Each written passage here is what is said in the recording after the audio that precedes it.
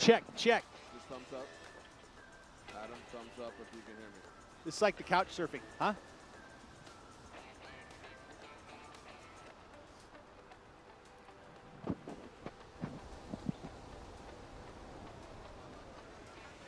Turn that down a little bit.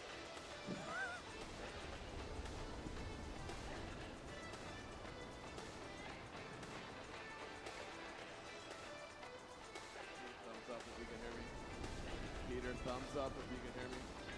Are you gonna be? Am I gonna be able to talk back? Am I gonna be able to talk back?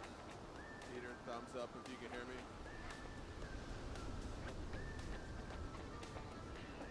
Grab the stapler too. Bondo.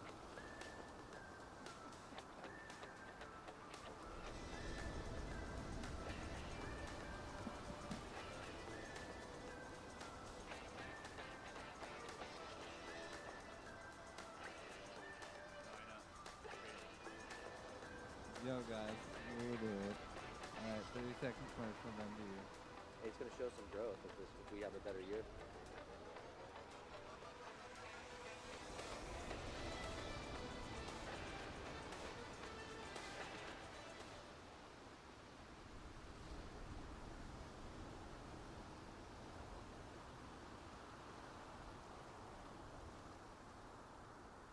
Steamer Lane is more than just a surf break. It's really like a hub for the community to come out and hang and post up in their surf wagons all day, walk the dog, check the waves, go grab a bite. In one way or another, I think O'Neill is like synonymous with Santa Cruz. You know, Jack is a reflection of the area and all like the positive attributes associated with it. Our athletes travel all over the world, surf waves that probably would never have been surfable prior. But ultimately, at the end of the day, it is really nice to come home to Santa Cruz and surf right here at Steamer Lane.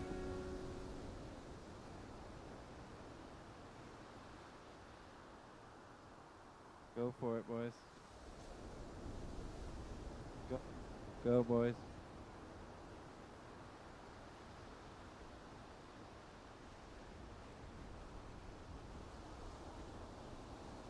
Good morning, everyone. Day one of the 2023 Coldwater Classic, as you see the overview of Steamer Lane, our venue for this going week, the venue of the Coldwater Classic. We're back once again at Steamer Lane. Conditions today, better than forecast. We're supposed to have some stormy east-southeast winds. My name is Peter Mel alongside Adam Replogle, and this is the first heat of the Coldwater Classic, the local trials. And we're going to bring these 4 surfers into the water. 1 will make it into the main event. So this is basically a final for our locals, Adam. Certainly is. You could see, Pete, still some residual wind from last night. It got sort of wonky out here yesterday afternoon. And to me, the conditions look pretty nice this morning. Really contestable. I'd say 3 to 4 feet on the faces. And but challenging, Pete, with this incoming tide and this wind coming from the opposite direction. We should see a really wonky playing field later in the afternoon. But right now, the east-northeast winds are up, and it looks like it's offshore and actually getting better as we speak. So true. You know, we do have this forecast wind of the east and east-southeast direction, which is basically coming from the right of your screen. You know, we're at the top of Monterey Bay, at the west end of the bay, basically the western tip as you look straight to our east with that direction there. Actually kind of more on the east-northeast direction, looking in over the Santa Cruz Wharf, the boardwalk, a legendary boardwalk, and this venue here being Steamer Lane, one of the most consistent places on earth, takes every swell direction except for east. But yeah, any direction, because we're facing that south direction, we get that outer reef that pulls in the northwest direction. So we get lots of waves here, but it is a challenging venue. And the locals have had great success. So this is a big heat for our local contingent. You know, you got some youngsters in here with Adam Bartlett. Adam Bartlett, one of the youngsters in the green jersey. James Daniel, another youngster, going to be in the white. And then a little bit more, and another youngster, Alex Rosenthal, in the red. And then Richie Schmidt. And that is the son of the legend Richie Schmidt. So another legendary Richard Schmidt. Surfs really well, understands the lineup very well, understands this venue specifically. What a great shot of that right there, our Lighthouse Point. Yeah, it's a beautiful look here, Pete, overview with this drone shot here. almost looks like a golf course right there, Pete, as you can see from that drone shot. But check out here, Pete, a lot of waves Did you coming say a up. golf course? Yeah, it looked like a golf I know, course. I like it. As you see right here, it looks like we have James Daniels up and riding up to a quick start, Pete. His dad was down there early watching these waves, so I'm sure he noticed that you want to go out to a quick start out there. You can get sandbagging too long. As James, a couple of nice repetitive little wraps there, Pete. Let's see if he can end it with a nice turn, and he does. So sure that feels nice just to finish a wave and just get started in the seat. And 20 minutes, right? So this is quick heat. You know, we used to surf in our competitive days, and it was, 15 minutes. But nowadays, most heats are 20 to 25 minutes. You know, a QS heat generally are 25 minutes these days, and even a championship tour heat would be around 30 to 35 minutes. You know, this is the regional tour that we're bringing you today. So this is the North American circuit. We have, I want to say, 9 events throughout this season. We started out with the very first event of the season in, I would say, May probably? It was April, as we see the replay here of James Daniel. Yeah, so James takes off right off the table rock there, Pete, is this little ape hanger, we'd call it, goes sort of out to sea for a bit, so he just does some repetitive little cutbacks.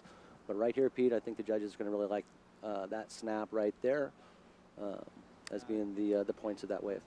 Wow, the connection with the lip for sure. I mean, any critical sections are going to be rewarded here. So again, being that we have 9 events on the circuit, we've already gone through 3. We had 2 on the East Coast, the Outer Banks, and also in Virginia Beach. Those were 1,000 rated events. We had the Jax Pro, the 3,000 rated event. And this one here is a 1,000 rated event. And these 1,000s, as much as they are smaller events for points-wise, actually are going to count because with the 9-event circuit, you're going to have to do well in these 1,000s. As you see, Rich Schmidt up and riding, and he's riding a very unique surfboard. I don't know if you've seen this one, but it is, it literally is shaped kind of like an ironing board. It has it looks like a really wide square tail off the back, but thing flies down the line. Alex Rosenthal. Check. Yeah, let's Up see what and riding. happens Can you hear me? here. Thumbs up. Rosenthal here just got the insane air game. One of those guys who can just do it any section, throw it up there and do it reverse. And now Bartlett on a set.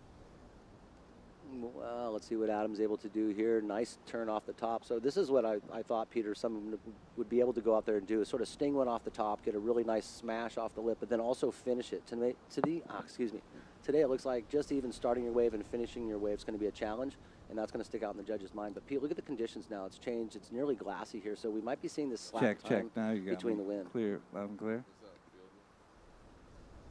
So Bartlett does get that first turn off the bat, but doesn't get the finish, so he ends up with a 4. James Daniel with a 4.17 got the finish. Here's Rich Schmidt. This is a replay of this last wave.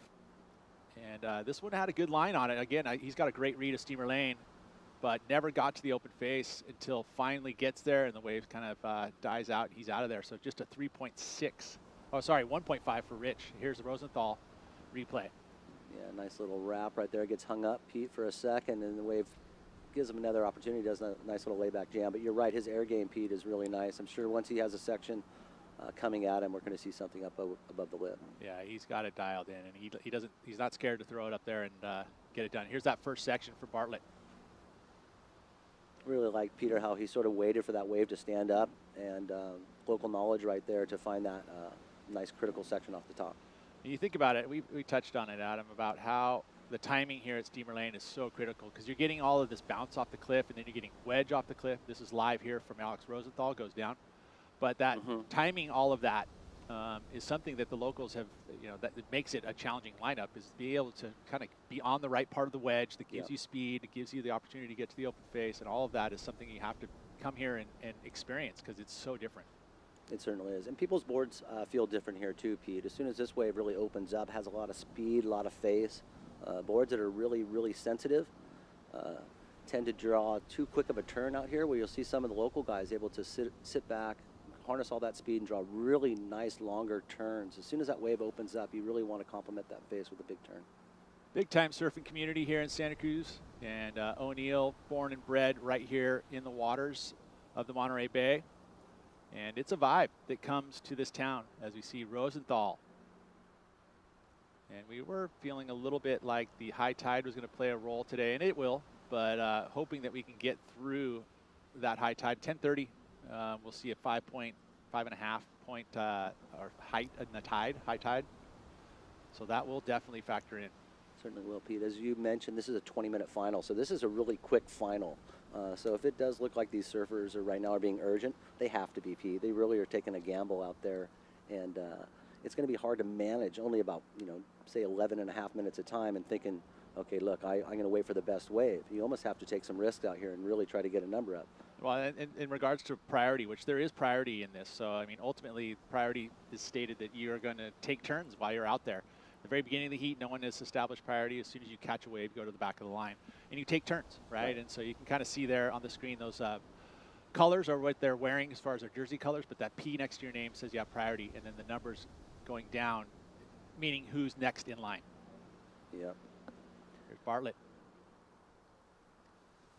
And he gets this one on the back, way back out, and that was a very strong finish section. The judges will like that. That's probably going to be the best wave of the heat. Yep. And the scores are just flying in. They're not scared to throw down numbers right out of the gates.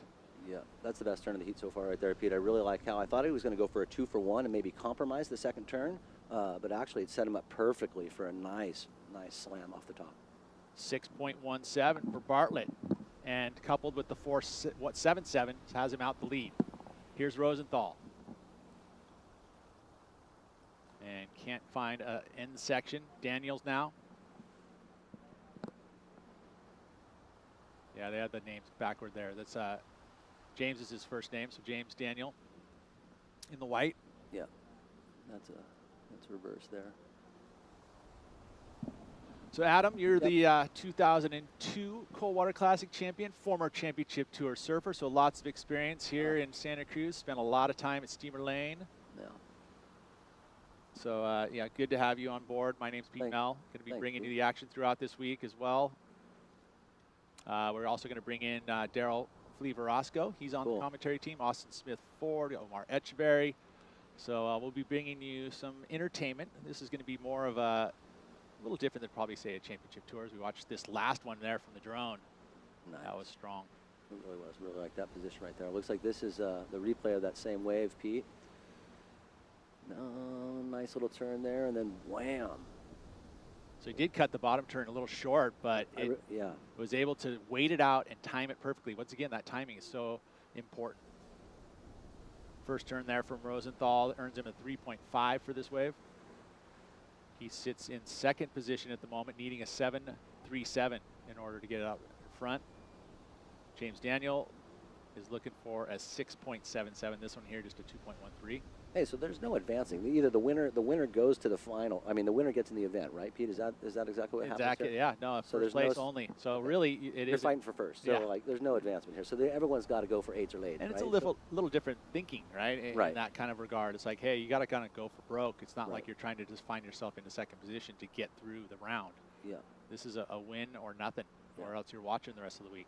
Yeah, I like that positioning right there. You can see someone's actually sitting at middle peak. You know, there's been some of those odd lefts coming off the peak, Pete, and you can see some of the spectators down here. It looks like we are filling up, Pete. The weather is forecasted to go south on us, but right now it's beautiful out there.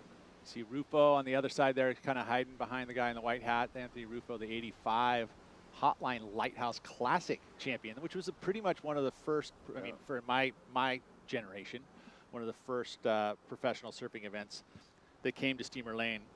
There had been other ones previous to that, but had been many years. And that kind of started the quote-unquote Coldwater Classic time frame. I mean, Coldwater O'Neill came in several years later with the Championship Tour event where we saw in 1988 Richie Collins, Skeletor come out with his first big win, and it was here at Steamer Lane. And that's, you know, that was one of the biggest events that we had of the time. I mean, it was a Championship Tour event. You had all the world champions here.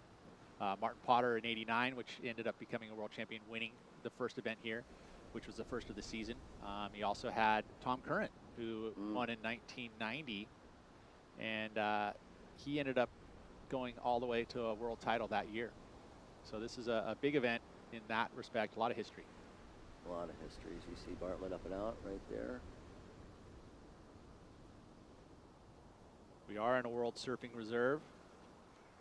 and one of the first established by the crew there at Save the Waves, and now established several all around the world. Bells Beach, Gold Coast, all these are all surfing reserves. Isn't there one in like Aracera? Aracera, you know, and they're all areas that basically are enriched by this sport right here, surfing, you know, economically, environmentally, you know, communal. And I love that Save the Waves are a partner here at this event, the Coldwater Classic. That's cool. You know what's really cool are those four-wheel campers down there. You know, I could see one of those on the back of my Tacoma. Looks like they're a sponsor too. Maybe they give us like 40 off a whole set. Yeah, and they're a local company. You know, they're up in the Bay Area, so it's good to have four-wheel there. That, yeah, amazing camping setups. That rig right there is off the chain. We'll bring it to you, I'm sure, over the time here throughout this week. So 6 minutes, man, flying by already here. Bartlett with the solid numbers. He's got the 2 best waves of the heat. And now Richie trying to answer because he's in that 4th position. Yeah, let's see what Richie's able to do. Nice little turn again, a nice little hack. You can see that board releasing too, Pete, as he gets down really low on that board, gets a little squirrely. Hopefully it flips over. We can see how many fins are in it, Pete. Quad. Is that one the quad? It's a quad, and the fins are set way forward. Right. Very, like I would say probably around the 14 to 15 inch mark, way up. I mean, most quad setups are generally going to be around that 11 point, so it's substantially further up. Ooh, bit of an error there for Bartlett, being that was a nice solid section. He pulls that one off. He's going to better that 4.77, so cutting loose a little bit here, but again, in the lead, not a bad move. No, I like that, Pete. I like that a lot. That he realizes where he's sitting on that 4.77, so that's a relatively mid-range score, and this is the opportunity. But we talked about this board right here, Richie Schmidt up and riding, obviously the legendary Richard Schmidt's son. Unfortunately, right here, getting a little slippery when wet. But I've been watching him and Reimers ride these really unique-looking boards, Pete. And here again is Adam Bartlett up and riding this the way we talked about. If he's able to pull this off, he's getting it better than a 4.77, but unfortunately falling off right there. But doing what he needed to do, Pete, to really try to elevate that second score. It's interesting, you know, Richie's been riding this board in the free surfs that I've seen a lot lately, and I ran into Richie Schmidt and his wife Marissa down at the Ave for a sunset cruise, right? And and Marissa was like, came up to me and she's like, hey, you know, should Richie ride this board? She was like super concerned about him wanting to ride this board, and I said, hey, you know what? Actually, I like what he's been riding and what he's been doing on this board. It's very unique in the way that he carries speed. It's very unique in some of the turns and stuff. So I feel like it's a good move.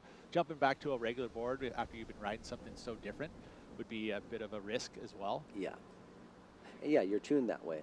And, you know, that's a great shot right there, Pete, as we see an overview of the point of the lane. There's been a massive chunk of the lane fall off this last year.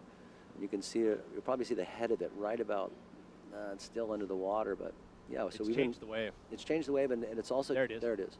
It's changed the way that you approach the waves coming off the cliff and how much risk you want to put in front of a rock, you know, and so. You know, the one thing I was noticing too as I was sitting up there the other day is that when you're paddling for the wave, generally there was it would load up the water and it would actually give you a little wedge effect. But now that rock is there, it actually breaks the wave up and then splashes against the cliff, and it creates this wave, the side wave of white water that smacks you across the face. Yeah. It's the craziest thing, and like people are paddling for the wave, and next thing you know, you get a just left hook across the chops from the cliff water spraying off of it. It's exactly like that. You just saw a little puff of it, And it doesn't, you know, unfortunately, it's kind of created a little bit of a miss here. We used to be able to use that cliff as a good opportunity to wedge and get speed, but now it's different. Yeah. Or the locals knew exactly where that little bubble was going to come off that cliff, and so they could position themselves, you know, far better than someone from out of town, you know, and so that was a local knowledge. But now it seems like it's opened up the playing field. If it's all left of the point, no more soft table rock, it's anybody's game. 2.5 minutes here in this locals final. First place goes directly into the main event as we see Richie Schmidt up and riding. And you can see that board just so unique in the way that it carries its speed. Yeah, Rift of the fins here. So that's the best wave that Rich is doing here. With 2 minutes to go, he's just trying to, well, I mean, I guess he got the 4.17 on that last wave. So now at this point, I think that he would need to probably get away from the group, right? Because he's going to be last in priority, as we see Rosenthal up and riding. Needs a 7.37 on this wave. Wow. Nothing going there. Thanks to our sponsors. O'Neill, obviously a big part of this, the major sponsor, but we brought in Kona Big Wave. We also have four-wheel campers. We've got Guayaki, Yerba Mate, West Peak Sparkling Spirits. So we've got a lot of beverages covered here. The city of Santa Cruz has been big-time supporter as we see this replay here, Rich. Yeah, this is a really nice wave for Rich. Hopefully it's his best one. Nice little snap in the pocket right there.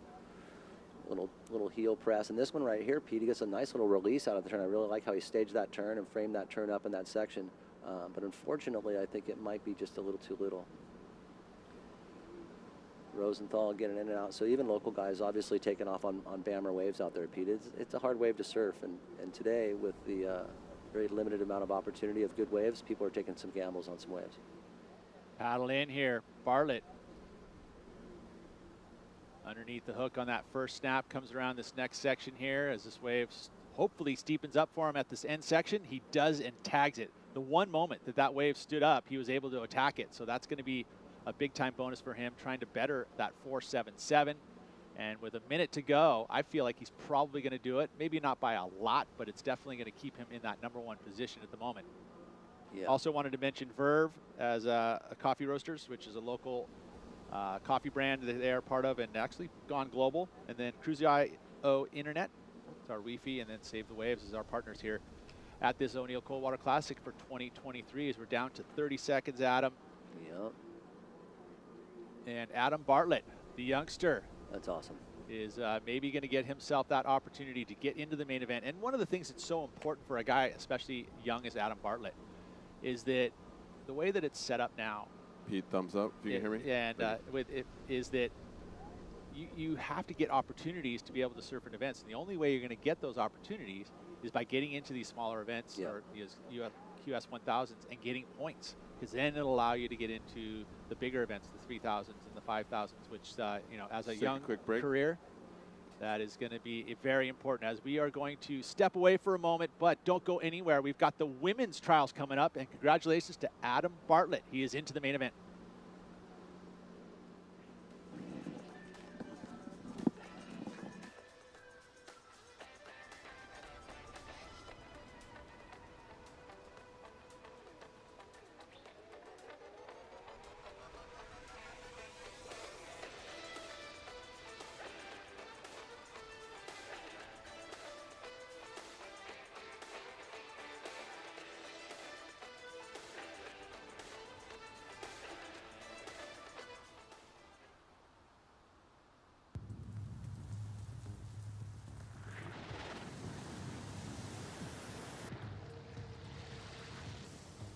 Great job, boys. 1 minute commercial. I'm not sure about the top yet. I'm not sure about the talkback yet, so let's hold off on that.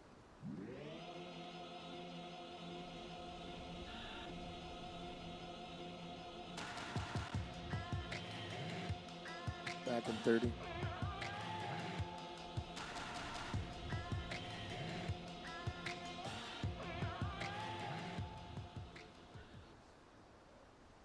Back in 15.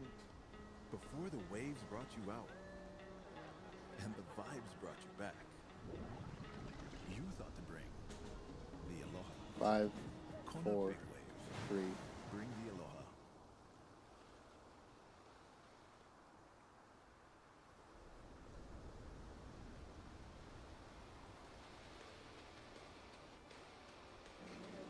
As you can see, that breeze is on the increase as you look out towards the horizon. That is the threat of that southern wind, the east-southeast wind, and it is threatening a little bit. But then again, we are at Steamer Lane. We are tucked into the corner of the Monterey Bay as we look into the local trials in heat #1. First place for the women get into the main event, and it is an important event for these youngsters as well. Opportunity, Eden Edwards in the green, Ashley Held in the red, Nauenberg in the blue, and Storrer in the white. Another big heat, first place into the main event. 20 minutes, top 2 waves scored.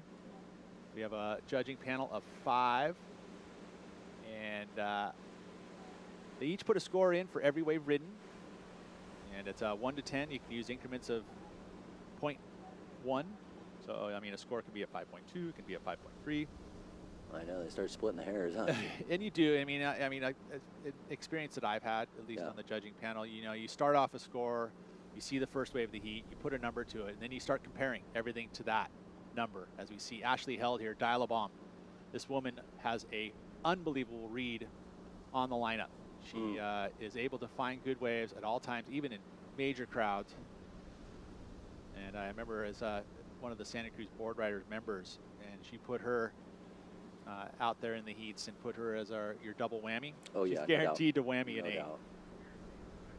You know, it's interesting. I surfed with her for years, and men would take advantage of her out in the lineup, no doubt about it. And the wave gods would just bless her with set waves. The guys would take advantage of her. She'd sit there, and then by default, the best wave would come, and she Right would to be her. up and ripping. And it's carried over. You know, she's obviously a little wave magnet. But And yeah. that's that X factor, right, Adam? Yep. Right. That some, I mean, world champions have it.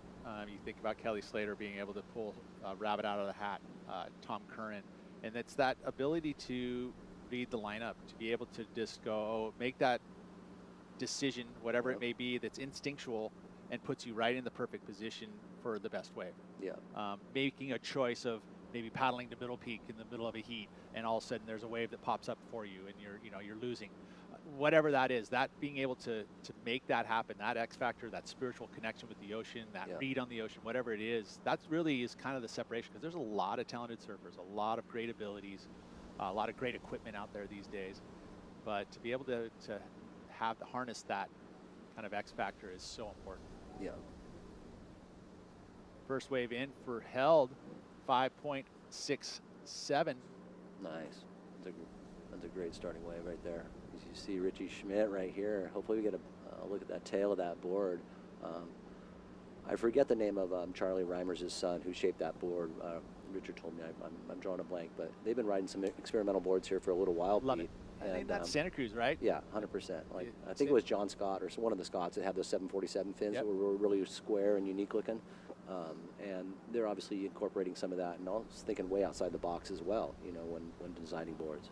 You think of Santa Cruz, I mean, in the rich surfing history, I mean, we go all the way back, I mean, to the 1800s, late 1800s. We had surfing basically introduced to the USA by the Hawaiians. We had 3 Hawaiian princes who came to this area for schooling back in the day, took a ship over here, and ended up carving redwood surfboards up the river, the San Lorenzo River, and ended up surfing out there. And they were dancing on the waves, as the newspaper had recollected, and that was the first acknowledged time that surfing had ever been done, and it was done right here in this city, Santa Cruz.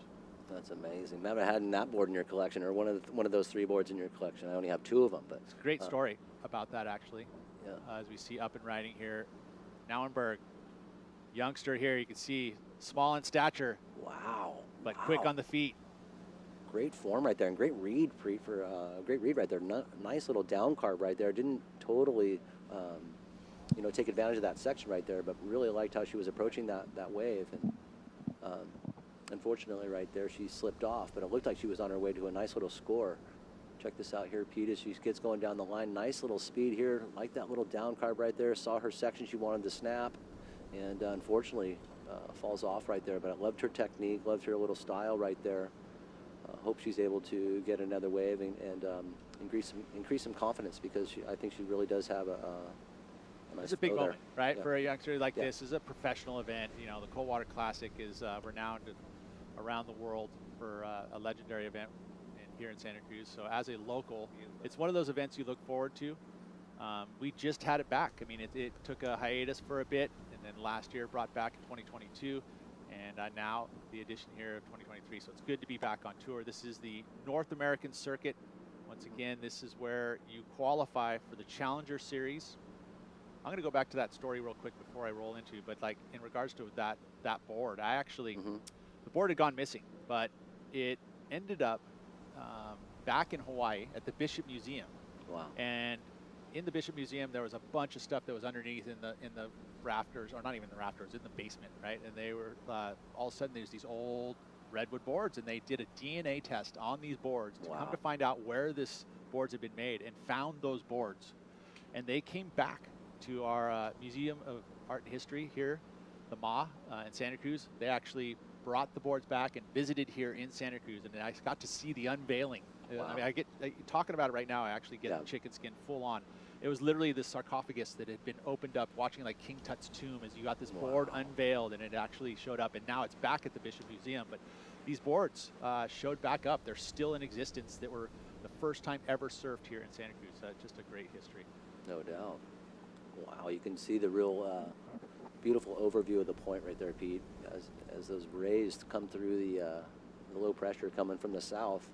We can inform people that a majority of our swells and storms do come from the south. They don't actually come from the north, Pete. Yeah, no, it's true. I mean, and that's what makes this wave so unique, I think, is the fact that we can have, I mean, if you look directly there, that land directly in front of your screen right there, that is the Monterey Bay. That's the southern tip of Monterey Bay. So we're literally looking directly south. And during this time of the year, generally our swells are going to be coming from the northwest direction, which is actually straight to your right, as we see up and riding here. Storrer. Yeah, great looking wave right here, Pete. Nice framed up turn right there. She gets some board speed up. Let's see if she's able to get some more turns down the line here. This is a great wave for Storrer. Her first wave, she waited quite some time for this wave, so let's see if it pays off. Patience, right? I mean, again, sitting out there, and that's one thing you can do at the beginning of a heat as a strategy, is just wait it out. If everyone's going to try and get that quick start, see quickly there from Eden Edwards on her first wave. So they decided to sit out the back and wait it out. Unfortunately for Eden, that one didn't pan out, but Storrer, she's going to get probably something rivaling Ashley Held's here. So this is a good early start for Held and Storrer. Exactly. Seeing the numbers start to trickle in here for Storrer. And it comes in at a 6. Well, we're waiting on it still. They're still contemplating.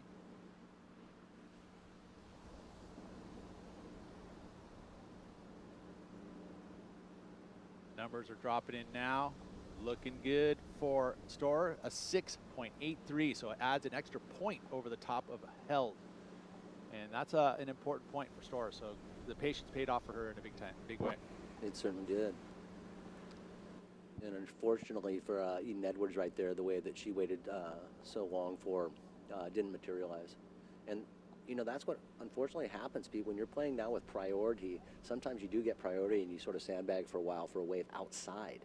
The lane sometimes has the waves on the inside that are actually better than the waves on the outside. So it's almost better to sit in the middle to have the opportunity to go outside if you need to, but also grab the ones that come inside the point. Yeah, and have that extra energy. And that's, again, that's the locals. They generally can read that kind of a lineup as we see the best wave of the heat here for Storrer, the nice carve on the outside. Yep, she identified a great little wave right there and a nice two-turn wave right there, nice little wrap. But I really think the judges gave all that score for those first two turns. And two, if you notice, the wave was a little bigger too, Pete. So that really looks well when your competitors are actually grabbing a little smaller waves and you do some nice turns. As we see Eden here, this was that wave that kind of had an angle on it. Looked like it was going to load up and get some extra energy. You'd mentioned that wave that slides into the inside. That one just didn't pan out there for Eden. Ran into Mom, Gretchen, last night watching the sunset over there at Stockton Avenue and got to chat with her a bit. She was talking about you know, her boards and how she wanted to up her volume. She's riding 32 liters. It's like great that Mom's sitting there grilling me on what she should be riding. How's that? And I love it. It's just surf stoked, right? I mean, that's the generational thing that's happening here over the years. You get the kids that are competing. You know, Gretchen probably had her cold water classic at one point in her life. Oh, she did, for sure. For sure. Eden Edwards with a 2.10. So she's got some work to do here at the back half of this heat. 9 minutes to go. As we overlook here at Steamer Lane, there's Lighthouse Point, and you can see it just turns the corner and heads down the point. And what a great view. That point directly in front of you there is the east side, they call it. So we're looking directly east. That's Pleasure Point, which is another surfing mecca really in Santa Cruz as a whole. You got the east side and the west side. Yeah. Separated by, what do you, San Lorenzo River, we could say? Or what do we get? The harbor. We'll give the harbor the break point. Where's the city stop? Oh, no, it stops at the harbor. The city lines. You know, we do have groups here that draw different lines in the city and the counties. I'm going to see where you're going with this one, Adam.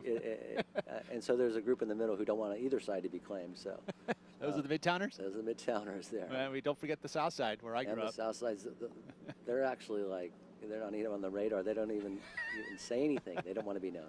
Yeah, well, I grew up down in the Southern Bay in my high school years. I now live here on the west side, but Yeah, you know, there's waves up and down this entire coastline. I mean, we're surprised we don't have the Northsiders yet. Yeah. Well, you know, I've noticed Pete, where you've lived. We'll go back to where you lived. You lived everywhere. Is Ashley held on the little wave. Let's see this wave materializes. So she does a nice little wrap, another snap right there.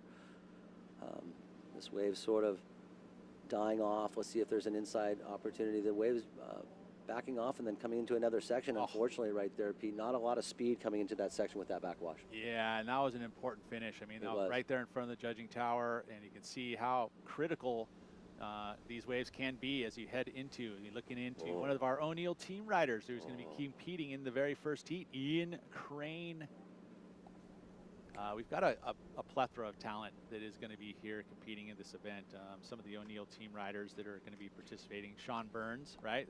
That's actually not Sean there, but that's actually Garth, right? It's Garth and yeah, Ribby and John Hunter.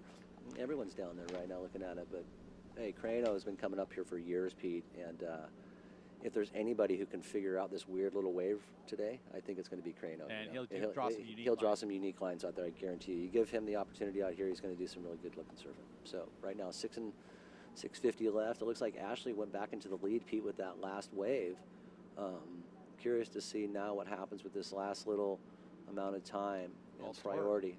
Look what she has priority too. Yeah. So she's playing a smart game, waited it out, had priority to get her. I mean, she had second priority. She was actually waiting for her first wave. Needs a 2, so it's not as if she can just grab it eventually. But yeah, that's, you know, obviously with the tide swelling up like a tick out there, Pete, and the lane's like a bathtub. It is. I just took the image to say lane is like a bathtub. It really does fill up, and eventually you go, wow, you got to actually have some waves come in to sort of clean the slate to draw some of the water out of this little cove. For that, you're getting all the reverberation. Yeah, reverberation as well. But you know, if it doesn't, if a wave doesn't come for a while, it like swells up, and then only one wave comes, it's a really challenging wave to ride. So you want multiple waves to come in here to sort of clean the slate and get some water moved out of this bowl. So true. O'Neill team riders in this event, Kolohe Andino is slated to be in this event. He did just have a baby recently. Congratulations to them and Kolohe. Hopefully he's going to be here. There was rumors he may not show up, but I feel like he should make a run up here. Tori Meister, we remember his glory run here as winning a sponsorship probably what, all time 7 years ago, 8 years ago. Yeah. And it's still a team rider. You know, he was unsponsored at the time, and that was that last hurrah. And he's really, O'Neill has made a career for him, and he's made a career for himself. As you see up and riding here, Eden Edwards. Let's see if Eden's able to get some sections in here. The wave's coming sort of at her now. Let's see if she has some wall, Pete. Been a little wonky, that wave, so that's a hard wave to surf, Pete. Yeah, so tough with that extra bump. As we see now, Storrer utilized the, no, sorry, that's blue. That's Nauenberg. Yeah. Didn't see the start of that wave, but we'll see what the judges do right there. But she is, you know, she's crawling up a pretty big hill right now, Pete. She's looking at, she probably needs a couple of really nice scores to get into that winning position. As we had mentioned this at the finals, the local trials, only first place advances into the to the main event. So it's first or nothing now. Storrer with the weight and unfortunate error loses priority, does not get the 2. So we'll see how this 4.5 minutes unfolds, because now Held, who is was in second priority, has slid right in, and that's how quickly things can turn. I mean, that was a mistake there for Storrer, unfortunately. She is going to get back out before the other 2 competitors, and she'll probably get another opportunity. But this is a great time for Held if she can get herself the next best wave. Yeah, I mean, if I were Ashley, I mean, it's still 4 minutes. It's a lot of time put on the clock. But if I were Ashley, I would definitely come in and try to make sure that any wave that comes by Storrer, I see, you know. Yeah. Especially with priority, as Ashley's now paddling for a wave. She obviously is pretty intentful. Here it is, up and riding. Ashley Held needs to improve on a 3.33. Done it. And potentially does it right there. So. Yeah, one single move, but that aggression in the lip generally is going to be rewarded by the judges. She sees something else in here, maybe a couple little wiggles. Oh, look at that. Another read. She sees the inside section, gets another maneuver done. So she's going to retain that lead and add some points and put pressure on Storrer now, who has priority back. Yeah. But that mistake could have paid for Storrer. We'll see if it unfolds in the next 3 minutes. Yeah, Storer's still sitting on an exceptionally really good wave, nearly a wave out into the excellent range there, so that's going to help her out. She still only needs a 2.17, and that can be a really hard score to get sometimes too, Pete. This was the wave of green Eden Edwards. This one came in at a 2.67. Yep, and as you can see right here, Eden tries to come up into that lip of the backwash, not enough speed to come into that. And here, this is Nauenberg. This one came in as a 2.67. So that's just showing you exactly what you need to do to get that 2 for Storrer. She just needs to get up on a wave, do a couple of nice wraps, and she'll.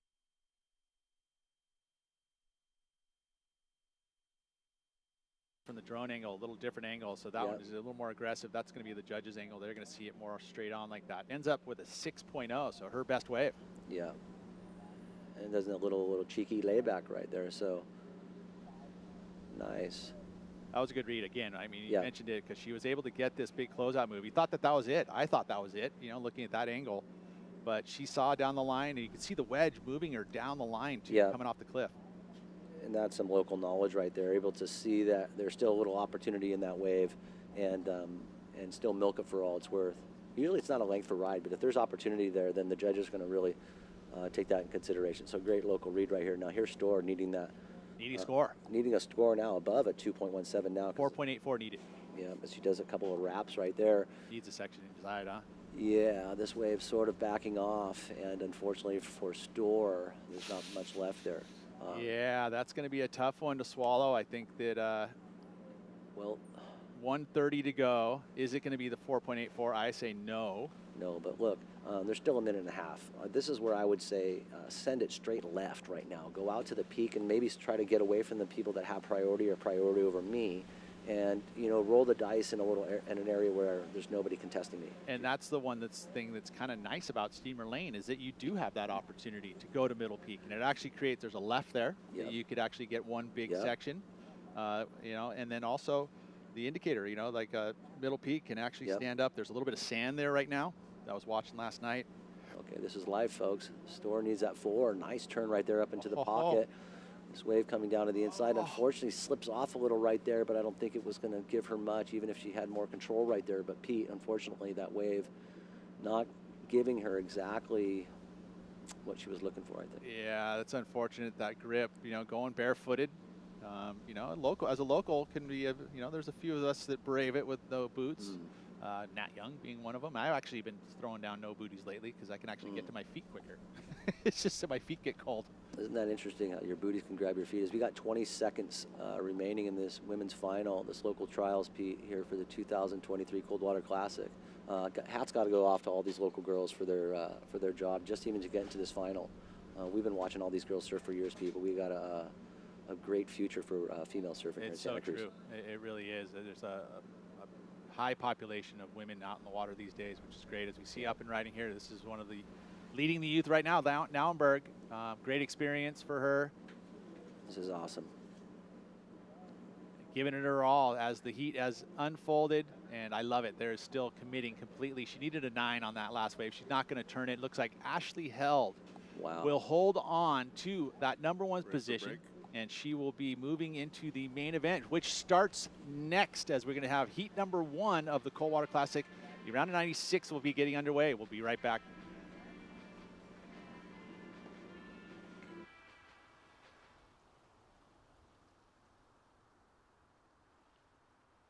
Steamer Lane is more than just a surf break. It's really like a hub for the community to come out and hang and post up in their surf wagons all day, walk the dog, check the waves, go grab a bite.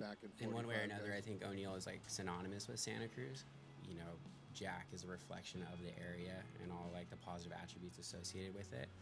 Our athletes travel all over the world, surf waves that probably would never have been surfable prior. But ultimately, at the end of the day, it is really nice to come home to Santa Cruz and surf right here, Steamer Lane. Back live in 30 seconds.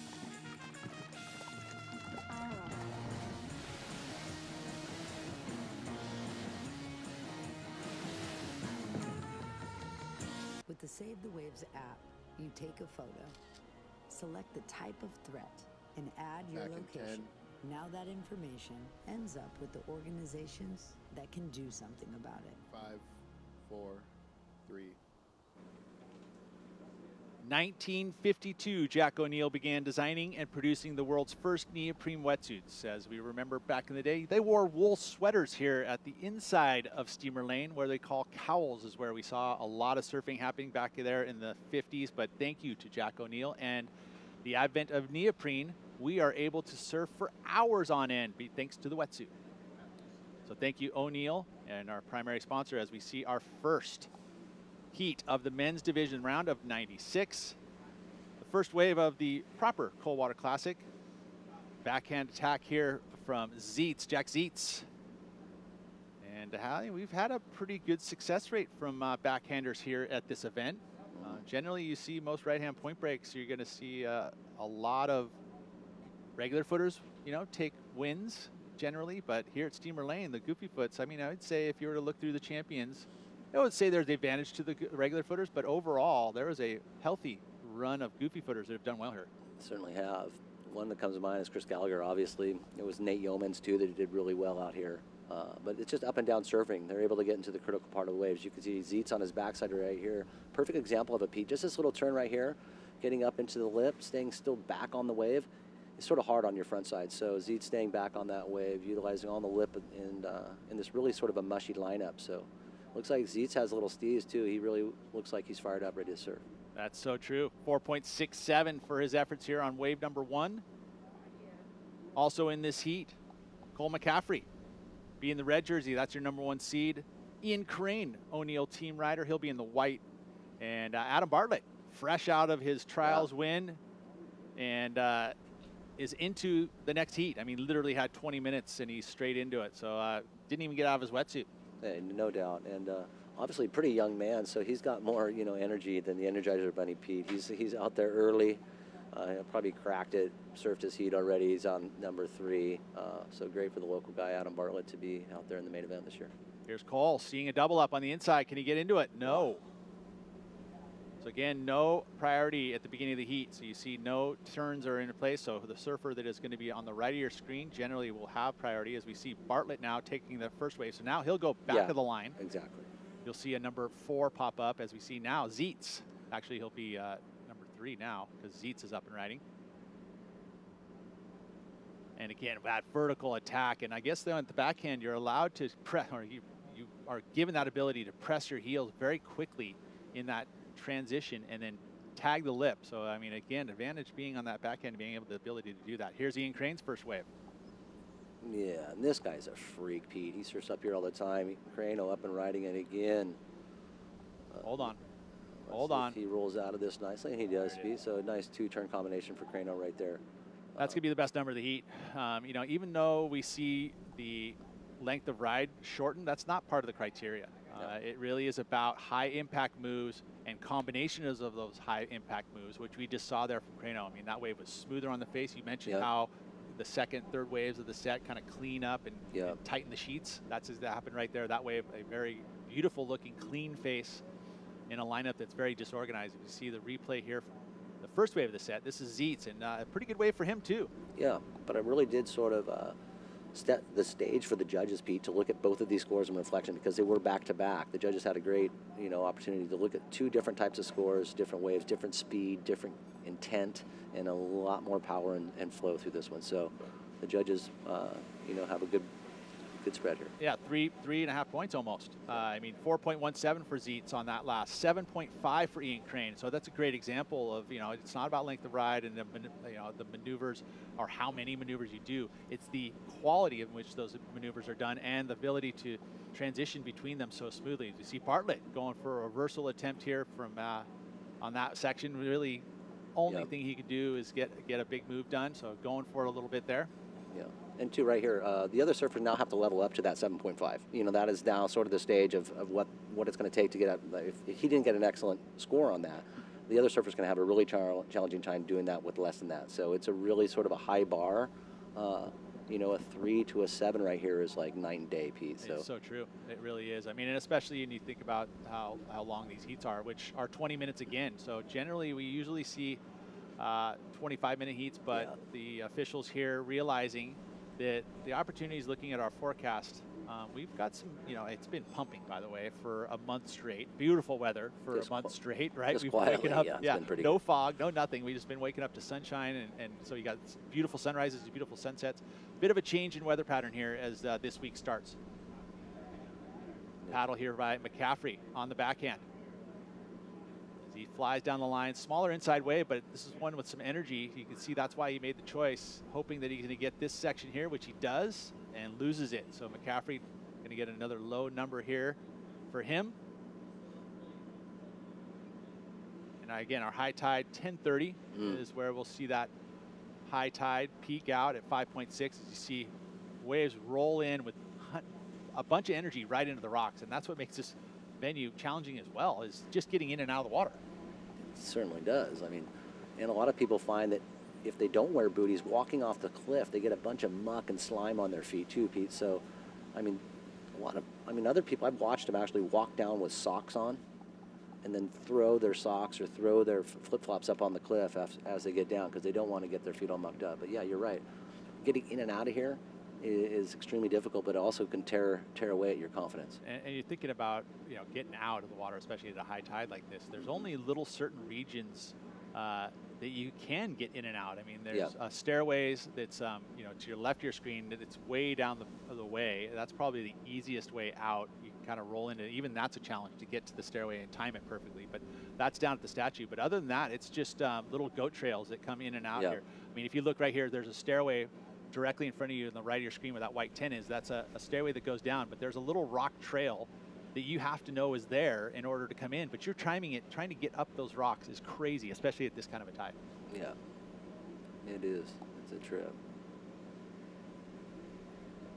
You can see all that energy in whitewater pounding the cliff, and think about, with the way the ocean and the energy it carries, you're surprised you don't see more cliff getting collapsed. Yeah, no doubt.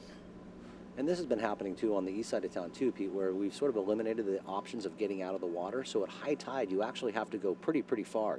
Pleasure Point sometimes they say, hey, don't come in at Jack's house, don't come in at the Hook, just either come in at Capitola or Privates or something. So literally a quarter of a mile down the beach. Yeah, I know it's a huge issue actually. We've had our emergency folk having to save people throughout the summer, because of the tides and the ocean levels up, those extra feet. As we watch this replay here, this was the best wave of the event so far, 7.5, and it doesn't take a lot of maneuvers. It just takes quality like that release in the lip as he tags it and earns the 7.5. Waiting for the second wave, and we don't really priority number 2 position for Ian Crane. Zeitz sits with that number 1 spot in the blue jersey. Adam Bartlett and McCaffrey need some work here. Zeitz has got himself a pair of 4s, which is keeping him in that top 2, which is what you need to do. Now, different top 2 advance on here. So half the heat will move on. So you want to be in that first or second position to move into the round of 64, which is the top seeded round. Today's action, from what I was told, if we can get through high tide, we're going to run through the round of 96, which is this round you're seeing here. There's 16 heats in this round, and then move on to the round of 64 with men. So no women's today except for the local trials heat. So they're going to have a day off today, and hopefully we're going to get as far as we can, depending on tide and depending on storm activity as well, because we are due for a dousing at around 2 p.m. where we're going to see some winds and the storm kind of hit this lineup here, and so we may see the quality dwindle because of that, but we will see as we see Bartlett here, an important wave for Bartlett at this point in the heat. Yeah, let's see what Adam saw here. He got a couple nice turns so far and a nice bounce up into the white water. Unexpected in my eyes. I did not see that extra speed coming for him. So again, judges will see that and take note. I always watched the degree of difficulty in which someone is doing a maneuver was dictated by how much speed they have. And when I watched when we watch surfers, just like, say Adam Bartlett right there, in relation to watching Crano, you can see the difference in the amount of speed, the amount of power. And the judges also take note of that as well. Obviously, you see Adam Bartlett up and riding, great little wave, but obviously a little different tempo than Crano. Is he up and riding right here, and a great little turn again. So that right there, Pete, as you had mentioned, was sort of a surprise. Didn't look like he had much projection until he got up off the bottom and just sort of catapulted up into the lift. Athleticism, youth, all of that, and equipment. So again, Adam Bartlett really kind of created. I feel like he surfed that wave quality up in a score in relation to how he was able to perform on that one.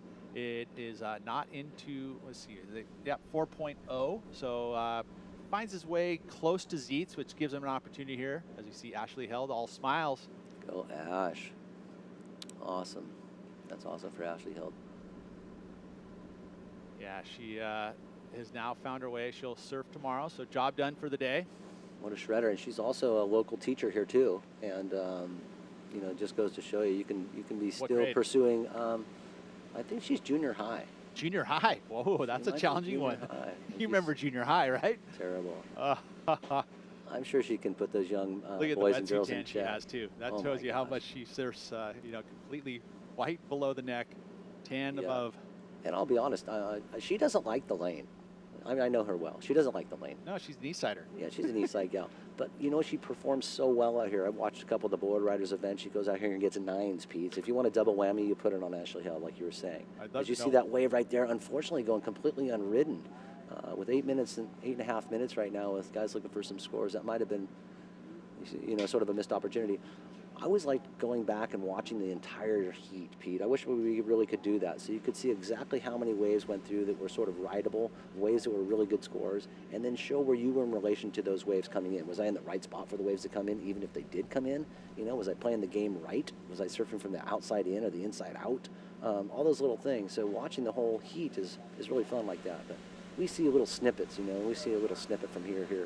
Yeah, I mean, I think that's why as coaching has taken a very important role these days. Yeah. It's out of control. The coaching is out of hand, man. You guys should just be, no. I mean, well, if you think about how we competed back in our day, our friends were our coach. I know, and sometimes you must wonder what type of information your friends are giving you. So it is nice to have it has somebody. Come on, Adam, I always gave you good We information. we did our best, I think, Pete, to be motivated by each other in a way that was like, okay, if Pete made the heat or Gally made the heat, you're like, I want to make my heat. So you really study what they were doing. That camaraderie is actually a huge point, because if you think about what has happened just this season on the Challenger Series, it's amazing what those kids have done down there. Yeah. And it's really by the cohorts of Kolohe and Andino instilling this ability of putting themselves together and being there for your heats, and and it's that energy is very helpful to have kind of a team aspect. I mean, you think about F1 as a sport. I mean, or any team sport really. There's an energy that comes with being in a team like that, and it's very beneficial. We've learned a lot from I'd say the Brazilians and the way they traveled and the way they motivate each other. We did a good job of it ourselves. I mean, we remember when we used to travel, we traveled 7 or 8 deep. We did, but I mean, we could break each other down just as well as we pick each other up. A little different, right? Yeah. So, but right now, the groups are really positive. That San Clemente group is really positive. It's amazing that they've been able to have so many guys qualify. As you see Ian Crane up and ride, you saw right there, Pete, someone had to give way because Crane had priority right there. He needs a score. He has nothing for a second score, but what a great little wave right here for Crano. I just really like how glued to his board he is, Pete. He looks like he's got traction like a 4-wheel Subaru or something. He came a bit early. He's been hanging with Nat Young, and so they've been putting in time at our local breaks, getting used to the conditions. I should have said 4-wheel camper. He was getting We'll talk about those 4-wheel campers later, guys, but if you guys want to get a couple of those on my street on the east side of Santa Cruz, we'll forward you my number. We'll maybe get the sample model. As you can see, great overview right there of Steamer Lane. They talked about the wind changing, Pete, at about 1 o'clock. We should start seeing a change of wind. So this is obviously that time where it hasn't really decided to do either things. You got a slack and a break in the storm. Unfortunately, or fortunately for Santa Cruz, we're getting our rain again, Pete. Last year we got a ton of rain. This year we haven't had that much rain yet. So and they're it's sort of banking on El Nino, right? I mean, we're supposed to see that the storm track, and it's unique. There's definitely a change in the way that this is a cutoff low, which basically says that the storm is going to move south of us, right? And it's going to move underneath. Yeah, we always love hearing too what these people are saying out, after their heats, Pete. It's always sort of fascinating to see what they take or take out of it. As you can see right here, great little overview of the lay of the land. And McCaffrey up and riding on his backhand. Grace, a little toss up into the lip. Wow, nice and poised off the bottom, Pete. Unfortunately, you know, that was a bummer right there, really. I'm sure he wishes he had that section over again, Pete. I'm feeling for him because you can see the frustration right there. He was on his way to a great score. And there was one that was going to get him back in the heat. It totally was. And I really liked how poised he was staying off the bottom, Pete. He was staying nice and cocked and loaded, really sort of harnessed all this speed and was coming in for a great score. Unfortunately right there. Well, he's still going to get probably his best number so far, but I mean, I think that he left several points on the board there. As you see, Ian Crane, a 4.83 has kept him in the lead, so he's got the backup number. Good number for Bartlett. Yeah, I noticed that. 6.17, so he is in contention now. Just needs to find a way to get rid of his low number of a 4, but that's in second now. Zietz has moved to third. Okay, here's what we were talking about, folks. Look at these feet and that clay. That young man's feet are going on that clay. That's such a nightmare if you're a no-booty guy. I tell you what. Yeah, well, it's part of the deal. It here. is. And then, it's chilly. Oh, no doubt. And then you get out here, and then you're like, okay, there's pelican poop, there's seal poop. It smells like a bag of who knows what on the end of that cliff. And that's Jacob Burke. All right, Jacob Burke. He'll be up. Coming, obviously, the Burkes out of Barbados. From the Burke family? That is true. Brother. That's awesome. I saw. And father. Which we hung out with back in our day. Back in our day, yeah. Yeah, it's nice seeing all these second generation names, Pete. I'm like, tell your dad I say hi. You know, it's really cool. And you see right there, 3 minutes, 15 seconds. And there's all that poop I was talking about, folks. See all that? That pelican and bird poop right there? Bring it to life. We'll steer you towards it. Stay off it. You got to get that stuff off your feet. You get that off your feet real quick. And you can see Blue right there in the next heat. He's standing on his board. He's got wax, I guarantee you, on the top of his feet, on the side of his feet. He just, you know, it's like pine tar on a bat. You just want to get that wax all over your feet and get that stuff off it. Yeah, so Jacob Burke, Barbados, Dylan Horde from Southern California, Hudson Saunders in the, and Austin Lawrence will be in this heat. Another local boy, Austin Lawrence, has enough points to get out of that local trials and get a start here. So we'll see how Austin ends up. We'll have a lot of locals in this top half of the draw. It's unfortunate, but I was looking through that heat draw, and by seeding value, there's a ton of locals in the first half of the draw, which means that they'll be ended up probably surfing against each other. As we see now, McCaffrey. Yeah, let's see what McCaffrey does. This wave come to the inside. Sort of was a little cliffhanger, Pete, but you can see how wonky it is still here. He's doing a nice job of tick-tacking on this one and getting a score. I'm sure he's just trying to build his confidence after that fall on that last one, Pete, but unfortunately slips off again. Yeah, doesn't get the finish there. Had a 4.5 on the wave previous, and this one here going to be probably somewhere in the similar range. Not going to be able to turn the heat as he needs a bigger number. Needs something around the 6. Let's see what he exactly needs. 5.68 would get the turn done. You can tell, Pete, McCaffrey just needs the right wave. You can tell he's skilled in this backhand whips. He just needs the right wave to give him that opportunity to really start to sting it. You know, I'm sure it's weighing on him that he fell on that. I think it was a 4.5. He could have turned that thing into a 6. You know, it would be a different situation for him right now. He probably would be sitting in that second place or close to it. So a minute remaining, he's going to have to try to make something out of nothing, or at least on the bottom end of priority. Well, this is the priority situation. This is the last-ditch effort for Zietz. He is looking for a 5.51 on this wave. You know, unfortunately right there, sort of hung up, Pete, into that backwash. I'm sure he wishes he would have timed that a little better.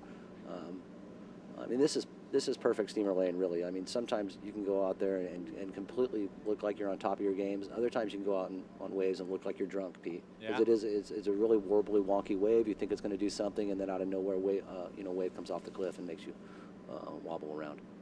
Well, the number is going to come in, unfortunately, for Zietz. It's going to be low and not enough. Goes into his top 2, a 4.57, stays in third position, still looking for that 5.51. Right now, Bartlett has dodged a bullet, now sits with that number 2 priority. He just needs to look in and probably, at this point, strategize, get on your competitor. Yeah, exactly. I would have done that a minute ago, actually.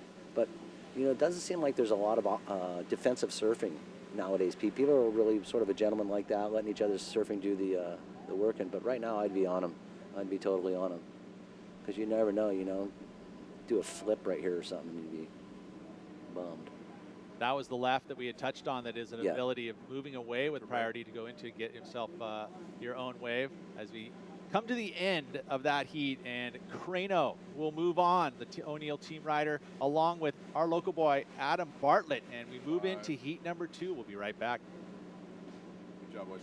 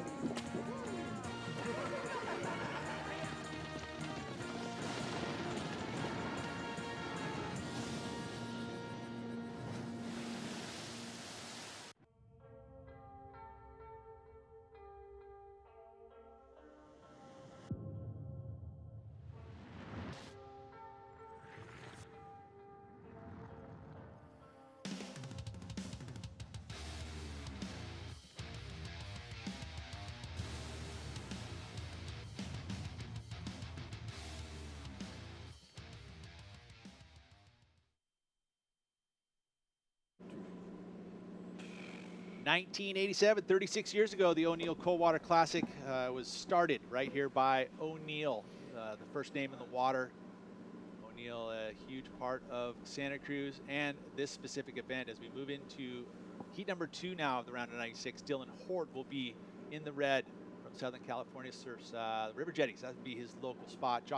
Jacob Burke from Soup Bowls in Barbados. Cool. Hudson Saunders in the white, and then our local boy Austin Lawrence in the green.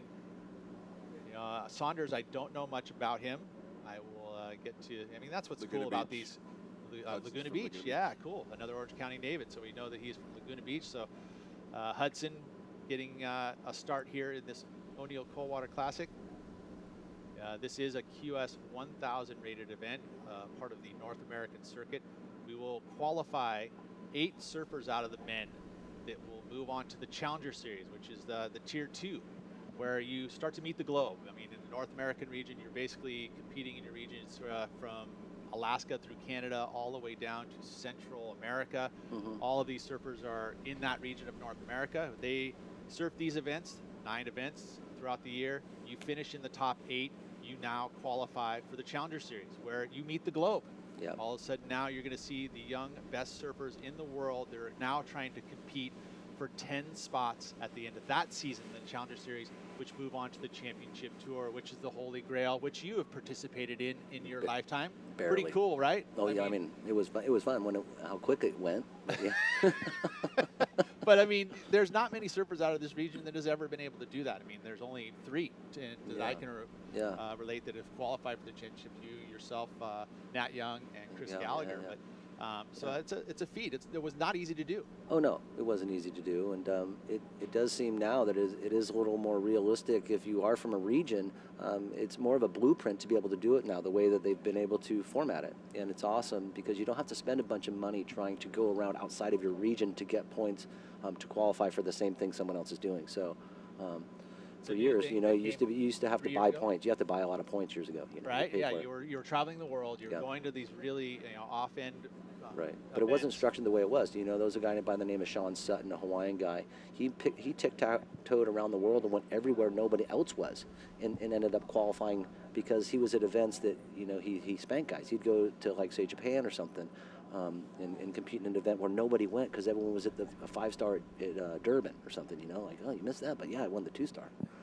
And got 2,000 points. I mean, so there is strategies to it. Now, again, this is a similar situation where you're now competing against your region. Yeah. And 8 surfers, like I said, for the men's. I want to say 5 for the women, and I'll be corrected maybe at some point. But they qualify through the North American region. There's 7 regions on the World Surf League, and those regions globally. You've got Asia Pacific. You've got Tahiti, Hawaii, Tahiti region. You've got Europe. You've got Australia, North American, South American, and Africa. Those are your 7 regions that you will have all these qualified surfers come into the Challenger Series. The Challenger Series starts in April. It'll start at the Gold Coast at the first event at Snapper Rocks, and they move on to the second event. I want to say it's somewhere in the Beach Breaks area, maybe. It's awesome. There's the future of women surfing in Santa Cruz right here. It's awesome.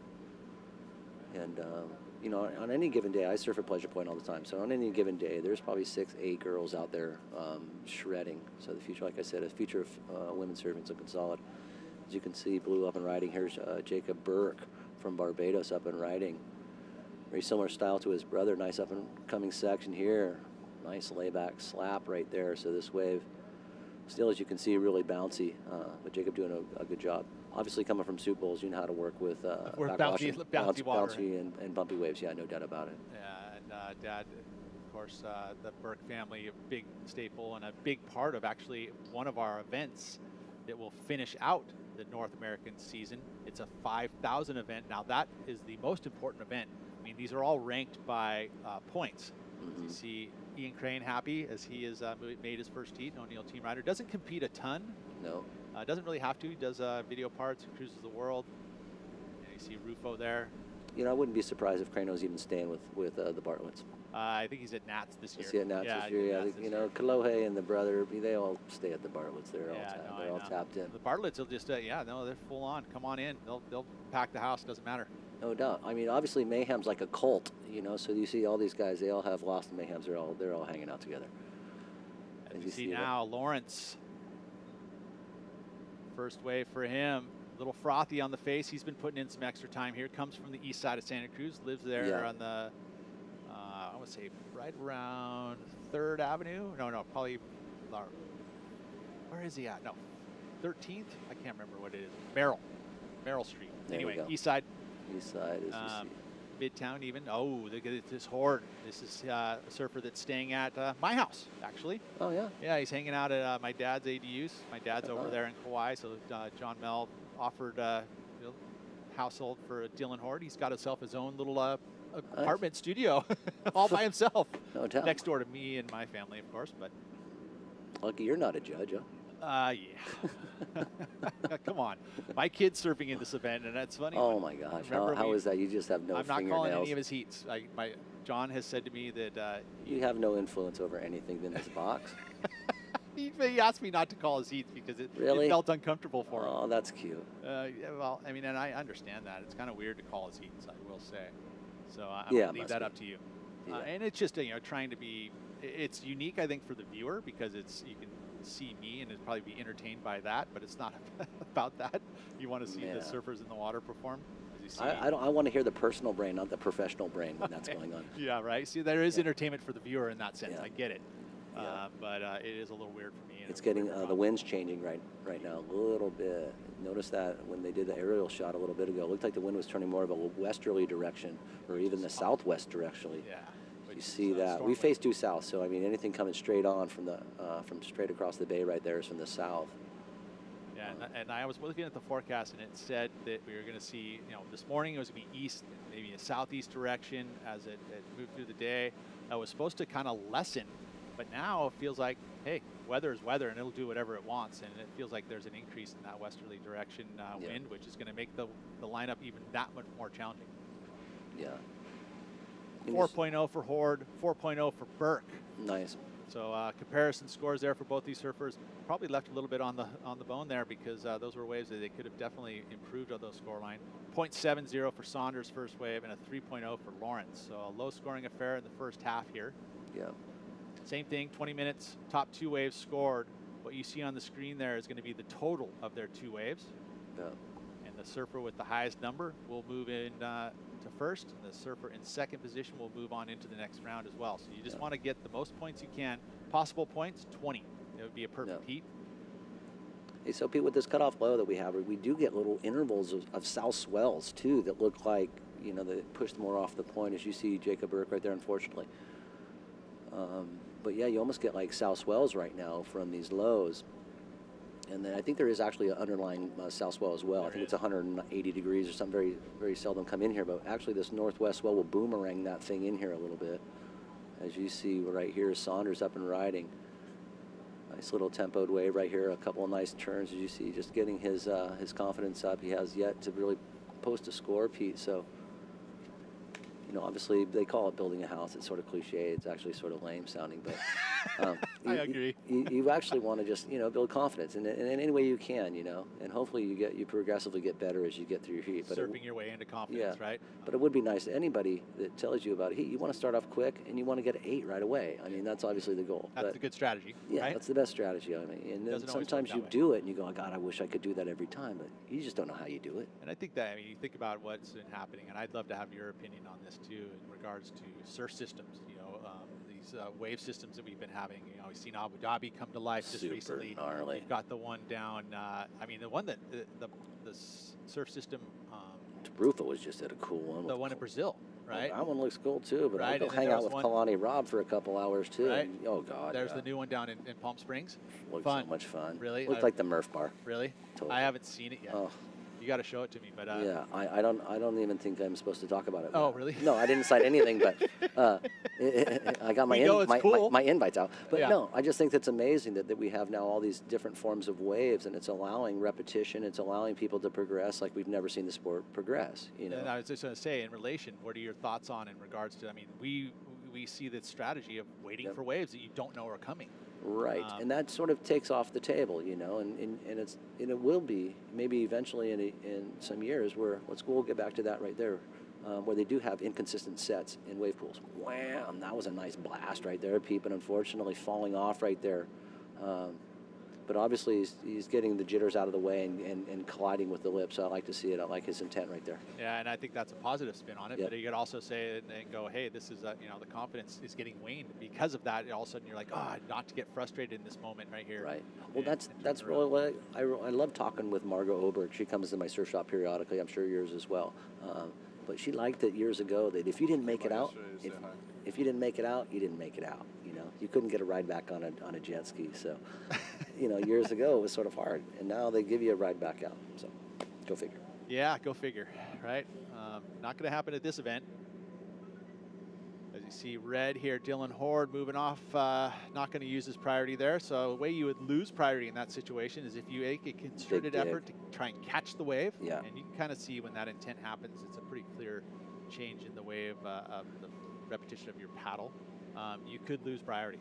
So your number one turn right now in the driver's seat, Dylan Horde with the 4.0 has tied for the best number in this heat. It's 7:50 to go. So Dylan wants to make sure he gets wave number 2, and when he uses this priority, he chooses it with a good wave.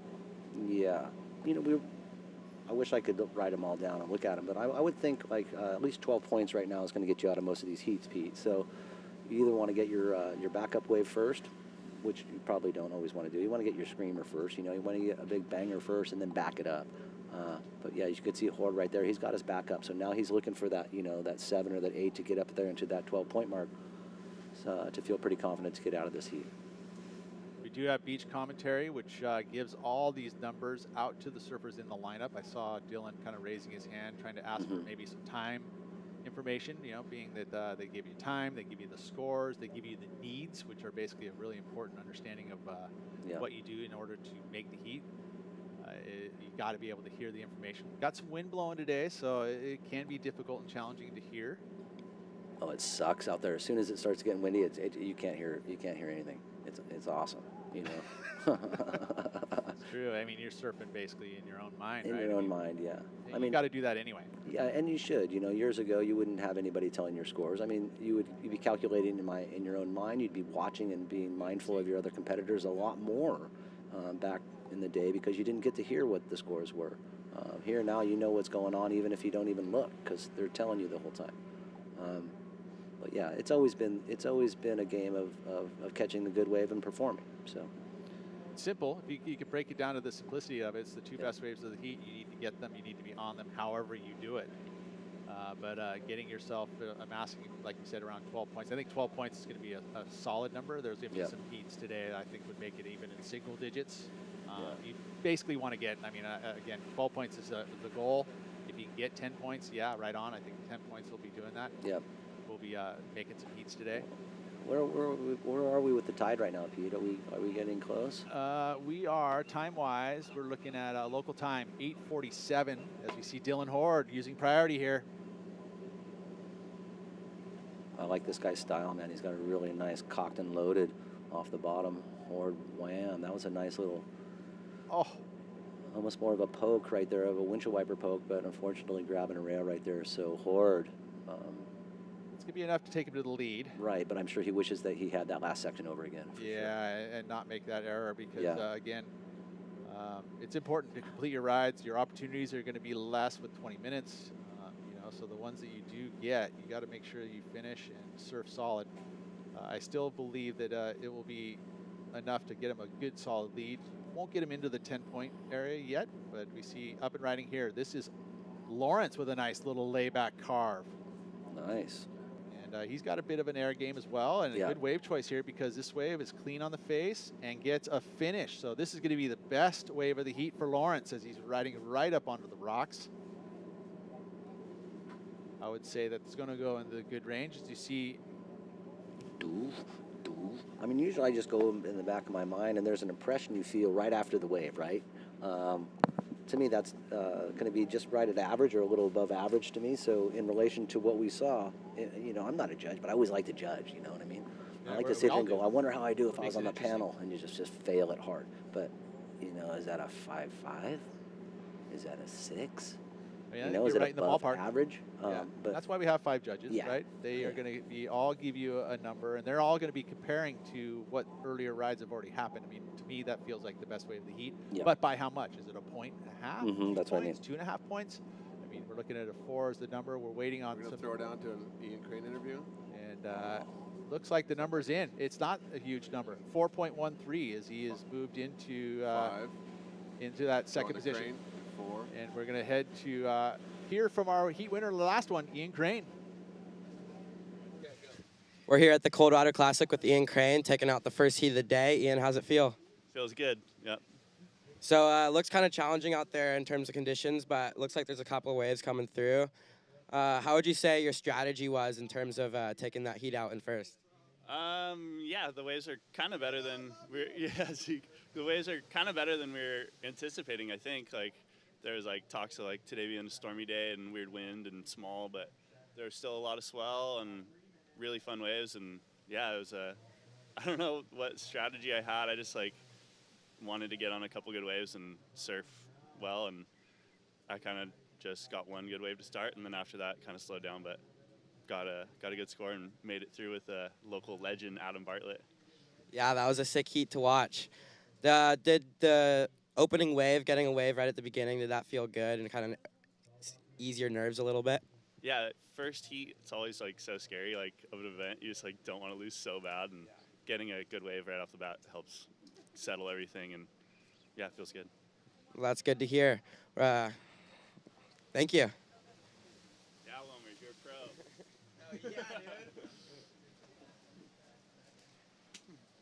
Well, that's pretty classic, Pete, right there, having the young locals do some post-heat interviews right there. Probably really, really stoked. Ian Crane obviously giving a little, not really much, just going out there and saying, hey, look, we thought it was going to be worse than today. I'm actually surprised it's better. So he was all positive and, yeah, came out with the heat win right there. So true. And, of course, sponsors event O'Neill, having him here for the festivities that we had. I know they had a little pre-gathering last night at the Dream Inn, one of our sponsors. So I know, I missed that. Yeah. I actually RSVP'd too, Pete. So there you're going? I RSVP'd that I was going and then I didn't go. After party, we'll be there at the Coconut We'll be at Grove. the after party. Right, that'll be Sunday night. Couple West Peaks. Yep. What's that? And a couple Kona Brewing. Kona Brewing's in there. And I'll have guayaki since I'm not a partake in the alcohol beverages. Adam Lambert have some downstairs. But you know what? We do. One thing that we had recently was a local make it through into the round of 64. That is Adam Bartlett, and he is going to be giving us a few words. Let's hear from him.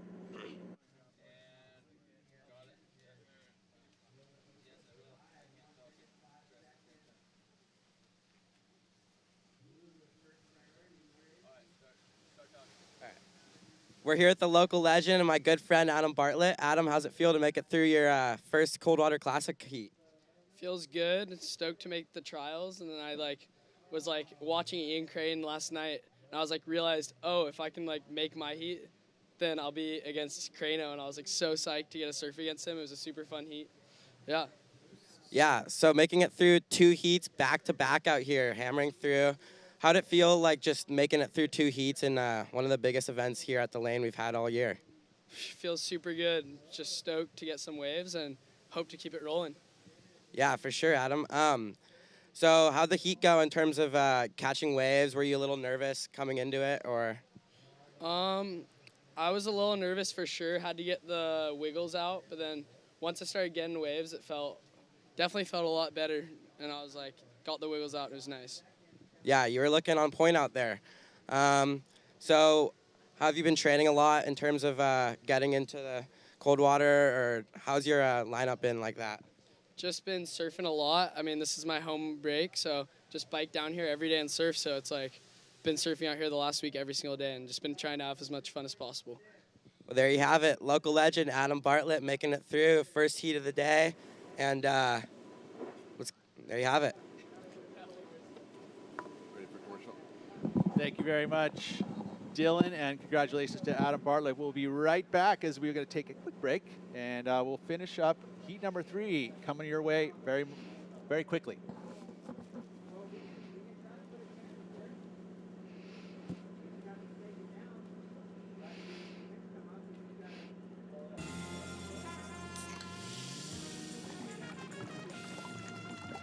Back to you guys in a minute.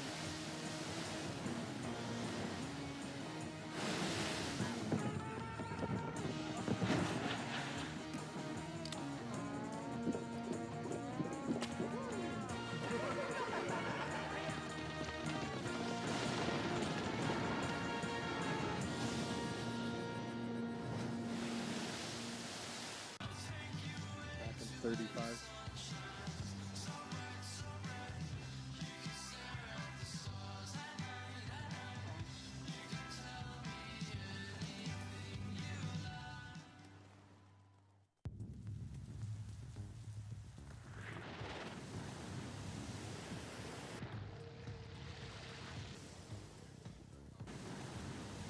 Coming back in 10 seconds, guys. 5, 4, 3.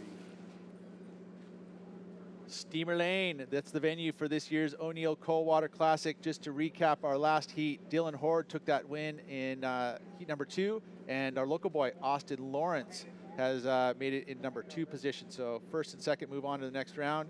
Joining me, Peter Mell here, myself, and in the booth now, Omar Echeverry, and former competitor here at the O'Neill Coldwater Classic and a very local legend, born and raised here in Santa Cruz. What are your thoughts, big guy? Oh, thanks, Pete. I appreciate that. Yeah, I believe 30 years surfing in the Coldwater Classic, either commentating or surfing. That's cool. I mean, that's why it's a big part of our life here. I mean, it's our one big pro event in Santa Cruz, so we all participate any way we can. Yeah, 100%. It's so fun that O'Neill brings this event to Steamers Lane once again. It's so nice to have it back. The community absolutely loves it. Surfers love it. And, you know, the word on the street is people from all over the world love it, which is so cool. I mean, weeks and weeks of practice for these athletes. I've seen people up here. I mean, actually, I'm not going to say weeks. There's guys up here a few months ago that were literally training for the Coldwater Classic. It's become that kind of coveted title, whatever you want to say, no matter what rating it is. Right, the history behind it. Also, I think that a lot of the draw, too, is our region. You know, obviously, Santa Cruz as a whole is a very surf-eccentric town, but it's also a ton of surf spots, lots of places to go. You can adventure here, so I think a lot of people just come here just to check it out because it's a surfing mecca. 100%. And, you know, you think about the quality of waves, and, you know, this wave is so fun. I mean, this wave, it kind of offers everything. Of course, we're dealing with quite a few elements this event. I will say barrel's probably not on offer at Steamer Lane. Not today, probably not today. I've seen people get shacked, though. This is true. It does happen, I will say, especially when you get some sand here. So ultimately, yeah, it can happen. Yeah. Let me introduce this heat here, heat number 3. So Sam Righty, he'll be in the red jersey. Jacob Zeke, this is Bryce Adams, or sorry, yes, it is Bryce Adams, or Kolohe. Bryce Kolohe. He's in the green. First time watching him surf, and looks like he's got it together here. That was a pretty well surfed wave for Bryce. No, a great wave to open it up, too. You think about it like just getting the jitters off. You jump off the cliff, you know, getting the feet in the wax. And I think, too, today you're going to have a lot of strategy of staying busy, right? You're going to want to catch a wave. You're going to keep your eyes open on the paddle back out. Just because you have these stormy conditions, there's kind of everything's in play. Here's righty. You also have Ross Adams in this heat. Ross will be in the white. He has priority, as you see righty kick out of his last wave. So this will be my first time seeing Bryce surf, as well as Ross. So this round in 96, kind of the first round in the QS 1000, we see Zeke here. This is Jacob, who you mentioned surfers that have came to come and check it out beforehand. He had actually made a run up here week before last when the swell was up. Yep. Then went home for a hot second, came back. So he has been able to get some time in here at the lane. I think it's important being that this wave specifically is given a lot of surfers over the years, especially one that we all like to bring highlight to, and someone that doesn't really like the lane, Kelly Slater. Yeah, no, it's hilarious. You look back when they had the WCT here, Kelly was extremely vocal. About the fact that he didn't like the lane. No. It was a challenge for him, you know, Yeah. and I think it was the cold water. He never has been a fan of that. But the actual wave itself is a challenge as well. So we see Ross Adams on the back end. Nice little up and down right there coming around this section. A lot of juice right there, too. You really got to watch your speed to jump out the back, right? Yeah, and be able to time. I mean, timing's everything. We touched on with Adam in regards to the lane. I think that's why you talk about difficulty of the lane. And it is about the timing, and you're timing the backwash, you're timing when those critical sections happen to be able to carry speed well. The transition on the face could be flat at times, and then all of a sudden it'll bowl up. The waves themselves, specifically, you look at them and there's really good high quality waves, and then there's ones that just move out to sea and are not very good, and they're hard to identify. Oh, 100%. I've been training some kids that came up early for the event, and we're talking about board selection. And you know, you're going over board selection for the lane, and you're thinking, okay, what does the wave offer? It offers a little bit of everything. You got a tight pocket occasionally, and then a really flat area, right? So it's like you really have to think about what board you want to choose for the lane. And just like you said, it's like it offers a little bit of everything, because you'll have that quick pocket, right? And then a lot of push, and then all of a sudden it slows down. And it also is affected by basically a few things. Tide being a big critical part of it. I mean, at high tide, it's going to look like this and bouncy and weird, and all of a sudden at low tide, those tight transitions are going to come out of nowhere, right? And so you may even have to choose your board and equipment considering what the tide's happening, not only let alone the swell direction, you know, and of course, you know, just competitive nerves. Yeah. Yeah, 100%. You know, I think so cool watching the kids when they came up early for this event, how dialed in they are. Not only equipment, they are ripping, and fin-wise. Like, it blew my mind. I was working with a couple kids, and I was just like, it amazes me. They're going to show up with multiple boards, multiple fins, and get themselves dialed. They're that good. Jacob Zeke in the blue. He's already got a 4.0 to his name, a 2.0, so you can see what his strategy is. Ride anything and everything. This one looks like a nice clean wall on the inside and a section. Can he hold on? No, that was important. It felt like to me that was the one critical section he's had on his first two waves. Did not want to have that one get away from him, but it did. Those are tough falls too. You know, little mistakes can create massive losses. Wasn't quite off the chain, was it? So, bummer, just lost that right there. He'll make his way all the way back on the outside. A lot of time left though, 12 minutes. I'd say, you know, when you have that amount of time, you're pretty good. Yeah, especially now. He's got 7.5, so you got a 3.5. On his last wave. The first wave was a 4.0, so there you see the 7.5. That's why he's in the lead. And then the numbers on your screen to the left, that's going to determine what turn you are in the lineup. So right now, Bryce is in the number 2 spot. Thumbs up if you can hear me, Pete. Is in red. That's Sam Righty. He's got priority, so he's got thumbs the first up for Gio. And Thumbs Ross up, Adams is number 3 in position as far as priority goes. You know, this is an advent that's been brought to the qualifying series. It's been on man-on-man heats for a long time, but now having the 4-man priority, which I think it's a huge quality change, in my opinion. I think it's great. I mean, talking to the surfers, they have strategies created for which priority as well. Just so cool. You know, they're like talking about where they're going to sit if they're 3rd and 4th or 1st or 2nd. As you see, Green got a nice little turn right there. But yeah, priority going into these 4-man heats is great. I mean, what you're trying to do too is groom them, right, for the CT. That's the whole thought behind this QS. Yeah. Which is cool, and it's grown so much, as you've seen. And we'll see man-on-man competition in this event. That's part of some of the formats. Even This in is these just a lower check. ranked events. This is just a check. And with that, you do gain that experience. You know, because 4-man heat surfing in comparison to one-on-one competition, there's a difference in strategy. Yeah, no, 100%. I mean, you think about it, especially the lane. Look how drawn out it is. There's so many different little waves. So beautiful, right? One of the coolest natural arenas in the sport of surfing. Looks like you have. Is that Yeomans? That's Yeomans. Yeah. Yeomans, the man, the myth, the legend, getting ready. Yeah, well, and he's had a ton of Coldwater Classic experience. Has been in the final. Actually, I think he's a winner, Nate Yeomans, as a Coldwater Classic champion. So he likes the lane, and I think that's why he's put that jersey back on. As we see, Righty utilizing priority, and another error by these surfers. Unfortunately, they're not finishing that wave, and that'll definitely affect his score. Already carrying just a 1.1 and a 1. So. Ultimately, you do not want to carry those low numbers going into the back half of the heat, especially if you want to finish in the top 2. Bryce gets himself a 4.83 with that little snap and has taken the lead for the moment. Yeah, and those mistakes can be so costly, right? On days like today, I mean, you're going to turn a potential, I don't know, 5 into a 3. I mean, that's huge, right? When there's not a ton of time and not a ton of waves. So those are crucial mistakes. As you see, all surfers pretty tight right now. I want to talk about this too. You see the new hole, right, from the cliff? Yeah, it's the Crazy. new hole, which actually gives you a left hook as you paddle into your waves. Yeah. It used to give you a little wedge and gave you some extra speed, but now it has changed the way that cliff wave looks and acts. It definitely gives you a nice quick smack to the face when you are paddling into it. It does. I watched it over and over and over again. I was like, wow, it's unique, you know, because we did have that big chunk of cliff fall last year. It was all over Instagram. It went viral, actually, because they actually had it on the cam with our Surfline cam. Yeah. Watching the replay here of that last one there for Soleil. Oh, nice little rebound right there coming around this section. Looks like a little hook off the top. I like the little tail toss right there. Utilizing the backwash with that one. He kicks out. But, yeah, the cliff fell over. It was crazy. Oh, there it is. That was the left hook. Yep. See that? That's new.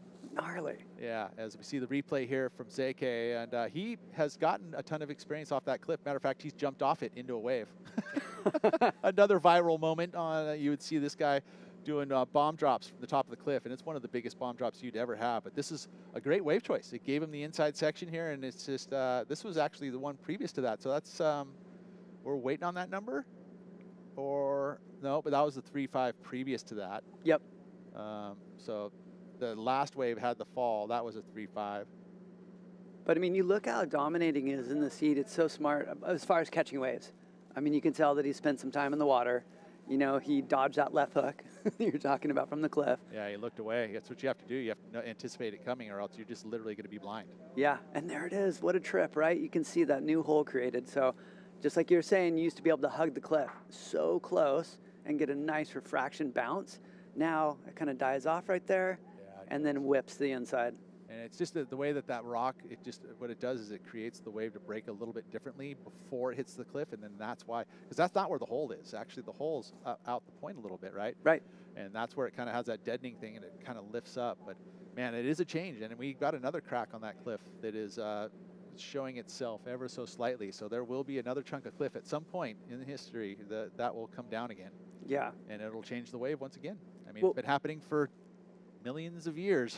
That's right. Well, what we're hoping for is the rest is going to fall in, sand's going to catch up, and we're going to have a combination of steamers, lane, and Kira. That's where fingers are crossed, guys. I love your optimism.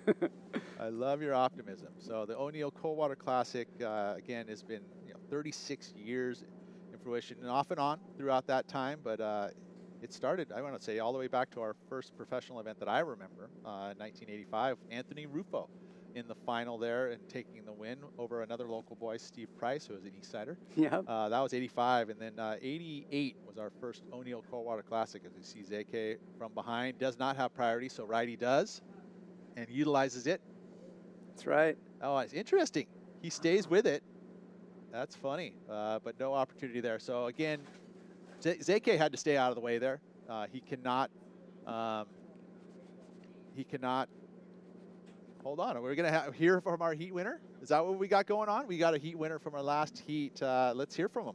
Take it away, Dylan. Are you Dylan? You over there? We're here with Dylan Horde taking out his heat. How's it feel? Feels good, but definitely not the way I wanted to win. It was kind of just like a grovelly, scrappy heat, but yeah, I mean, I'm stoked I made it. So Dylan, I've seen you out here the last couple days, definitely been putting in the work, trying to figure out the wave. How does the lane feel compared to other waves, and do you think coming out here and getting some practice in has like put a good factor into your surfing?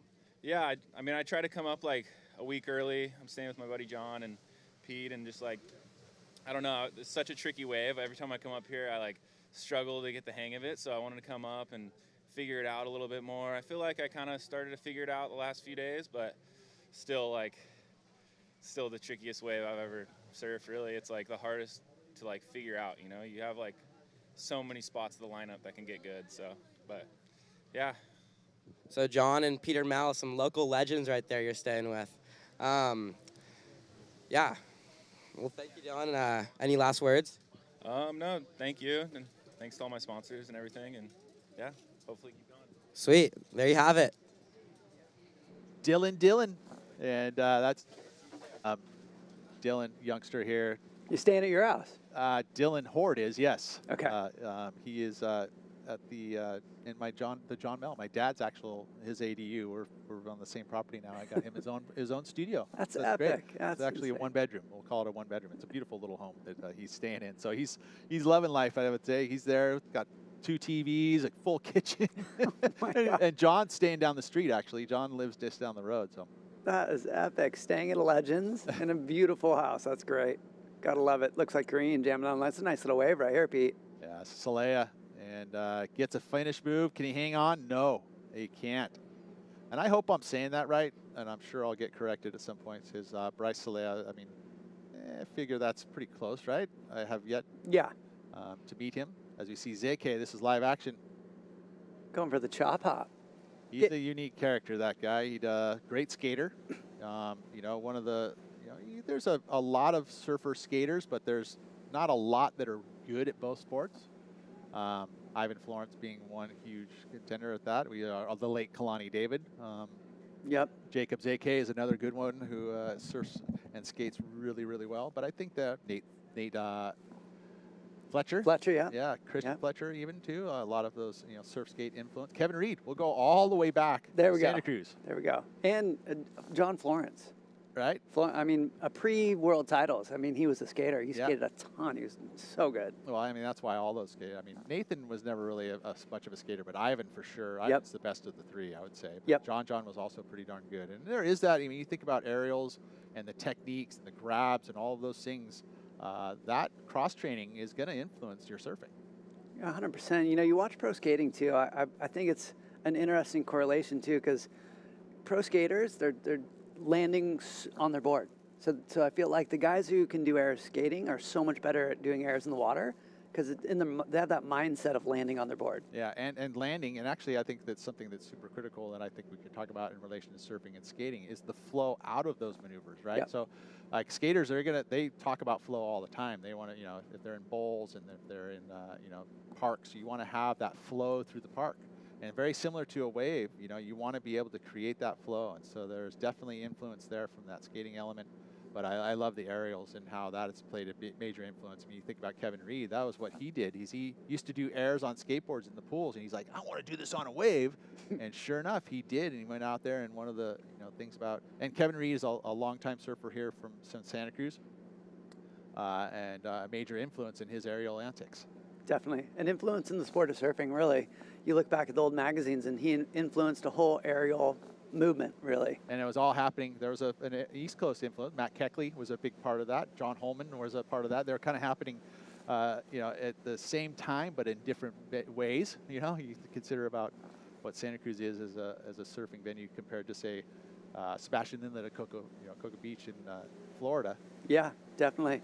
Boy, check it out. Look at the lineup. This is that wind we were talking about, like just starting to come in. You can see it. Today's starting to see the white caps down. Yep. Yeah. South wind. Yeah, this is looking. I mean, if you think about it, we're looking directly south. So the wind coming almost from the kind of southwest, which is to the right of the direction, which is not key for here. You kind of want to keep it, either due south, which is going to affected now coming through the Salinas Valley, which means you're not going to get as strong of a wind generally. The southwest can come in pretty darn strong, and I know that the winds are blowing out on the buoys. Right now, thinking about it, 1.5 minutes. This heat flew by. Celaya with a 4.83 and a 3.2 is in the #1 position. Zeke, early start, that quick early start, very momentous, is keeping him in that top 2. Righty had, unfortunately, that error, which cost him right now. And Adams are in contention. They only need mid-5s. Ooh, this is a nice little wave, too. Can he make it around? Oh, he's just a little too deep. That's brutal. With just 1 minute left, I just don't know if he has enough time to get back in the lineup and take priority. Well, you can see this, too. Ooh. See how the strategy there. You saw Zeke making a run, and now up and riding. Important wave here for Celaya. Not really that important because he's in the lead. Ooh. With a minute to go, but a mistake, and he is now given priority to, it looks like it's going to be for white, Ross Adams. And will there be enough time to pick up a second wave? Needs a 5.37 to overtake Zeke. Ooh, some good surfing, but a lot of small mistakes in this heat. I see, that falling can really, turn a decent score into just a terrible score, right? And wave choice, too. I mean, we saw Righty, unfortunately, there take that wave from too deep. Looked like it was going to be a good wave, but he just wasn't in position to get around it. Utilized the priority and did not pick up a score. So sitting in that 3rd position. Now we're down to 15 seconds. So it looks like with Zeke in 2nd priority and Adams, is Adams going to get an opportunity? Does not look like it. You see the next heat sitting out the back. And we're going to count it down here, Omar. Oof. And it's over. It is over. Bryce Celaya, big time heat win there. He was a low seed coming into this one, so this is a big time benefit for him. He'll finish in #1. Zeke, our surfer in blue. Jacob will move on through in 2nd position. Righty, the top seed down and out, unfortunately. And Ross Adams. And we will be moving to a quick break. And we'll be back with heat #4. Omar Etchberry and Pete Mel in the booth. Don't go anywhere.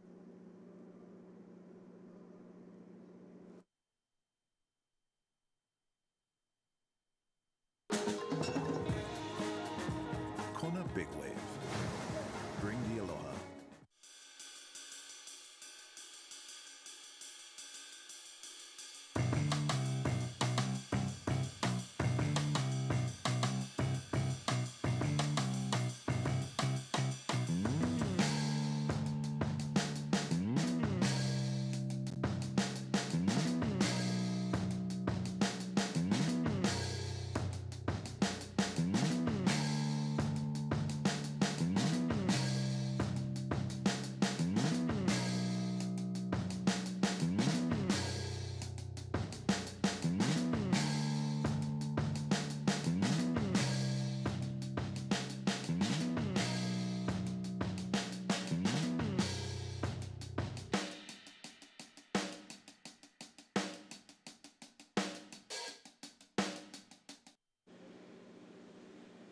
O'Neill, the first name in the water. The Hyper Freak Fire, the newest suit in the O'Neill line. The Hyper Freak Fire focuses on the extreme warmth, flexibility, high performance, increased durability, and comfort. It's the all-new sustainable butter soft heat recirculated techno butter. So thank you to the Hyper Freak Fire and O'Neill. As we are into heat #4, myself is Pete Mel, along with Omar Etchberry, going to call this heat #4. And in the red jersey, your top seed, Rex Hennings, up against Titus Santucci. Sterling Foster will be in the white, and Nate Yeomans. He'll be holding it up, former Water Classic champion, I want to say, for sure, right? Did he win? He did. Yeah. I want to say Connor Kaufman was in the final. I believe so. Right? Yeah. Okay, so I'm trying to go through the foggy memory banks to figure that one out. But yeah, it was a pretty good one, high quality waves for that event. It was. It was. What year did you win? 97. Nice. I like 97.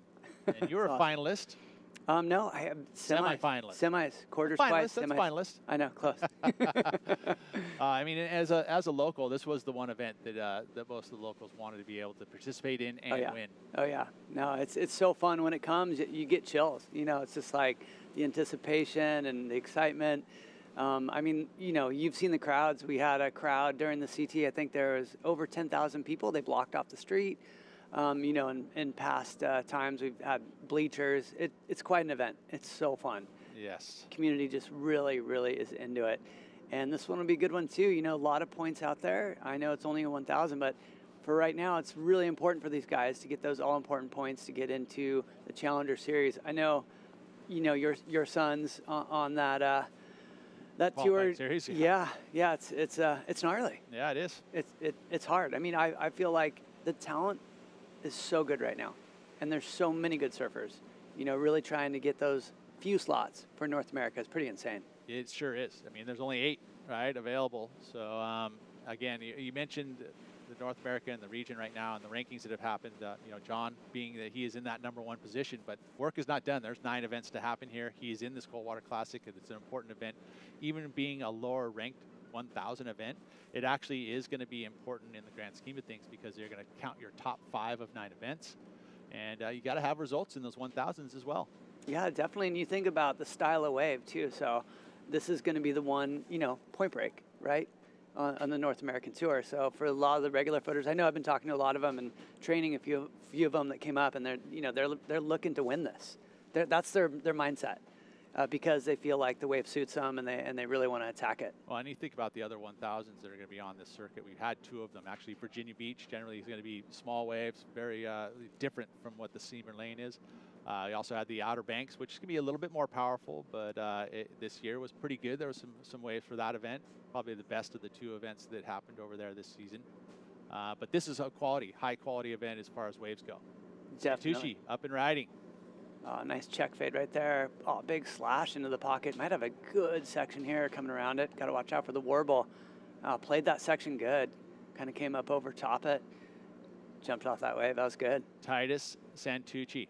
He's going to be in the blue. First wave for him. Going to come in at a mid-5, most likely, as you see ZK character. It's so good. He is just such a character. Not shy to be seen and heard. But good surfing from him. Got second, so he's going to move into the round of 64. Yeah, good job, buddy. He worked hard for this one. You did. It's That was so cool. A bit of a challenge. Definitely. Time winding down, 15 minutes remaining though. Boy, look out the beautiful Steamer's Lane, but look, you can kind of sense that the storm's creeping up on us. Yeah, just see the vibe is there for sure. I mean, again, El Nino is, you know, forecast throughout this winter, and you can see there's definitely something steering the weather a little bit pokey. We've been having great, beautiful weather through our fall-autumn season, and lots of waves and great conditions. And then all of a sudden the cold water starts, and we get to feel the cold because all of a sudden this kind of the stormier pattern has stepped in. So we'll see how the challenge this event gets. You know, we're seeing the high tide now in about an hour's time. It'll be a 5.6. We were worried that we may have to take a break during the higher tides, but it seems to me there's definitely a lot of opportunities. Got to figure it out and move inside. As you see Yeomans up and riding. Oh, nice turn. Look how patient he is. I really like that about people who surf the lane a lot or have surfed it a lot throughout their life. You know, I was talking to Flea about it. A lot of times you have to have some patience with your sections. You know, if you go up too early, too late, the wave attacks you. Oh, nice turn. That was smooth. On edge for Santucci. One big move there. Going to add to that 5.0. So an early momentum with Santucci. But you mentioned Yeomans, and I was talking and watching. Actually, he was up here for a warm-up a couple days early. Riding the board that he's got under his feet right now. It's a little more stubby design, you know, kind of a wider, shorter board. As you see Anthony Rufo and Adam Replogle checking out the action from right there inside. There's a legend. 2 Coldwater Classic champions. 2002 was the win for Adam Replogle on the left of your screen. Rufo, 85, also a former finalist in 97. Actually, he gave me the winning wave. So I was able to take the win over Roof, but in the final. And you think about how many years between those two, 12 years, you know. So Rufo still surfs more than anybody I know. Boy, still surfs good. Yeah, no, he's been on point lately.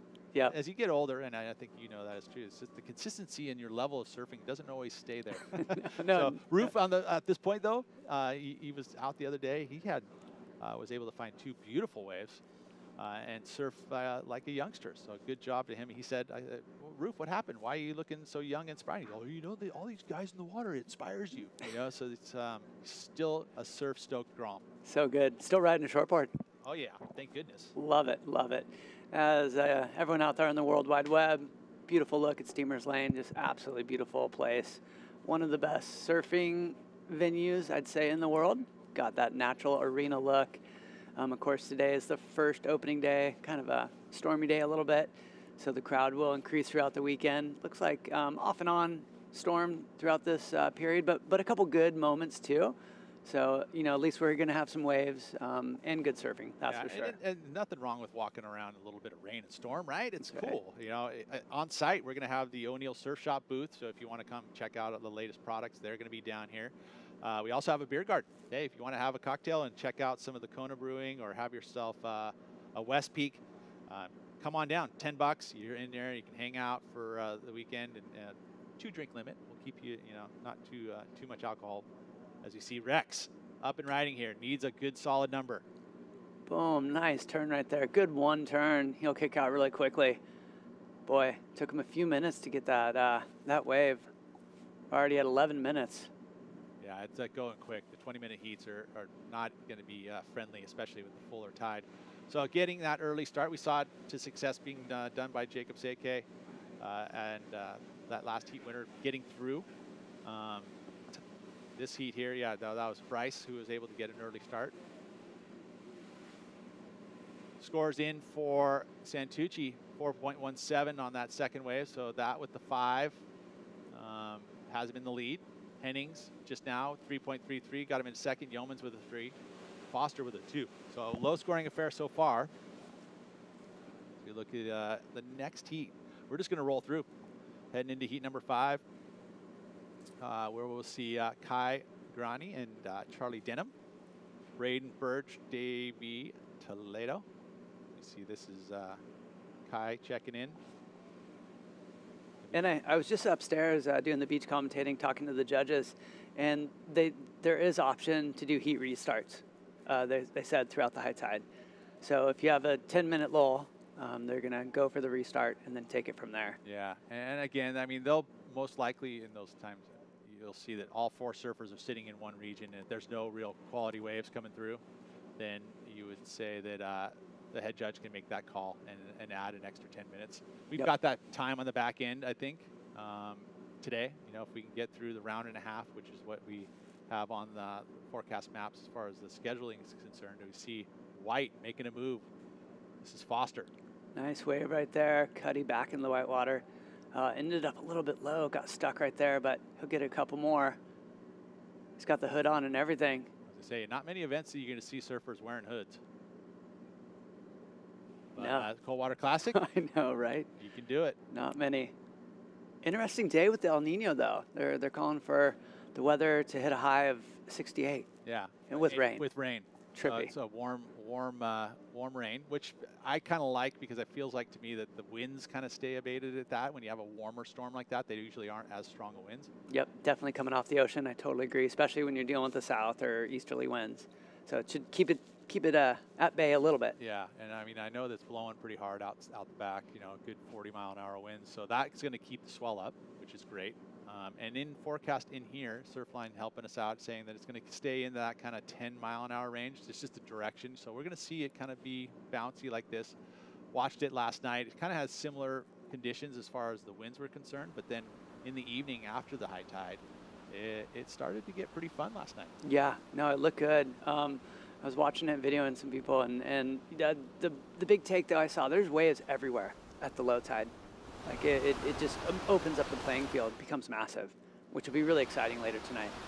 Sean Burns on the right of your screen there. Brian Robbins, our ASP North America. Oh, sorry, ASP, how's that? I just said it. WSL. North American team tour manager. Jeez Louise, that just goes to show my age. As we look over there, that's the beer garden, Kona Brewing, West Peak. We also, I mean, if you don't want to partake in the alcohol, Guayaki will be down here. We also have the Vendor Village, where we'll see there's Save the Waves has a booth down there. Penny Ice Creamery is going to have a booth down there, so you can check out the action and have a little ice cream. You can have ice cream at any time. It doesn't have to be hot tub ice cream. No, never, especially Penny. Penny's so good. Their flavors are off the charts. Seriously. So good, right? I mean, you can see that's just a local that's what I love about this event too, is that you've got a lot of shop small kind of, Neil is a prime example of that. They originally started here right at Cowell's. They had their first surf shop. Matter of fact, I think O'Neill coined the name surf shop. They didn't trademark it. I didn't know that. The O'Neill surf shop. And there was, like, you think about it, like surf shop doesn't really make sense, right? It's just like, but now it's such a common word, and it came from the O'Neill surf shop. Well, I heard the leash debate's still, the invention of the leash debate's still in their court too, I've heard. I was hanging out with Pat, and he's like, we kind of did. We created the first one, but we just created it. Yeah. We didn't really think to like run with it. And I'm like, that's insane. Yeah, and after, unfortunately, the leash that actually, brought back and lost Jack O'Neill's eye, that might have been the reason why we stopped and moved away from it. Yeah. But Jack O'Neill is such a great innovator, and Pat O'Neill's still working today at O'Neill's as he runs the wetsuits division, and they have several retail establishments around the region. O'Neill global brand, although all through Europe. And Kieran Horn, we'll get Kieran in here, who's still working over there. John Hunter, who is the head designer of all the wetsuits, he'll be stepping in here. So it's good to have the O'Neill family represented. I'm sure if we get some wins out of that more northwest rig, you may see the O'Neill boat head out there. Got a couple of them in the harbor. That's right. So many legends work at that company. It's so cool, locally and internationally. It's really fun. Nate Yeoman's coming on this one. Nice turn, smash off the top. I was mentioning his equipment, and he had brought the little shorter, wider board yesterday. Went out on this morning on a driver, which under feet mayhem, and he felt like it was made for kind of good waves, but he felt like, hey, the board that I want to ride, a little wider, shorter, it's going to give me a better feel, a better glide, as he mentioned. That's what he needed. So he made that choice, and he's riding that little shorter board. Right now, not doing it to a good effect yet, but watch out, because this kid is on fire. 5 minutes, though. Only could do it here in 5 minutes. It looks like it is your current heat leader on this one right here. Is it going to reform all the way to the inside? Come on, stick with it. He doesn't. As far as the equipment, took a look, huh? Yeah, Yeomans was like, hey, he's starting to scramble. He knows that he needs 2 scores here. It's a low-scoring heat, but ultimately, with 5 minutes in your mind, strategy-wise, you're going, okay, I can pick up 2 quick waves. Let's see what White can do here. Foster. White just looking for a 247. Doesn't need much at all. If you can get this inside reform, he could get it. But the waves just looks like it's dying out. Yeah, that's like unfortunate. I mean, each time, that's the thing about the lane that makes it is so challenging, is that all of a sudden the quality of the wave looks pretty good. You make the choice, and it goes out to sea and disappears. And the locals have a lot more keen eye on which one's actually going to bend at you and start up with give you more energy. Foster there, though, is just, I mean, you're under a time limit. You have 20 minutes. You just got to take with the opportunities you're given. Yeah, totally. I do think the equipment-wise, sometimes riding a thicker, wider board at the lane can help, because there's so much bump, right? And there's a lot of flat areas on the wave that can really just be challenging. So equipment, important. Very important. As we are going to hear from our last heat winner. Let's head over and hear what he has to say.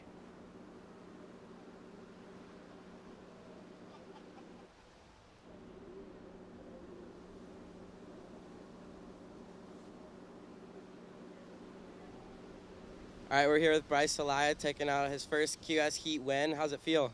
Feels pretty good. Stoked to be here. I've done a couple QSs and finally got the win, so it feels good. How are the conditions out there? Feel good? Yeah, it's pretty fun. It's pretty high tide, kind of tricky, but there's definitely still a couple medium, smaller ones that stand up really well for a couple good score opportunities.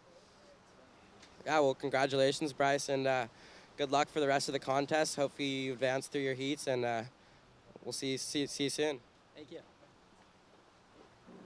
Dylan and Bryce Salaya. Congratulations, Bryce, as we see Yeoman's up. Yeoman just looking for a score. Nice snap off the top. Comes around, watch out for that backwash. Ooh, pulls it off, though. Looks like Yeoman's wasn't looking for much. He's up in the second position, so hopefully that will better his score. I think it will, for sure. The 213 did enough to move him into second for a moment. Now a 4.77, and Yeoman's is going to see, it hasn't posted on your screen here, but it's going to take him to a higher position in that second spot.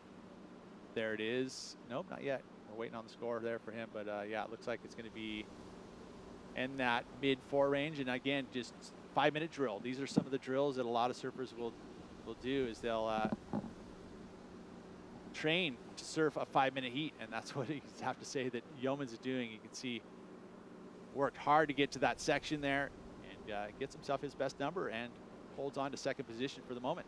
That's awesome. Little insider, but he saw the wave down the line. That shows the experience he's had here at Steamers Lane. Cracks it, and this is sketchy right here.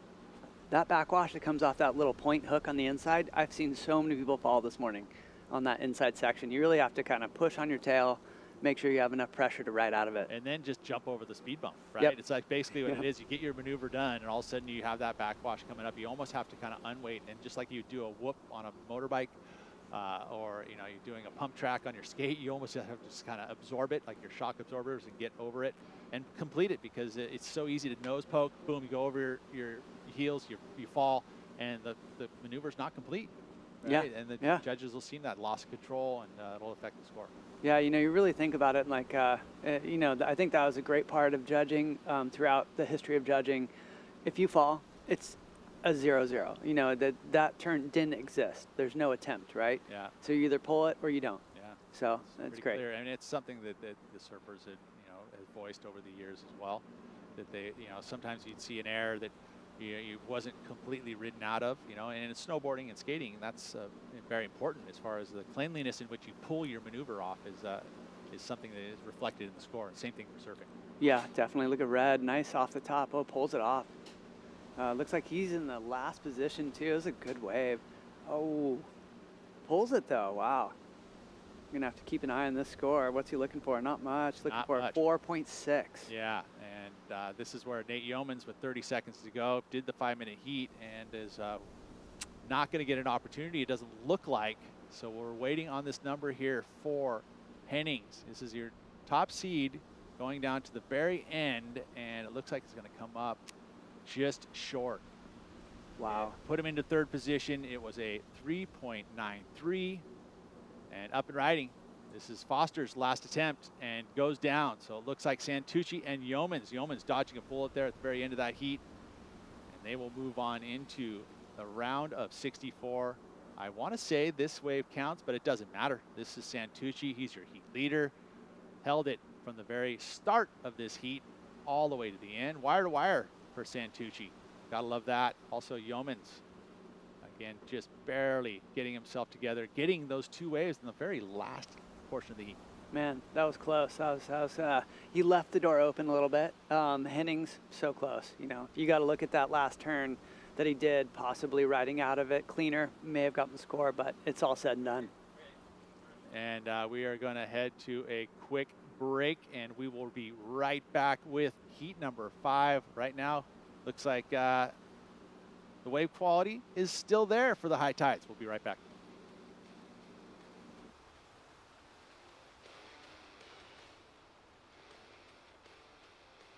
Between O'Neill and four-wheel campers, there's really this shared ethos of exploration, and getting out and enjoying the space that makes you feel alive. And at the end of the day, it is really nice to come home to Santa Cruz and surf right here at Steamer Lane.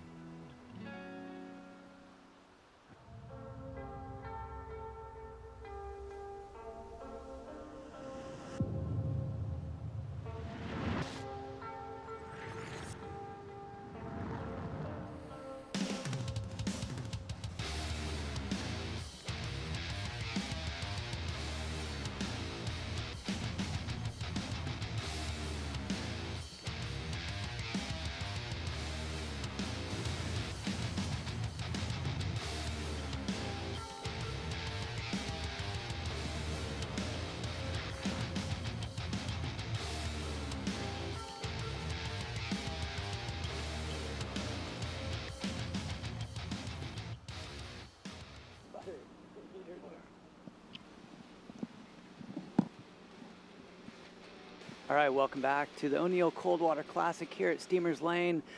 Pete Mel is going to take a quick break. Adam Rapogo is going to rejoin us here. Adam, how you doing, buddy? Doing pretty good. Doing really good, actually. Was just out there watching the event and getting the lay of the land, listening to the competitors coming in post-heat. And a lot of people coming in saying it's tricky out there. It's a wave catching contest today, as you can tell. There's not a lot of really good opportunity. So when they do come, you got to strike. That's right. I'm glad you did a little roundabout and check things out.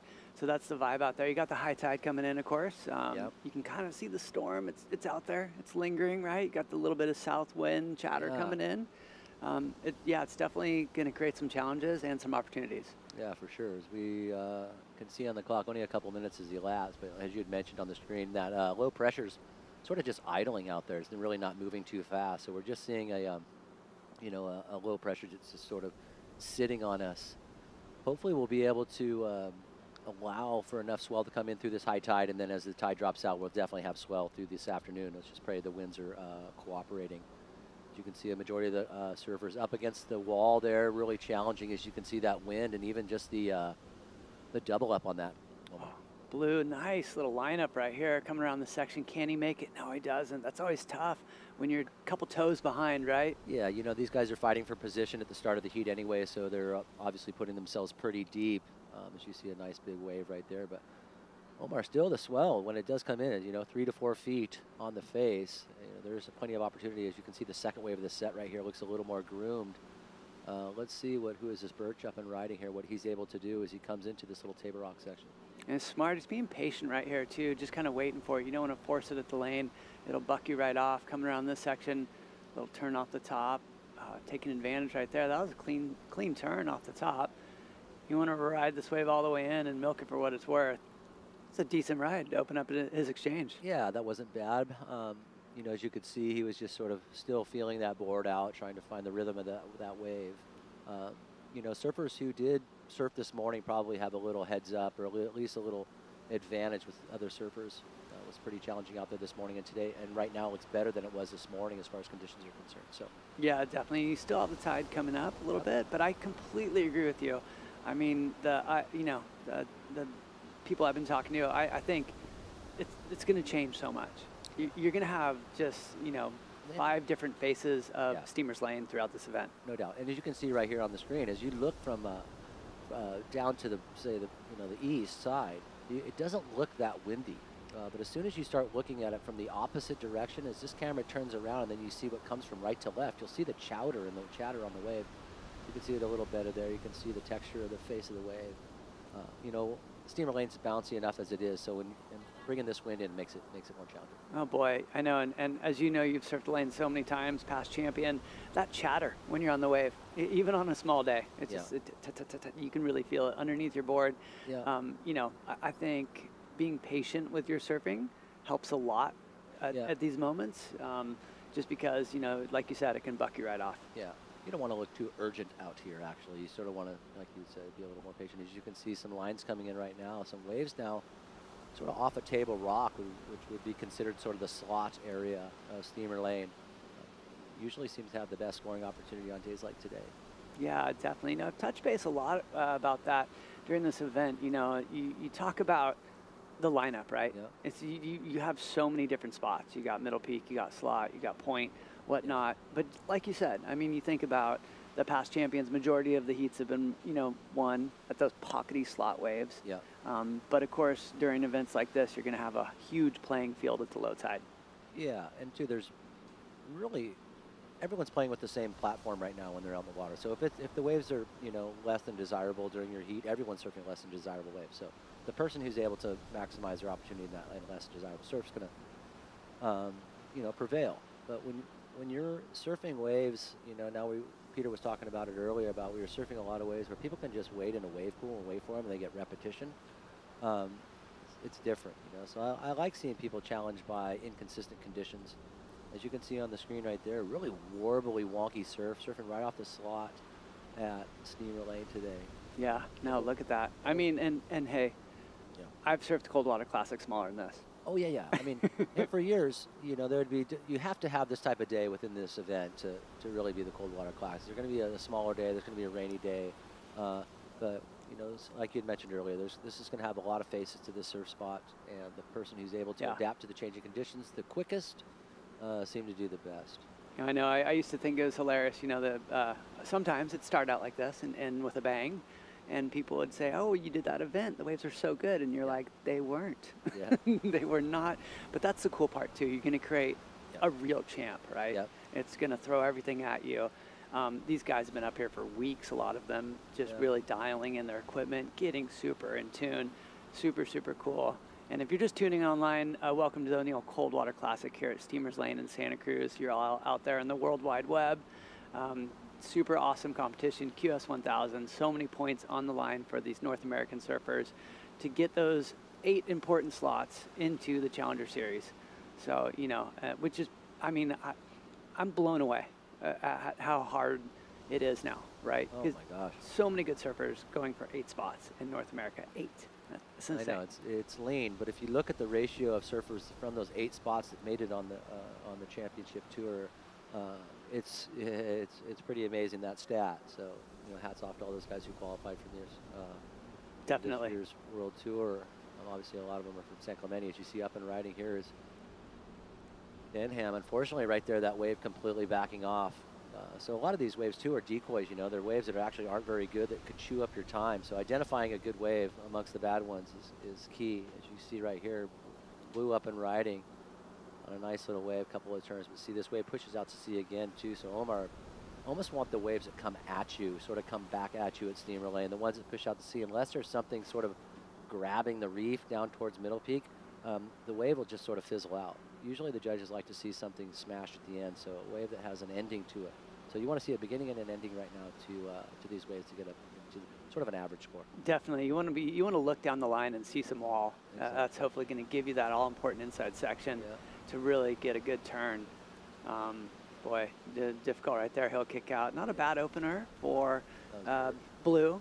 That's right. Blue got a 4.33. Oh yeah, nice. Nice first turn, I thought. Yeah, that was super clean. Super clean. And still a few scores on the board right now here at the Coldwater Classic. That's a beautiful looking shot right there. Love that beautiful dizzy looking sky above that green. Like I think it looks like a golf course today, like I mentioned earlier, but something out of like Ireland or something, how that green comes over the cliff right there. Is I like the contrast here. Yeah, looking like a Ireland Pebble Beach combination. Yeah, no doubt. Absolutely beautiful. I know Pete and I were talking about how, you know, even on the stormy days, Santa Cruz, beautiful. Oh, it is. I mean, obviously being born and raised here, you're sort of just partial and really like it no matter what conditions it is. But I like it the days where people are hiding. Those are the days that I seem to go out. Look and see what Toledo does on this. Nice little blast right there. Nice wrapping turn too. This black little board looking pretty fast. And he comes to the inside again, and nice little release out of the tail. So great little ride right there for Toledo. Yeah, definitely nice combination of turns.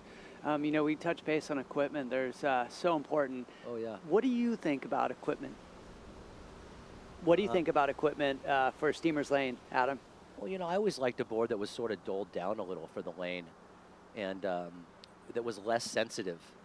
The board that had, you know, like didn't have all the spark as far as sensitivity to me worked good at the lane. I wanted a board that was a little dulled down. As you can see right here on the replay, Omar, Toledo, nice little hit off the top right there. As you can see, this wave gets a little disjointed, but he stays with it.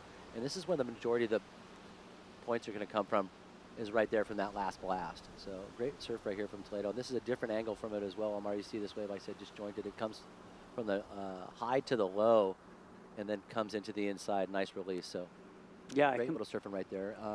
You know, I'm not sure if the judge is going to deem that last maneuver pulled off. He did fall off at the end right there, but that's, I sit up here and just sort of critique it. I feel grateful I'm not a judge. I know, right? Well, let's look at scores coming in. You know, you look at the spread right there. Yeah. That's a pretty big score spread.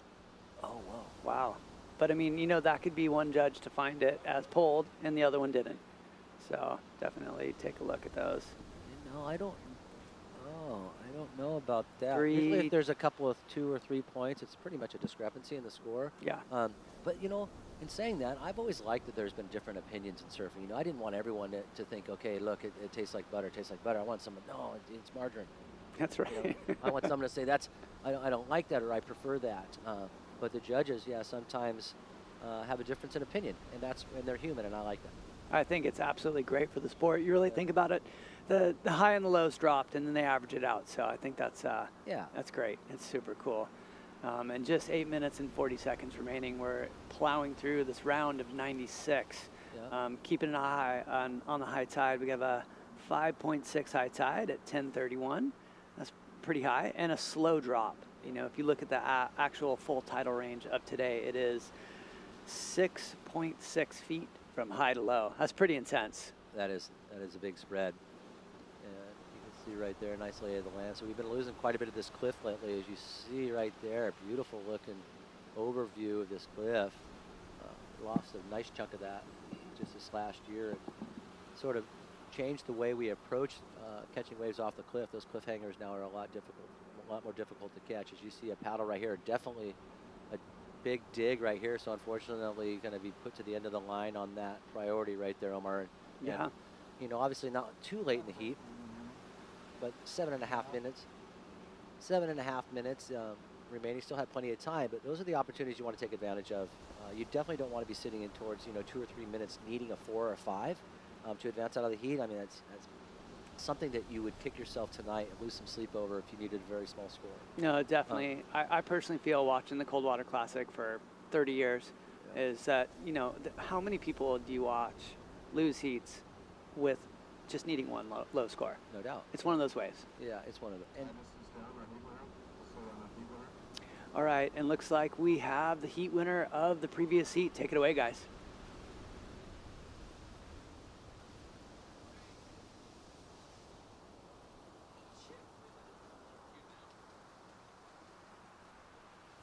We're here with Titus Santucci taking out his first heat. Titus, how'd it feel? It was good. I've kind of had a rough go at the lane over the past couple of years, so it was good to just get my feet in the wax and get a couple, and felt good to get a heat win. Yeah, so how'd it go out there in terms of conditions and surfing? Like, how'd it feel? It's super bumpy. Like, the first wave I took off on was a nug, and it just kind of went through the motions and missed a couple sections, but it was good to just get my feet in the wax and a good first wave down. And it's tricky because there's long lulls, so it's there's pulses and there's good waves, and then it'll just go flat for a while. So it's hard to time it and get a good heat going, but there's a couple for sure. Yeah, so hopefully a little stormy today, but maybe on the future in your next couple heats, maybe better condition. Who knows for the future? But it was good interviewing you, and good luck for the next. Thank you so much.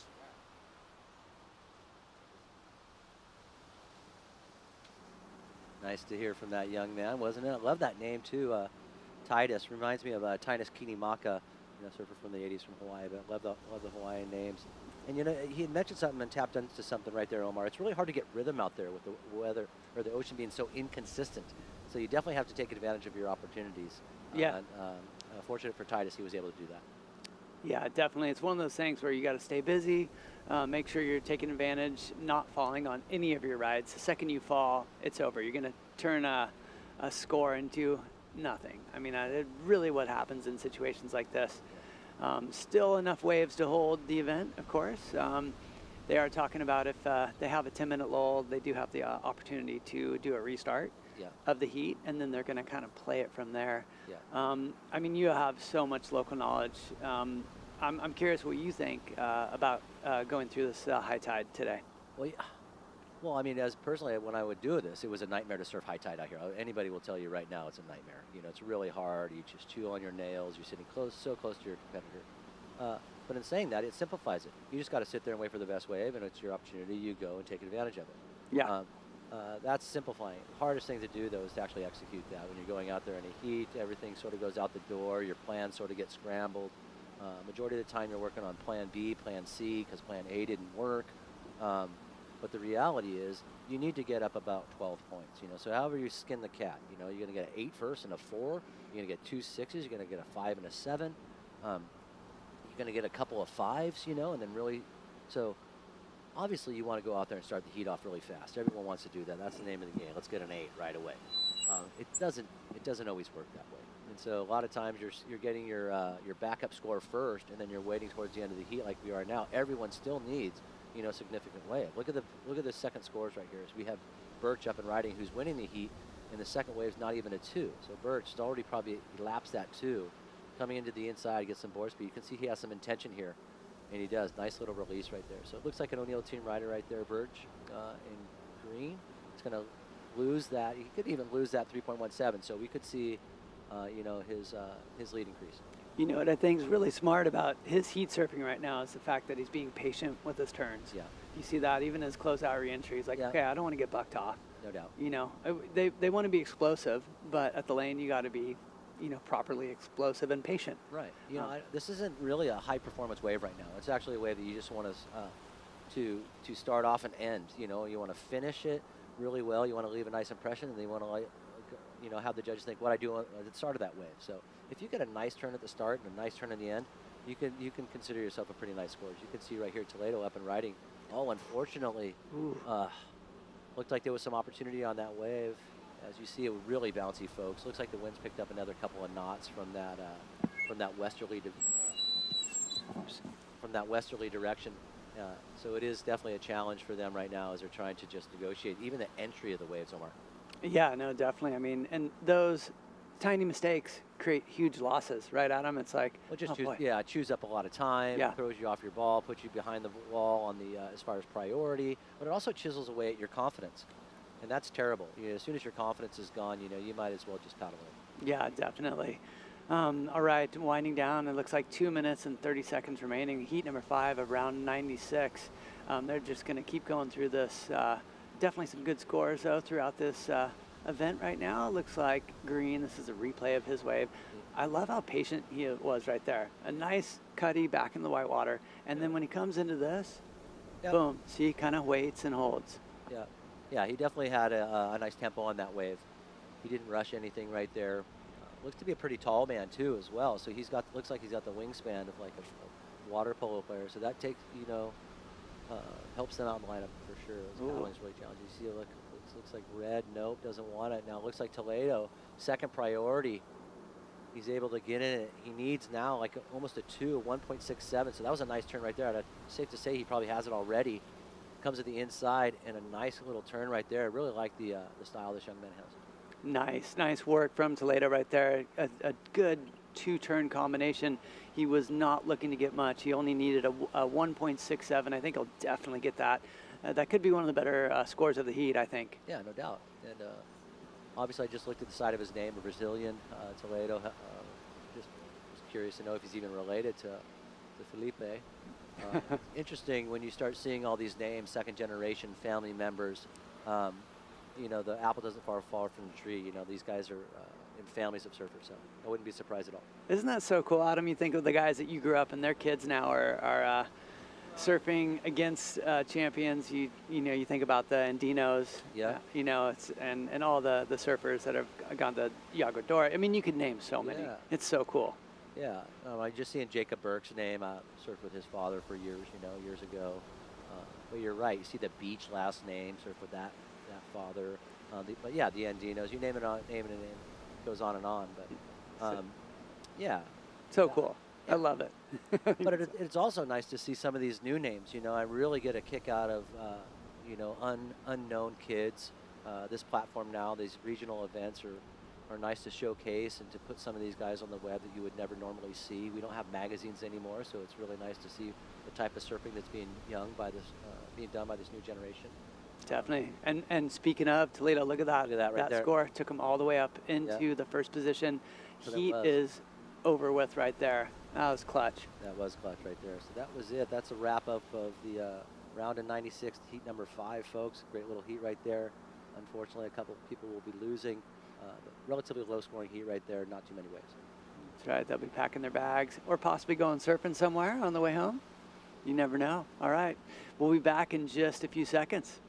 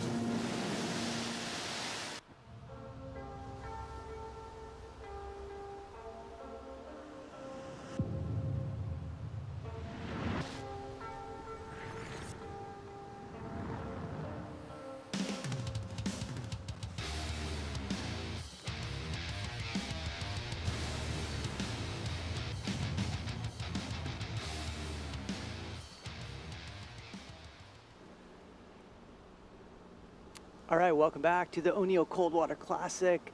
You're joining us here. It's me, Omar Echeverry, and Adam Rapogo commentating the World Wide Web.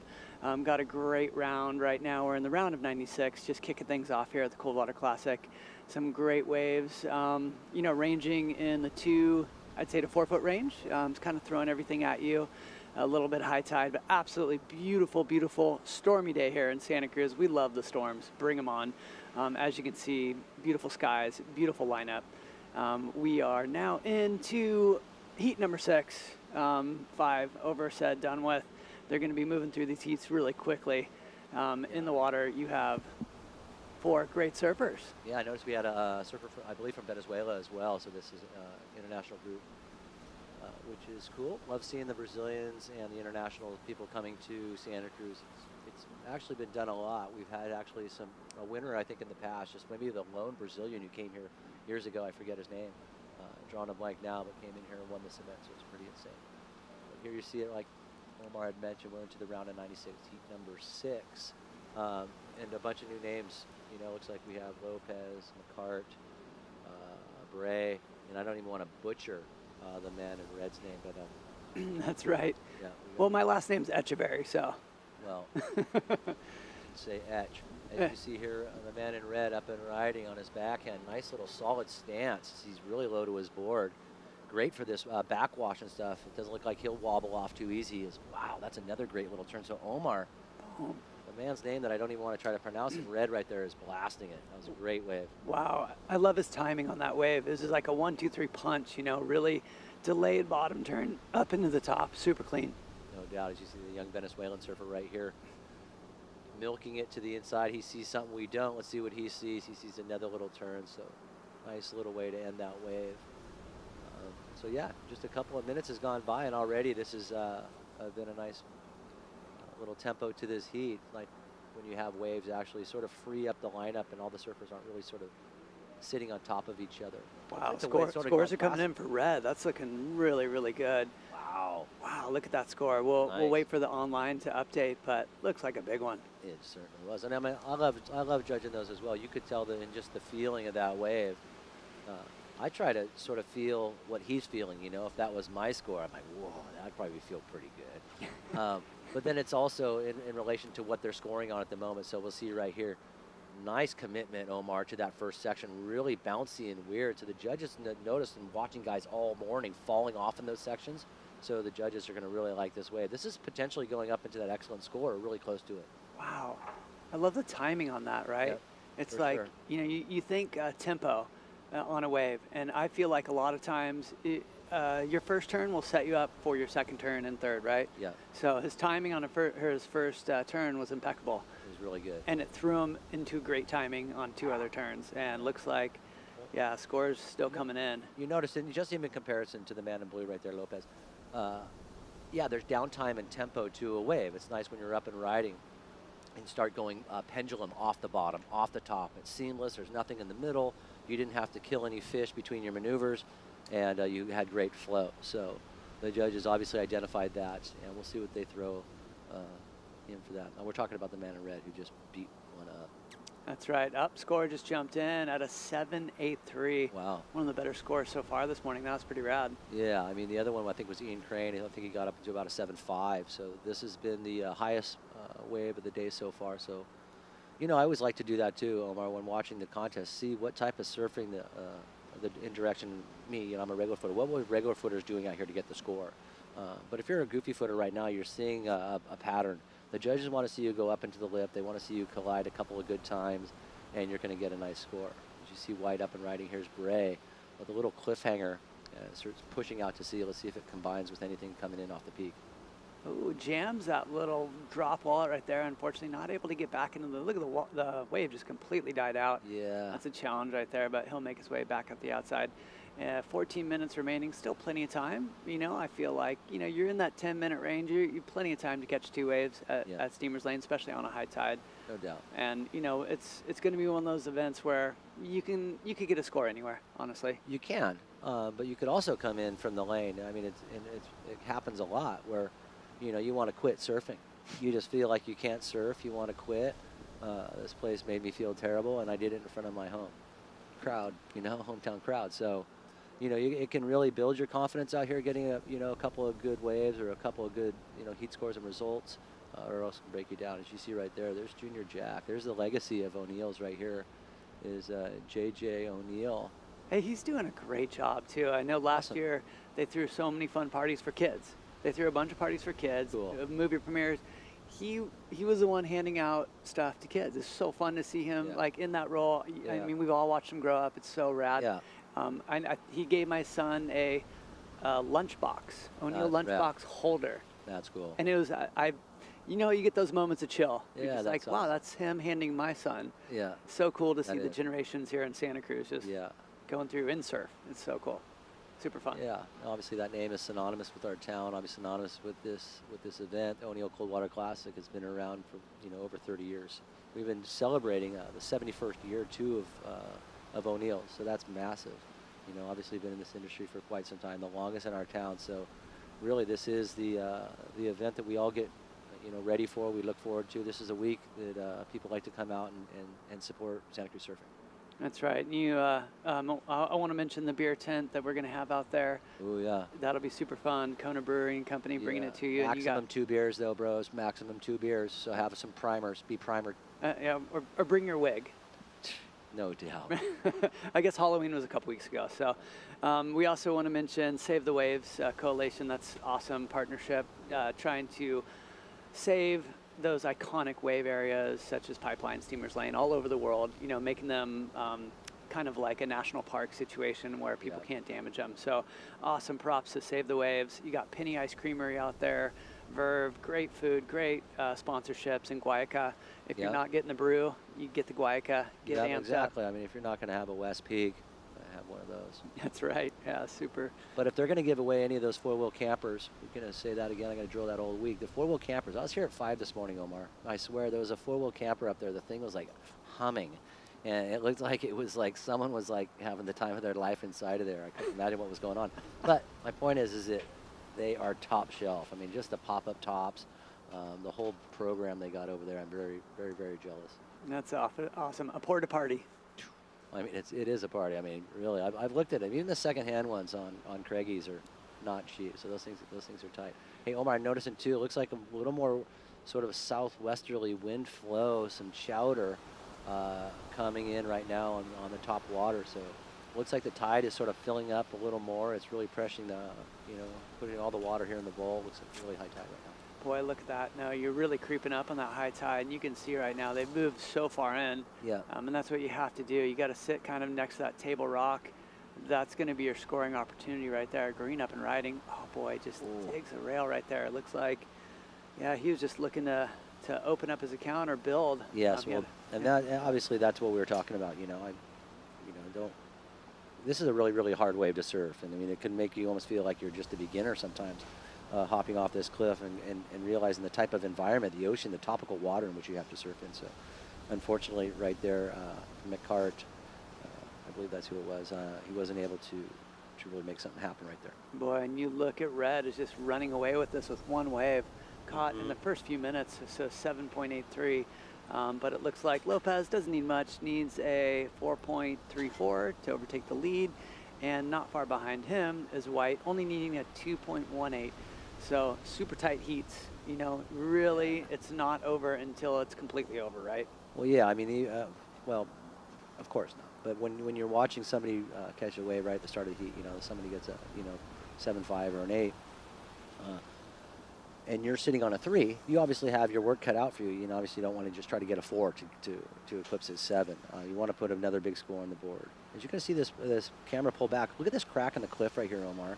So that's part of the fissure or crack that's been going on for years, and then slowly getting wider and wider and wider. We lost a massive piece of the cliff this last year. It's right underwater right there where the white water was breaking. So it's changing here right in front of our eyes. The evolution of Steamer Lane and the growth or degrowth of the cliff here, and coming and going is changing. So I'm going to go optimistic. That thing's going to fall in. Sand's going to build up. We're going to have a Cura coming off into a slingshot, into the lane, into indicators. What do you think, Rody? Well, I mean, if I'm good, that'd be awesome. But I really, you know, am sort of fascinated that if you look back 100 years ago, 150 years ago, the photographs of this place, there was actually little pinnacles and rock cliffs and little bridges and all kinds of different stuff going on. So over the last 100 years or so, there's obviously been a massive amount of you know, decomposition or whatever they call it, you know, erosion of the cliffs. Yeah, a good friend of mine actually, he somehow accessed the UCSC has a library of old photos. Oh yeah. And he's been posting them online. Yeah, getting a lot of, you know, a few have gone viral. It's so cool to see how much Santa Cruz has changed. Yeah, no doubt. As you see, let's get back to this heat though. It's already 12 minutes as elapsed, about 11 and a half minutes as elapsed. You see Green right there throwing his arm up in the air. Probably praying for a wave, but no, probably wants another time or a score. You know, interestingly enough, you can actually still get away from these surfers out there even when it's like this. So we'll see if anybody's able to catch a wave here and get away from this fellow surfers. Looks like Lopez, nice cutty back into the whitewater. He's not looking for much to better his account. Looks like your current heat leader, Red, nice bottom turn off the top. Just able to pull on to that. That was super tough section. Smashes it again, rides through it. He's going to be super stoked on that second score. Yeah, I mean, I'm sure he wishes he would have surfed that better, or at least had a better, you know, say, couple maneuvers. I know that that was going to be a score, but I'm sure he wishes he had that over again. As you can see, white on the outside. See these second and third waves a little cleaner, so that's really what you want to try to look for out there, Omar, is try to let a couple of waves go by and hopefully have some cleaner face, give you this opportunity. Because it is really warbly out there. As it comes into this, you know, right on the cliff right here, you can see it just fill up with water and sort of back off. So challenging out there, challenging conditions. Yeah, no, definitely. You got to watch the conditions throughout today. It's going to be changing, ever so changing. As you see White paddling back out right there. And looks like we do have an interview with the past heat winner. We're going to kick it over to you guys.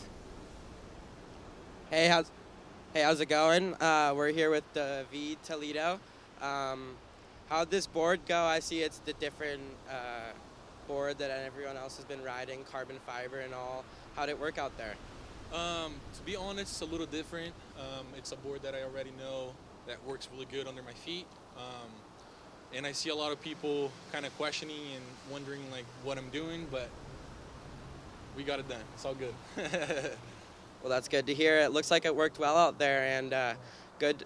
I hope you're doing good on it in the future. And how's your time been in Santa Cruz? So far, so good. We got here probably like 4 days ago. Every since then, I got sick, so I've been like super like with like a fever, with a headache. Like today, I surfed with a headache, but there's nothing we can stop. So it's all good. We'll make it work. Well, congratulations powering through all that and coming through and securing first place in your first heat. So good luck moving forward, and thanks. Appreciate it, guys. I just want to say one thing to everyone watching in Brazil. Valeu, galera. Tamo junto. Continua na torcida aí e vamos pra próxima. Nós. Tamo junto. Thank you. Totally. All right. Super rad, right, Adam? That's so cool. I love the excitement and enthusiasm. I've been watching him surf out here for a few days. He's been ripping. No doubt. And beware of the wounded dog. If someone's sick and surfing that good, I mean, usually guys we would travel with would get sick, and I'm like, oh my God, this guy's up for a result, you know. And sure enough, you know, a guy like on his deathbed with the flu, you know, wins the event. So sometimes you just take the expectations off, and you actually perform a little better. As you see, wow, look at like a nice clean looking wave right here, Omar. Oh, it looks like green off the bottom, off the top. Oh, here's this section right here, all important nugget right here. What's he gonna do? Good timing. Oh, it falls out the back. That's that south wind, brutal. Unfortunately, just pushed a little hard too. I would have liked to see him turn underneath the lip on that one actually, instead of trying to go up off the lip. As you notice, the lane's really bouncing, really lumpy. Unless you're really committed with a lot of speed going up off the lip, you have a tendency to get bucked off the back, and unfortunately right now bucked off the back. But that was actually one of the better looking sections we've seen for him. So I know he's kicking himself right now, really wishes he had that opportunity again. No, 100%. You know, I've been coaching some kids going into this, local kids from all over, and it's like turn placement on the wave, steamer's lane, so important. You watch the surfers right now, I think, have some of the best turn placement. It's going to be Nat Young. It's going to be those guys, you know, like for sure. They just know exactly where to stab. So looks like Blue up and riding. Nice little wave right here. Yeah, I really like how he faded back into that section, but unfortunately not much up into that lip for Lopez, the Venezuelan surfer. Yep, he needs about, you know, nearly an excellent score to get into that first place position, but really it's first and second advance into the next round right here, so that's what he's going after. Yeah, and you look at the bottom too, right? It's like they don't need much. You got. But look, everyone's got their 2 or their 3, so the surfer right now in those 3 spots, the person who actually puts up a score above probably a 4 or 5 is going to be in a really nice position right now. We talked about it earlier, you know, 10 points is going to make it out of majority of these heats. As you see right now, 11-3 is winning this one.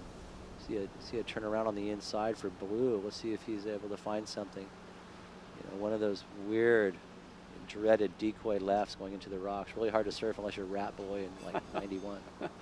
I know. Yeah, people always mention the left, and yeah, first thing that comes to mind is Rat Boy, right? Yeah, but I mean those lefts are hard, and unless there really is a you know, wave coming at you, those lefts are really hard to get a score. Yeah, extremely, especially on your backside. You know, super, super hard.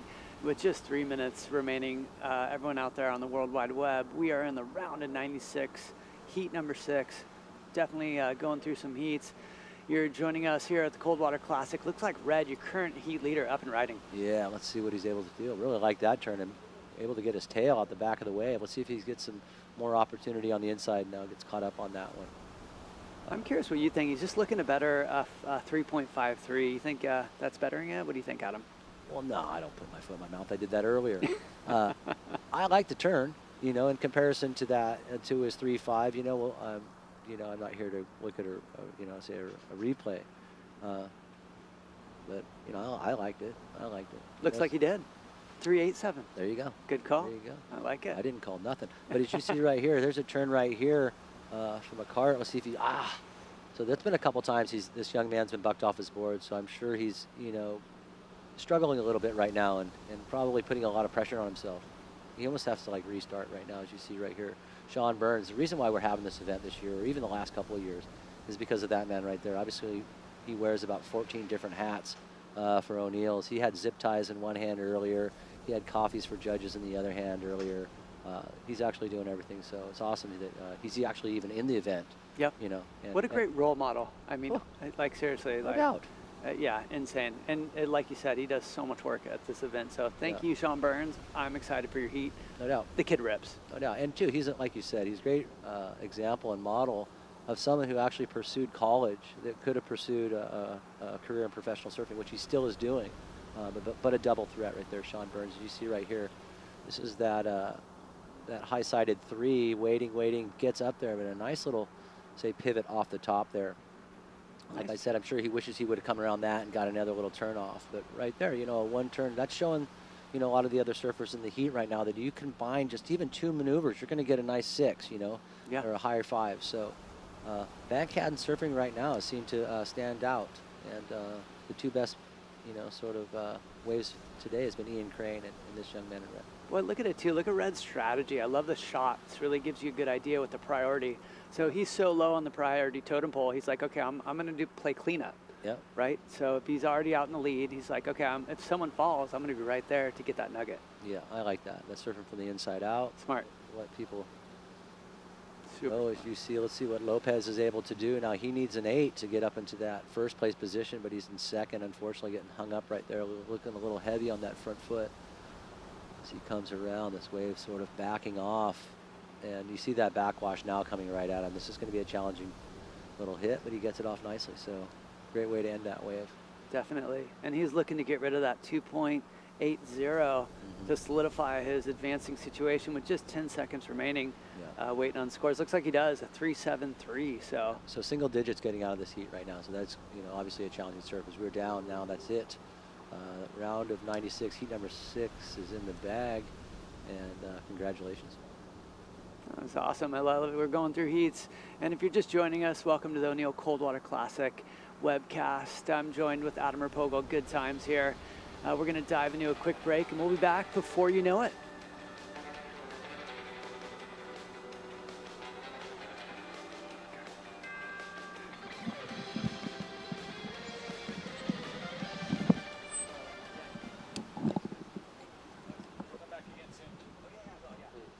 Or send one of those guys.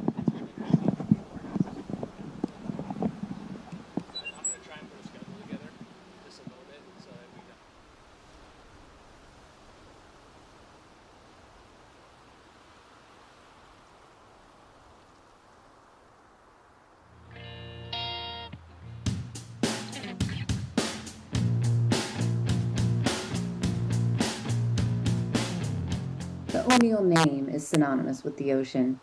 25 years ago, Jack O'Neill, the founder of the O'Neill Sea Odyssey, created a program that reminds us daily that ocean education should be free and accessible to all. Providing school-age youth with ocean education at a critical point in their development is what we are passionate about.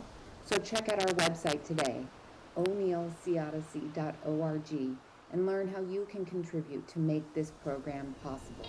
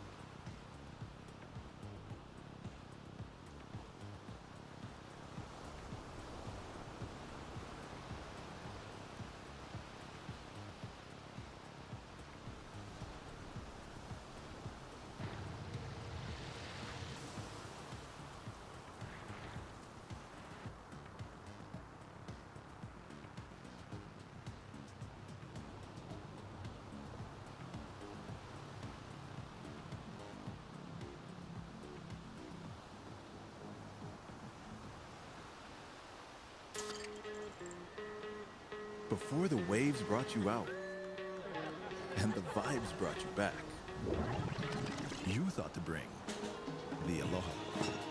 Kona Big Waves. Bring the Aloha.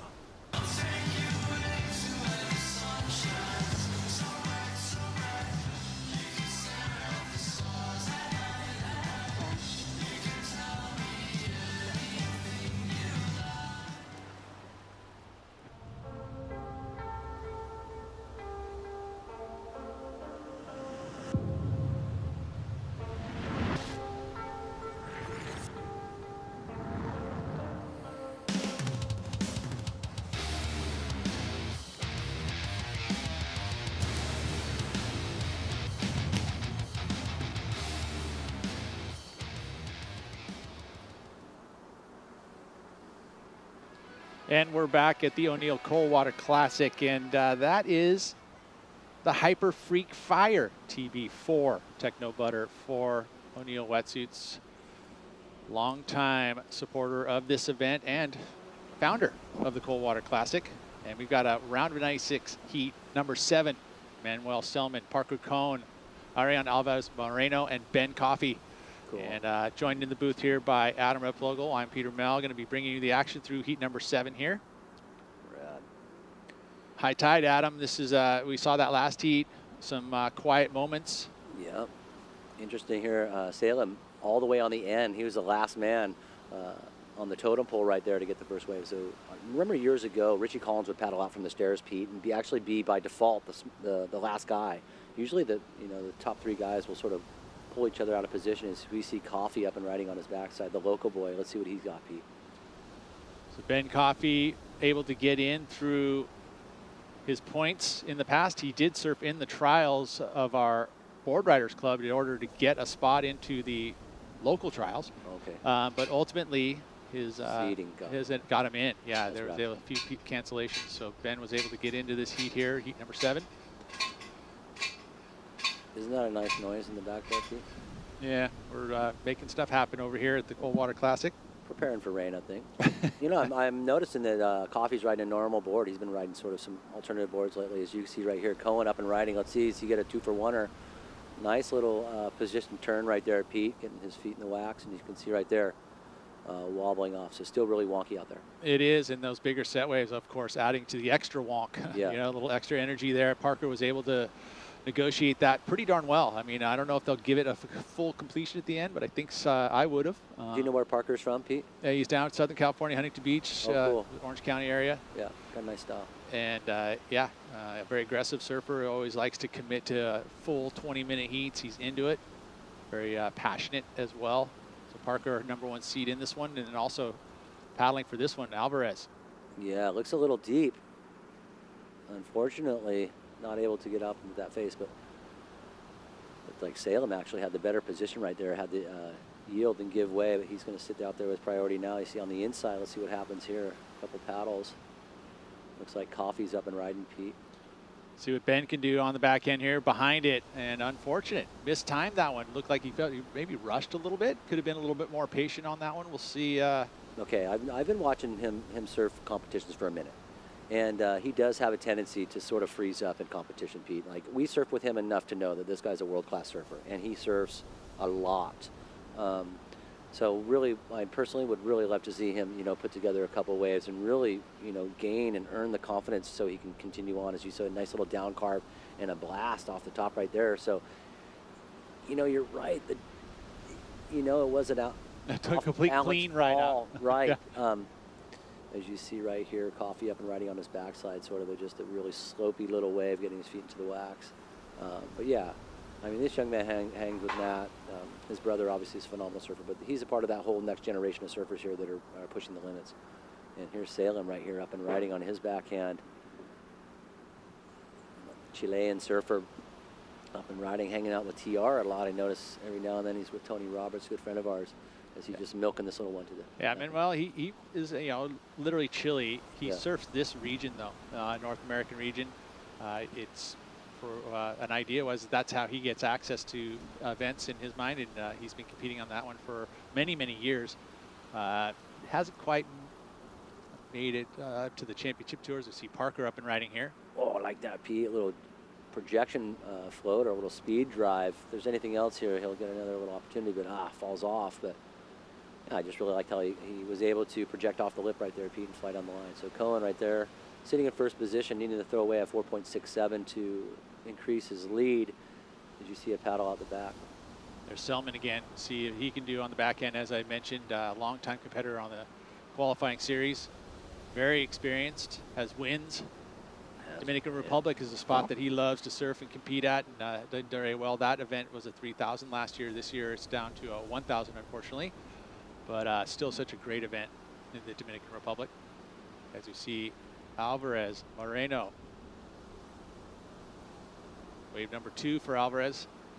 First wave of 0.67. This one going to be in maybe 2 points. And already 11.5 remaining in the heat, so 9.5 minutes gone by quick, or 8.5 minutes. I always hated that. You like the time limit. Well, you just you might have just like blinked for a second. You're like, 10 minutes remaining. You're like, wait a minute, I haven't even got my ball started yet. And so yeah, you look at some of the scores right there on the board, and obviously Salem, Coffee, and Alvarez right now are needing some scores to get up where Cohen's sitting, and it's taken him, it's going to be a 10-minute heat. And usually that was plan B. I remember doing that years ago, Pete. We'd have like 5-minute, 10-minute plans. Your heat starts now. So this is going to be some coming from behind, just to even get the scores up there. We talked about it earlier, Pete, 10 points getting through some of these heats, maybe even a single digit. Last heat, I think we saw 7 points or something advancing. So it's not looking very easy out there right now at all. And it's kind of centralized as well, too, because I was thinking about it like, strategy-wise, you see that Aaron already sits in a 4th priority. What would he do to try and escape it? I mean, I'd almost stay and linger inside of the group that's sitting outside, right? Yeah. Give yourself some space. And look at he's doing that, Pete. You see White right there on the inside, just sitting underneath Salem. We usually call that like a table rock section, but right now, the way that the waves are coming in today, there's not a lot of cliffhangers. There's not a lot of wave coming up off the cliff. A majority of the best waves are coming up off the point into the slot. So to even catch them, you have to be sitting over there. So, if I were Alvarez, sometimes I would probably actually go right up next to the cliff sometimes, and maybe try to get one of those little. I surf with you a lot. You do that a lot, Adam. I do I'm trying to play the waves, not you the come players. underneath and like to sit in the little rat hole, as we call it. Yeah, rat hole, for sure. For sure. He's a little cliff rat hole, right? You see the little cliff rat, and then you're going to get opportunities that the other surfers aren't going to see, right? Yeah. Or even actually they'll probably see it, but they're not going to can't get come there over in time. Yeah, exactly. I always like this too. See your spectators up on the top right. I guarantee you, there's a couple of coaches there, Pete, going, don't go this one, go that one, don't go that one. That's one of the unique things. Very similar to a pier. Say if you're at the... You're almost closer, though. Yeah, you are. But if you're like at the rights off the pier at Huntington Beach or something, you could actually talk to somebody and say, hey, look, don't go on this one. Or have hand signals or do something. Yeah, but the other part of that, though, is you're actually yelling at them. I mean, whereas here, you can kind of talk to them. No right? doubt. You don't have to yell and everyone hears. Yeah. Well, and that was, I remember years ago, you would have somebody that almost do it silently, and then you would have a friend throw decoys. Or confuse, get somebody up there confusing. Yeah. And you see Alvarez on the inside doing exactly what you were saying, Pete, maybe trying to get away from those guys and try to find some opportunity. If he can get himself a 3 right now, the way it's looking, or a 3 or a 4, he's right back in this, really easily right back in the game, where he then can now wait. And there's potentially for a 3 or 4 to come underneath these guys. So you watch this wave off the cliff, obviously a turd of a wave, but still, there's some opportunity there. Really hard to get a score on that. But believe me, this is very typical of a cold water classic, Pete. It's almost, you have to have at least one of these days in the competition. Ben Coffey with priority, utilizing it here on the backhand. So you saw something in this wave. He's going to be patient and wait for it to stand up if it will. First wave of the set. So generally, sometimes they won't, and he's going to be doing cutbacks here. Unfortunately, utilizing priority there. He's going to improve his score line. Could go into that second position with anything higher than a 2.91. But that was unfortunate that wave did not stand up. It looked like it might have had an angle there, but first wave of the set, dealing with all of the reverberation from the cliff. There's not that clean sheets look that you'd seen that happen. That was the only opportunity. Yeah, it was. And he stays in third. Did not get it. 2.93 and a 2.23 are his 2 scores. Low scoring affair here with 7.5 to go. Selman's barely clinging on to that second spot. 5.83 total. Sometimes heats go that way, and you make it with 6 points, 7 points. Hey, you make it, you make it.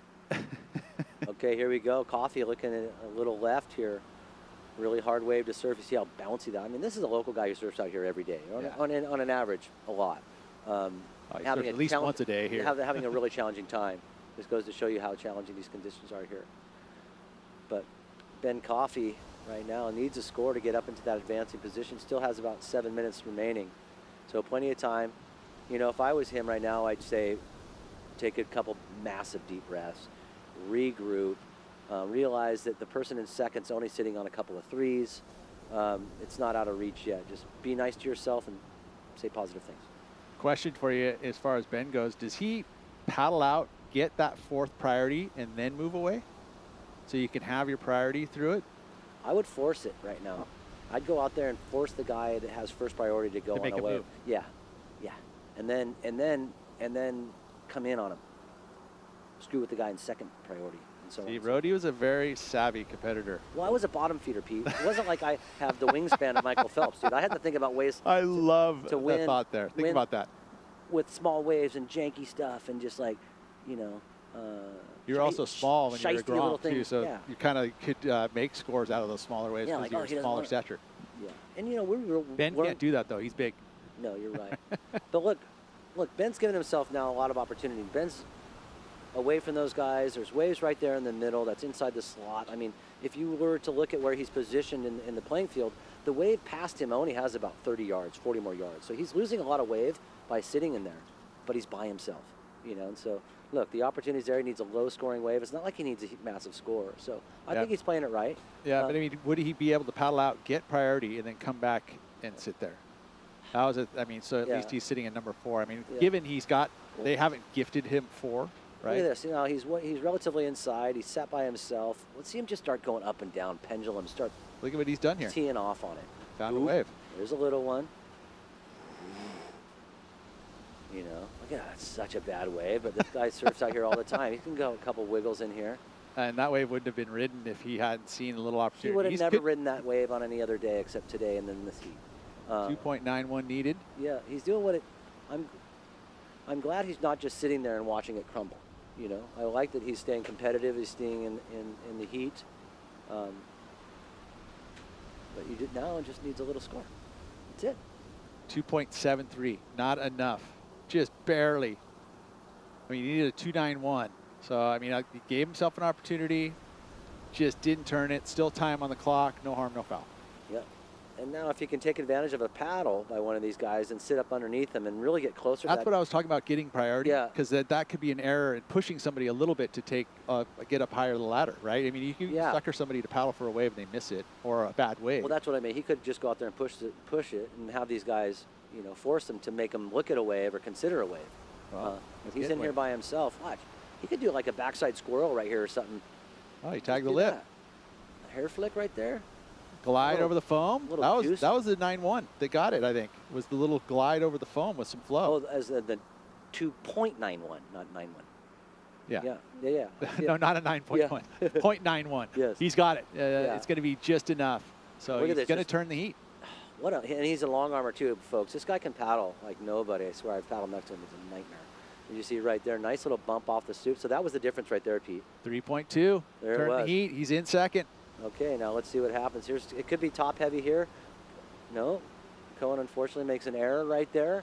Looks like there's a couple waves out the back. Second and third waves have been better lately. But right now with that southwesterly wind picking up, it's still really hard. Port wave here for Selman. Wow. 2 turns, get some Look flow at this little here. double up. It could have a little turn in here as well.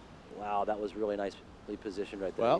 Well, Selman's getting it back. He's taking second back right here. That was the patience game, using priority, sitting back there waiting, and got himself probably the best wave of the heat. I was going to just say that. That is probably the best wave of the heat. I mean, the 5.5, we don't know if that, I mean, it was the completed move. Yeah. 6.5, it's there. Just like that. Okay, here's Alvarez now.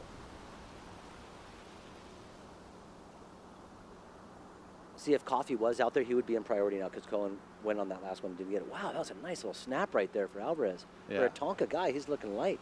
Well, he's going to get his best number here, but he's way inside on the rocks now. Can he get back out into the lineup? Because I don't think he's going to turn the heat here. He's from Costa Rica? Flag, yeah, it looks like it. Oh, yeah, that guy can paddle. He'll be out there quick. Actually, he's in a straight jacket wetsuit. Probably not used to that too often. As you can see, a couple waves right here. 2 minutes remaining, Pete. Could get some changes here, but that was it. 6.5 right there for the Chilean. Catapults him right up into second place. Now Ben Coffey needing a 6.31, Pete, to get into that advancing position. And you see right here, Cohen again on another little wave. Challenging little wrap right there. Wave stands up again, able to get another little turn. So little lateral wave here. Comes to the inside, nice little weave. And get an end section as well. So negotiated that nicely, Pete. Look, he is on the rocks. You know that. He's almost hitting the rocks. His boards are on the rocks. He made it nicely done there for Nicely Cohen. done. Considering that last section was the most critical section. You know, that's really hard for the judges to see right there, actually, too. When you sort of move inside that cove, Pete, as you know, in relation to where those judges are. We saw him disappear. Actually, that camera angle sitting right where the judges are. So they're a little bit further outside. Okay. But, yeah, I think you're right. Yeah, they don't know if he completed it unless they look at the broadcast and see that okay, look at Ben. He's sitting with priority. Got a minute remaining. Needs a 6.5. Well, let's say he needs a 7, right? You got to surf to a 7 right now. Now he needs a special wave for a 7 as well. I know. He can't just paddle for anything. Which, that was a bummer. He turned the heat. And, again, I mean, what could he have done different? Well, a lot, Pete. Explain, elaborate, Adam. Well, if you go back and analyze this heat, anyone can say, hey, look, I took this, you know, if you play chess a lot, you say, okay, I moved myself out of position, gave somebody else. You know, if I wouldn't have caught in this wave, shoulda, coulda, woulda, he wouldn't have caught in the second wave, that would have been my wave, So you could do that all day long. A lot of things, yeah. No, I know. There's a lot of think the one thing in the way you play your game. Yeah, the one glaring one for me was the mistiming of that set wave that the bouncy one, where it kind of put him off kilter. He fell down, and I was like, oh, and then it kind of put him in a different rhythm. Yeah. He had momentum right there because he had already picked up the first wave of the heat, which was, you know, the one that he just kind of glided for a 2.93. Yeah. But he, you know, warming up kind of thing, felt like that was the rhythm. He was able to get himself in priority for that set. Yeah. Just a missed opportunity. Unfortunately here, down to the last seconds here, Pete. It's going to wrap it up for this one. As we see the last heat, we're going to go to a quick interview before we go anywhere. Let's hear from Dylan. Who do you got, Dylan? I'm down here with Luke Ginaldo, our heat winner, taking a heat win at virtually dead high tide. How are the conditions? Super tough out there. The waves are, it's really high tide. The waves are super slow. very mushy. You can't really commit to any like gnarly sections out there, but it's still super fun. There's like one good wave of heat though, but yeah. I know we've been dealing with this high tide for a couple days. Have you been testing out different boards, any tricks of the trade to deal with it? Yeah, the high tide's super difficult to deal with. I've just been riding a little bit of a longer board, stepping up just a little bit. A little more foam always helps, so yeah. Oh, well, that's rad. Anything else you want to say?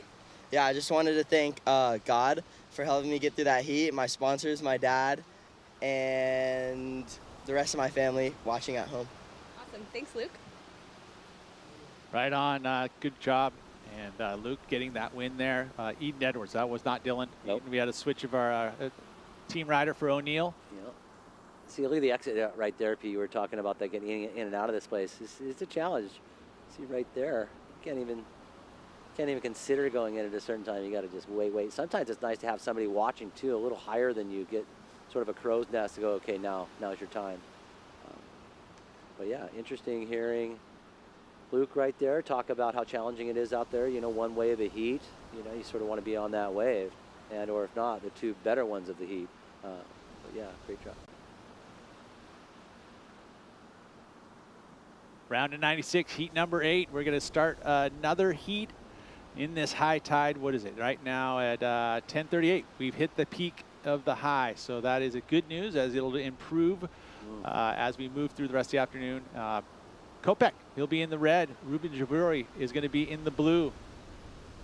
And Mr. Fox in the green, and LaRoe will be in the white. Cool. I like seeing all these new names, Pete. True. I mean, they're new. They're new to me. So yeah, Corey LaRoe and Elijah Fox, Remy Jaburi, and Braden Kopech. Yeah. Obviously, these are students of the sport. You know, it seems like the progression is skyrocketing now, Pete. So they don't really have to be old now to be shredding. They could be, you know, 17, 18 years old and world class already. As I say, yesterday I came down to check the waves. Probably an hour before this, but it's probably similar tide. It looked yesterday, if you would have known that you were going to have a high tide heat, it would have been great practice. There wasn't many surfers in the water when it was that high tide, but it looked just like this with the same kind of wind conditions. And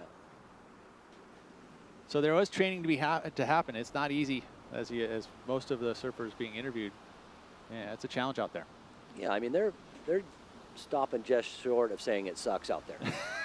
So, you know. Well, until you get a good wave, like you look at that's it. It's all contestable, and it's up until someone gets a good wave. You know, it's like any surf. You're like, oh, I had a great time. Well, you got the wave. Yeah. You know?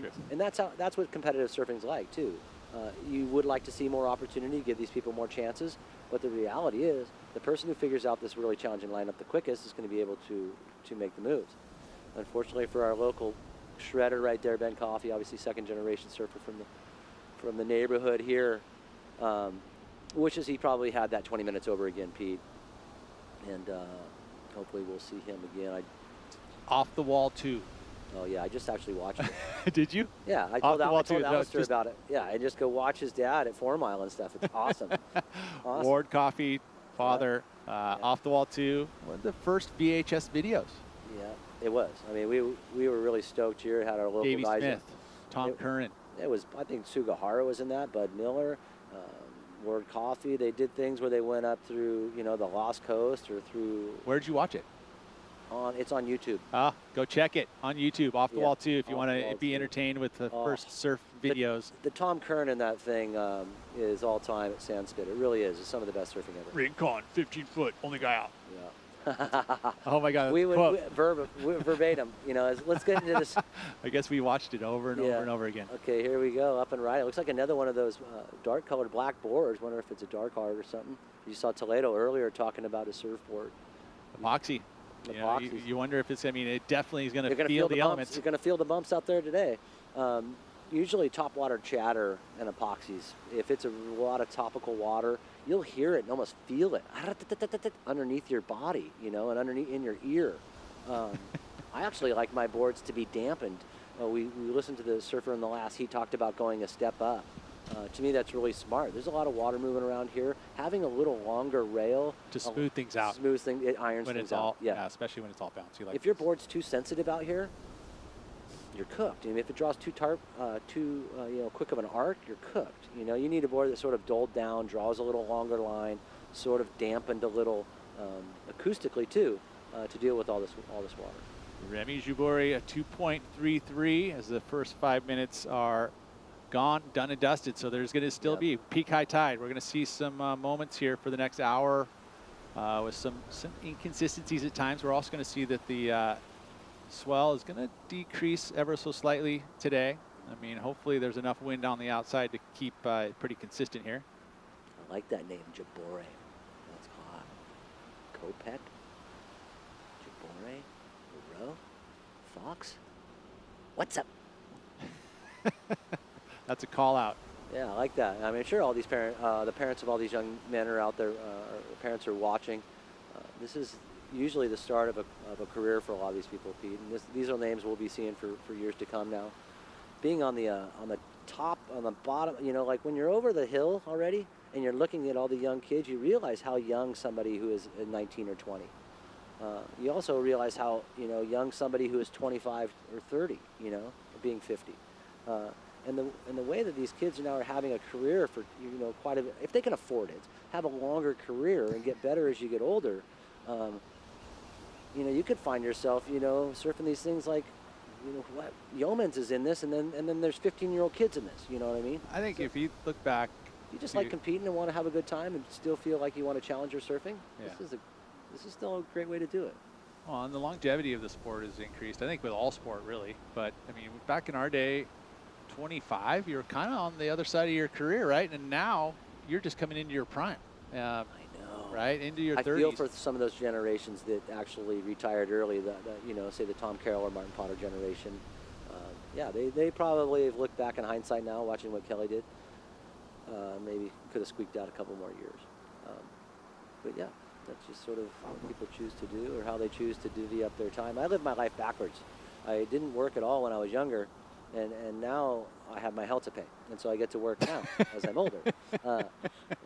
Or you know, like for an example, I'll get off topic here, but my dad, he worked for 30 years, and then he died a year after he had retirement. You know, drove the hill to IBM 30 years, dead. So I feel like I've played it right, but now I have my health to pay. Got to work a little harder as you're older. Your degree in surfing doesn't mean squat in the real world, so you it does if you work at a surf shop. Well, I mean, yeah, so I can or do webcast commentary. I mean, once a year, but I can clean the toilets every day at Billabong. I just did Freeline yesterday. You know, yeah, literally walked in and there was a ring in the toilet. I'm like, does anyone even clean this bathroom? You guys are the ones that are using it. I know. Oh, I had to clean and scour. You got to get a hold of Dwayne up at 4 Mile. Dwayne, everyone knows Dwayne, but he's great. Janitorial services are off the chain. As you see right there, the really high tide, Pete. Now they're all the way on the inside now of the point. So as you had mentioned it, really, really high tide. Look at this chip in off the point. Wow, that is so challenging. Look at how bouncy that Remy up and riding, getting down the line. He's going to look for just one turn maybe. That's hard, Pete. Out to sea. Those are the ones, yeah, you know, unfortunately, or fortunately, wave number 2, the score is going to count. It's going to increase his lead, but ultimately that wave had pretty limited scoring potential. Yeah, it was somewhat of a decoy. Nice little wrap right there for Fox. Maybe not. This one looks like it might load up. Yeah, look, it's like a wave behind a wave, so if it can suck up, nope, unfortunately. Nope, high tide, that's going to happen. So Fox, but got the carve for the start of that wave, set the rail, held it for probably the longest as anyone has in this heat. So that comes into play, especially at this moment, 11:15 to go. First wave ridden for Fox, 2.43. So the carve outside, the little wrap around Kade got him almost a 2.5. I mean, you really have to, I mean, as slow as this is, you have to really start breaking down those nuances and those little teeny subtleties in the difference of the way people are surfing. If it is just even going a couple miles faster speed, if it's flow, holding the rail longer, engaging a rail, holding that longer obviously shows a lot more commitment. So there's certain little ways, even though it is sort of, I'll say janky out there. That's a nice term. To be different than, and to do something that actually still is scoreable in a way that you can say, okay, look, that was part of the criteria. Yeah. You know, instead of just going out there and doing the criteria? Let's explain the criteria. I mean, again, there's certain elements, right, that are that the judges take into consideration. Yeah. Speed, power, flow being one element. Yeah. Those are 3 different adjectives to describe something that they want to see. Yeah, I think if you have that first part though, if you take the speed and you're doing your maneuvers with speed, the degree of difficulty is higher. So you obviously that's good. If there's no power, sometimes it's really hard to, really push back. But obviously, if you have the speed, then you can have the flow. So you can get speed and flow pretty easy when the waves are bad, if you know how to glide around and sort of separate yourself. And equipment choice, right? Of course, that helps a lot. I mean, but really, there's not like a bunch of waves going, oh yeah, someone can make that a score. Leads back to your topic in regards to the dampening effect, is something you were talking about. That'll add an equipment choice that'll add to flow a little bit. You're going to dampen the effects of the backwash and the wind. Absorb it a little bit, and glide through it. I mean, obviously, we saw Toledo earlier talking about his black board. It was probably a dark arts, weighed like 3.9 pounds. But I would prefer a board that weighs a little more here, that would be a little heavier, that would cut through the chop a little better. Theories. It's all theories. And again, you're trying to surf to a criteria, which these judges use in elements of their score. You see, I mean, I was going to example being is that Elijah got a 2.43 for just a little roundhouse cutback and engaging the rail. Whereas, say, you do that at Huntington Beach, that could have been just a 1.5. So it's also relation into what's happening in the water at that time. So I like the scale being utilized there. You may only get 2 cutbacks on a wave and engaging the rail. Ultimately, you got to leave that room. No doubt. And then the next wave, you get 2 cutbacks and a vertical. So there you can see the difference in the way they'll score those things. But really like the lay of the land here at Pete. Beautiful, beautiful steamer lane. Hasn't changed much in 100 years. There has been obviously some erosion of the cliffs and stuff, but not much has changed. Up and riding, Kopech. First wave. Nice. Nice glide here. So patience and weights. He almost looked like. You know what? He was going to go for one there and he didn't. Yeah. So choice. And I'm sure a lot of coaches out there are telling their surfers right now, their students, hey, look, less could be more out here. You don't have to do a bunch of maneuvers out here. Just really focus in on a solid one and do one at a time. Don't get really ahead of yourself and think you're going to link 4 of those things together. Do it one at a time. As you can see right here, Jabore on a really bouncy wave. Looks like it's going out to sea a little bit with some wall. Let's see if he's able to find some power here, Pete. That west direction does this. It'll push out to sea, but hey, it's an opportunity on a set wave. Yep. And he's engaging the rail here and there, trying to improve on a low score of a 1.43. Yeah, he's going to do that. Not by a whole lot, maybe a point. Yeah. There's nowhere to hide, though, Pete, right now. They're surfing exactly where they need to be surfing. There's not waves on the inside of them that they can run away from or go get. So, unfortunately, everyone's sort of dealing with the same stuff. And down to 7 minutes, and look at the heat leader holding on to a total of 5 points. 2.7 for the last wave, so 5.0 right now is in the lead. But that goes to show, too, that even with 7 minutes to go, you are able to get it done with one wave all the way down to that last second. Yeah, Leroux has not yet caught in a wave, so let's see. That's painful. Here's a priority. He's turning around in the whitewater. Where is he? Right there, and this is going to be hands leave the rail? No, they did not. He is not going to get a score, but he'll lose priority because he went on a wave. Yes, there was a committed paddle there, so unfortunately, but no score because he never got to his feet. So that was an error for Leroux, unfortunately, waiting all the way till 14 minutes remaining, and that's tough. It is. That's tough. That's a rough one, but we can see it happen where you get 2 quick waves, and this is the point now where Leroux needs to figure out how he's going to find 2 waves in 6 minutes. He's going to have a 6-minute heat, Pete. And this is what we talked, very similar to maybe where Ben Coffey was in on that heat prior. Does he go up there and push the envelope to try to get that priority because it is such a low-scoring heat that he needs, sort of a nice wave? He needs a 5, 4. Yeah, we saw Nate Yeomans succeed at it. Yeah. Right? We saw, unfortunately, Ben not get the option. Yeah. See what Leroux does here.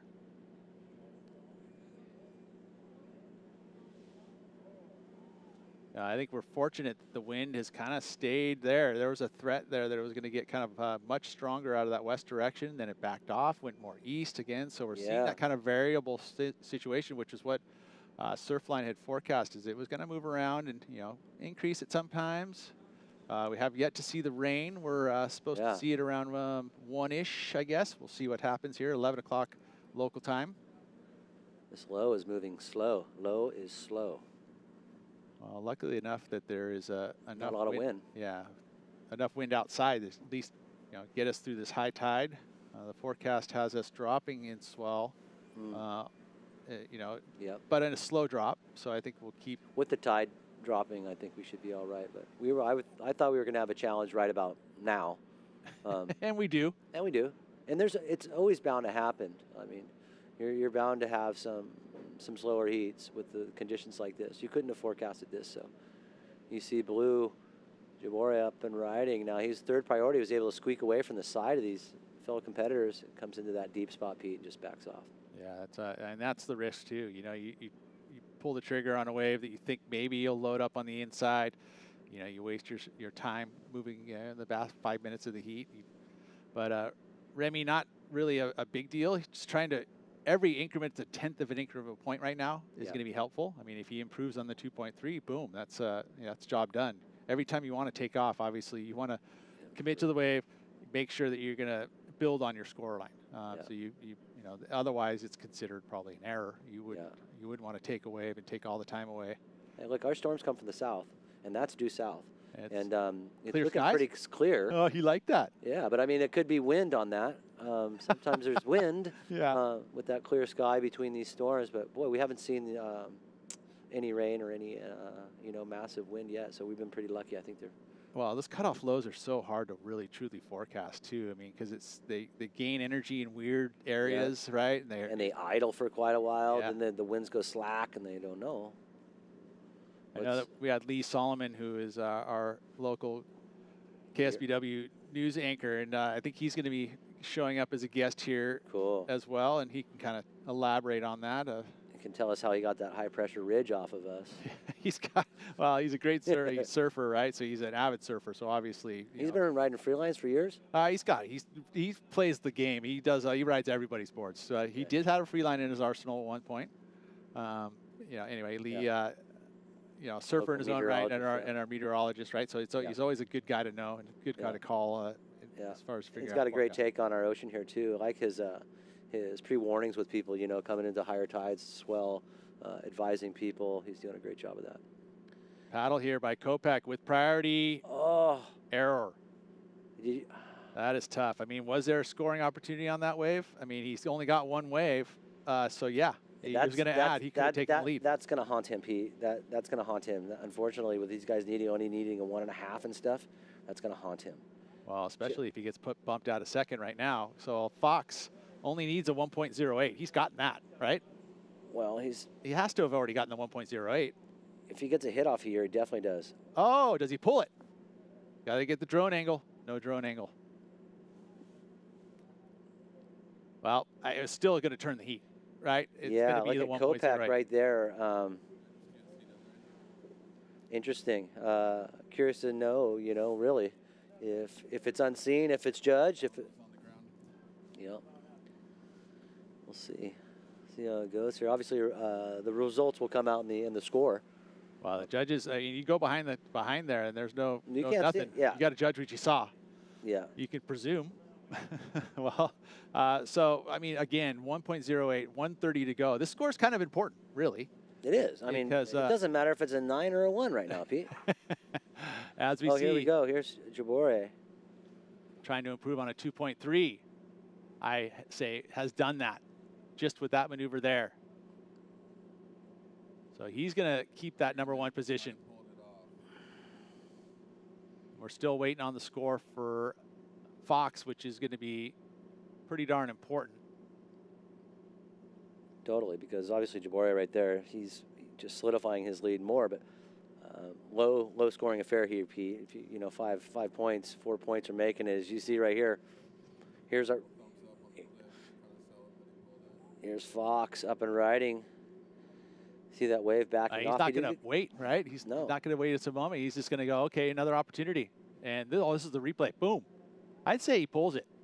Looks pretty good, like he got there. From there, unless he just went Scorpion after that. Yeah, I mean. The rocks come up pretty quick. Yeah, no doubt. Obviously, you got to be pretty committed right in front of those rocks for sure. Just ride it into the rocks, Rody. You know how to do that. Yeah, that's what you do. Oh, look at, unfortunately for White, completely skunked in this heat. As you can see, red on the inside Kopak. Now, he probably hears and knows that he needs to get better than a 1.10. Needs. Wow, Pete, this is, I mean, sometimes these lower scoring heats, Pete, are just as exciting, or if not more exciting, than the really high scoring ones. Interesting, because it looks like Kopak is going to keep his spot in the number 1 with gets improvement on that last one. As we see the replay here for blue, this is Jabori. Yeah. And they're trying to get a number here for this one. Oh, I see, he pulled it off. So I mean, he rode out of everything there. It was still a really best way for him for sure, and sitting in first. So it's an interesting finish here. Like this high tide, challenging conditions, of course. And the numbers are fully in now. Looking at it, and Jabori and Kopak are going to keep the number 1 and 2 spot. That is the end of heat number 8. We'll move into the back half of this draw, the round of 96, right after this break.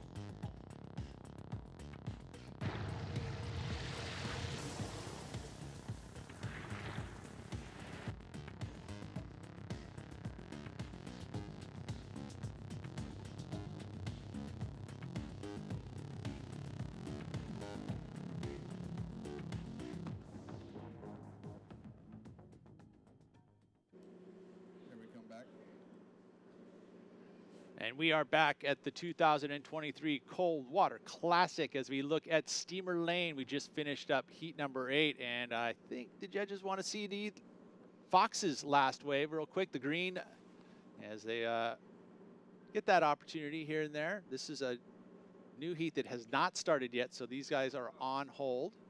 Yeah, they're standby. Myself, Peter Mell, and Adam Replogle calling the heats for you as we see this replay here. This is the last one they were talking about of Fox as he glides into a cuddy, rebounds the foam. No, I think this is a different wave. This is the first wave. And 2 kick out. So there it is. And there you have it. They're we're still waiting. Yeah, I think they would like to see that second wave heat where he sort of starts off a little slow, does one little teeny cuddy, then sort of goes down the line and gets that little drop wallet. So I'm curious to see if that was the wave they were looking at, or the wave they wanted to see. Obviously, that being one of the last waves of the heat, there was a crucial score for him. They might want to give a little squiz.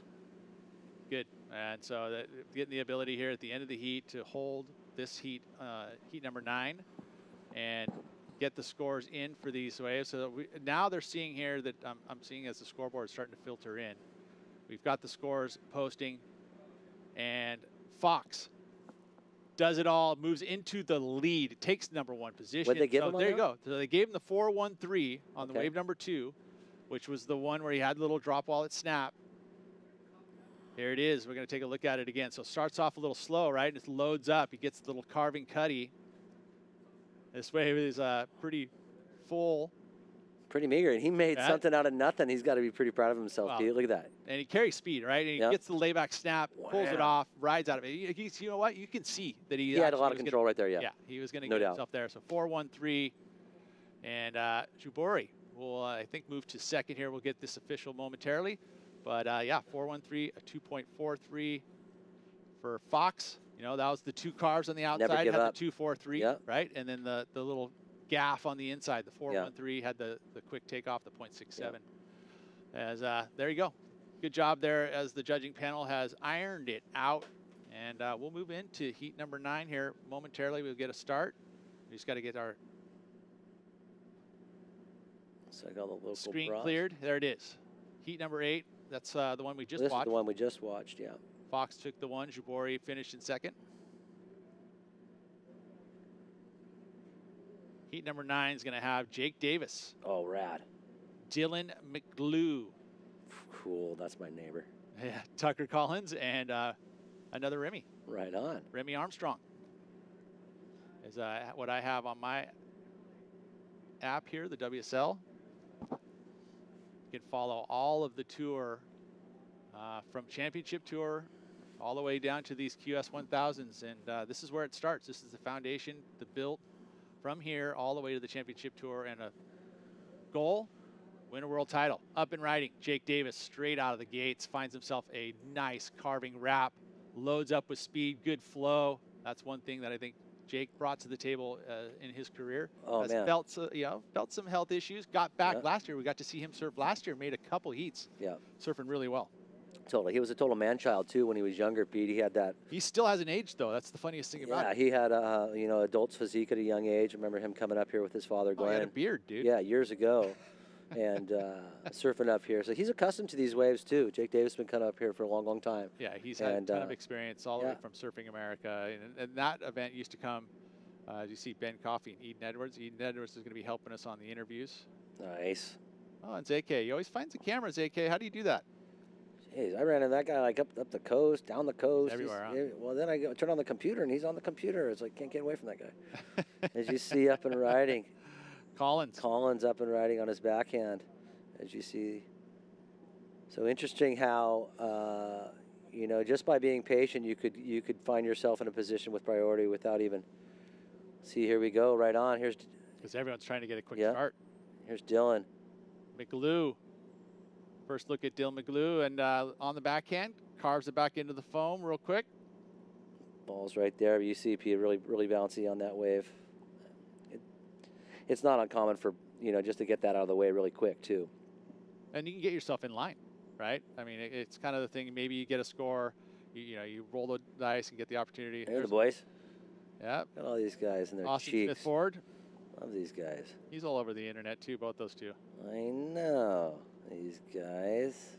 Look at these guys. I know. Everyone runs their own magazine now. You get to see exactly what these guys are doing. Oh, yeah. We're gonna see this on a voiceover tomorrow. Watch, 240. He pumps a new one out. What, a new drop? Drop? Just whatever. You know, they're everywhere. It's like before you know it, you're like.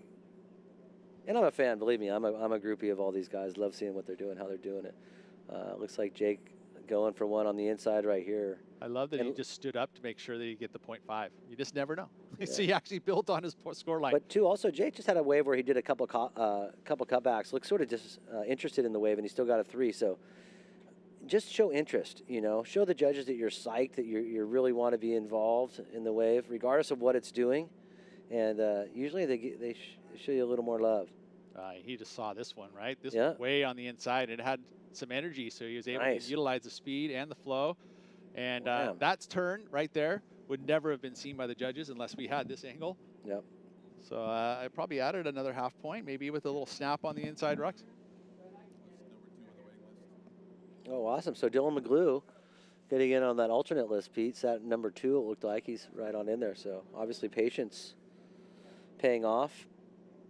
No, it's hopefully he gets an opportunity here. You know, he's an alternate. You just don't know if you're going to get into the event. And then all of a sudden, game day, you're on. You got to get out in the water. Yeah, that's always a challenge, too, not knowing. You know, obviously knowing what heat you are, you can sort of plan and practice for your timing or the tide. But unfortunately for Dylan, just throwing right into the deep end. As you see right here, Jake Davis on a couple of nice wraps. Pete, he's looking really solid on his board. 4.83. And again, this had the energy, right? It didn't have a lot of vertical face, but it had energy, especially at this tide, right? Yeah. You're just looking for a wave that's going to give you energy to be able to hold your speed, hold the rails, go, into a bottom turn and then a top turn, not pumping Not forward, pump. Yeah, exactly. going into maneuver to maneuver. So good wave choice there from Davis, and that experience paying off all those years he's been surfing high tide heats here. Yeah. Boy, I like Collins' backside bottom turn. They drives that arm, the back arm low. Wow. Give this guy Who does it a remind wave you that of? stands up.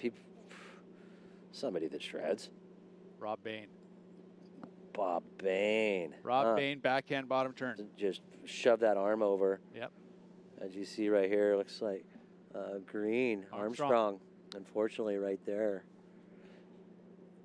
That's another Remy. Remy Armstrong, unfortunately, there it goes down. Yeah.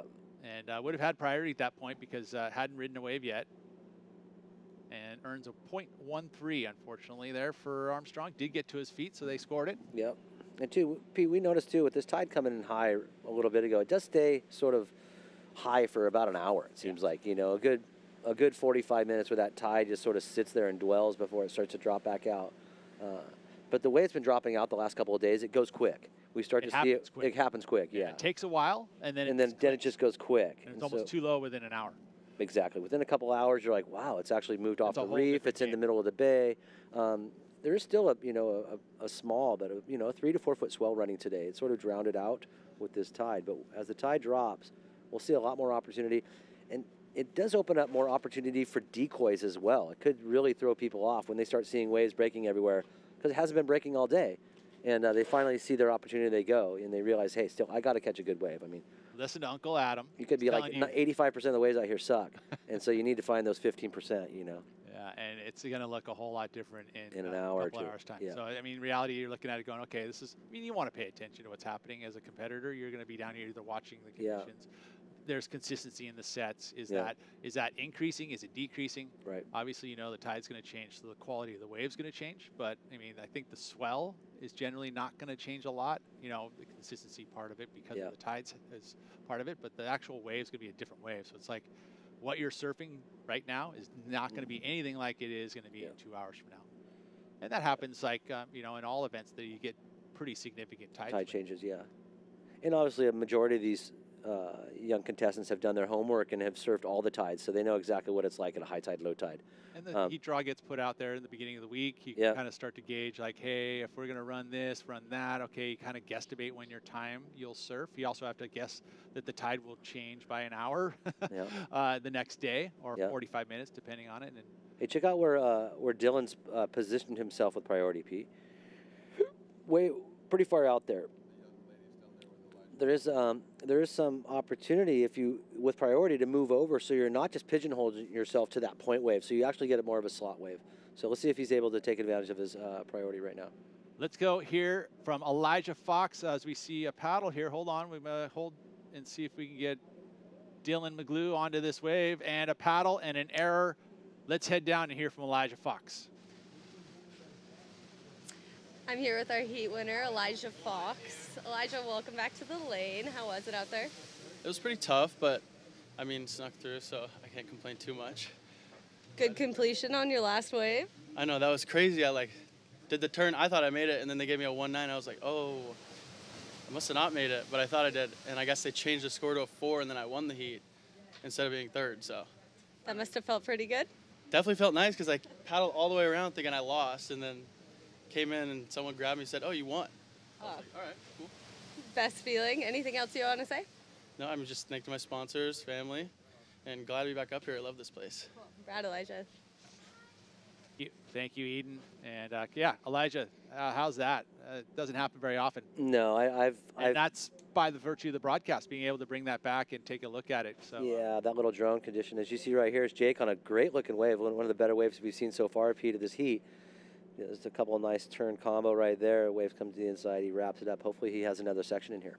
Looking good. Look how smooth he is, right? Yeah. The transitions are timed well, and it is not easy to showcase flow, and he's doing that. Yeah, he certainly is. His Armstrong up and riding on a nice little projecting floater right there, a little frothy section on the inside. As this high tide sort of filled up, guys are still continuously working that backwash. It almost looks like Makaha out there with that backwash. Really cool. Nice work there for both. I mean, both these scores are going to be good numbers, or fair numbers in relation to this heat, especially at 11 minutes to go. Yeah, Jake Davis is going to be stoked on that score. He's going to be backing up that 4.83. Yeah.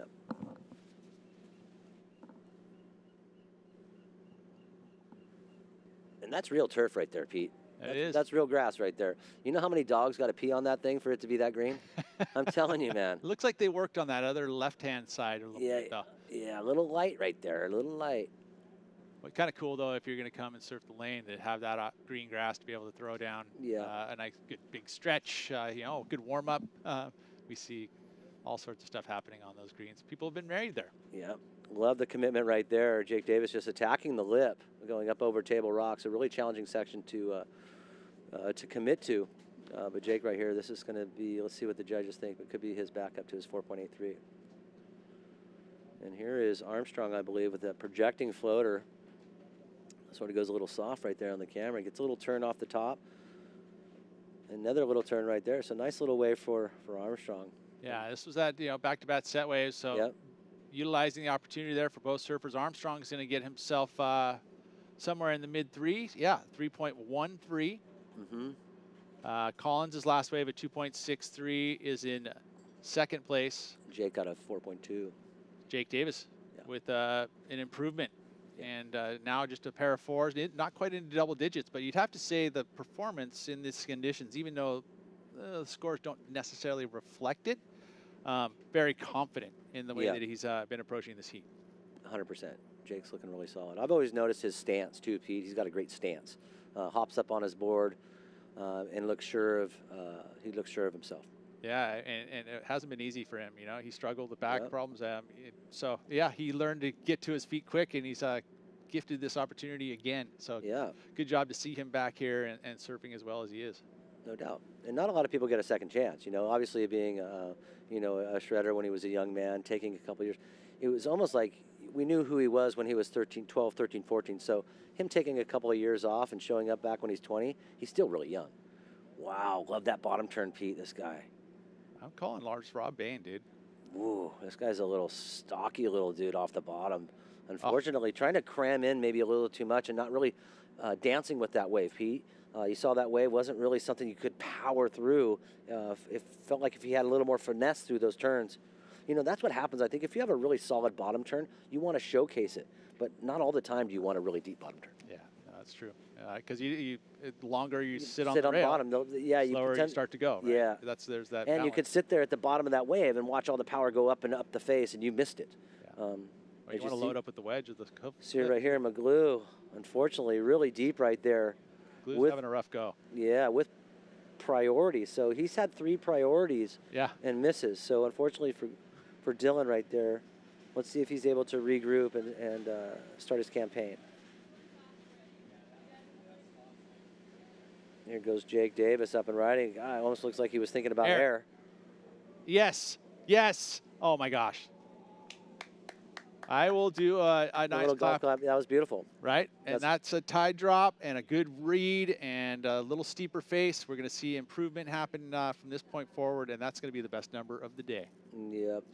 I believe so. I think a 7.83 was the best score that we've seen so far. This has got to go excellent, and we haven't seen anything like that. It came out of nowhere. Oh, and I like that too. I mean, when there's a surprise, Pete, usually if we're surprised, they're surprised. I mean, you could see no, you're human. Judges up there going. He was teleporting that though too. You did see that he was coming at that section with the intention of going above the lip. But I mean, we just went through a couple heats of you know, single digits, you know, heats. As you really like the commitment here, this young man, but unfortunately right here sort of overcooking this thing. Yeah, that was a moment. If you just clean that one up, it's a good number. That's two, you know, a score that you'll keep in your score line. Let's see what Davis does in the beginning of this wave. Gets the cars, but yeah, telegraphing it. And no grab, Pete. I really like that. And just the way he actually, the whipped surprising the tail part of that way? Yeah, there was some loft. He kept the tail up a bit longer than expected. You know, he didn't just rush to put it down. He kind of rode with it. Like to see the flatness of the board, too, coming at us. 8.83. Wow. Yeah, so the judges saw it, too, got excited. They got to reward that. Excellence, which I love it. Yeah, that was definitely rewarded. So into double digits, 13.66. That lit us up. I like it. I know. It's interesting right there. You see Armstrong just, unfortunately, digging up to the neck. It's always good to see. So, yeah. 6 minutes to go. This is Pete Mel. Hi, everyone. Good to see you. Fix that hair. Oh, my God. Do I look that bald? Yeah, Oh, it's looking down I on think you. the lighting's bad. Come on, guys. Oh Adam my F. logo. God. Is it my head? Godfather to John Mel, my best man. Coldwater Classic champion, former championship tour champion, and our producer just walked in on the screen. Okay, let's see what's going on here. Say hi to everyone, Jay. Oh, perfect. Oh, this is the menu for the day. This is awesome. We got a lot of food here. Oh, that's amazing. Oh, my goodness, guys. That's too good. And, that's our lunch. No, hey, welcome everyone. This O'Neill Coldwater Classic in 2023. We both wear glasses. We are a little bit older, but a ton of experience between the two of us, especially here in Santa Cruz. So we love to bring you this broadcast, and we're going to be doing that all week long. Round of 96 is happening there, Adam. Yeah. That moment right there, it kind of got us excited. We get to see some punting airs at the lane. No doubt. Jake Davis right there just turned it up another notch. Always like to see these guys sort of level up and rise up to the opportunity. You know, now it just goes to show you what's possible out there. So true. Look at that there. Got 4.5 minutes remaining in this round of 96, heat number 9. So still plenty of time left in this heat. You notice right now it's sort of like a fight for second right here. Unfortunately for McGlue right there, he's sitting in 4th position, but he does have priority. Again. Yes, again. That's the 4th time he's at it. Yeah, and without needing a massive score to get himself in position to get out of this heat. Obviously, Collins is sitting on a 4.1. So if you're looking at trying to, either chisel away at it or annihilate it with one score, it's possible. So there's still a couple of opportunities, a couple of different ways to get the scores here. I love it. Let's see it from McGlue. Opportunity once again, 5.73 needed. Armstrong in that 3rd position, also needing a score, a 3.61 needed. Yeah. So, carrying a 3.13. I mean, and Collins not in a great position. That you might look back here if he doesn't turn this heat for Collins, who has 2nd priority, which is a good thing. That's a positive sign. Is that one little error in that last finish move for that 2.63. I mean, it really does sort of sting when it is something like that. It's one thing. Actually, it was the 4.1. Sorry, just to correct myself, but it could have been a 5. Yeah, exactly. Right. I mean, those when you haven't sort of taken advantage of the opportunity, that's when it sort of stings. It's one thing if you never get it, right? But when you do get it and you sort of squander it, you start thinking about that in your sleep. So true, right? In your nightmares. Mm-hmm. Keeps you up at night, Rody? It used when you're competing? It used to. But remember years ago right there, that beautiful green, lawn right there, when we were younger, during the late 80s, late 80s, early 90s, that was the scaffolding right there. We had hundreds of thousands of people down here at the Coldwater Classic. That's sort of what solidified our real stoke on that next level of surfing. We didn't have Huntington Beach in our backyard to go down and see the OP Pro. We came down here to watch these guys at Steamer Lane and surf the lane like we've never seen it surf before. And we got to thank O'Neill's for that, for bringing these guys here. It's so true. And it brought this this event as Steamer Lane it's visually compelling. First of all, in the 80s, a lot of, that was pre-webcast. Yeah. Right? 89, that was probably right there at the very beginning of it. But actually the 80s, no, it wasn't happening then. And so you had to come down to the event site to watch it. Yeah. We saw videos of it later. They were produced by O'Neill. They produced the Coldwater Classic videos, and we get to see the action that happens. But generally, the only way you really got to watch it was to come down and check it out. I mean, that was the OP Pros, the 80s, right? Yeah. That was this kid next to me right here. 2002 Coldwater Classic champion. That was webcast era, though, right? Yeah, Yeah. Yeah, it might have been. It might have been the very first beginning of it. It Yeah, literally is like, for sure. Yeah, for sure. So, I mean, again, reminiscing 80, 89, no webcasts, mid-90s when we started to see it happening. But, you had to come down to the venue sites and check it out. And there was a big-time experience. Yeah, when were you champ, Pete? 98, 97? 97 was my golden year for right on. You finaled it a couple times, though, huh? I did, yeah. I finished second once, actually, to Archibald. That's awesome. Which is a funny one, which is a PSAA event back in the day. Yeah, no doubt. As you see, Armstrong right now needs a score, Pete, to get into that second position. It doesn't need much. It doesn't mean much at all. 3.61 and milking it, and a section on the very inside. I don't know if the judges are able to see that, but we got to see from our angle. Yeah. Because that tucks into that corner right there. Yeah. And it's tough to see. Yeah. So, I mean, they're going to have to rely, especially with these full tides. It won't happen in another hour or two. It's going to basically be it'll be low, and then all of a sudden we're going to have to worry about that. But at high tide, those are important moves. No doubt.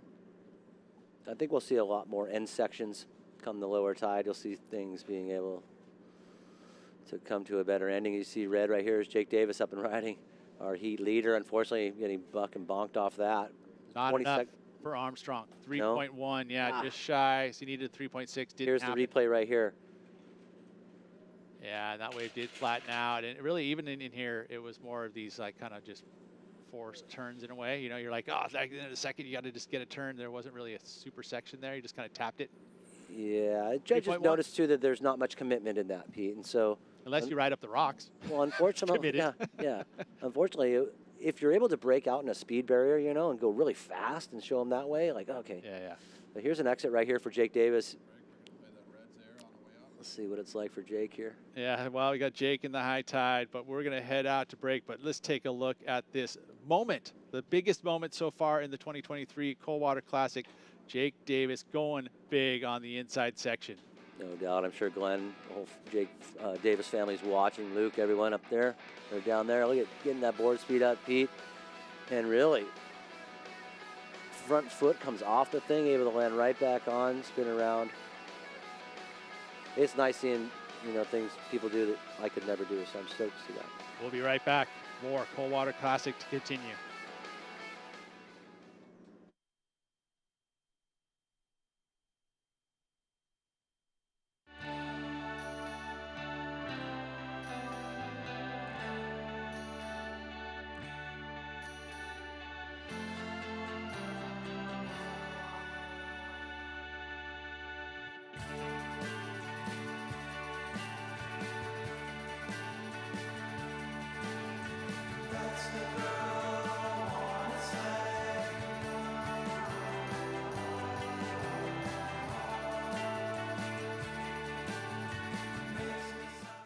Steamer Lane is more than just a surf break. It's really like a hub for the community to come out and hang and post up in their surf wagons all day, walk the dog, check the waves, go grab a bite. In one way or another, I think O'Neill is like synonymous with Santa Cruz. You know, Jack is a reflection of the area and all like the positive attributes associated with it. Our athletes travel all over the world, surf waves that probably would never have been surfable prior. But ultimately, at the end of the day, it is really nice to come home to Santa Cruz and surf right here, Steamer Lane. Four-wheel campers on site. You want to come down and check out those things, please do. A very amazing camper setup. Thank you for supporting sponsors there. Also, thanks to O'Neill as we continue on here with the Coldwater Classic. This is heat number 10 of the round of 96. And in this one, we've got Raiki Nishida to be our top seed in the red jersey. Tab Texter will be in the blue. Giorgio Gomez from Colombia. Yeah, I was going to say Colombia, and then Lucas Pasolini, and representing Brazil. Giorgio, I know that spent Venezuela time, but a world traveler in Giorgio, as we see up and riding here, Tab Texter on the backhand. That's such a rad name. Having that name before texting, too, you're just on it. Tab the Texter with the camo suit. That's sick. Backhand slashes in the blue jersey. Looks like Gomes potentially out there by himself, patiently waiting by default. Looks like everyone else took off on waves, and he's up and riding. Oh, unfortunately, P looks like that front foot slipped off. Oh, that is the part of that clay. Didn't get the wipe off, huh? Didn't get the wipe off. Yeah, you got to clean that stuff up, but may get another opportunity here. Look at straight back out there. Is he going to get a rebate priority? It may be. Yeah, everyone else is inside. Pasolini making a move here, already has a 3.0. And up and riding. First hack, little pit ride, drives through 2 sections, gets loose, but can't hang on. Darn it. That's part of pushing a little bit too hard sometimes. See competition, you're trying to get a little more oomph out of your maneuvers and gets bunked off. So Pasolini. Yeah. And it could just be a normal maneuver you do all the time, but under the circumstances with all this backwash, you know, could just skip some fins out.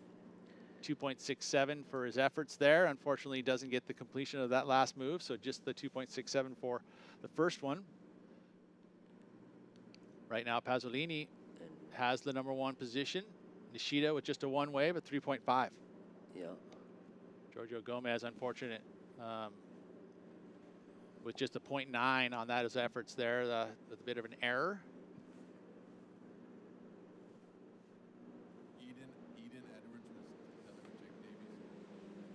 And with this moment of a bit of a lull, Eden Edwards is down there with Jake Davis. Let's hear from him. I'm here with Jake Davis, our heat winner, also dropping the highest score of the day thus far, an 8.83, with a lofty air into a bouncy section. How did that feel? It felt really good. I just wanted to, it's hard on those sections because you want to like just do a floater and end the wave, but I don't know. I love trying airs on big sections, and it's so hard for me not to just go for it. So I just stuck to my guns and worked out. Yeah, it looks like the risky move really paid off in this circumstance, and you got the crowd going wild. That was definitely the most reaction we've seen all day. Yeah, anything else you'd like to say? I just want to thank everyone that supports me. I'm so happy to be here, and just really excited to put my best surfing forward and just impress myself. That's awesome. Thanks, Jake. Thank you. Look in the mirror and impress yourself. Make it happen. Done deal for Jake Davis. Good job. Yeah, and if I remember correctly, he had a challenging year last year here. He was shredding and lost a really close heat. Wow, there's Gomes up and riding on his backside with a nice first hit. And coming into the inside section, see if you're able to ride out from this one. It'll be a nice score, but unfortunately caught in that convergence, Pete. Yeah. Got to do that turn early at that end section. A lot more opportunities now, though. Yeah, you can see in the water already pulling off the reef. Yeah, big time, right? It's a full, and we expected this to happen as the tide turns around. Luckily, we're going to see a bit more opportunity. There's enough swell in the water, and just a change in tide can really help matters. So we'll see if that good trend continues. Yeah. I expect it to, at least for a while. It could get too low, but I don't think so. Well, I mean, last night there was waves all the way through. We've got a little sandbar too, I think. Yeah. Just talking about the peak. Middle peak does have a little bit of sand, and it's filled in the cracks over there, and it's made the wave a little bit steeper. It's amazing how just a layer of sand over some of the rock changes the way this wave breaks. Yeah, I mean, if you're used to how mushy it is and how flat the bottom of the wave is, you can tell right away when there's a little sand on our reef. It sort of cups up a little better. Some of the waves have a tendency to have a little more wall to them, a little more opportunity. But yeah, right now everyone's still crammed up against the cliff. As this event site opens up with the lower tide, we'll see some people with some plan B options with Middle Peak and potentially some small little lefts. Yeah, it's still pretty centralized up there on the point for this point in the day. But again, as the trend continues and we see the water recede, more opportunities will arrive. You're just seeing the waves actually grab a little more at the bottom. You're starting to see a little more sucked up on the face. I notice when table rock starts to break a little more, you can sort of see how shallow table rock is. And that sits just right of the blue jersey there. There's a shallow rock we call table rock. I got a nice scar on my nose from it, actually. Do you really? Underneath, yeah, I kissed it, and it bit back. Bit back, yeah, no doubt. It's interesting, though, how you kind of take those, those moments. Like I think about, I would not worry about table rock doing a maneuver. You kind of always either just miss it. Yep. But no, not that time for me. Oh, no. Freitas. This guy has a hammer, I tell you what, man. And gets a start here. We've watched many a Coldwater Classic moments with Bud Freitas, and he's going to be coming up next heat. You know what's interesting about Bud's confidence? He's really confident right now. You know when you, before a heat, how you sometimes are like low confidence, like Bud right now, he's going, I'm going to go get a couple freaking 8s, bro. Like he's already talking to himself. Guarantee it. Look, has he got a dip in there too? Guy is ready, dude. He does, dude. I think he's got a lip full. Oh, that's too funny. But last year was a perfect example of Bud the Hammer coming out, got a couple of, some of the best wave surfed of the whole event, I thought. A couple of 8s early on. Maybe peaked a little too early. Momentum. Here we go, red. Nishida. Unfortunately, right there, getting sort of engulfed by that wave. Wasn't able to break away from the lip of that wave and project down the line. Affects the score by taking away from the flow. Yeah. Right, a little bit. Yep. And, you know, that's a perfect example of maybe trying to get going down the line before you have your speed. You know, the lane is you just need to get up and going quickly at the lane to allow yourself the freedom to get away from the wave. Yeah, if well, the white water starts to touch you, right? If the wave starts sucking onto you or you're in behind the bump, good night. It's like an abalone. Yeah, good night. You're not going to get out in front of it. And you want to be able to use the start of that wave to catapult yourself into the speed part of the wave to sort of dictate the way the wave is going to surf. 2.87 for his efforts. It does go into his top two, being only 2 waves ridden. Is that Collins from the last tee? Yep. That's the bottom turn. Yeah, guy's got a great bottom turn then.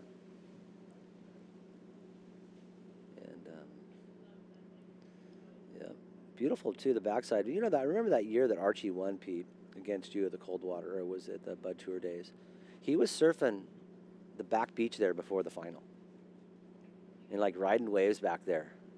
Which is nothing like the lane. No, it's lumping, It's a different, gnarly. it's a whole different deal. And there was waves, you know, and I was like, wow, these guys are another level. He's over there free surfing, getting warmed up over at ITS. I wasn't doing that.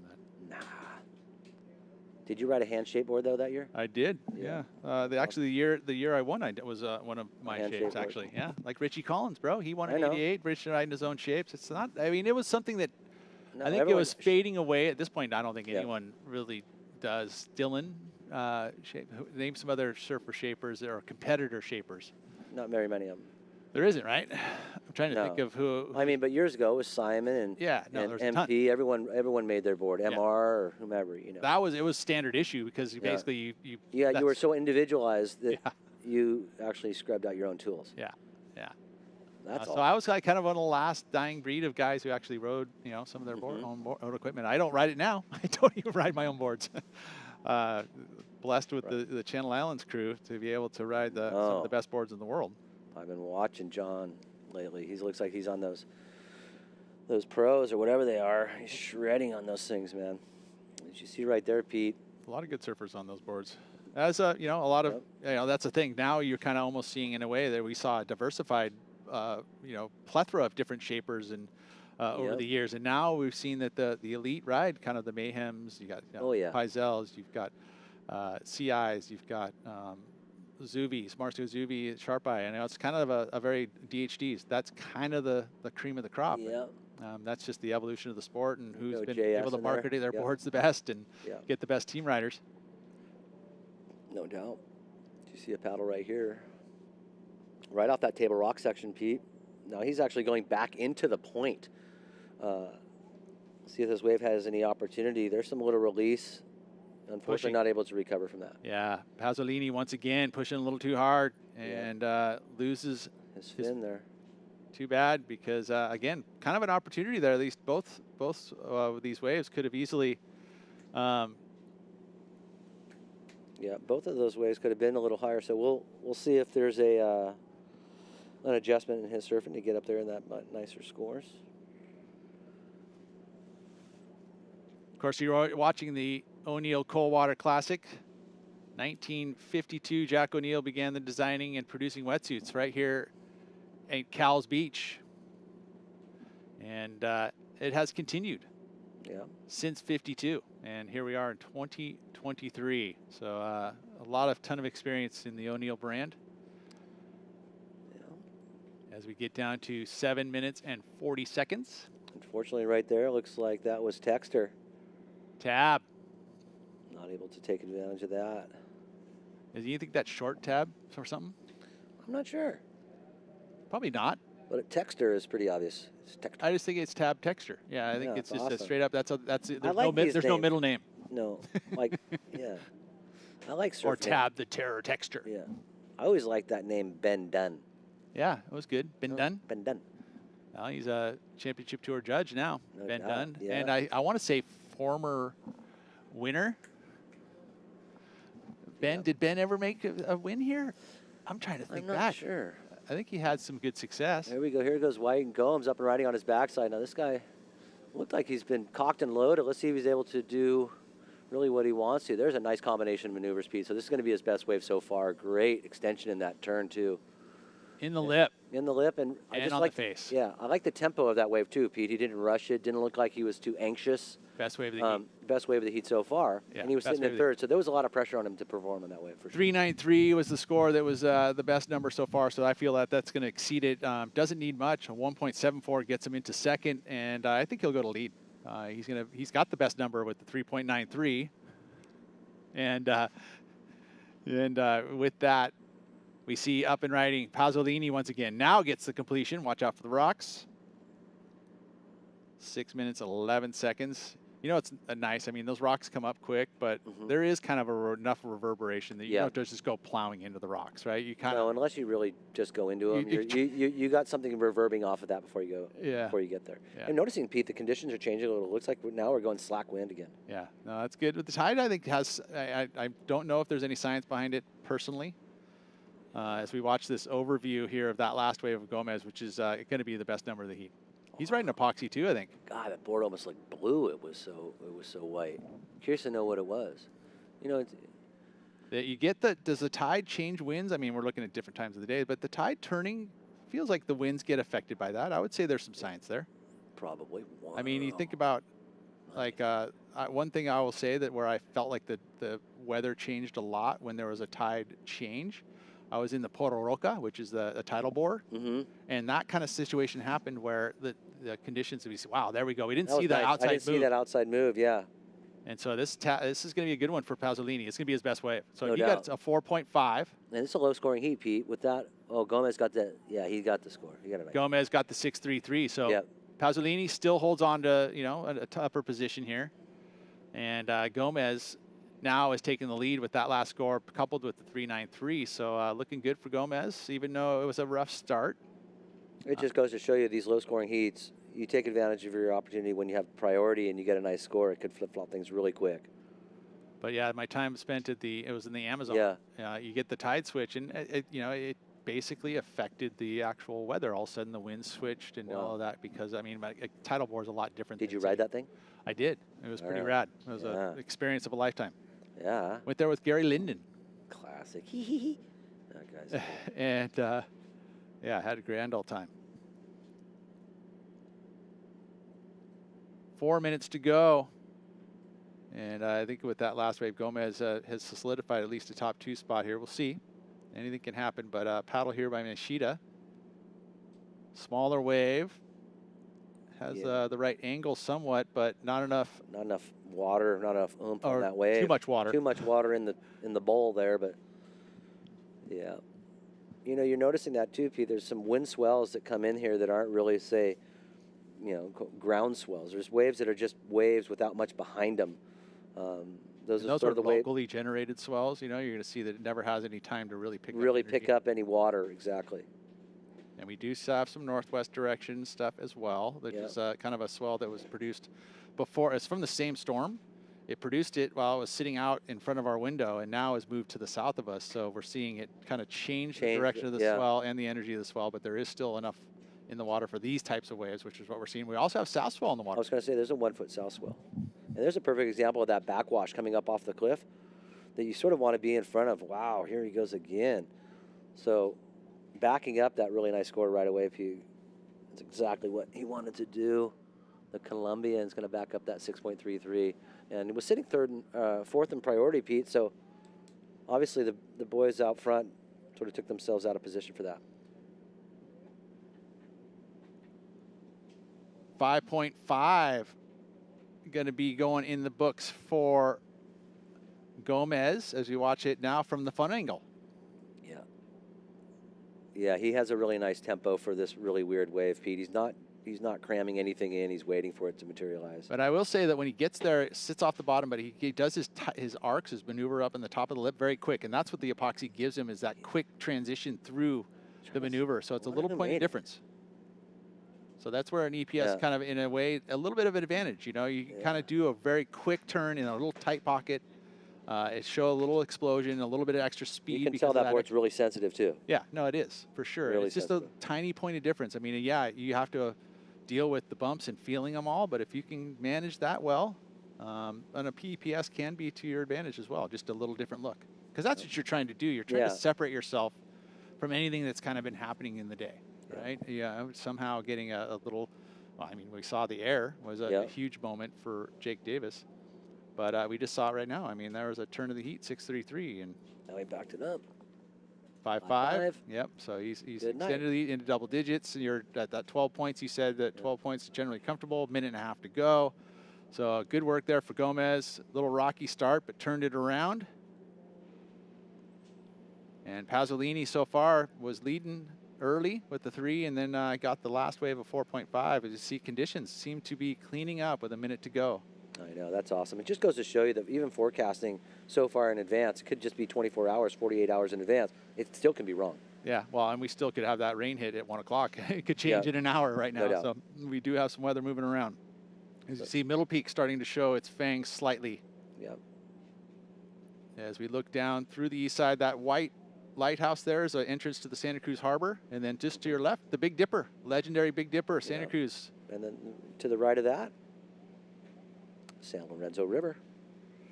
I believe that's where they all came out and surfed, huh? The Hawaiians eventually. It was 3 Hawaiian princes. Kabika, David. Wow, nice reverse. Rad.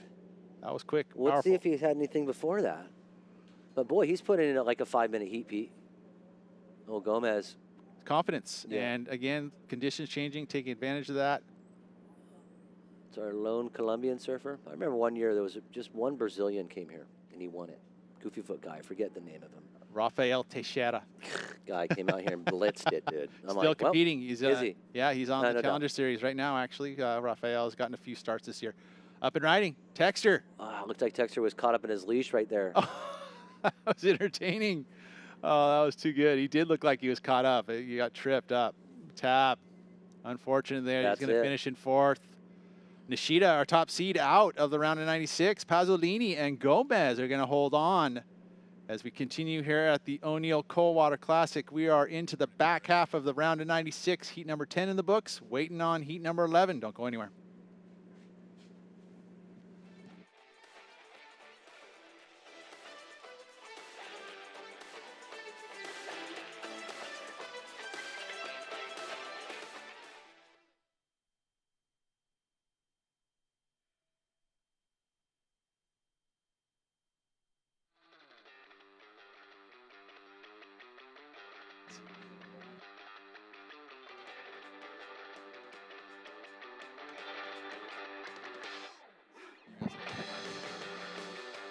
Gotcha.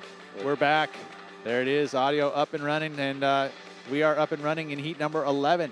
As we can see, the clock is ticking. We've got a new heat on our hands, and our top seed in this one, Hayden Rogers, the youngster, up against Quade Farian,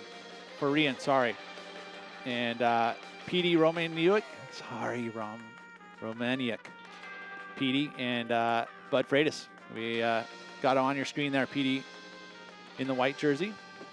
Quade will be in the blue. Bud will be rocking green. You can see where Bud positions himself as an alpha male in this heat. It's funny you say that. It is so true about how sometimes the older surfers will position themselves in a heat as if it was a free surf. Because, age before beauty, obviously. Yeah. But age before grommet, that's it. Age up, I'm up. Yeah, no, it's great. Like, I wish my body was 25 with the amount of... with the brain power you have? Well, that, just to be able to, the age. I mean, that's the thing about surfing as a whole. We respect our elders. And generally, you come to surf the lane, you're going to be giving waves to guys that are, 60, 70 years old because they've earned it. Yep, no doubt about it. And that's been taught at a very young age here in Santa Cruz. Respect your elders always. And I think as is sport as a whole, surfing has brought that, I think, across the board. And if your parents didn't teach it to you, the locals will. Very true. Very, very true. As you see right there, Bud Freitas sitting patiently right there off the point of the lane. So he knows a good wave. He knows what it looks like, and he's going to wait there in position, especially early in this heat with no priority. So he's gaining himself priority by sitting deepest on the point, right? So if any wave comes, he's sitting a little further outside, a little deeper. Yeah. And he's going to put himself in position if he sees a wave that's going to have any kind of real quality on it, because that's what Bud does. He competes in the heat, and he chases the best waves in the heat, and he'll wait for them. Yeah, very similar to Nat in that sense that he has a tendency to really wait for really good waves, even if it is a free surf. You know, he waits for days, waits for good waves, and it pays off dividends when you're surfing contests. Unless the 20 minutes goes poof. Well, that's just you live by the sword, die by the sword in that sense. You do. And that's one of the things about risking being a local here is that you do start to look for a higher quality wave sometimes. You do, unfortunately. Bud is a scrambler too, though, so he knows how to pivot when he needs to pivot. But yeah, majority of the time, being a local here, you want to identify a good wave and catch a good wave. He actually saw that one actually had a line on it, but way inside. Way inside, so it was, you know, I like now that the judges have identified that really good surfing peak can happen on a mediocre wave, or it doesn't have to be an excellent wave, it can be an average wave. The way these surfers now can surf above the potential of the wave really does sort of open it up to a whole new level of surfing. See if Bud looks at this one here. And that's, yeah, again, it's holding position, but not seeing a ton of scoring potential there by all four competitors. We are planning to run into heat number 16 of the round of 96. And then move on into the top seeded round, the round of 64, where we'll see all of our top seeds. So we'll go into that second round today? That's the plan. All right. We made it through the high tide. Yeah. Wind is still holding. I mean, the only thing that'll stop this truck at any point now is a torrential downpour and wind. That just makes it unrideable. We're looking at a pretty average to below average forecast. This being probably the major part of the swell train that we're going to see in the next 4 or 5 days. I saw maybe towards the end of the break there. Maybe if we're lucky, Sunday decides to give us a breath of fresh air for finals day. We'll see how that unfolds. We'll talk to Surfline. It could be pretty spotty though on these next couple of days and how they decide to, especially at high tide. Yeah, I think today was a very crucial day to get through the high tide because you start breaking up 4 or 3 hours in the middle of the day. Yeah, and they needed to chew up an 8-hour day, straight up. They need to get one full day out of the way, get that whole bracket done, and then potentially be able to have like a mosaic. Stay run on both sides of the tide, be able to have a couple of hours of playing. Yeah, it'd be nice to be able to do like Here he goes. First round of the women too before the high tide and then take the break, and then Bud Freitas up and riding up and over, kept the flow there. That was a challenging one. Wow. Yeah. Whips the carve there though. Yeah. And this wave choice here probably wouldn't have been his first and foremost, but I think he understands that getting a quicker start is probably pretty smart. And he's going to post I think a pretty average score right there. I think that was well played. Well, definitely when no one else, I guess the part of him well played is that if he makes it out the back and there's no other scores, and he gets the 1.4.33, which he has just done, well played. He's got himself an advantage big time by getting the first wave and no one else getting anything. No doubt. And believe me, I think Bud's setting up the judges right here with this wave. He probably surfed about 30-40% of his ability on this wave, went through the motions. I don't think Bud had a warm-up.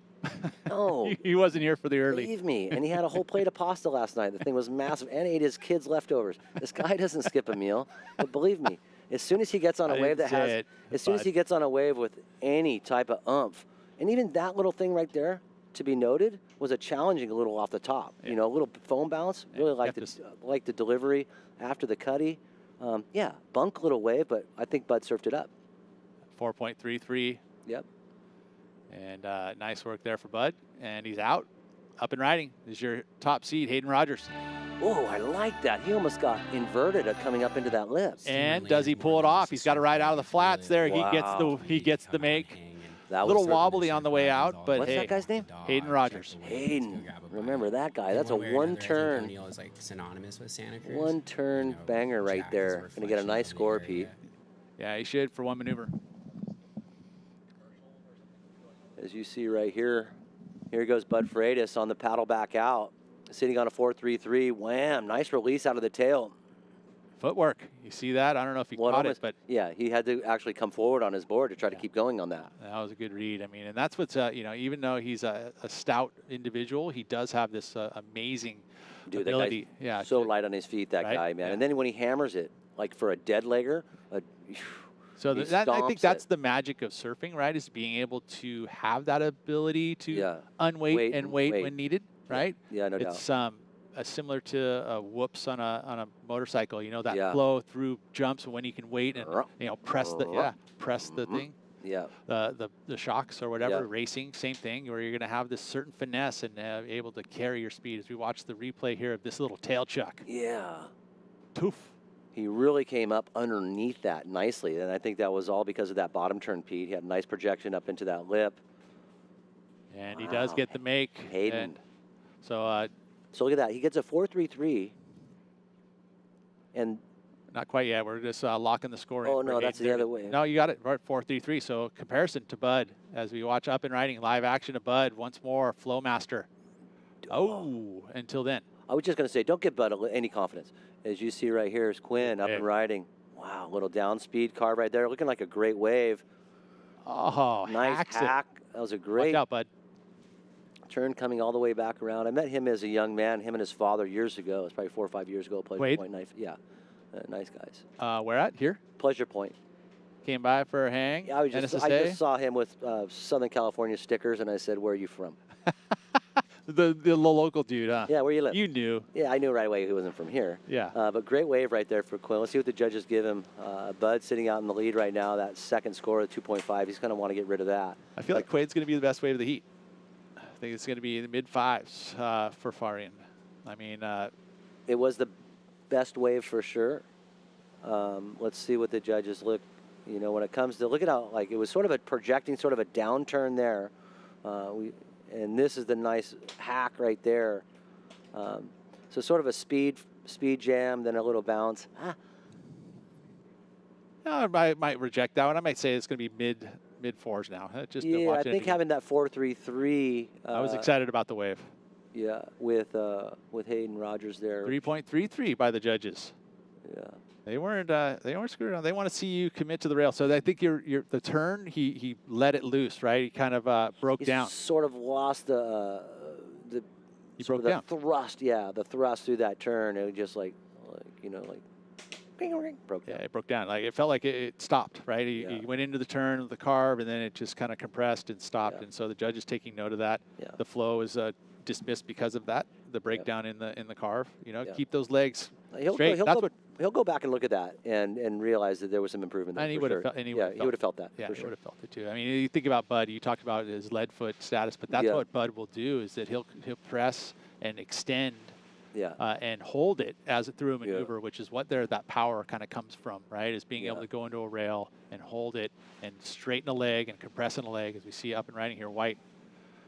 Romaniuk is first wave there. It goes down quickly. Up and down. You saw Bud actually looking at that, probably selling him on that one. And there is strategy to selling a wave as well, right? I mean, that's one advantage I think a local would have is like, hey, you're going to watch a local, and if they show any kind of interest, and maybe using that to your advantage by Bud to sell some lemons. Yeah, no doubt. No doubt. And two, you can sell some. It's different, obviously, if it's a regular footer or goofy footer, what type of wave they're looking for, And Bud being a regular footer, sitting up against somebody who's a goofy footer, yeah, you could sell them on a wave, you think. But you know well that you're not going to get a score on it. You see a couple waves. Let's see if anybody's in position. Bud just lets it go. Gives the opportunity to Quade. Oh, it's Quade. Excuse me, Quade. There's a nice wrap. Yeah. Just unfortunate there that there was absolutely zero after it. So just the wrap around Kade's going to get him a mid-2, 2.87. But look, he cleaned up his rails right there, Pete. He did. He cleaned up his rails. That turn felt nice under his feet. Now he's probably just going thirsty. Now give me one. Now give me one. I've noticed that with a lot of surfers. They need repetitive waves to get that rhythm. It's really challenging to go out there in consistent surf and go out there and sting 2 8s. It's nice to build up a 4, a 6, and then get an 8. But right now you can see, and another 8. It looks like the changes in conditions too, Pete. The tide is dropping. You can see less water in the cove of the lane right there to your far right. So we should start seeing a lot more opportunity with this decreasing tide. Some swells coming out the back too. Looks like a nice set. Let's hope so. You know, again, improvements will happen with this tide switch. With the consistency in swell, that's to be, we just have to be continued, really, because hopefully it holds around. Yeah. But it is forecast to decrease ever so slightly as we see. Yeah, some more waves here. Look at this set's going to go wide. This is that westerly angled stuff. As the storm moved south, you know, we're going to see the angle probably switch into that more west angle. Yeah. Just shoves more waves up towards that point, and then right off the slot, those westerly ones. Really challenging wave to surf right there. Obviously, people looking at that going, they should watch. Let's see what. Quade with third priority, or actually fourth priority. Nice wrap. This wave's coming into the middle of the bay right here, Pete. You might get into the sand. I don't know. We'll see. That felt good. That was I like nice. that projection off the whitewater as well, and a crack off the lip. So this wave actually materialized pretty nicely. It did. That was a good move for Quade with fourth priority. He's going to get his best number. So there's the young man right there. There's Quade. Nice work for Quade to pull the trigger on that wave and came out with, we'll see what the score is, going to be pretty good. Look how he was the farthest to the left, too. He took off in the soup, Pete. So obviously able to identify a pretty nice wave right here that gave him a little more opportunity than some of the waves up off the point. 5.57 for his efforts here. So good job there for Quade to pull the audible. That flow right there and the rebound off the foam was nice. That was good. That's that moment of like unweighting when you press through your cutback and then hit that whitewater. You have to actually unweight and glide over the top of it. And sometimes when you're gliding like that, when you're unweighting, the board can do, you know, because it's not stuck to your feet. Exactly. And he was able to project off of that and bounce off and get some speed. So judges are going to like that. 5.57 there for Quade. So great. And you'll do a lot of those types of carves here. You know, being that you want to keep your speed and hold your speed, you're going to have a cutback. You're going to dig into the rail. If you just turn and redirect, you don't have that same kind of flow that you'll get if you actually bounce off that foam and carry the speed into the next bottom turn. And two, if you're realizing you're just doing a down carve and you're going to go to the bottom of the wave and sort of bounce off the bottom soup, it doesn't look as dramatic as coming back up into the top of that wave. More committed. More committed. I remember watching, you know, a lot of the goofy footers around here, Gallagher in particular. Galley would race out to the shoulder and do a huge backside cutback and come in and make it look like it was a front side off the lip. Nate Yeomans does that really well out here too, where they go right out to the shoulder and just start wrapping it around and come at it like a left. So different opportunities, different, you know, sides of the coin.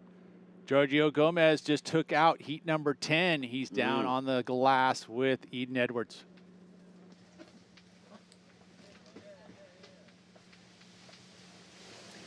Hi guys, I'm here with Giorgio Gomez, our heat winner. Welcome to the Coldwater Classic. How are you doing?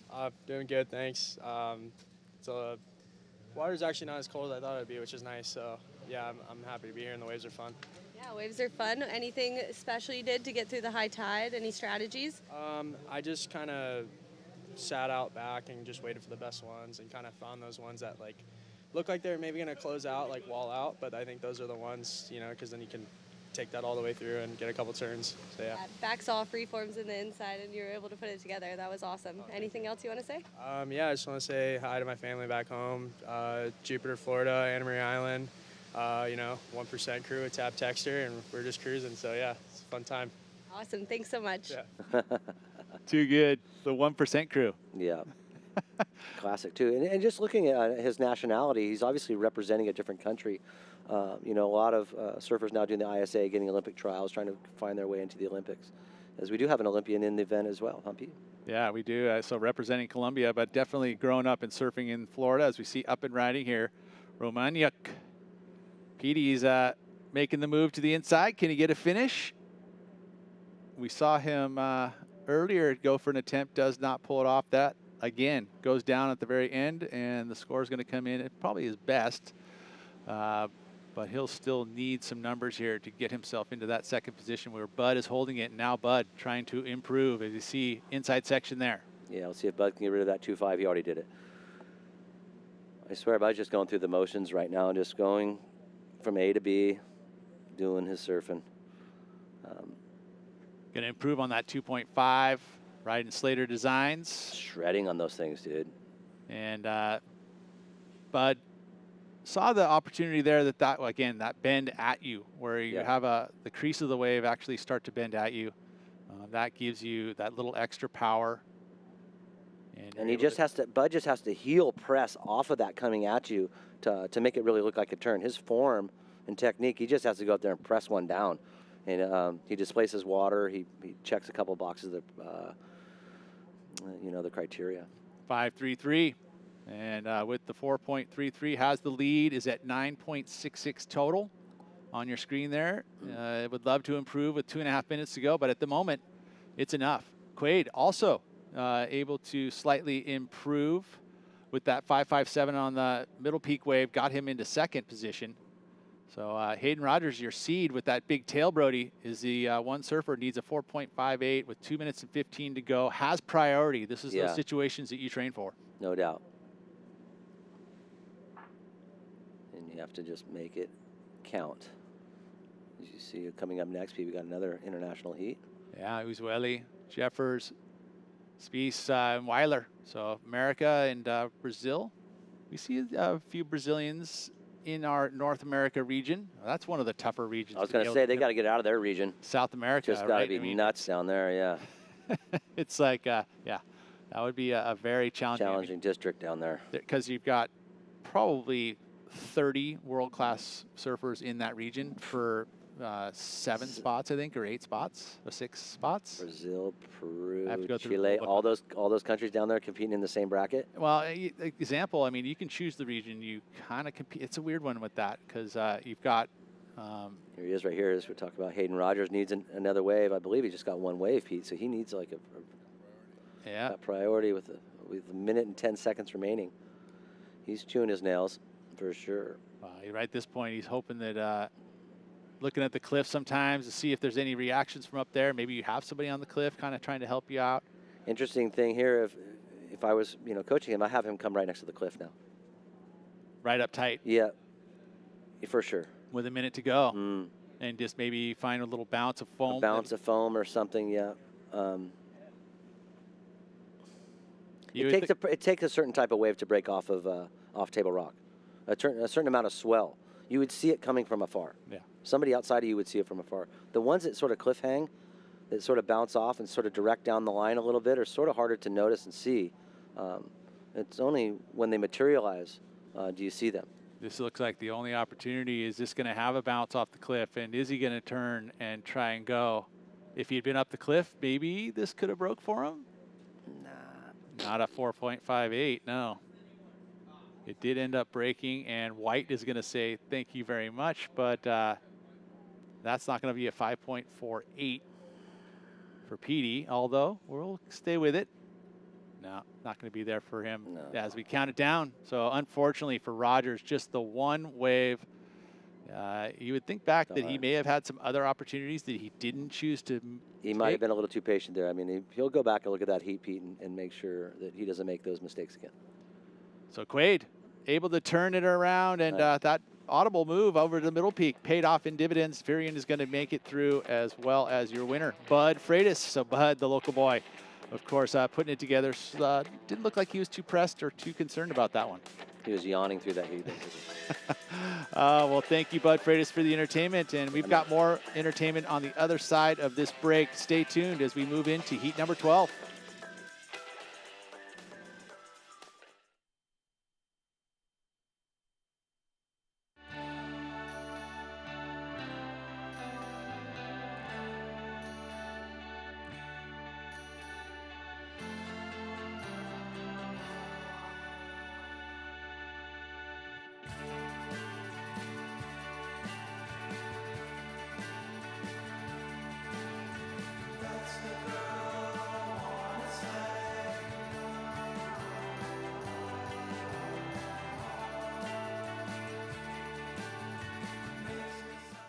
Steamer Lane is more than just a surf break. It's really like a hub for the community to come out and hang and post up in their surf wagons all day, walk the dog, check the waves, go grab a bite. In one way or another, I think O'Neill is like synonymous with Santa Cruz. You know, Jack is a reflection of the area and all like the positive attributes associated with it. our athletes travel all over the world, surf waves that probably would never have been surfable prior. But ultimately, at the end of the day, it is really nice to come home to Santa Cruz and surf right here at Steamer Lane.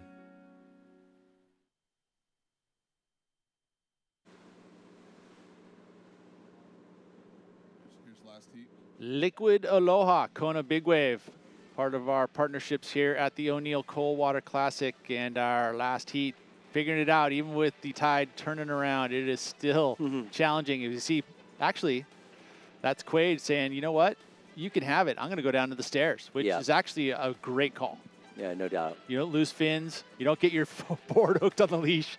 Almost lost it right there for Hayden. He's pissed already because he didn't get a second wave and now has to deal with the cliff biting him back. Yep, insult to injury right there. Unfortunately for Hayden, only catching that one wave. But as you can see here, Pete, the conditions have held on. This is better than expected. And we've already passed the high tide mark. The swell is obviously still here. We're starting to see a little more opportunity out there with this decreasing tide. Luke Weiler will be in the red, your top seed. Juliano Uzueli will be in the blue. Wyatt Jeffers will be in the white. And our low seed, well, in the green jersey, Micaiah Spiess with a 1.77 for the first wave for Micaiah. And as we're plowing through heats here with the 20 minutes, already into heat 12, local time here, midday. We are expecting supposedly some showers, but at the moment, I don't see any showers out there, Rody. No, I don't. And you know what's a trip too with this daylight savings? It already feels like it's 4 o'clock. You know, it's only like noon. But it really does. As soon as it gets about 3 o'clock, you know, it really starts to get dark. Days have shrunk down here pretty quick. Year for whatever reason. I like it that it's dark early because all of a sudden, morning 7:30, you're going to sleep at 7:30. 8 o'clock, you're cooked. And you can wake up at 5 and feel like you're on it. You know? Yeah. They give me another hour when I need it. Too good. Yeah. I mean, is that getting old? Or is that just how? Yeah, well, it's getting old. You know when you're getting old? When you eat a cookie and you can't go to sleep. As you see, I did that last night. No doubt. Oh, dude, that was it. Yeah, I had one from across the street at this Steamer Lane Supply, and it was right at about 8:30, and sure enough, couldn't sleep till midnight. Okay, now here, check this out right here. Looks like Spiess is going to grab this one from all the way on the inside. He was last one out, it looked like. He was nowhere near the top of the lineup. Way too far out of the lineup, and he catches this wave. Looks like a nice wave. Great little turn, Pete. Oh, right there through that mid-peak, too. That's where we start to see it get pretty smooth. And a little bit of sand. Can he pull it off? He's holding on. Oh, he was centered. But Spiess with the 177 on the paddle back out. That was nice. Found a wave, snuck underneath everyone sitting too far outside. And with the tide dropping, you kind of get pulled out there a little bit, too. But there's still plenty of good waves. Matter of fact, probably the best waves are still right at the edge of the point there, still kind of inside. Sure are. Waiting on the number here for the last one of Spiess. He pulls off that last move. I think we'll see it upwards of the 5s, but unfortunately it looks like it's going to hold only at a 3.67 with the incompletion. Yeah, he wishes he had that last section again for sure. As you see some bumps here, Pete. Looks like that northwest swell is still out there. And you'd mentioned a small cutoff, little south swell as well. So you'll see some waves that have the potential and then some that are really, really bad.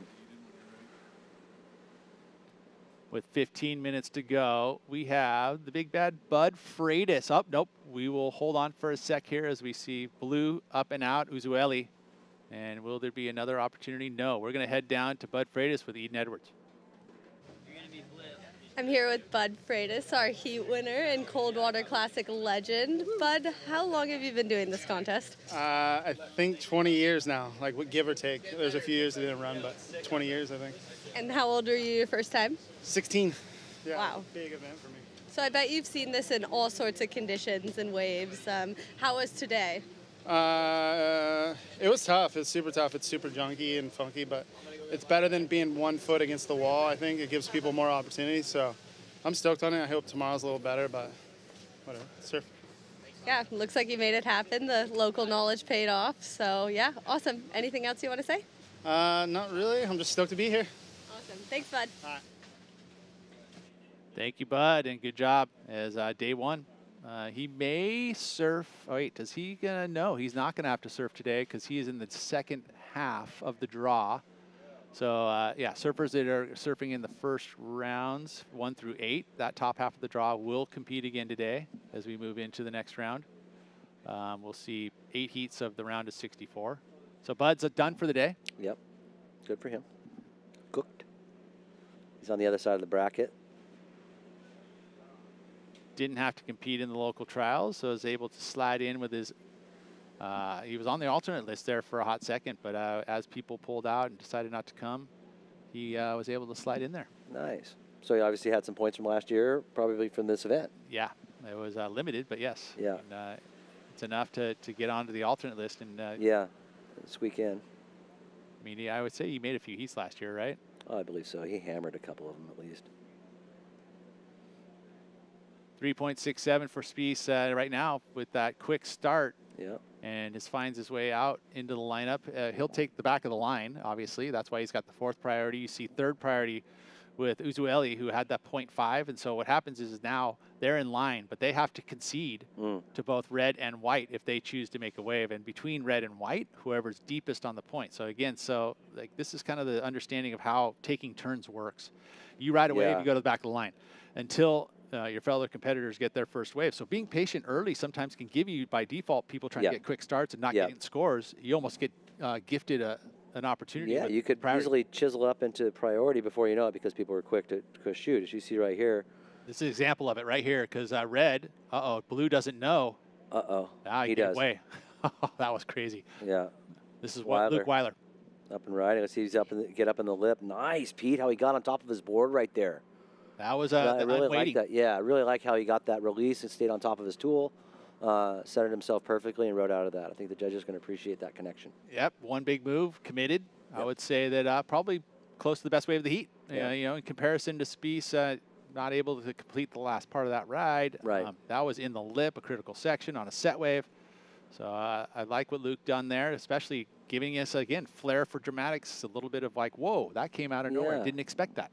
Totally. And I really liked how cleanly it just came off. The impression was pretty nice. You'll see he does a nice little wrap into the pocket here, but he lets this wave set up, so he's coming up really late, folks, and he's able to get right on top of that and project himself into the sort of the meat of this wave, so to speak. He does that wrap right there, Pete. Gets going down the line, wave's already breaking, and then stays right on top of his board. Great surfing. Almost right late, but in a good way. Yeah. Right? I mean, because he got there late. He doesn't, we basically call that a mistake if he doesn't pull that type of move off, right? If he hits it and stumbles and falls, he's there too late. A little too late. But, yeah, he was able to get back on top of his board regardless of how late he was, Pete, and still have the speed to fly out in front of him. 5.83, one big move. Judges liked it. So that was committed. That was in the lip. That was a critical part of the wave. That's why the judges saw that as a bigger number. So just you guys who are new to surfing are watching this for the first time, there is a great opportunity to kind of see how the criteria works. I mean, it doesn't mean just because you rode a wave long or you're able to do a flyaway kick out, which sometimes or can be a bunch exciting. of cutbacks or something that has very low degree of difficulty. There you go. That's a perfect example of it. You'll see someone ride a wave, do 3 carves. I mean, matter of fact, I saw Bud, right? He was a 4.33 for some nice carves. Held his flow and speed, which was a pretty good number, but one big move like that can earn and fetch because of the degree of difficulty. A good number. Here we go. Blue. Uzueli.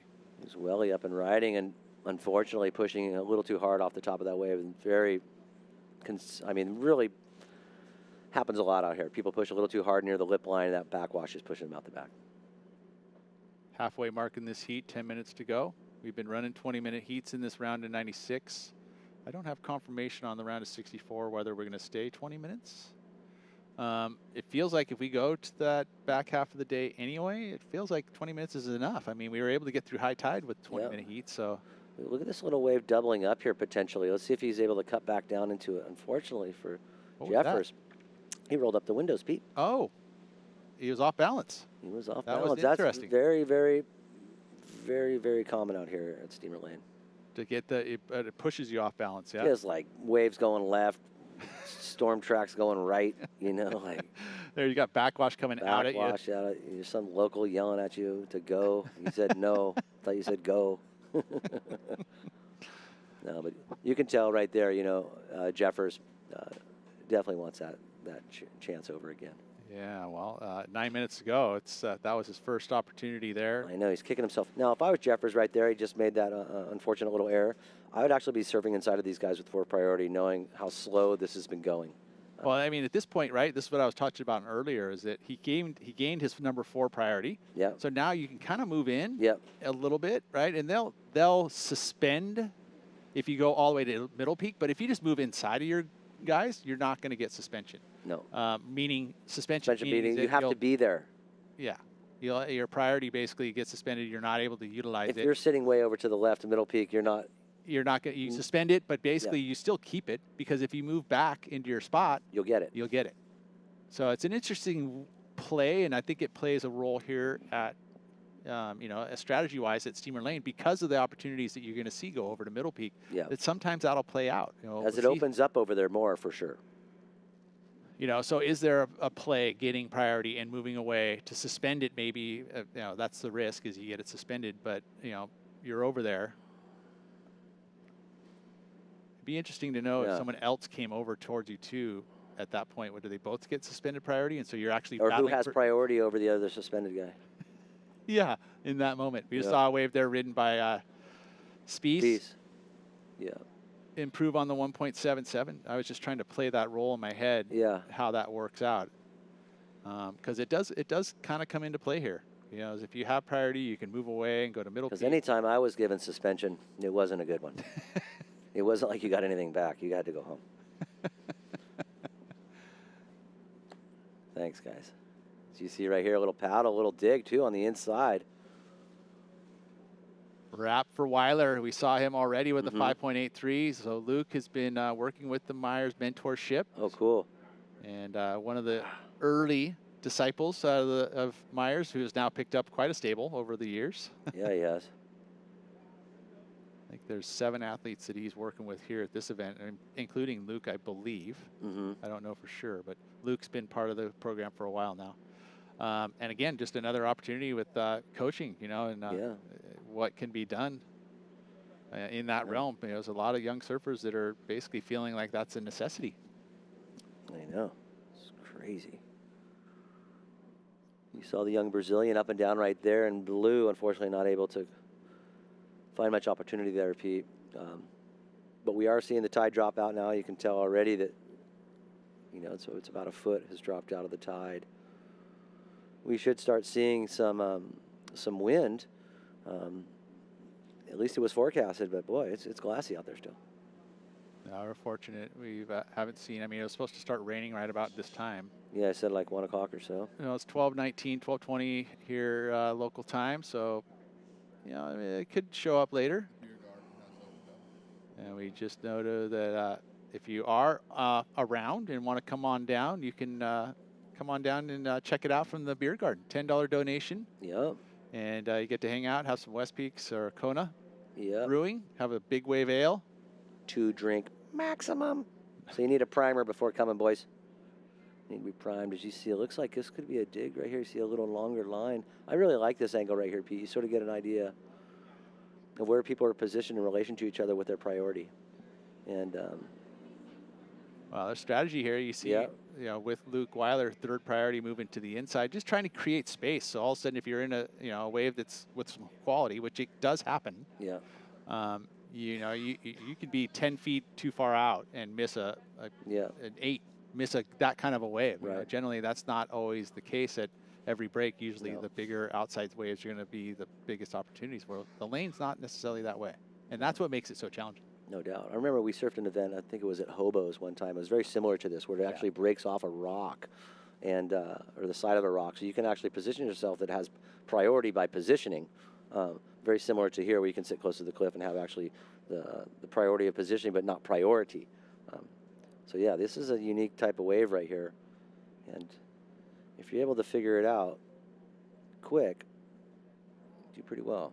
Moving to the inside, Weiler with that 3rd priority, sees a clean wall. Nice. First section here, snaps it off the top. Nicely done. Look at patient off the bottom, sets up the next section. Oh. Beautiful arc and a finished move. So 5.83 is now coupled with another great number for Weiler. So very patient. Yeah. paid off in a big way, positions himself on the inside and gets another number here to prove on the 2.8. So nice work there. And looks like the number is going to be in at a good one here. We're seeing it trickle to a 7.67 and 13.5. I didn't see that. Nice two-wave total there. One of the higher of the day for Weiler. Yeah. No, that was obviously his highest wave. Great stuff there by Weiler. Great view, too, as you head up to the gardens. You see the West Peak there and the Kona Brewing. But our zone there is actually the next cove up where you see the surfers disappear. That's where that zone is. Yeah. We've got a memorial there in that zone. Robert Waldemar, who was a curator of that zone for all the years, has passed away and is now pretty much the focal point of the Wally's rocks and area. As we see, he's got a shirt on from... we'll bring Wally here to the event, no doubt. Coldwater Classic, he always had his spot on the lot. We had Wally's spot, which is right where that area is that's been curated by many of our friends who have passed on. Are recognized there. So it's always nice when you come in the lane, you can kind of read everything and have a bit of a reminiscence as we see this last wave here for Weiler. Yeah, I really like Weiler's tempo here, Pete. Nice setup turn right there. And this is where the money was in the turn. Great bottom turn off the top, extended turn right there, and combining it with a really nice end section. So he really just took his time right there, Pete. Didn't really rush it at all and took advantage of every opportunity. I loved that this is the first number we've seen that wasn't by, it wasn't quite excellent, but, we saw the 883 from Jake Davis, exciting. But this is, that was pure foundational surfing there from Weiler. Great flow. We saw excellent numbers being thrown there by two of the judges. Yeah, I didn't see that either. But in the context of the heat, I guess you could say that is right. But in relation to some of the scores we've seen in the past, it had to be in that high performance sort of ability. So right now that's just showing the other surfers right now that the judges are really looking at fundamental surfing and rewarding that type of surf. And the wave gave him the opportunity. He's sitting with third priority and sits underneath and inside, visualized that, saw that opportunity there. I don't know if that's a little Myers little card that's thrown in there. Hey, we're sitting there, come if you're in fourth, get inside those guys. Don't play the players, right then. Play the waves. And earned one of the best numbers of the day by doing that. Look at, he's still doing it. Yep. And he's all right. He's sitting outside of priority, fourth priority. He hasn't even gained priority by paddling out to get it. He's staying underneath. Sitting on the inside, Do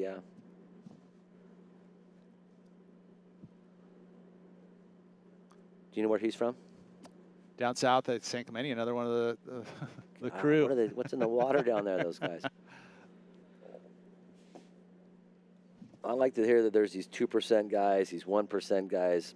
I'm definitely part of the 98% guys, right?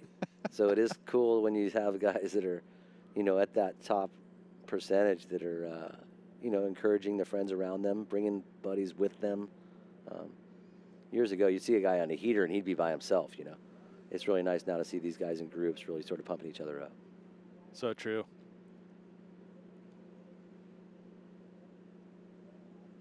I mean, you got to watch who you hang around with if you want to maintain your confidence, at least up here in Santa Cruz. Do you see right here on your screen? Looks like another wave coming, wrapping over pretty wide. Weiler's over there, too. Yep.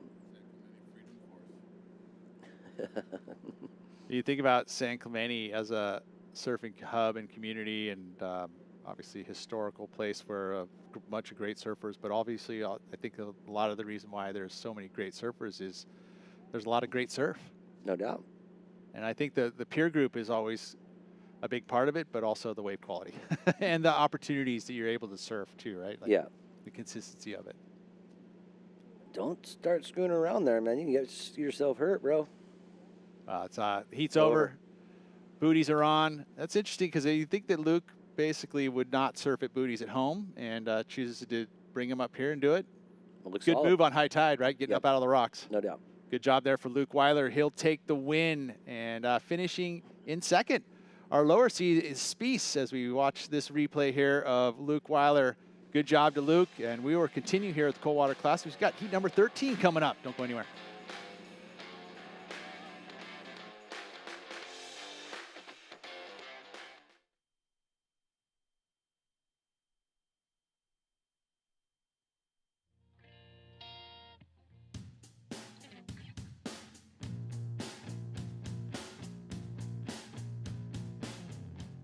O'Neill name is synonymous with the ocean.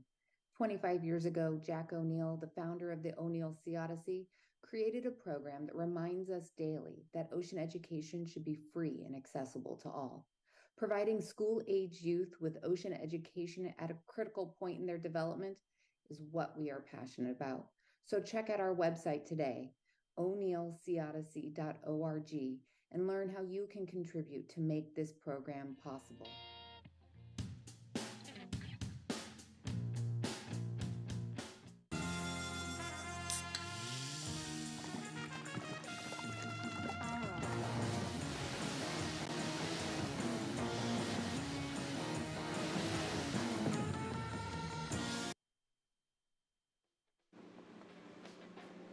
You're watching the 2023 Cold Water Classic, and not only is the cold water an issue, sometimes getting out of the water is an issue. Got to time it perfectly as we look in at Luke Weiler going up the goat trail. How much of a challenge is that area at times? Oh man, and especially if you're not used to it, you know, it's really, really challenging. There's a little keyhole that you can actually fly up into. I've watched Flea literally take a whole surge up the rocks and then boom, stand right on it. But no, it takes a minute. Your timing's got to be perfect. You got to be confident. But it always is sort of something else to think about when you're done with your heat. It's not over yet until you get up those rocks. You want to keep your fins on your board. That's the biggest issue. I feel like it is if you make a mistake, is it, you know, those rocks. There you go. That's great technique. Time it. Get it up there. And right now there's no sand, and so it's a little tough to get up there, and especially when you got a wave coming at you. Hold on, Luke. Hold on, Luke. Nice work. Nice work, yeah. The booties are helpful in this situation. No doubt. So congratulations to Luke Weiler. He has made it through. We've got a new heat on the books. 18 minutes has gone by, and with this heat, we've got a whole new group of surfers. And in that group, you've got the likes of, in the red jersey. Is that Peter's son? Kepa Mendia. And coming from the East Coast and a bit of a charger. Also, Alex Lima, Sebastian Mendez. He'll be in the blue. And Eric Doan. And Eric Doan Lee. If I get that right. Yeah. And up and riding, this is Sebastian Mendez. Nice little turn there for Sebastian. Did you see anything goes? Open board right here, Peter, with priority. No one's seeing a priority. Obviously, Mendez now will be shot down into fourth, it looks like, potentially. Oh, there was a dig right there by White, so that's interesting. That's how that'll work out. Yeah, I don't think they'll change anything yet because he's not out there to get it. Yeah, Sebastian wasn't able to get into position to push the pressure on White to take his position, yeah. Again, 16 heats in the round of 96. And we'll move into the first heats of the round of 64. Some of the top-seeded surfers that'll be coming into those first few heats. Dimitri Poulos. Oh, that guy shreds. And, yep, part of the Challenger Series this last season. Had a good event, the very last event. Surfed pretty darn well. Tyler Gunter will be coming in. Alan Cleland. Shredder. Josh Burke, the brother of Jacob Burke, who is going to be out there. John Mell, he'll be coming up in heat number 5. Levi Slauson will be in heat number 6.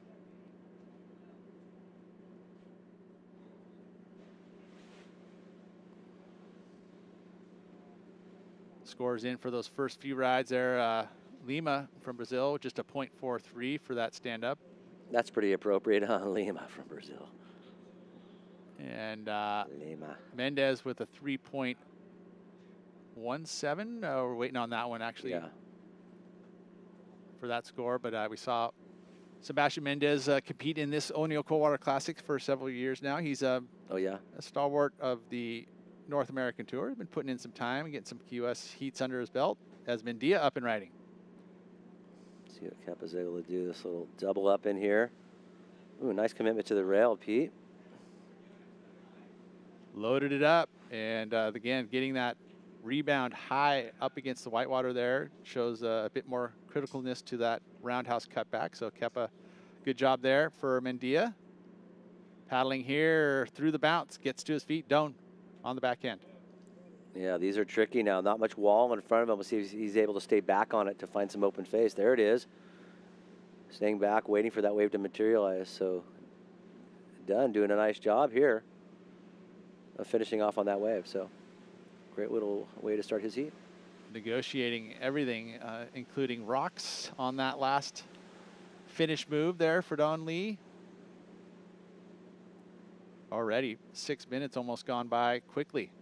Yeah, it's interesting how fast it goes. I mean, it's obviously going a lot faster for them out in the water.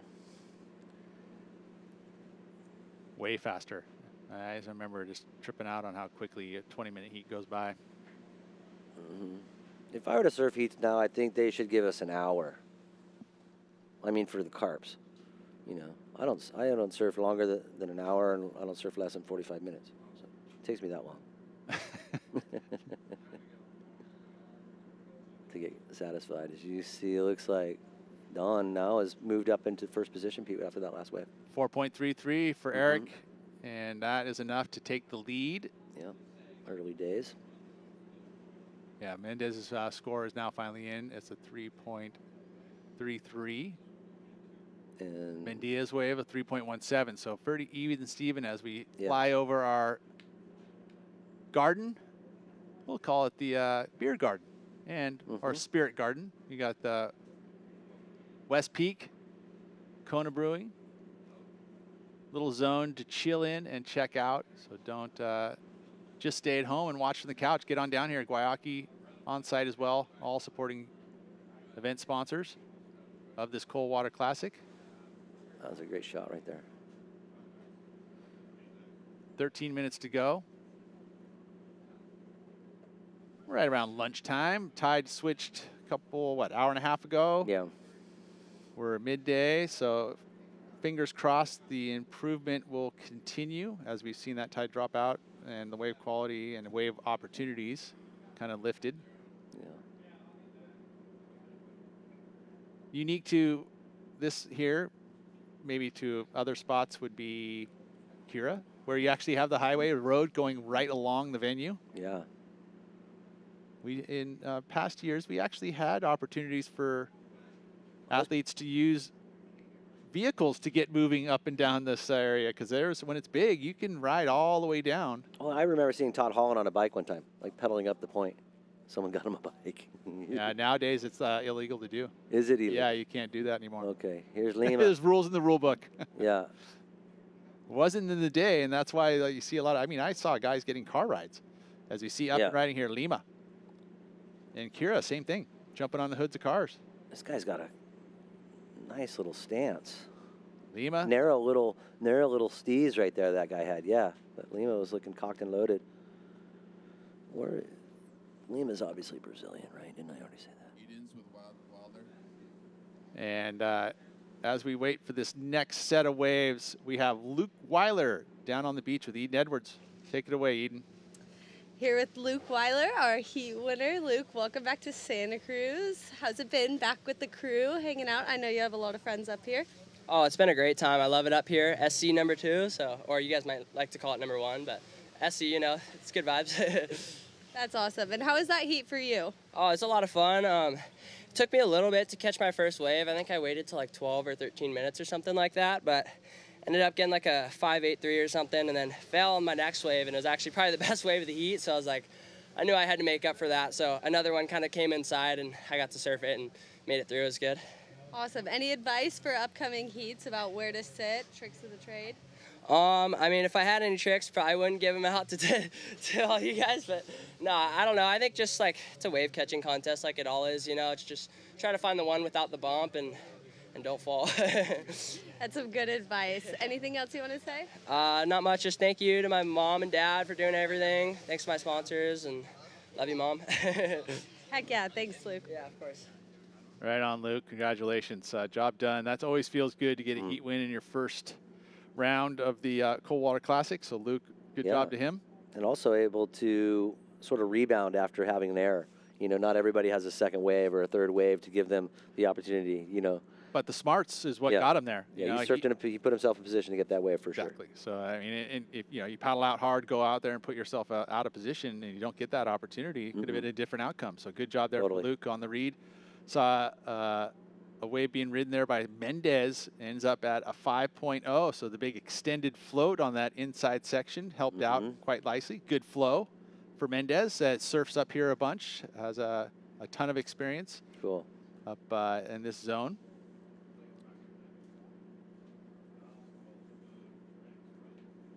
Yeah, we get blow-ins in here all the time now, Pete. I see guys I don't even know where they're from. You know, the swell's up, and I'm like, wow, you guys get the memo or what? Where are you guys from? And they're like, oh, we're from. We got two university, or a university and a college, right, with Cabrillo, and so you get. And we got CSMBU now. There's a lot of people down at CSMBU. That's true. I agree. I've got actually some employees that are going to school down there. So they're from you know, out of town that have come in, and yeah, so you get a lot of that students that come in, and then a lot of them fall in love and stay, right? So that happens as we see red here. Mendia. Let's see what. Wraps it right into Mendez's face. Didn't care. He was right there. Well, I mean, and Mendez put himself kind of in. I was going to say he cut the corner. Cut the corner, right? I mean, and that's, you get yourself into somebody's way. There is an opportunity. There's a PI there. An interference, yeah, via paddling interference, which is there's a dock in your score. I think it's half your second wave. It wouldn't be a priority error, but just a paddling interference error. It doesn't happen very often. I will say that. It's rare that it happens. That's right. Top seeds are thinking about coming up, and we still have a few more heats left in this round. Round 96, and then we'll move into the top seeds. Wow, there's a beautiful looking wave right there. Missed an opportunity. This is the low tide. We're going to start to see this happen, you know, ever so often. You don't want to put yourself too far outside because we've seen scoring opportunities move inside, and then sure enough, you're too far inside. Yeah. That's the lane. Really, I mean, unless it's giving you a consistent read of where they're consistently coming right now, it's sort of a mosaic. There's waves everywhere. Or there's waves out the point, there's waves in the slot, there's waves down to the left.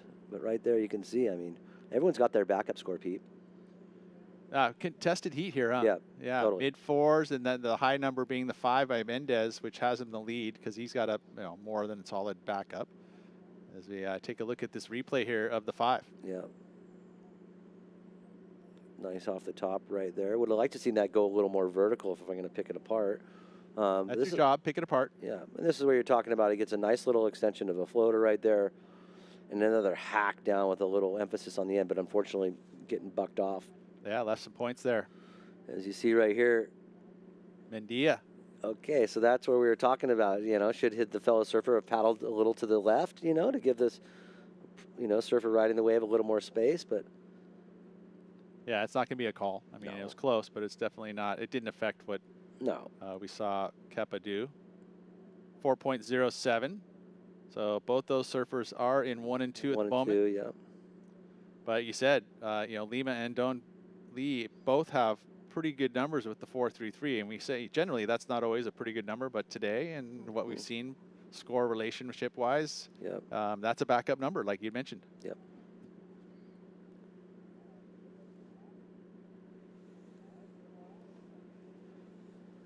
Beautiful afternoon out here today, Pete.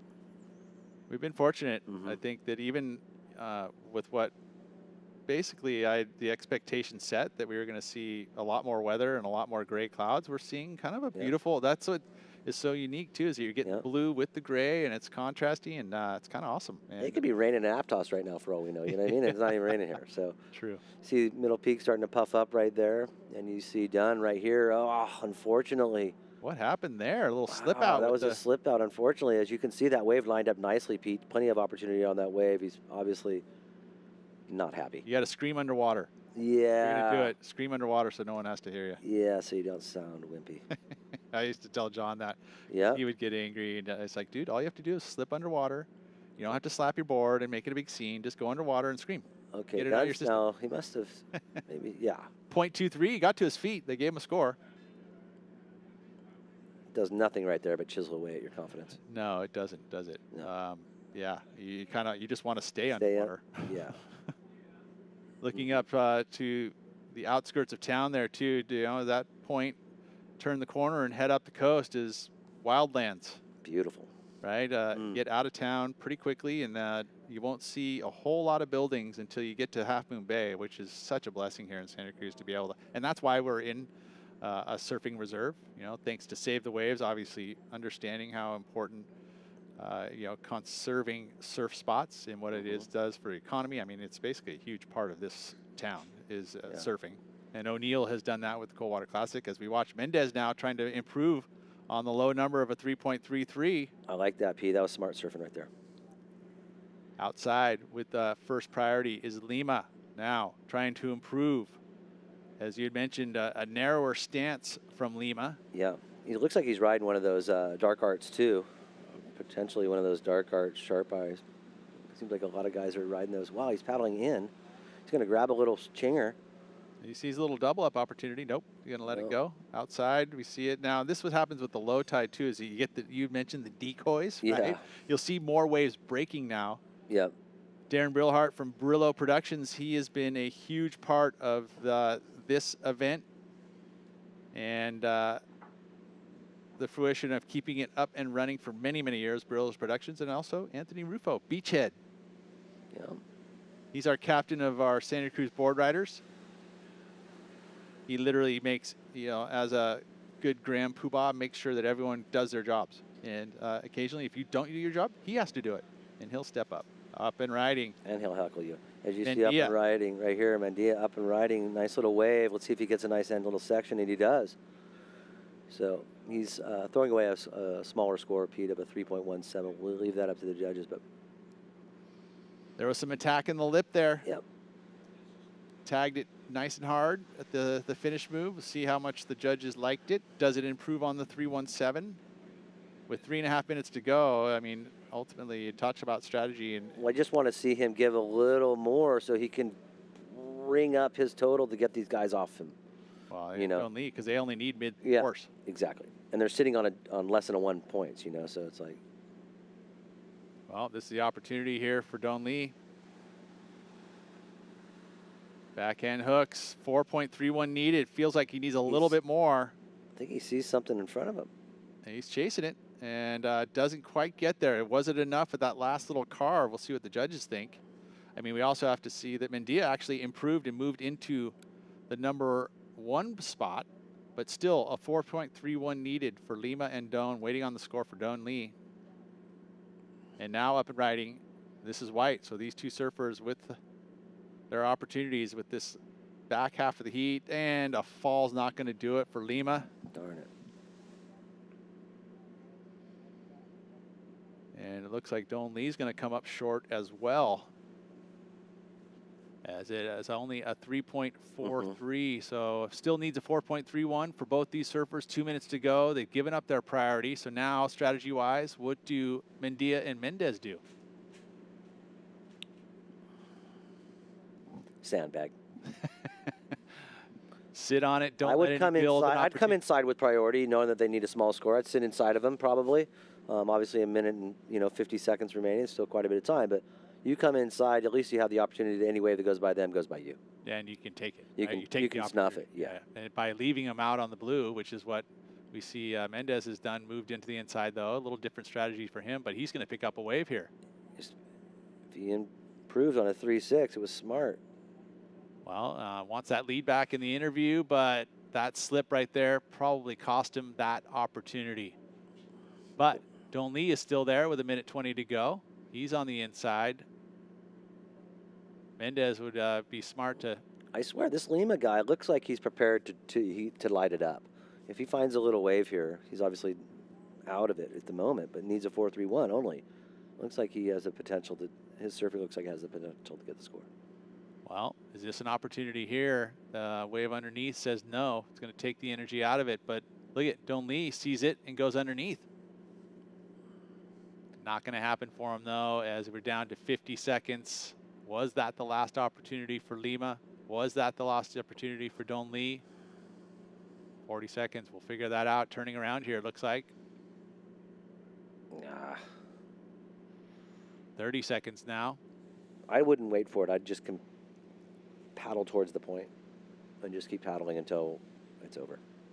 There's the rain in the background. Mendia, there we go, left. Let's see what this can do here. Wraps the carve, rebounds the whitewater, and that's going to be it don't think that's going to do it for Don Lee, unfortunately. As we're down to 10 seconds, gave himself an opportunity, I guess. At least be happy about that, but doesn't look like he's going to make the turn here. And Mendia and Mendez, M&M are through. We will be back with the Coldwater Classic in a moment. We still have a ton of surfing to showcase. Heat number 14 coming up.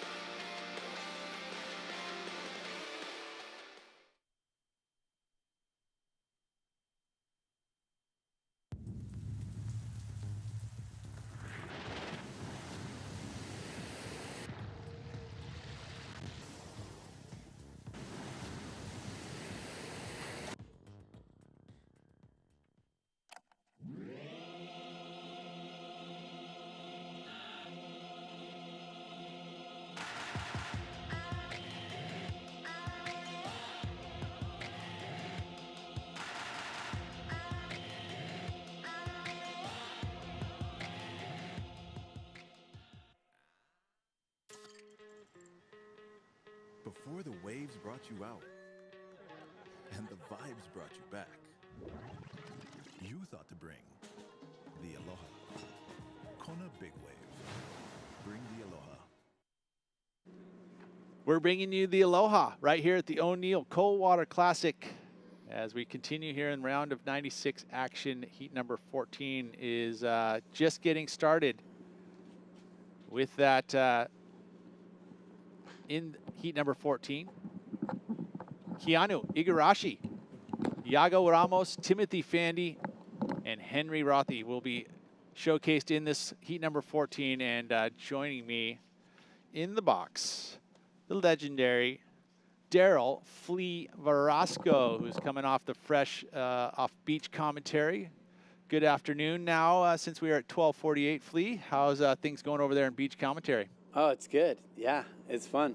We're really fortunate to get through pretty much most of the day without storms and wind and opportunities were there. You know, there was a couple tough heats during that peak high tide, but yeah, but plenty of waves, you know, and it's just gonna keep cleaning up, you know, for the afternoon surf. I was going to ask you, what do you feel like with all your LK knowledge? What do you think that the lane will be providing here in the afternoon?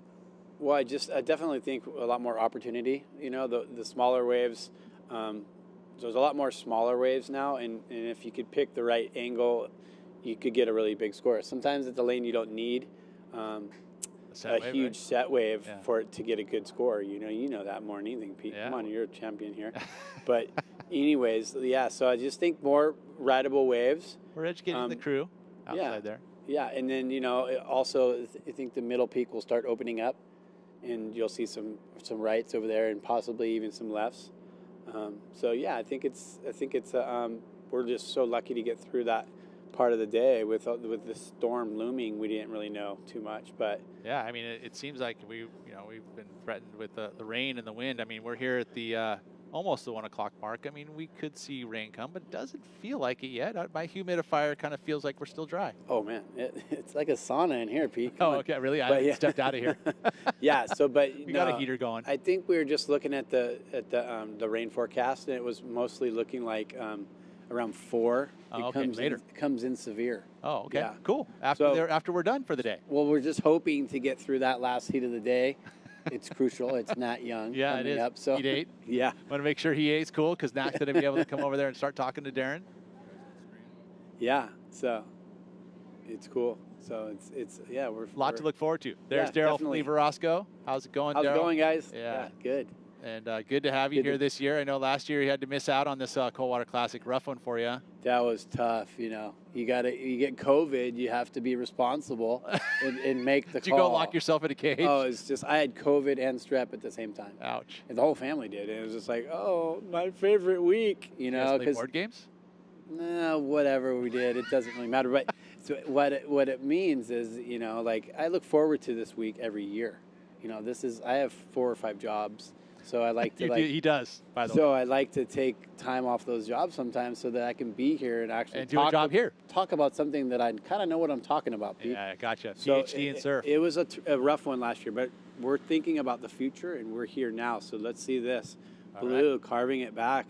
Looking lively, huh? Iago Ramos unweights and drifts, and somehow does not hang on. Yeah, that's tough right there. Riding the Bronco, this little foam ball has been kind of heckling everybody all day. Yeah. So And the bounce. I mean, think about it. I mean, we've got extra bounce already. This wave is kind of has undulations because of all the cliff and rocks that we have. Yeah. But then you add a bump, a south wind bump, Yeah. and it just adds the extra bouncy element.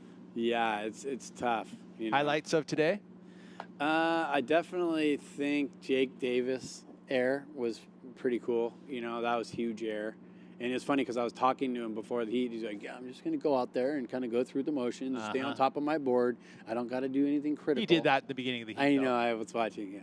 Right? Yeah. And then he got the opportunity, and it's kind of tough when you've got a couple numbers. Yeah. And you don't want to let that air opportunity. He was in his interview. He was talking about the fact that he was like, I couldn't help myself. Yeah, yeah. It just presented itself, but that was so cool, and that's what deemed a good score. So. Kepa Mendia is down with Eden Edwards on the glass. Let's hear from him. I'm with Kepa Mendia, our heat winner. Not much action going on, but you're able to put it together. How did that feel? Yeah, fun heat. Waves were super like tricky and slow, but when I got the wave, it was fun. But yeah, I don't know. Waves are trippy. Have you surfed up here before? Did you put some practice in? No, this is actually my first time ever coming up here. Yesterday was my first session, surfed like 3 sessions, and then today I didn't even free surf, but then just went out for my heat. Yeah. And how were the waves yesterday? Waves yesterday were tricky in the morning. It was super like high tide, not the best, but the afternoon session was super fun, low tide. Awesome. Seems like you got some practice and everything, and it paid off. Anything else you'd like to say? Just what's up, Mom and Dad? Awesome. Thank you. Hey, Pete. Dad, Pete Mendia, longtime surfer. Yeah, no, that's cool. And I'm sorry, Peter, I don't know your wife's name, but I'll ask your kid, Kepa. Yeah, he resembles Pops, huh? He does. Yeah. Tall and lanky. The only Yeah. difference, one's goofy foot, one's regular foot. Yep, cool. That's like me and John. I don't know how that happens. Yeah, it's okay. I got a goofy footer and a regular footer, so. Do you? Yeah. Oh, you guys gonna fight over where you're going to go surf? No, it's not yet. there. It's not there yet, Pete. We're at one spot, maybe 2. So. Are we trying to expand the horizons? They're not at the Ave yet? Yeah, I can't wait to bring him up coast. I seen him. You parked him at the Ave the other night there just to get comfortable. Oh, we hang out at my spot and just play on the beach. And you own that spot? A little bit. Got some stock, but no, it's. You do have some stock. It's been fun to actually there was so much driftwood in the rocks from last year's storms that we're able to build a nice little house there. So you've been a good dad in teaching adventure that is not due to a device on the phone. So good job there, Flea. As we see, get caught up in this heat, Ramos is your heat leader so far. We saw Rothy get the 3.5. We saw a pretty good wave there for Igarashi as well, and here he is up and riding.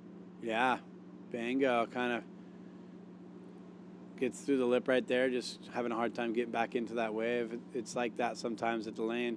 Amazing how similar him and his brother surfs. You know, brother of Kanoa Igarashi. They obviously, right? They're going to be some emulation, but they are very, very close to surfing. Very, very like they're in a mirror. Yeah. Well, he wants to be like older brother, right? Yeah. Hey, successful. Maybe. Yeah. You'd have to say Kanoa, one of the more successful surfers ever come out of basically representing Japan, but out of Southern California. Oh, for sure. Yeah, that whole cool little thing when he's a Grom on the wharf and in the family, what they did to make that happen is really special. Ramos, nice little carve. He's looking good on that board. Looks. Trying to get a little too creative there. That finish move, just finish that move up because that could key. I mean, he did get the directional change, so it felt like the maneuver is completed. As we see Keanu. Yeah, it's like body language means a lot. Kicking out of a wave with with control. With control, yeah. The whole presentation of the entire wave. Yeah. So there's Keanu. He's going to add to his 2.83. We're going to see Ramos probably improve his situation even with the falter on the end. 11:15 to go. So these 20-minute heats, they move by pretty quickly, don't they? Yeah, we're just pounding through the round. It's pretty cool. 20 minutes, especially at the high tide, goes pretty quick. As you're seeing now, it's probably 2 or 3 times as many waves being ridden as earlier. So a lot more action for Rothy now. Yep. Second wave. Glides up and over, and a finish move straight up. hooks it. Can he hang on? The whitewater there, bucking Bronco, holding on, stay there. Not gonna. That was harsh. That was harsh. That's a no make. Yeah, that was a no make. But did you see how he surfed that wave? He was doing those deep bottom turns on the and back end, kind of making himself have some lip. You kind of got to do that at the lane, you know. That's successful. That's why, I mean, we were reflecting on some of the past winners here. A lot of goofy foots have done well here. Yeah. And that's due, a lot of it, do you think that style of wave is, as we see, this is a replay here of Fandy's last, 5.67. Yeah. No, I think it matters a lot. Just having that on the back end, you can kind of do that deeper bottom turn and time it right, you know, and kind of make yourself have some lip. Bunch of great surfers on their backhand come from this area. Steve Colton, Anthony Rufo, Dave Schmidt, Chris Gallagher. Well, he's not quite West Side, but a two-time winner here. Never surfed the lane and come here and win the event. How does he do that? Well, he's just a good surfer, you know, and Santa Cruz is a certain Santa style Cruz is Santa Cruz, West Side, East Side. You know, we all. It's pretty cool to see the. We're proud of the talent that comes through here. That young backsider, one of the best. Randy Bonds, another great backhander. Yeah, exactly. So, but you know, I feel like we're going to see more, hopefully, talent coming out of here.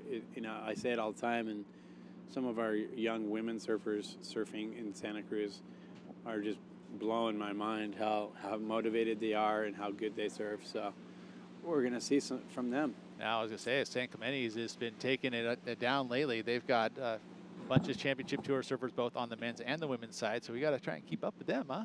That's cool. It's actually really cool to see that whole motivation, supporting each other. Positively, right? Positively, yeah. to succeed. Yeah, it's great. And we need to do that everywhere, you know. Agreed. Yeah, and it's community. It's supporting each other in a positive outlook. And Fandy there picks up another backup score to the, didn't need much. 1.89 would have put him into that second position. Probably going to move to the lead. We'll see. Rothy's holding that down at the moment, but Fandy was sitting in fourth, but had the best number of the heat and only the one wave. So this will definitely help us. Take a look at the replay. Yep. Bang, just eyes that lip and just gets up there. Nice first turn. That was critical. It was in the lip. Just smooth, clean surfing, you know? Was that a ride out, Pete? I'm pretty critical. I would say no. I think he gave up, but they're still going to, maybe, we'll see. I mean, should it have been an improvement on the wave number one? It probably could have been if he had really committed the last move. Only came in a 4.8. So, yeah, that was no make. Yeah. Judges thought the same thing. Yeah, crazy. Could be the heat right there. You never know. Ramos, important wave for Ramos right here. 294 needed.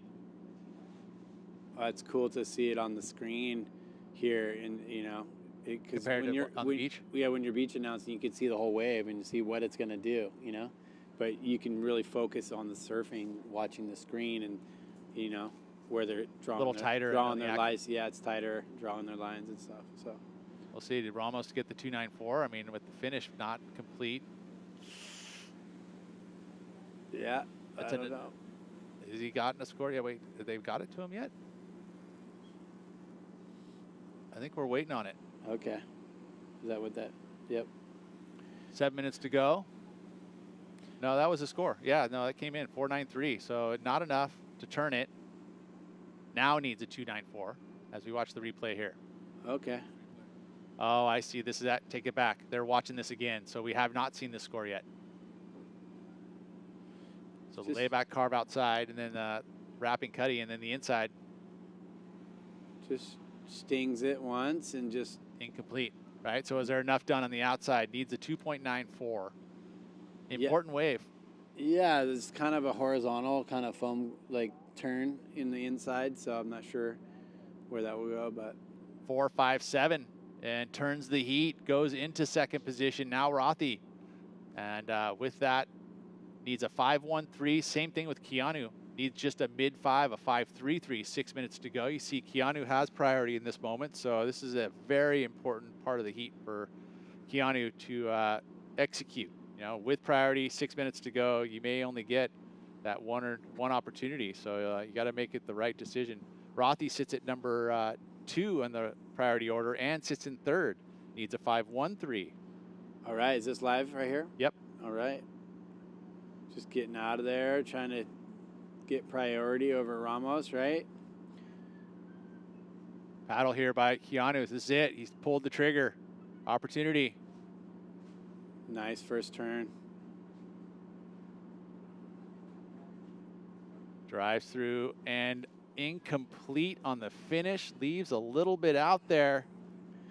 Yeah, he's got small scores, you know. It doesn't need a huge score, but it really, the wave is going to determine the score he gets, really, you know. And you think about it, let's watch this again, but his outside work was pretty good. It was nice and vertical on that first tag, and comes around the corner, up and over, glides it nicely with good flow, but then right here, the wrapping Kade doesn't pull it off, so that part of the maneuver not going to be in the score line. So just on the last two turns on the outside, but those were nice turns. 5.9, 5.8. Okay, so he did get it. He did. He is in second. Ramos now pushed out to third, needs a 5.05. So the opportunity was there for him. Look at judges went 6.3, 6.0. They liked the criticalness of those first two maneuvers and the flow. So Keanu turned it right there, even with the fall. You could see there was a little frustration in the way he was paddling back out, almost a little splashes there, but he contained himself and was able to get the number. Yeah. Yep. You think splashing the water afterwards with a little discontent could affect your score? Yeah, I mean, it shows a lot. It feels right. Yeah, feels that. You feel it for me yeah, too. It's Like, aggro. It's not like how Slater just kind of splashes water in front of his nose or anything. yeah, you know no, what I mean? that's all. That's a different. passive version. Yeah, but you know. No, a little definitely. disgusting. Sometimes you feel like it can affect the score, so you got to contain yourself. Sure. Yeah, you got to chill. Even though you're pretty frustrated with yourself, you got to just let it go. I mean, look, he got the score. You know. Auto for life. So, right. yeah, it's okay. I feel like he can. You know, he wants to just better that, though. He's not happy with the way he surfed on that wave, so he's motivating him for the next wave, I believe. So. Also in your head, too, when you feel like you fall on the Kade, you're kind of like, that kind of could have been the score. Right? Yeah. You want to finish with a good note, you know what I mean? Like, you know how it is, Pete. When the you're whole trying performance, brah. Yeah. When Get you to the channel and kick out. That last wave, you want to, you know, remember the last wave at the Ave the other day? You had to get that little floater to snap. Okay, I'm coming in. Grandpa. You know, it's just how we do it. We want to finish. The three waves before that got all wiped away with my last wave. I know, exactly. See, we finished on a good note, and then we're sitting down for dinner going, that was fun. Yeah. Or, you know, you finish on a bad note, you're going, God darn it. I gotta go surf tomorrow. Early. 2:55 to go here in this heat. Right now, Fandy and Igarashi holding on to 1 and 2. Ramos in need of a score, as well as Rothy, both in contention, though. Just needing a 5.61 for green, and priority sits with Rothy now. So opportunity here, hoping that something comes to this lineup. Ramos, unfortunately, has a little bit bigger hole, being in third priority. And only needs a 5.05, though. So not necessarily a high-quality wave needed for him. Yeah, I mean, that's where this whole strategy comes into play, you know. You're sitting there in third priority. You know, should you paddle over to middle peak and maybe get a right? Like, you never know. Like, you don't want to count yourself out with 2 minutes to go. There's a big playing field here, you know. Especially now as it's starting to get into that lower tide, we're able to see opportunities a bit more. Yeah, I think it matters what position he's in priority. So, you know, you're not going to catch a side wave and get the score. So here we go. This is Ramos. Pulled the trigger on this one with third priority. Look at doing the escape route, going over to middle peak now. Smart. See, he heard me talking right there. He can't hear you. I know that. I'm letting the people know out there. Yeah, but yeah. I was vibing him. I was vibing him over there, and he did it. So now he just got to chill over there on the rocks, on the reef, if he knows where those are, and just wait for something that comes, you know? Well, now moving back. So, yeah, a little bit of that cat and mouse, trying to figure out where is this. I mean, 1 minute to go. You got to chase what you see, you know, and maybe some opportunity now showing its face over here towards the slot point area. Yeah. These guys all need scores, though, too, right? So. Well, Igarashi utilizing third priority there, sees maybe a little double up here. See if he can improve on a 4.17. Not yet. Yeah, He just wants to finish on his feet, Pete. Here we go. All right. A little choppy to finish. I don't know if the judges actually see that. Not completed anyway, so I don't see a change for Kanoa in my eyes. No. Would you? No. No. Yeah, that was basically just going through the motions, looked like. I think he knew that as well. Ramos having a look at this little insider. I don't know if there's enough meat on this one. Yeah, 505 needed. Nah, it doesn't have enough juice. Not going to have it on the inside, but I like Ramos trying to give it his all. Hey, wait, we see something here from a little different angle. Nope, nothing there. So looks like it will stand. Although, wait a second, this is Rothy. Somehow found an opportunity. 5.61 needed.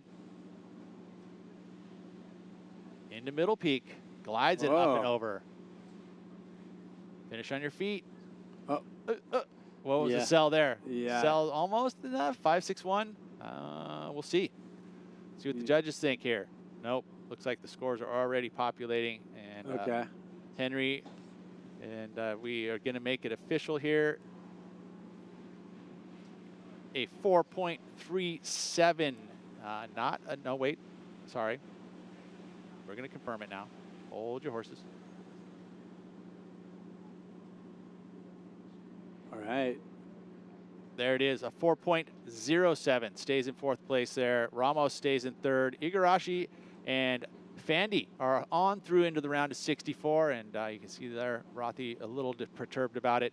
We'll be right back, and we're going to bring in a nice guest from the O'Neill Sea Odyssey, Tracy Weiss. Don't go anywhere. Cool.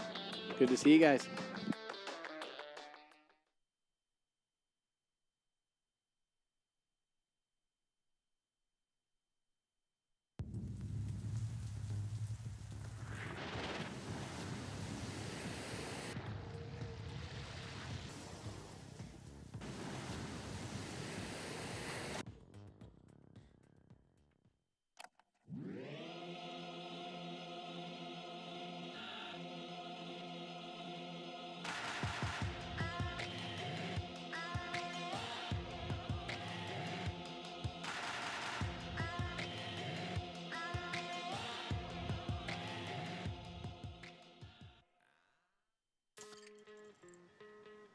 Before the waves brought you out, and the vibes brought you back, you thought to bring the Aloha. Kona Big Wave. Bring the Aloha. And welcome back to the O'Neill Coldwater Classic. And now joining me in the booth, Tracy Weiss, the director of the O'Neill Sea Odyssey, which I get to see that O'Neill Sea Odyssey in action pretty much every evening. And you always have a nice full boat with the youth checking it out. And what is the O'Neill Sea Odyssey for the folks who don't know? Absolutely. Thank you so much for having me here today. The Sea Odyssey is a marine science program really inspired to create ocean education and awareness, right? We want to create opportunities for those that don't otherwise get out to enjoy the ocean to get out and sail on the Monterey Bay. And obviously experiences are a big part of it. As we watch here, let's quickly introduce this heat as we'll get back to that there, Tracy. Max Beach, he's going to be in the red jersey, just picked up that first wave there. Kai Barton, 3.33 on his first wave. We'll get that in a second. But Oliveira also in this one in the white and Burgess in the green. So there's your introduction to this heat. We do have some scores coming in there, but ultimately experiences are all about the memory banks, right? I mean, I know that, my experience on the Odyssey was like one that I will remember forever. Exactly. And we have over half of the kids that come out every year have never been out sailing on the ocean before. And how can we create a new generation that's going to love to surf and love our ocean ecosystem if they've never been out to have a chance to explore it and to introduce themselves to it? And what would some of the experiences entail? If you were going to get on the Sea Odyssey, what would you see? Oh, if you're out there with us, we're going to be doing all sorts of hands-on lessons, right? We're not just going to talk about it, we're going to experience it. We're going to talk about navigation. We're going to talk about the Monterey Bay Sanctuary. We're going to talk about the food chains and the plankton that make up our ocean. So you're going to get a chance to get a well-rounded introduction to everything that makes our ocean so special here. And I remember that, my experience on the Odyssey, we actually we grabbed some they were almost filters and grabbed some filters up. And it was actually stuff that was studied by educational groups to kind of learn something about the bay. And actually, you're actually contributing you know, to understanding more about our oceans. Absolutely. So this is not just a theoretical program, right? We're not just sitting here reading books. We're really going to get out and explore it. And I call it applied learning, right? So we're really getting a chance to take a plankton sample and go back real time and look at it in our classroom. I'm going to ask you, this year, and I've seen it maybe one other year, a huge influx of whales. Like amazing. I mean, there's one point, I think, this is Tracy Weiss. I'm Peter Mel bringing you this Coldwater Classic Action from this O'Neill Sea Odyssey. But why are there so many whales in town? Well, we are seeing such an upwelling of nutrients coming through here at the moment, right? The Monterey Bay, you got food, you're going to get whales. You're going to get the food chain in full effect. So we are really seeing in real time all the different, you know, animals and flora and fauna that come through and make this area so special, right? And we're seeing all the sea otters as well, right? Yeah, no, exactly. 841, of course, the legendary sea otter who likes to surf here at Steamer Lane. Matter of fact, had a new baby recently and has been leaving surfers alone. Exactly, right? She just had a hankering, right? Had a hankering for some I can't believe we had a warrant for arrest, though. I can't. I can't believe that either, right? Well, I understand. You know, it could be something where there's some behavioral things, but we left it alone. Let nature take its course. Everything's great. Absolutely. And that's what we learn about the natural world every day, right? It has ebbs and flows. Things change, and you just got to sit and work with it at some point, right? That's so cool. Scores are in for those first few exchanges there. Your heat leader, Max Beach, with a 4.17. He got the best of the first of it. And up and riding once again on the backhand. Another second-generation surfer. Matter of fact, one of my first international traveling experiences was with Max's dad, Bruce Beach. Went to Indonesia and Australia, an experience I'll never forget, right? Those first experiences are so crucial. As we watch him finish up, pretty solid here for Max. That's awesome. And Max will build on that 4.17, so nice work there for Max. A very good, quick start for Max. More opportunities. I mean, in regards to the O'Neill Sea Odyssey and its future, what other stuff do we got going? I know that's kind of in your wheelhouse to develop all that. It's in our wheelhouse, and that's what we're talking about. So the Sea Odyssey has been around for over 25 years, right? This was Jack's vision. So O'Neill's not only helped to create the Coldwater Classic, but knew firsthand, right? When you get kids out on the water, they're going to build a connection to this ocean ecosystem. And since that time, we've served over 123,000 kids with hands-on learning. Yeah, so we're going to continue that. We're going to continue that. As we're looking towards the future, we're really looking at how do we build a more civically minded and engaged sort of population. Are we going to add to the fleet? Oh, I would love to. Right? Let's add a few more boats. We're trying to look at how do we bring more access down to the southern part of our bay, right? We got to make sure that the kids at the southern part in Monterey and King City, that they have the opportunity that the kids here in northern part of the bay have. Yeah, I mean, it's always proximity, right? It's the fact that with our oceanography and our bathymetry is a little bit different. It is a little different, right? For sure, right? So the access down there is not quite as easy. I guess the beaches down there just don't have quite the same opportunities. But I guess getting them on the water is a way to do that. Absolutely. And you're going to see, right? You have kids that are living within 5 miles of the ocean that have never been. So we have to be able to get these kids out and help them understand and build a sense of place, right? So, and how do you take action, right? Sometimes as 10-year-olds and as 12-year-olds, you wonder, what can I do? And we really want to help answer that question for them. What can you do? And there's a lot of things that our next generation can do to make the ocean a better place. And you're literally in this experience on the Sea Odyssey too. You're actually becoming your very first experience. You're already partaking in that with the educational process that you're having, but also the testing that you're doing. Absolutely, and it's hands-on learning, right? So they're taking this information and they're going to process it back at the classroom there at the Santa Cruz Harbor. So we have an environment that we're really taking advantage of and building on the lessons, right? They're gathering the knowledge. It's really community science. They're taking the information and putting it on and building on these amazing data sets that they can use today and for tomorrow. As we see Barton here making his way to the inside, had to chase this wave for a long time. Did have some maneuvers outside, but we're doing the Steamer Lane hop here, not the Huntington hop. Working it hard, trying to find the best power there. Oh, and unfortunately that gets all that way, gets the opportunity, and gets a fall. So a bit of time wasted there, unfortunately for Barton, but going to add to his 2-wave total.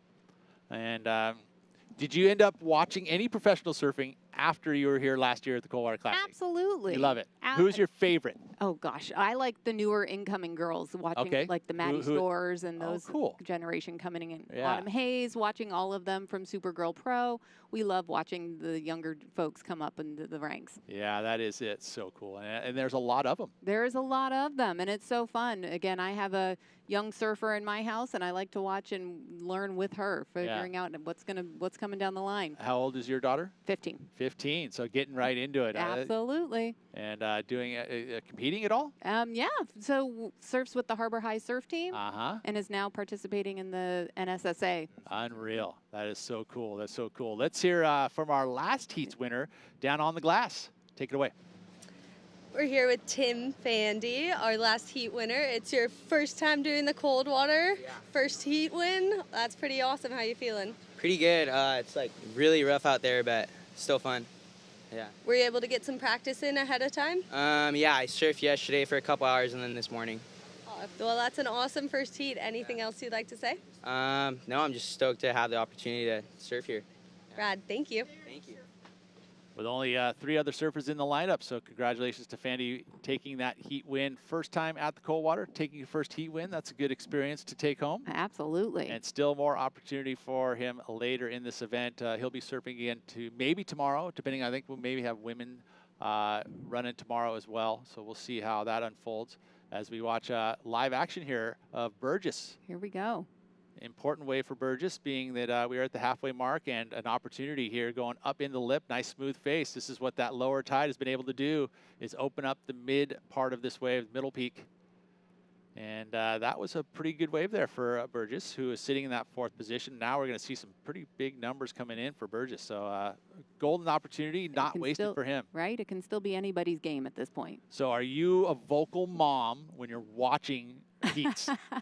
Are you pointing directions, or you just sit back and watch? Oh, I just sit back and watch at this point. I find the best thing I can do at this point is to encourage and support along the way. That's what I can't say my wife does the same, but you know, we So each she's have the to one have who's- the roles. We each have our roles in this family. Oh, that is so funny, entertaining. I mean, it's funny. I mean, I've got a boy who surfs the event, and I mean, it's hard to not try and steer, you know, from the back seat. But I don't get out there and really necessarily scream and yell. But you know, hey, that's it's part of the sport. I love watching, you know, surfing as youngsters, kind of learning the ropes.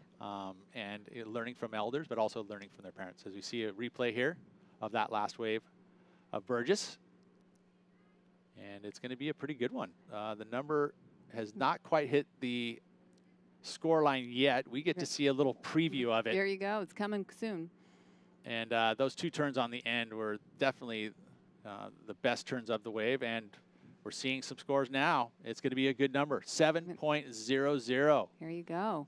And taking it all the way to 1st position with 8:47 to go. Beach down to 2nd.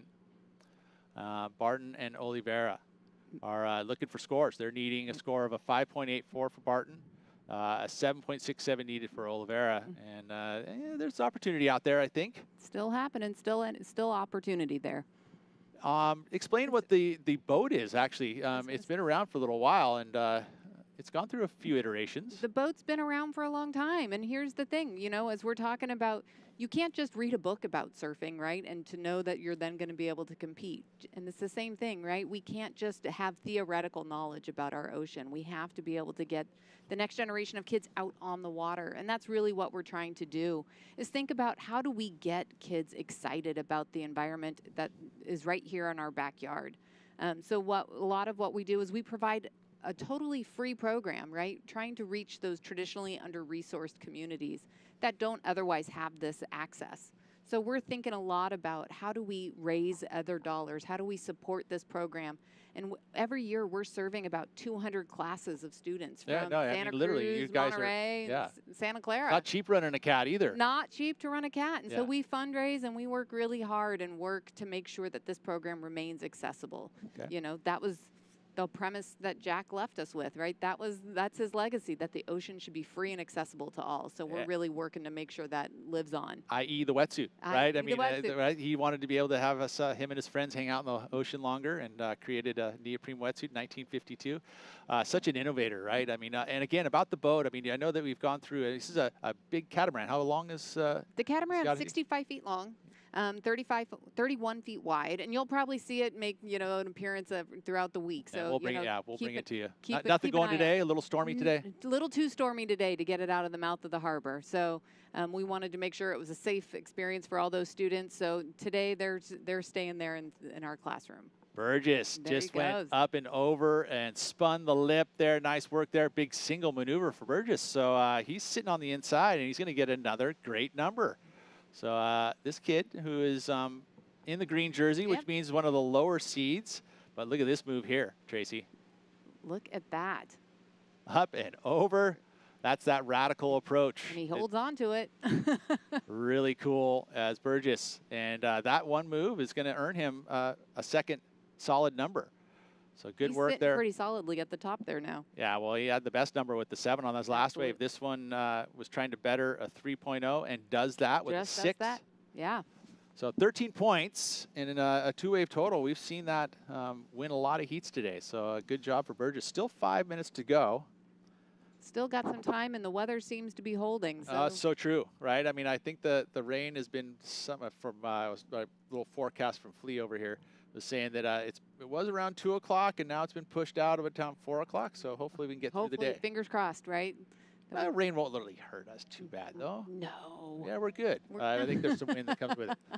But we don't have the Odyssey out today. It's a little shorter interval. It would have been a tough ride today. It would have been a tough ride. It was a little rocky out there for some of our younger students. So we decided to keep it safe and keep it local. So if someone wanted to learn more about the Sea Odyssey, where would you be found? Absolutely. You can find us online at o'neillseaodyssey.org. And there on our website, you can find out all sorts of information.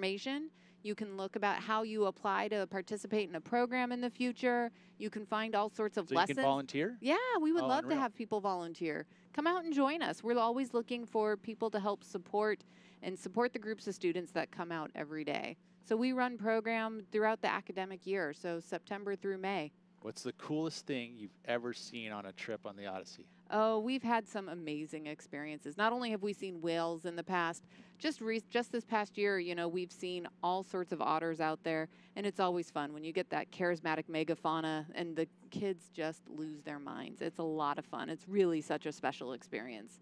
That is so cool. I think my other favorite is, you always get the kids and they bring their plankton sample back, their water sample back into the classroom, and you can hear the squeals of like, I'm swimming with that? It's funny, right? Because you look at the microscope, you're actually seeing it. Yeah, they're see like it aliens. in real time, right? You're seeing what you're swimming. They're like, wait a minute. Yeah. That does not look like SpongeBob. And you're like, nope, does not. That's funny. So just on a note of understanding, any times you see any microplastics, does that pop up? All the time. Really? We play a game Even in our on a beautiful regular sanctuary. basis. In a regular basis, you can play, is it plankton or is it plastic? Oh, really? And we see plastic in our samples most days, which is unfortunate. So that's true. Be aware. The idea of, reducing single-use plastics is something that we should all be working towards. Yeah, I would agree with that. I mean, I want somebody to invent a biodegradable zip tie that works. That would be I think amazing. My pet peeve is zip ties. Every time I see one, I have to pick it up if it's not tied to something. And I know that this group here, there is a lot of zip ties used, but they are definitely packaged properly. Well, we should put that out to our friends over at Cruise Foam and see what they can come up with. Right. Cruise Foam. That's right, guys. Our next challenge, Next challenge. We're here for it. Yeah, so true. The biodegradable zip tie. I mean, we've got utensils that biodegrade. Why couldn't we do a zip tie? A starch potato I don't starch think zip tie? they're not definitely not as strong, I guess. don't think so. Unfortunately. We'll keep at it. 3 minutes to go in this one. Burgess with the extension lead here with 13 points. As we watch the replay here of... They wanted to check this one out. The judges wanted to know Barton. And sitting in that third position, this is an important wave. So we'll see where that comes in. Yeah. Oh, the paddle is what they were looking at. That's what it was. Did we see priority get used? No. So 2:30 to go. This is the opportunity with the P next to his name. He's got free right of the lineup, and here he goes. 5.84 needed. I'm going to put you on the spot. Are you thinking, I mean, throwing angle is so hard to tell if a score is going to be enough. It's a little wave. It looks pretty small at this point, so it's hard to know. Yeah, I mean, the above angle does take this. It was super small. So unfortunately for Barton, though, unfortunately with 2 minutes to go, could be not enough. So he's going to have to hope that something happens on the inside here. Max Beach, on the other hand, with priority now, would be looking at where Barton and Oliveira are in the lineup. Might want to guard them, maybe. Right. And any other cool things that you'd like to experience in our last minute and a half here before we have to before we go out? I just want to share, you know, the Sea Odyssey is a really important tool for our community and for others. So I really encourage everyone to come and check it out. We would love to have people not only engage with us as volunteers, but if you're looking to support and make sure that the program continues, check out our website. Okay, cool. And if you're on site, like you guys at the harbor, you can kind of... We are at the Santa Cruz Harbor. Right? Come out and check out the classroom.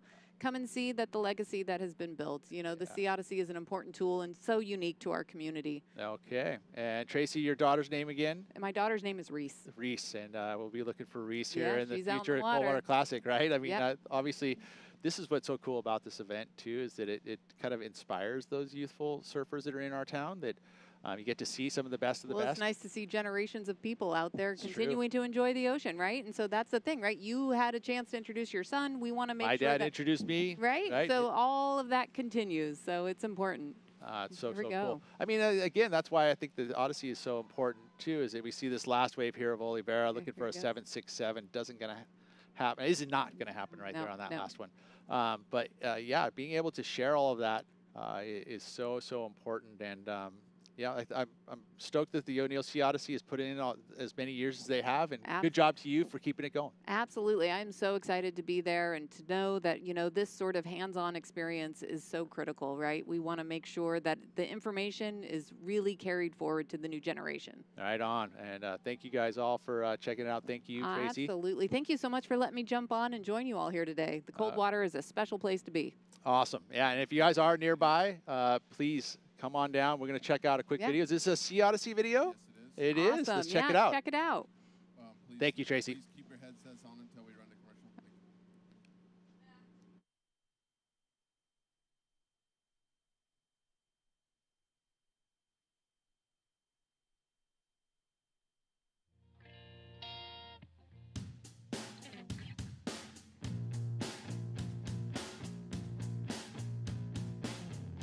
The O'Neill name is synonymous with the ocean.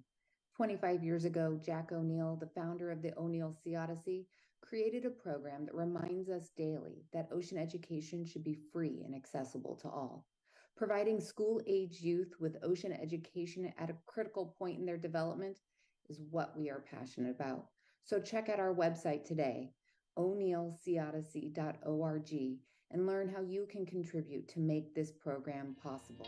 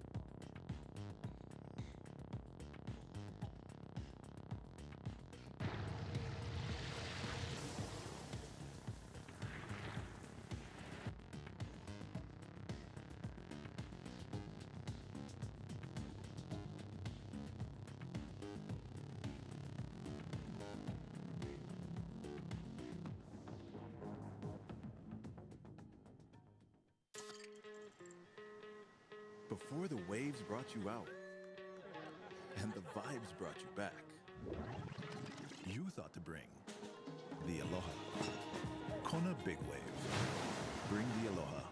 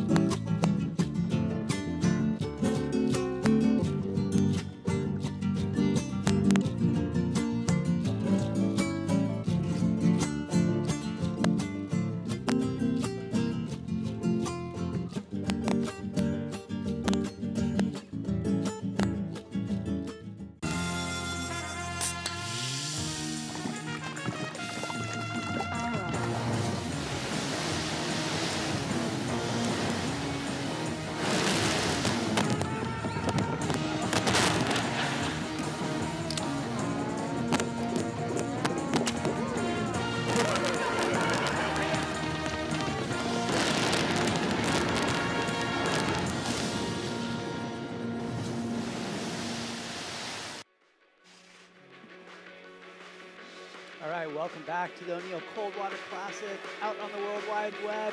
My name is Omar Echeverry. I'm joined with Adam Rapogel. A couple little nuggets out there. Yeah, Rody? Yeah, it looks pretty fun out there right now, Omar. Looks like the tide has dropped. Plenty of contestable waves. Was watching the last heat and saw a couple really nice waves. And it looks like the playing field out there is opening up. Look at here's the 16 heat right here. Oh, yeah, no, you really look at it. And as the tide drops, everything comes into play, right? Yeah. We've been surfing all morning off the point, off the slot. Now you're going to see Middle Peak. We've nicknamed it Inside Middle Peak, that little runner area. Yeah. They call it Little Rocks, I guess. It's a new. We're making up new names, but yeah, the whole playing field's gonna be wide open.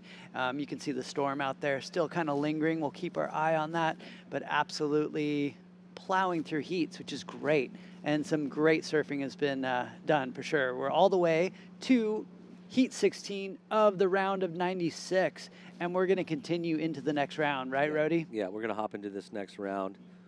Hopefully get half of that round done as well. If this conditions continue to stay like this, we should be able to get through a full day, which is a great thing. Leave some breathing room on the back end of the schedule if we need to wait if there's some storm. No, I love it. And, you know, our contest director, Darren Brillhart, has done an amazing job. I mean, there's a lot on the line, right? You got so many elements here in Santa Cruz. He's, you know, a huge staff. So huge props to him. And like you said, not a ton of heats to run throughout the 5 days. So we have some leeway. So we're super stoked on that. And if you're just joining us, you're joining us for the O'Neill Coldwater Classic. Absolute iconic event here in Santa Cruz. What's your take on the surf, Adam? Yeah, it's challenging no matter who's going out there to surf a heat right now. They're all in the same conditions. But it's a lot better than it was earlier at higher tides. You can see right here is a replay of our man in red here.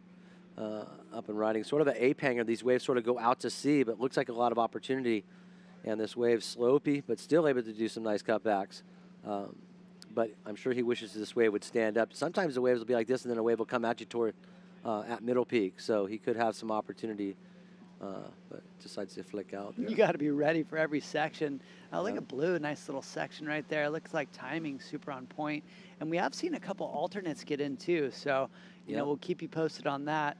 And it looks like Blue is all the way in the first position at the moment, but 13 minutes remaining, still waiting on a few scores. So I was just up there in the judging booth. It was really nice. They are busting out that replay, seriously, like, I don't know, a few times a heat, which I personally love seeing that. So look at Blue just going to town right there, looking spicy. Yeah, no doubt. Great, nice little combination of maneuvers right there, staying up and down. And on your backside, that's what's the, sort of an advantage for them. They're able to keep that board moving, going up and down, and then slowly getting more critical as they turn. Really challenging to do that on your front side. As you see here, the man on right. Let's see what Roche is going to do. Looks like white, little chip witch on the inside. See it kind of hit that inside reef. Is it going to stand up? That's what you got to think every time. Gets a couple little turns, but that wave just kind of petering out on him. Yeah, hey, Pete's not in the booth. But when those waves move from right to left and sort of push out into the deep water, they suck. The ones that come in and sort of wrap in on themselves, almost look like a closeout sometimes, but have an angle coming at you, seem to give a lot more opportunity. No, it definitely looks like red on a little insider. This might have a little rebate. Comes around, nice snap off the top, crack number 2 section.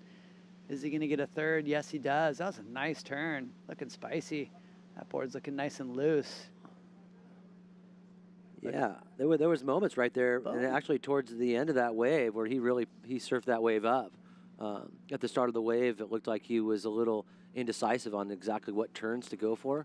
But boy, that board came alive. It looks like it's a Kia IPA board. Was looking like it was really well surfed. Oh yeah, looks like scores are coming in. Looks like could be a decent score, definitely. Yeah. He's already in the second position. I'm pretty confident that he'll. Yeah, I'm gonna wait for scores. Downstairs with Burgess. And it looks like last of white did come in at a 5.83. Blue came in at a 5.83. Last of white at 2.6. And we're still waiting on one more score, it looks like, for red. But it looks like that was a good little wave. Yeah. And we're going to kick it over to the winner of the last heat. I'm here with Ty Burgess, our last heat winner. You're keeping it busy out there. I think you stood up like 6 times and were able to get 2 really good waves. Yeah, it was fun. I was just trying to have fun out there, not think too much. I haven't surfed in 2 months, so it felt good to just go out there and have fun. Well, good thing your fun was also putting together a pretty good heat. You dropped 2 really great scores. Have you surfed up here much? Yeah, I haven't surfed up here too much. I did this contest last year, and I was stoked to make a heat. But yeah, it's super cool up here. I love Santa Cruz, so I'm stoked to make a heat.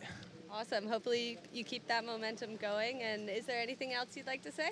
Yeah, I just want to thank my parents, my stepmom, my sponsors, my girlfriend for coming up here. Yeah.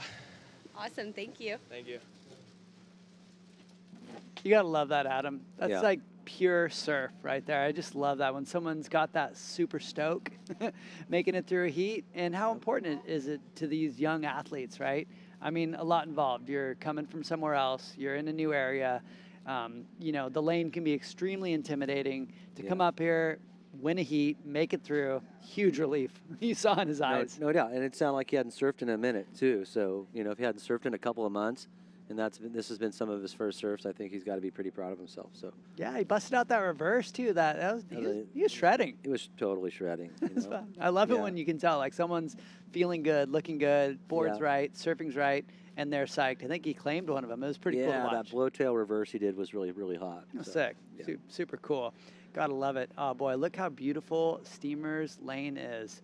Wow, picturesque. So green this year, right? Yeah, well, it poured last year. You know, what I'm noticing, Omar, is that when you look to the left of your screen right there, you can really start to see it. There's some dark clouds coming.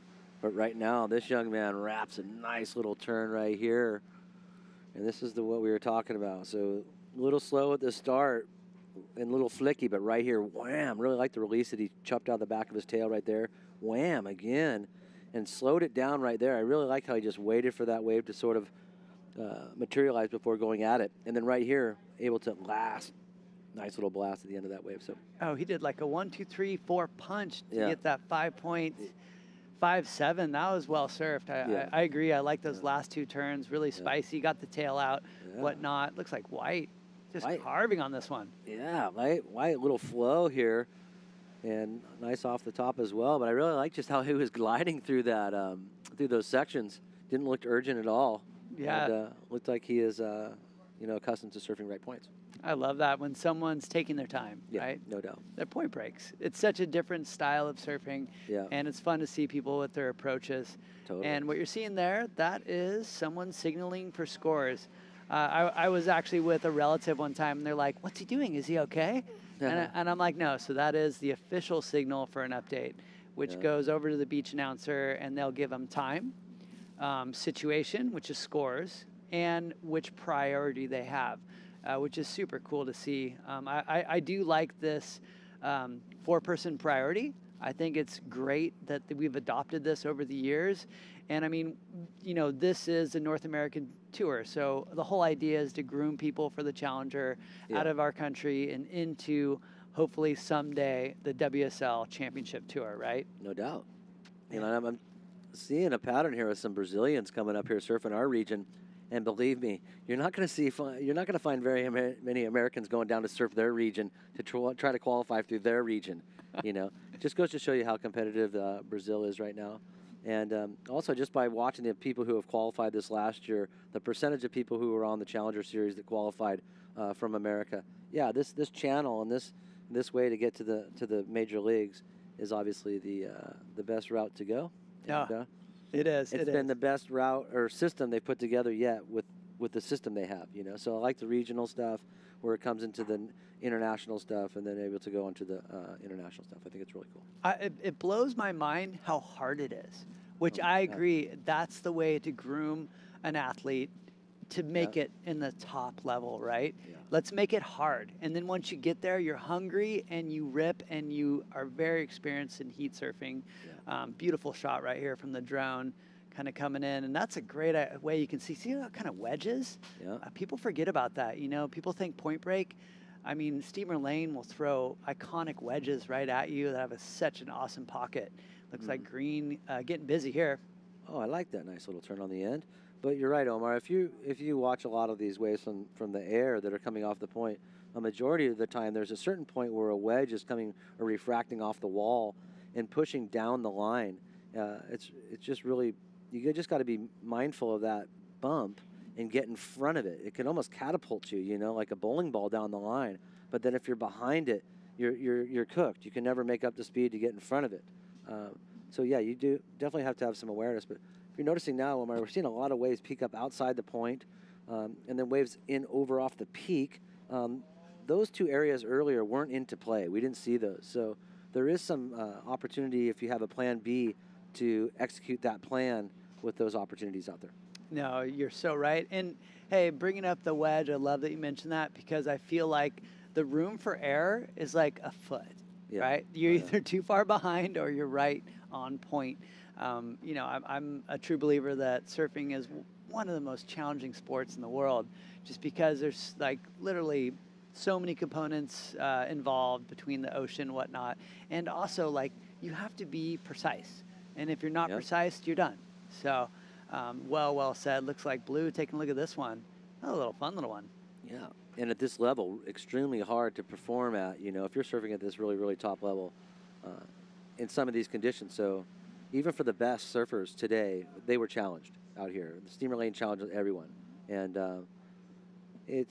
it's refreshing because it can be a really bad wave and still you see a guy out there that's an A+ surfer struggle, you know, so I really like that. Whereas like a Jeffreys Bay could pull out all your weaknesses, you know. This is going to pull out some of your weaknesses here too, just in a different way. No, definitely, right? I like to say Steamer's Lane, it can be your best friend or your worst nightmare. It's kind of how you look at it and what you want to make of it. Looks like red, kind of rebating on the inside. Nice little tail chuck. Love that angle. It's so sick. Yeah. Wow, beautiful, right? Yeah, unfortunately only one turn there. I like that release, though. He was able to get out of that turn. And it looks like he was just looking for a small score. He is in second position, so in the advancing situation, he was looking for a 3.5 to overtake the lead. We'll have to see what the wise men say, the judges up top. Boy, I was just up there, and they are on fire with the replays. Yeah, that's what you're saying. A lot of replays going on for sure. It's great. I mean, I think that is so awesome, so cool. And then White continuing on with the flow. Yeah, let's see what Roach has got. Nice little hack right there, almost loses it. And another couple of turns into the soup right there. He's sitting on a small score of a 2.6, so we'll see what the judges say about that. Potentially getting rid of that score, increasing his position. Because, boy, it's really close right there, you know. You see that Nunez's lowest score is a 3.2, and Roche's right there is a 3.66. So he's close to him, but he still needs a mid-range, you know, average wave. If I were him, I would think he's got to wait for better than a 5, you know, or he's got to be waiting for like a 6.5, you know. So with 2 minutes remaining, I don't know if you want to go on such small little waves like that. I completely agree. And then looks like the tail blow took Guinaldo up into first place. So it's already created a bigger deficit for Roach. Yeah. I mean, you know, at this level, you really got to surf your heats thinking higher scores, right? You can't think of like if you need a 2, you know. Well, you know, I guess every heat is different, right? Yeah. So a 2 at a certain time would feel like a 10 at other times, you know, or a 9. If the wave doesn't come, the wave doesn't come. So that's all you want is the chance, you know. So it'd be nice to see a couple of waves come through here, give these guys some chances, and you know, so they can come in after their heat and go, at least I was given the opportunity and the chance. You know, it's obviously always the playing field's not always consistent, so it's not always you know, average for everybody. It's, you know, sometimes guys score, sometimes guys don't. Some guys wait all day long and they get everything, and some guys wait all day long and get nothing. So really, it just sort of comes down to how the cookie crumbles. You know, however you played your cards, however your opposition played their cards, and eventually the minutes go by and you did or you didn't. That's why I always like backgammon or chess and stuff. Yes. Yeah, because if you screwed up one move, the guy go click, click, and then it rolls double, you're done. You know what I mean? And you're like, oh my God, the guy. Yeah. You know, I thought I was winning this game, but that's part of the game of strategy when working in a position like this. Maybe not at 1 minute when you only need a 4 or a 5, but you know, if you need a 5.5 or a 5.7, you got to wait for a certain type of wave. Yes. No. I like when I'm coaching my surfers, I like to say, small mistakes create massive losses in the sport of surfing, which is it's stressful to say that, but it's the truth. One fall, one missed paddle, one missed priority, you're toast. Whole event, it's done. So these surfers are definitely got that in their minds. Oh, tail chuck and falls, but he's in the lead. Heat's almost done and over with just 25 seconds remaining.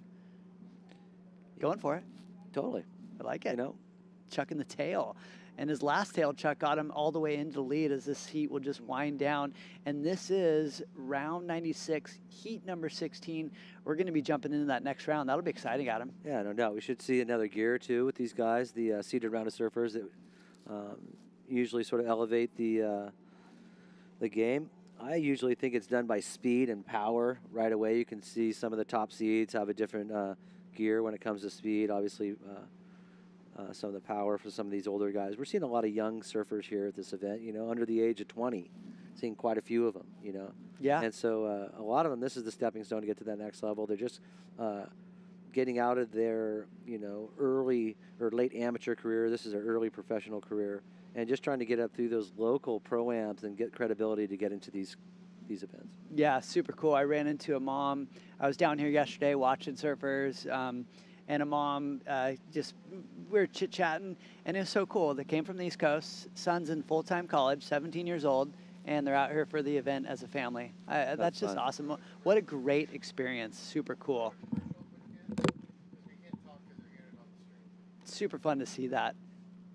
Okay.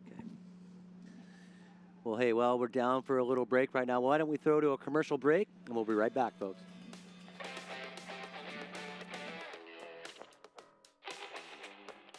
Steamer Lane is more than just a surf break. It's really like a hub for the community to come out and hang and post up in their surf wagons all day, walk the dog, check the waves, go grab a bite.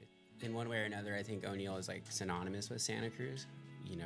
Jack is a reflection of the area and all like the positive attributes associated with it. Our athletes travel all over the world, surf waves that probably would never have been surfable prior. But ultimately, at the end of the day, it is really nice to come home to Santa Cruz and surf right here, Steamer Lane.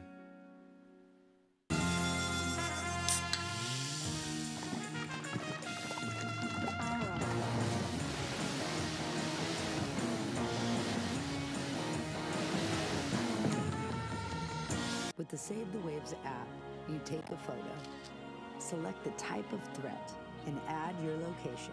Now that information ends up with the organizations that can do something about it.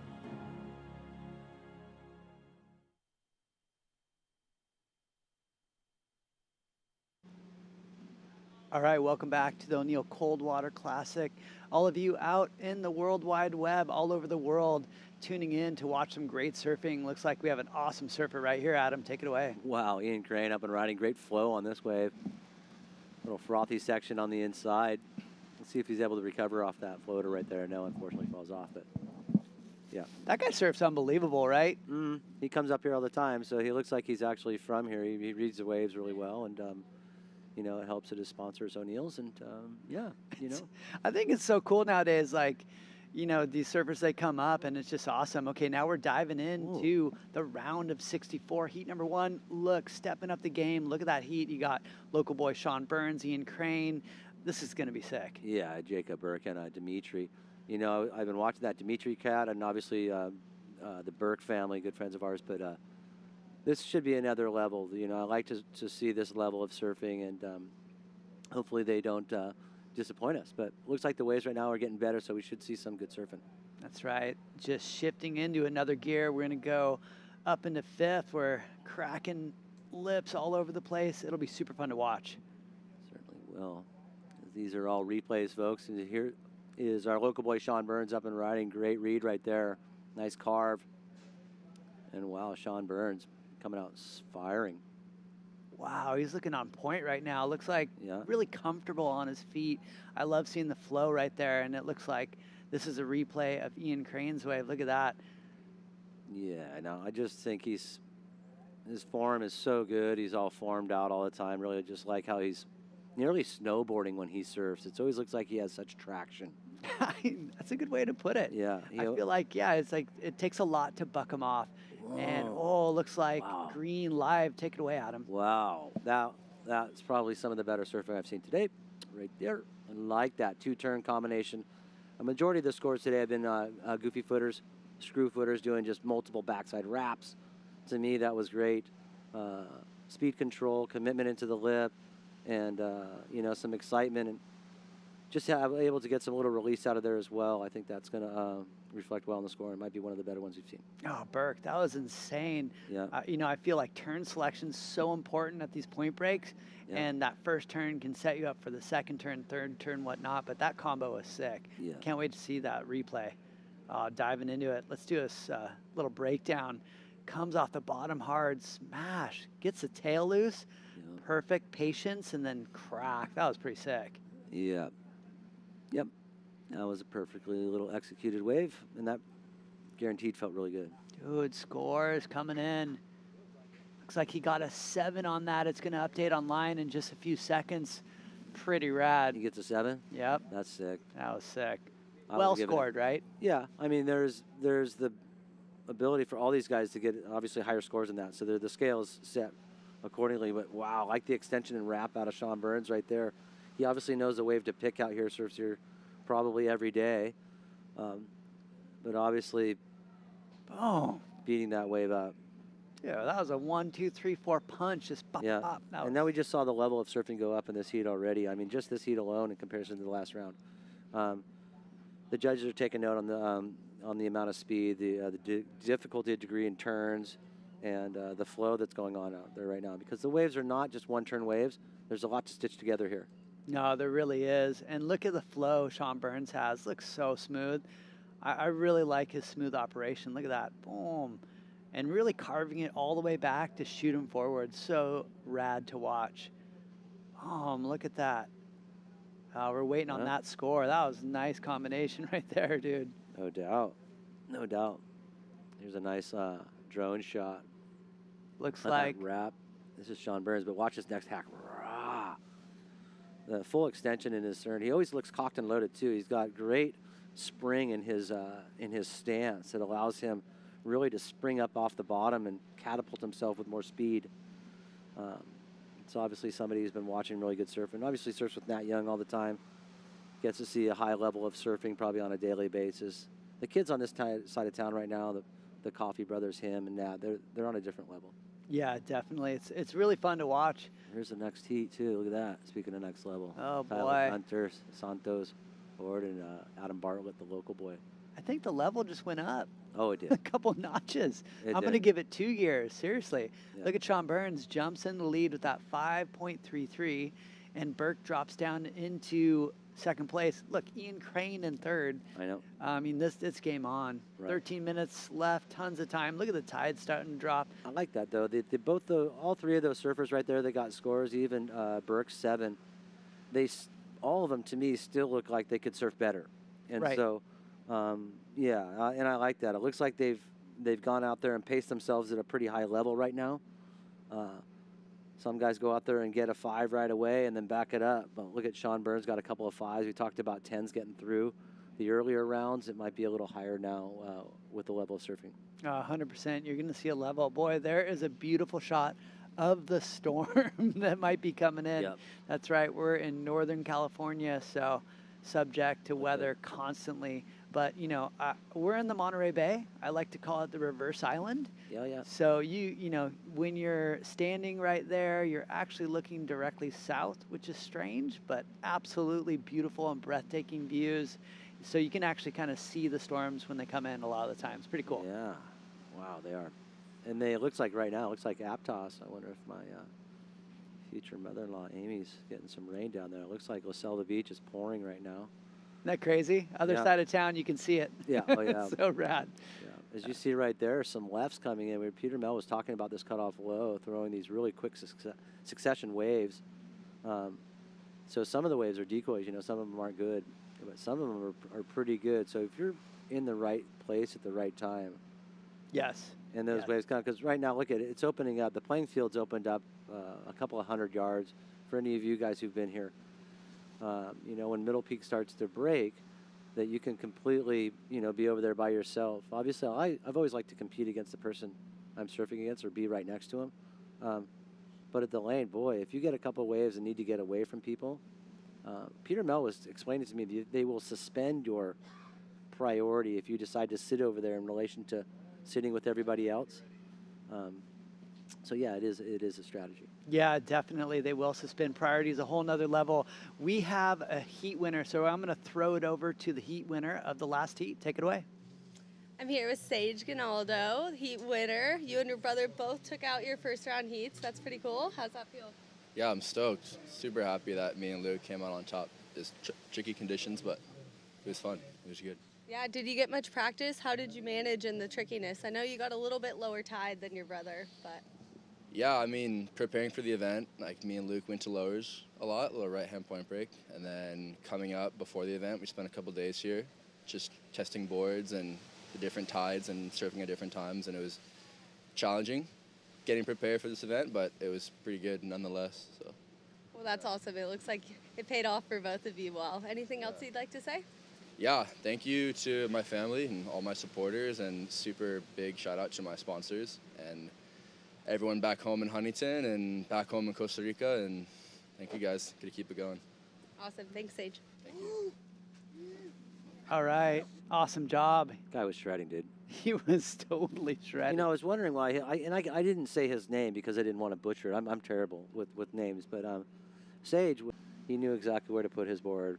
And yeah, so congratulations for Sage. No, I did. And, you know, he mentioned surfing lowers and surfing other waves that can help train you for this wave. I think that's super, super smart. Yep. Something that I appreciate about this generation is their work ethic, right? Yep. It's like they're going to show up, they're going to have multiple fins, multiple boards, you know, and then they'll listen about surfing a wave that's similar, right? Oh, yeah. You know, it's really cool. They know that the level is so high that they need to train properly, you know, and every which way it comes to diet, body. This generation is pretty tuned up, pretty sick. Yeah, but the reality is, too, that you need to surf the lane. To get comfortable with the lane, you need to surf the lane. And, shoot, sound like Sage was able to come up here and get some time in here before the event, try boards and stuff. Yep. Great overview right here of Team Lane. As you can see, Sean Burns, I believe he came over here to the other side. What a wrap right there. I love that turn. Wow. Some serious control right there and some serious, wow, arcing. How did he come back into the soup like that? Was awesome. Just a one turn, folks, but if you want to study a nice wrap right there, that was a good one. You know, and I also love watching, we had talked about Ian Crane surfing. I surf with Ian when he comes up here quite a bit. He surfs up the coast, and boy, man, he does too. He applies a lot of leverage in his surfing. He does. He has that kind. I love that like every turn go for it mentality. Well, just like he's on his toes, Right. he's on his heels, and he's on a release. You know, he's ripping around. You ever look at his eyes when he's doing those turns too? It's just nuts. He's just like. No, I just don't think. You know, I think he's doing the type of surfing where you kick out, you forgot what you did on the wave again. You know what I did. What a beautiful overview right here. We're seeing a lot of different colors in the sky today. Yeah. Some grays and some dark purples and some blues. So beautiful. Yeah, we've been expecting this El Nino to start rocking us. Hey, well, I know everyone's calling it's official El Nino, a storm with this time of year with a high of 68 degrees. Yeah, I'm calling that El Nino. Yeah, it's pretty warm. I mean, they're catching subtropical fish too here recently, Sue. So. Right? Yeah. Yeah. Sort of weird. Yeah, strange, but definitely an El Nino for all of those people out on the World Wide Web means that we're going to have a warm and wet winter, which is surfer's paradise here in Santa Cruz. Hopefully, giving us a lot of swell, a lot of sand movement, a lot of everything. So a lot of mold. Yes, a lot of mold. As you can see right there, the storm coming in from the left. Usually everything comes in from our south right there. You see Sean Burns right there. Had a pretty nice little lead, but looks like Burke needs a small score. He's sitting on that 7 right there, Ian Crane. And we have yet to see Dimitri yet pull the trigger, but a phenomenal surfer. I've watched him out here for a couple events. The guy is on fire, man. He surfs insane. And, you know, I'm just a big fan of these guys is surfing. So let's get some waves and hopefully they can let their surfing do the talking, and we don't have to talk so much. I like this angle. This tells a good picture, right? Yep. Look at the playing field. It's pretty big. Yeah. You got the low tide now, so there's going to be multiple peaks. I also love this angle because it shows the athletes and how they pay attention to priority. It's just rad. It's super rad. They're so dedicated. And if you're just tuning in, I want to say a huge thank you to the sponsors of the Coldwater Classic. O'Neill doing a great job bringing it back to the lane. Such an iconic event that has lasted so long. So super stoked. And thank you so much for bringing it to the web. It's good stuff. We are right now in heat number 1, round 64 of the Coldwater Classic. They're going to try to get through, I believe, half of the round of 64 is their goal. So that'll be 8 heats, depending on that storm that you just saw kind of lingering in the outer ocean. We'll have to keep our eye on that. Yeah. Looks like they're going to have some time. I know what's your call. I don't know, it's feeling like... Wow, looks pretty good to me. And it was supposed to be like raining by 1 and windy by, and not that much windier, but I mean, it was supposed to be raining at least. As you can see right here. Let's see what Burke's able to do. Nice. Cuddy off the top. Check fade. Back in there. Oh, jab, stab right there. Getting some speed. Looking for a big finish. Snaps it off the top. Oh, doesn't get that last rebate, but nonetheless got some good turns. Look, he's just looking to build on that 2.83. Might overtake the lead from Sean Burns. He only needs a 3.5 to overtake the lead. Yeah, and I think he'll do that. But I think so. I know. I never like making the call. No, I love sticking my foot in my mouth and just going, really? They just gave it a 4? I love watching that's why I like watching the big boys. And you watch the World Tour and you see someone straight away and they go 4.2. I'm like, that's the best 4.2 I've ever seen. As you see Burke up and riding, there's a nice swoop. And there's that little bump we talked about that he stays in front of. Now he gets behind it, wave in front of him. So great little read right there to maximize all the speed out of that wave and come out with a little number. Oh, there we go. The person you're just talking about, crack. Oh, see, now he has to come from behind. So he's going to pump up a number real quick and then probably go plan B and try to get somewhere else where there's nobody with priority because he's just sat for about 16 minutes without catching a wave. Ouch. And believe me, he's had 5-minute heats. Usually that's a drill we would run all the time.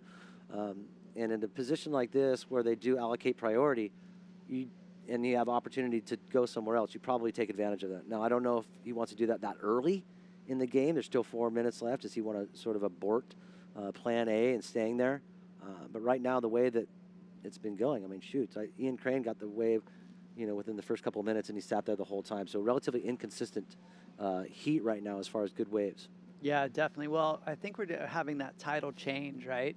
So right now, it's starting to plummet. So you're going to see the lineup change around, might have a little longer lulls. It'll kind of reorganize. But that's a great point. You look at that and it's like, oof, here's a replay of red. Take it away, Adam. Yeah, nice wrap right there for Dimitri and a little vertical poke right there.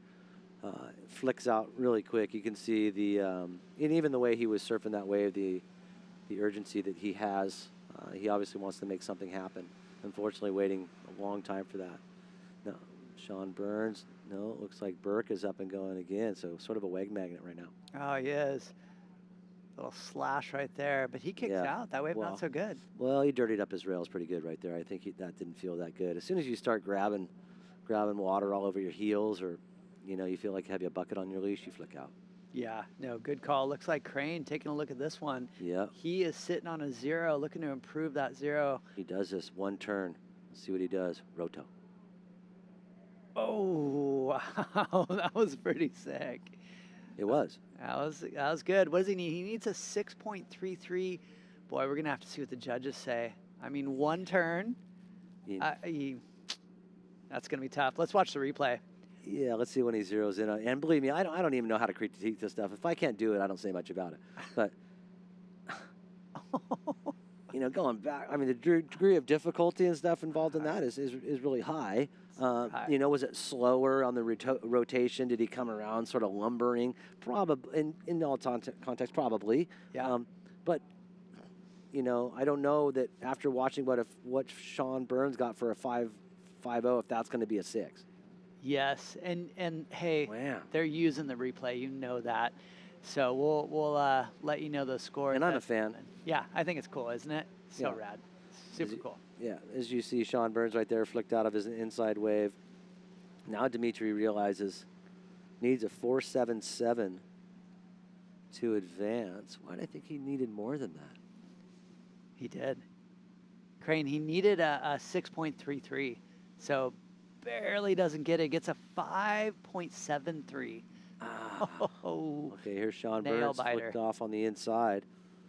Hasn't surfed a wave in a minute. Nice little down carve right there, directional change to put himself at the bottom of the wave, and I like that blast at the end there. Through some nice water. Yeah. Sean's got really good timing out here, obviously. Yes, no, 100%. Look at this little chip, which, decides not to go. We're really coming down to the end of this heat. These guys got to be careful. No doubt. With just 1 minute remaining, you really don't have a ton of opportunity because it's a point break, right? Got a lot of paddling involved with every decision. And it looks like, your current heat leader gets the good wave. Wow, nice release right there for Burke. That's rad. Yeah. Boy, it looks like Crane just barely didn't get it, though.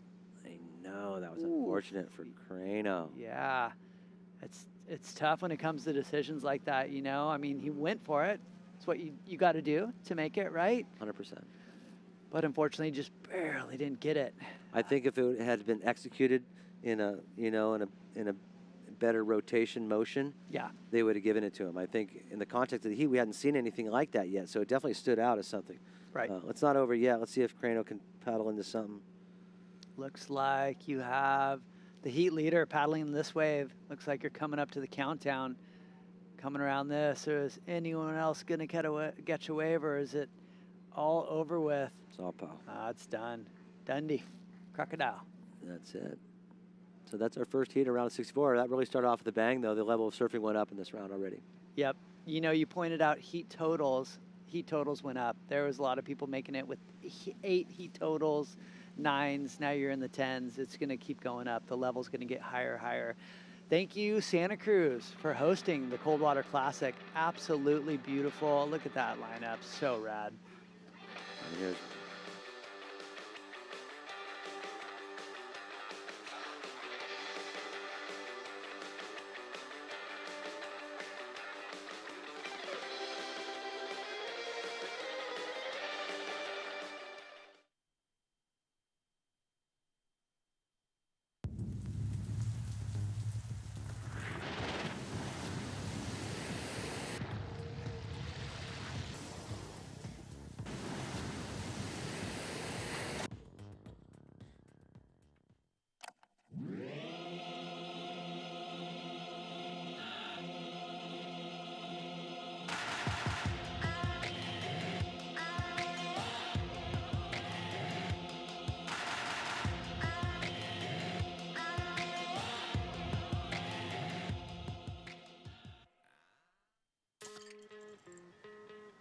Before the waves brought you out and the vibes brought you back, you thought to bring the Aloha.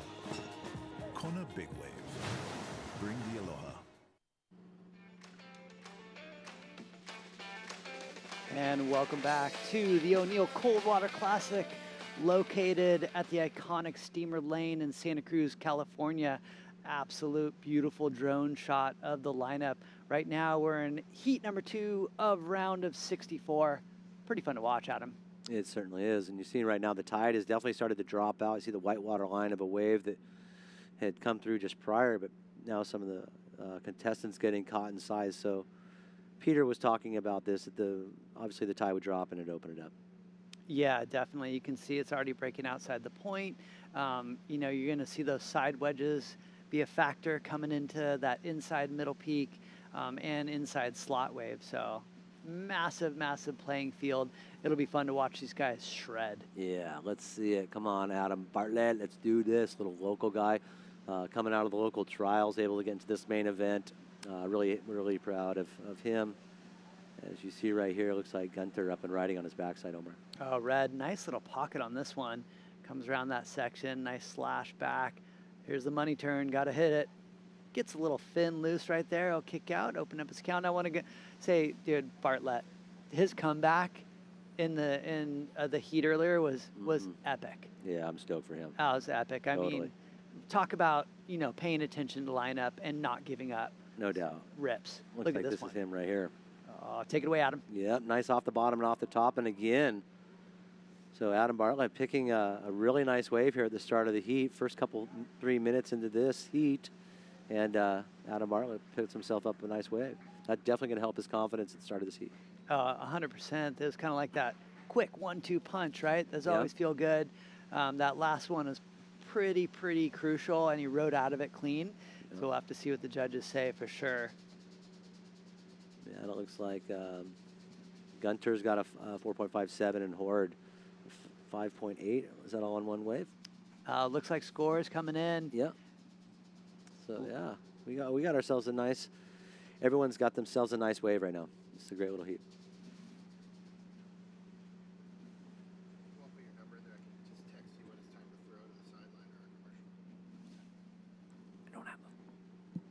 As you see right here, who is this? This is Santos up and riding from Brazil. Nice little wave flying down the line here, Omar. Oh, Comes look to at the this. inside. Oof. Look at that. Got a little speed. 2-for-1er. I love it. Going nuts. Did you see? Look at this place now. It's looking like a whole different surf spot. Nice little wave right here for the man in white. This is Horde. Nice section right here. Hits it up off the top. And again. So looking like this lower tide definitely helping out the conditions. And the rains definitely held off and the winds held off. And boy, cold water classes got some great luck right now. Oh my gosh, definitely. Look, some fun waves. Everyone's starting to get a lot of scores on the board. Look at Red on this one. And this is the replay of his last wave. Nice one right there. Yeah, I like this guy's got a stocky little style. Like that. Looks like I he's like ready to, it. Yep. And here's Adam Bartlett. Oof, right up into it. And this wave steepens up too. And Adam having the confidence to huck it right up into the lip. So great job right there. And that came out to be a nice little score for Adam. Yeah, 5.33. Looks like Bartlett now in the lead, which is great. Looks like, oh, sorry, just dropped down into second place. So White is in the lead, Horde. Adam doesn't need much to overtake the lead, though. So he'll be definitely paying attention to the lineup. Plenty of time, a lot of time, 14 minutes remaining. And a huge lineup. Massive lineup. But if you really sort of simplify the lineup and just stay at the slot, the point of the slot, and only tic-tac-toe between those two spots, you should be pretty fine. It's when the middle peak and you're just like this guy in green, Adam Bartlett, you see something over there, he could see a left from there and go left and or go into the peak from there. Or the wide slot. Yeah, but I never advise anybody ever to paddle from, like, say, the slot or the point to the peak. No. I always think the peak is a place that you would go to on a paddle back out after catching a wave to the inside, and then just going straight out to that spot. It can chew up a lot of time. If you start going back and forth like that, from right to left to right, before you know it, your heat's over. That's right. Well said, Adam. Okay, we have the winner of the last heat. We're going to throw it down to Eden. Take it away, Eden. We're here with Jacob Burke, taking down a pretty stacked heat. It looks like the better conditions over the last hour. Yeah, it definitely cleaned up in the last hour or so. My morning heat was a lot trickier, a lot harder to find waves, but waves were super fun in that last one. And you're from Barbados, correct? How does this wave compare to your waves at home? Yeah, well, my 7 was super similar to Soup Bowl. It kind of hit close to home because the first section was super bowly, and then a quick closeout, which is very similar to our north section on certain days. So kind of felt like I was at home on that wave, so it felt nice. Well, that familiarity really showed. You were ripping out there. Anything else you want to say? Get there. Awesome, thank you. Thank you.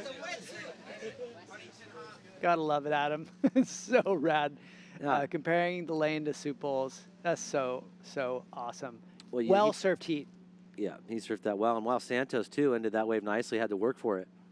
Yeah, really nice little interview with Jacob Burke right there, talking about Soup Bowls. But as soon as the wave comes at you at the lane, it's a nice little bowly wave. If it goes away from you, it can be a tough ride.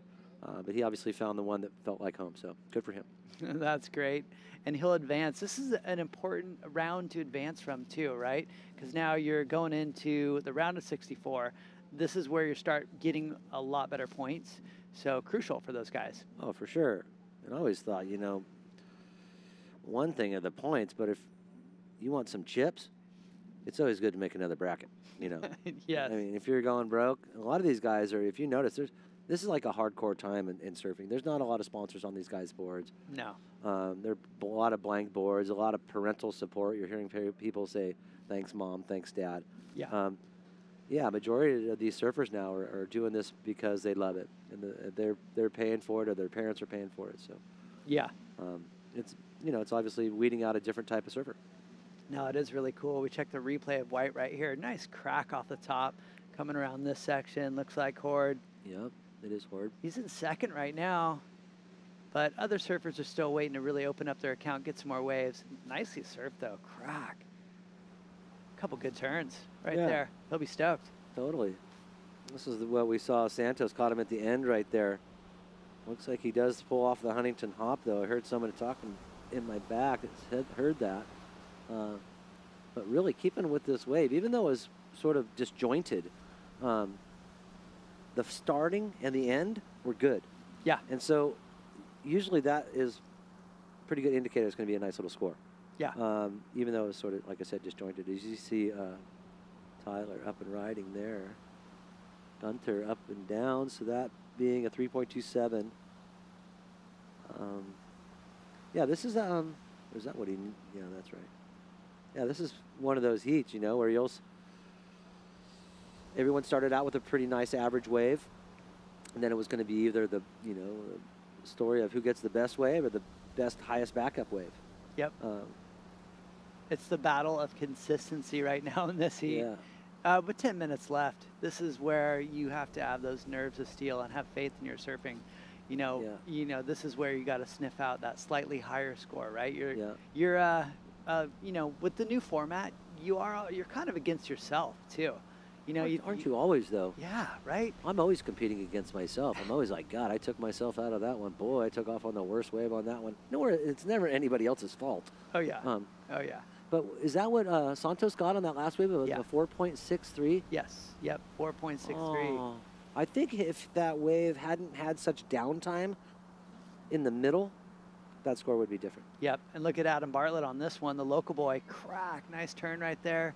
Boy, we're going to have to see. He doesn't need much to move into advancing situation. 3.8, looks like so. 8, one turn. I didn't see if he got 2 turns. We'll have to check the replay on that one. Yeah. But boy, look at the field right now. Oh my gosh. Yeah,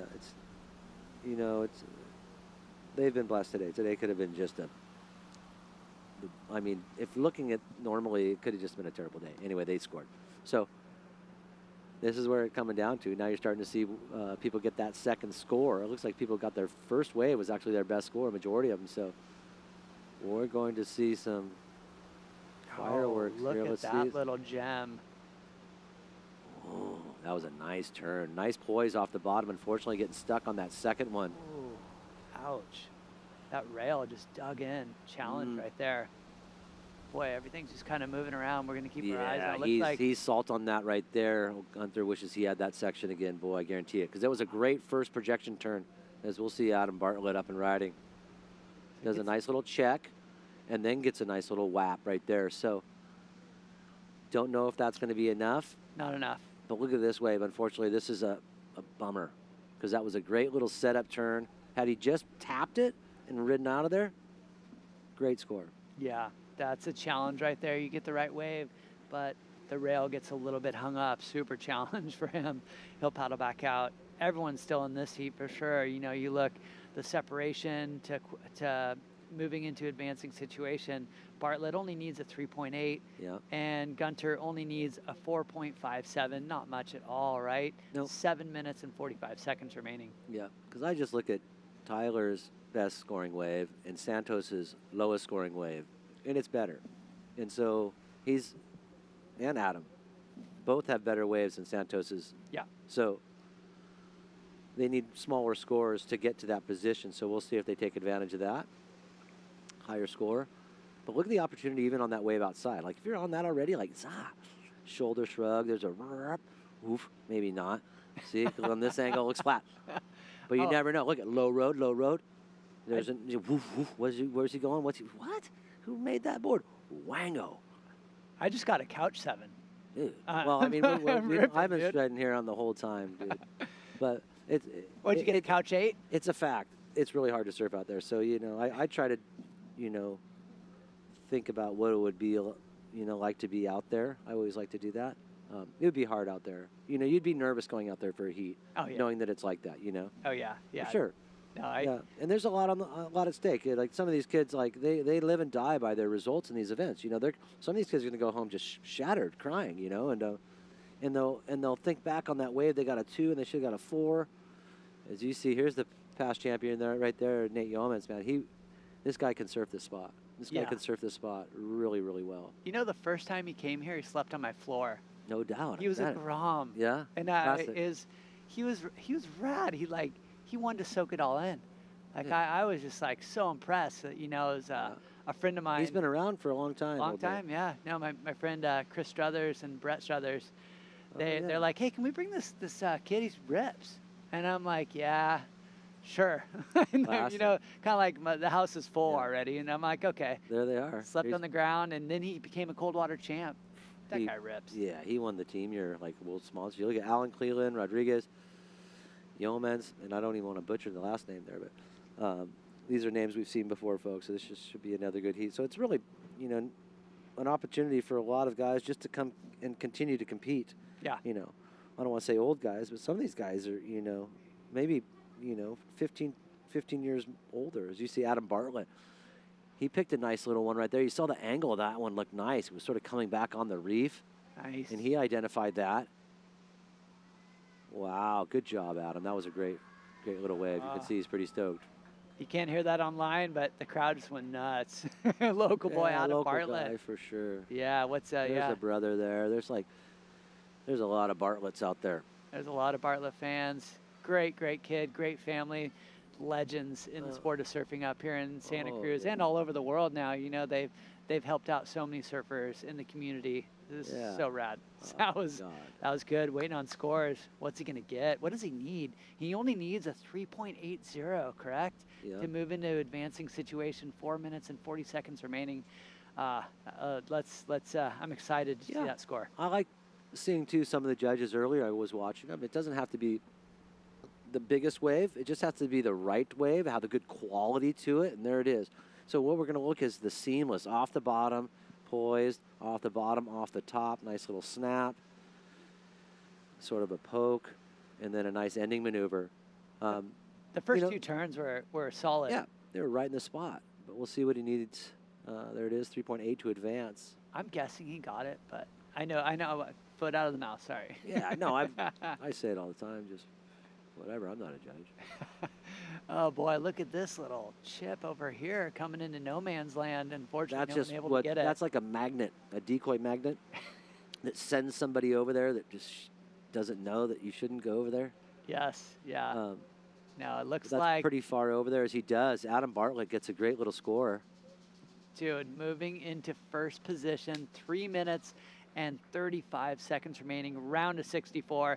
You got a psyched up Bartlett right now in this heat. No doubt. Psyching. Psyched up Bartletts like everywhere. Just frothing. Plural. I love it. I can feel the energy right now. Like it's so cool to see that happening. Beautiful shot. Look at that. Okay. People don't talk about this. Be careful of that. That's like the slipperiest zone ever, right? So slippery. Well, you notice too all that white stuff that's pouring down the side? That's like pelican poo and seagull poo. That's the slipperiest substance. It smells like a bag up there. And look at these guys have no booties. Alan Cleland Jr. Obviously, the couple of guys in front of him don't have any booties on as well. So really slippery right there. Yeah, no. Hey, all the people I'm coaching this event, I'm wax the foot. Dude, wax everywhere. Wax the Just leash. wax. Bartlett on a late takeoff. Nice positioning on that takeoff. I really like that positioning. Oh, unfortunately, wave just kind of died. Yeah, now I'm Adam right now, or I'm Adam's coach. Excuse me. I have him back underneath these guys really quick, really quick. I wouldn't actually even think about riding another wave with this 2 minutes left and trying to position myself to either put pressure on somebody who has the smallest score to obtain. He's sitting in first, but still, it is nice to still maintain the game. I don't let anybody else play my game. You know, I always like to dictate what I need to do. And when you're in a position of power and leading the heat, you can sort of throw yourself around a little more. Yeah, no, I agree. You know, I feel like in the sport of surfing, I always felt, you know, you can be okay with a loss if you did everything right, in a sense, if you prepped right, if you felt good, if you stuck to your strategy. It's the losses that you fall apart in the sport of surfing that'll haunt you at night until you're 46 years old. Look, if you prepare really, really well and you still lose, well, and you did everything you could, then you're okay. Yeah. If you did it half-assed, you're sort of kicking yourself. Yeah, totally. And they'll haunt you. They will. Those losses. For these guys, they put so much energy into every heat, every event. It's so rad to see. So super, super fun.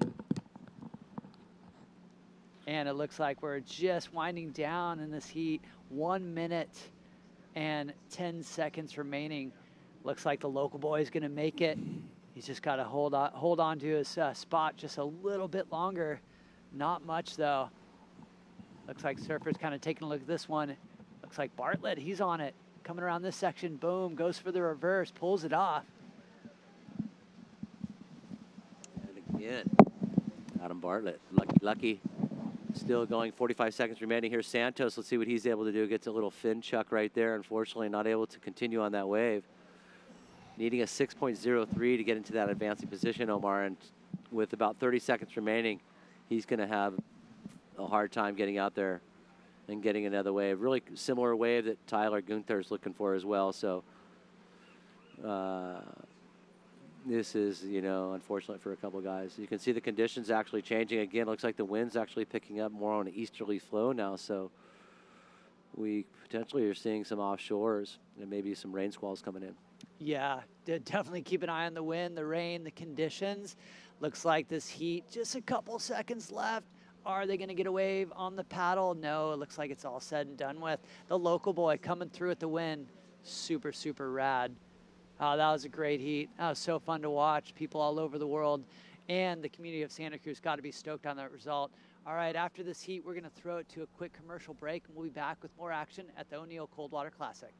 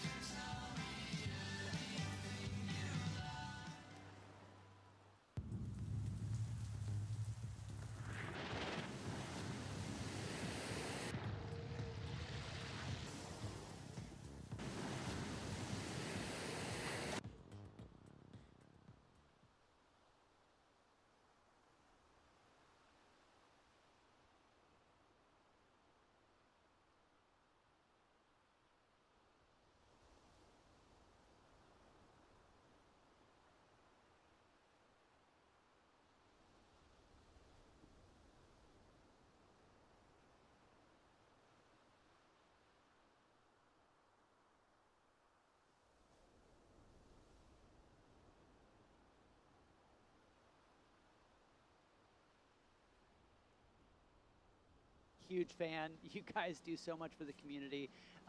What's this event mean to you guys? And just give me a little background of your involvement.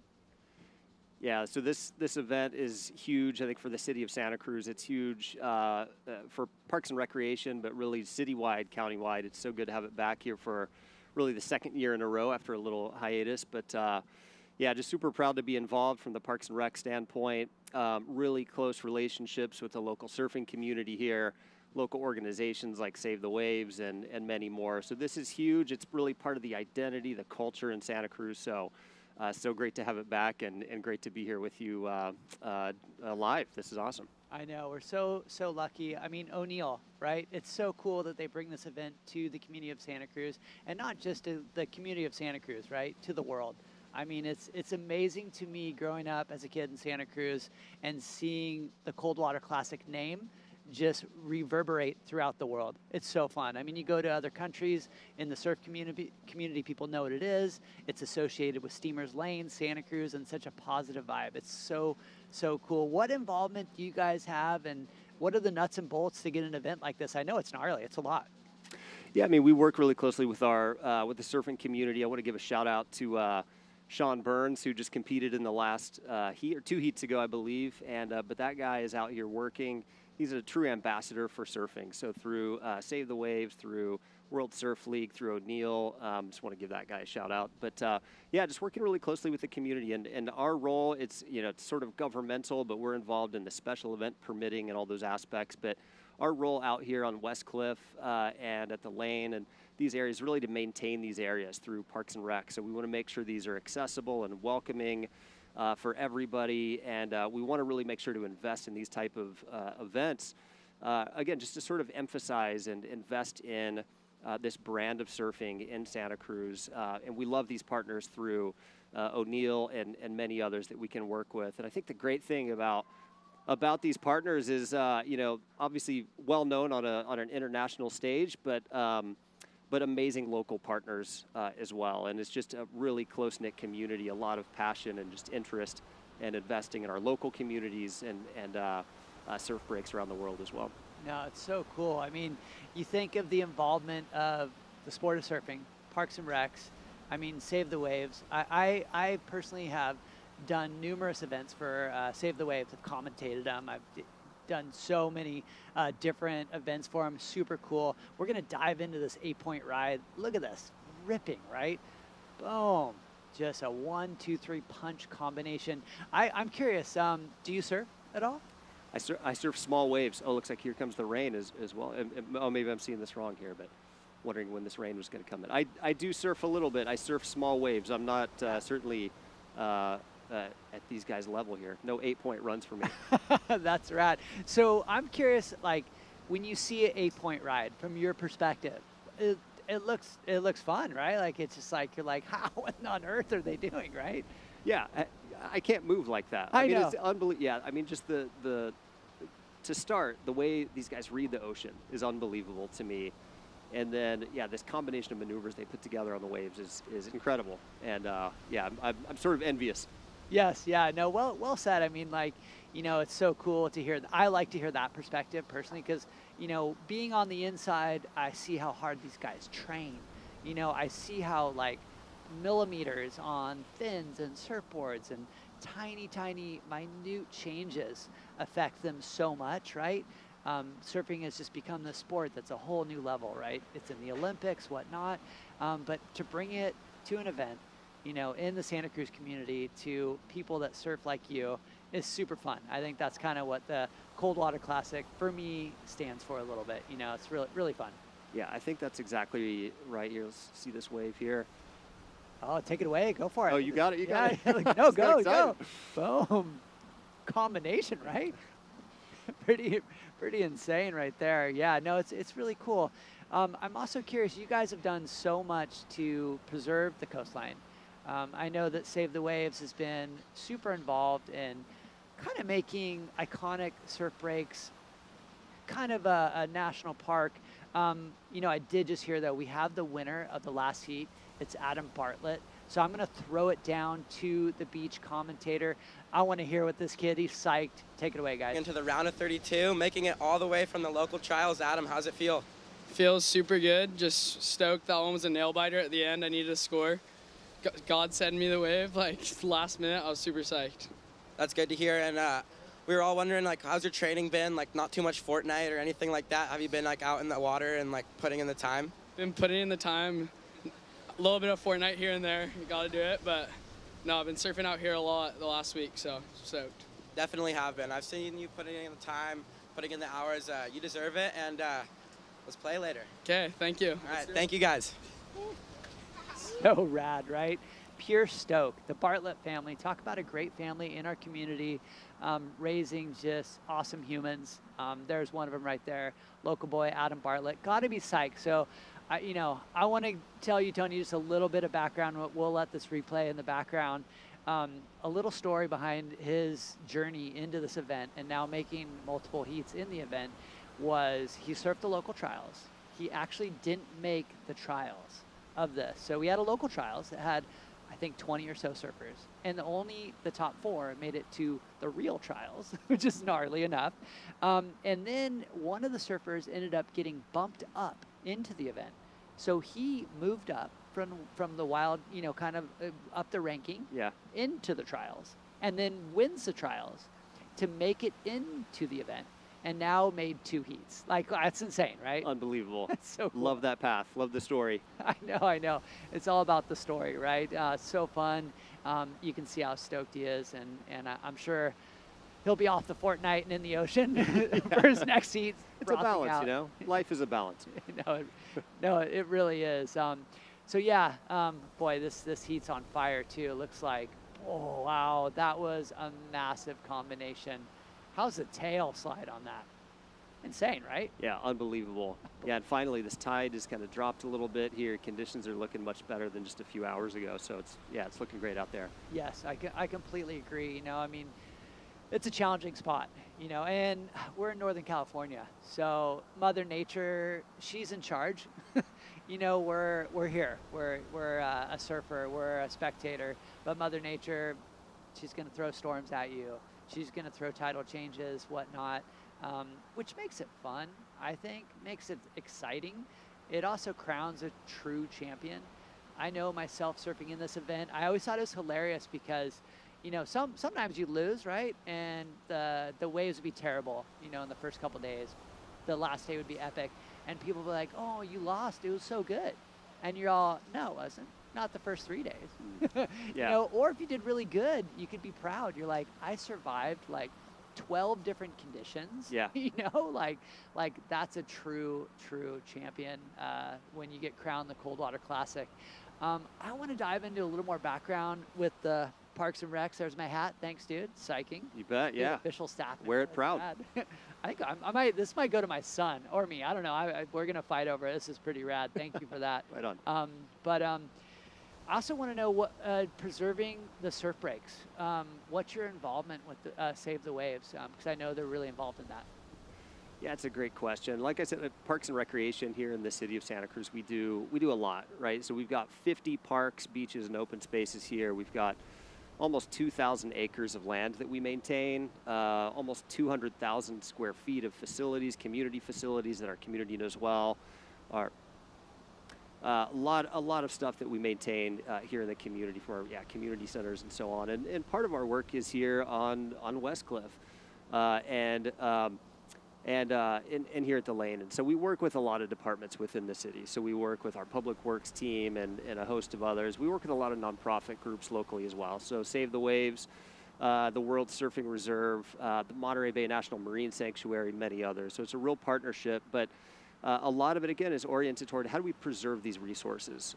We have these incredible resources here that enable the Coldwater Classic today and recreation around the year, but how do we really preserve this for the future? So it's a lot. It's complicated in the face of things like climate change and all sorts of challenges that we face, but working together through some of these really complicated things, we can make sure that we preserve these waves, preserve the economic impact that we see from events like this, and just fundamentally make sure that we're investing in surfing, in recreation, and in these assets that we have here in our community, and really hope that our community joins us in that endeavor.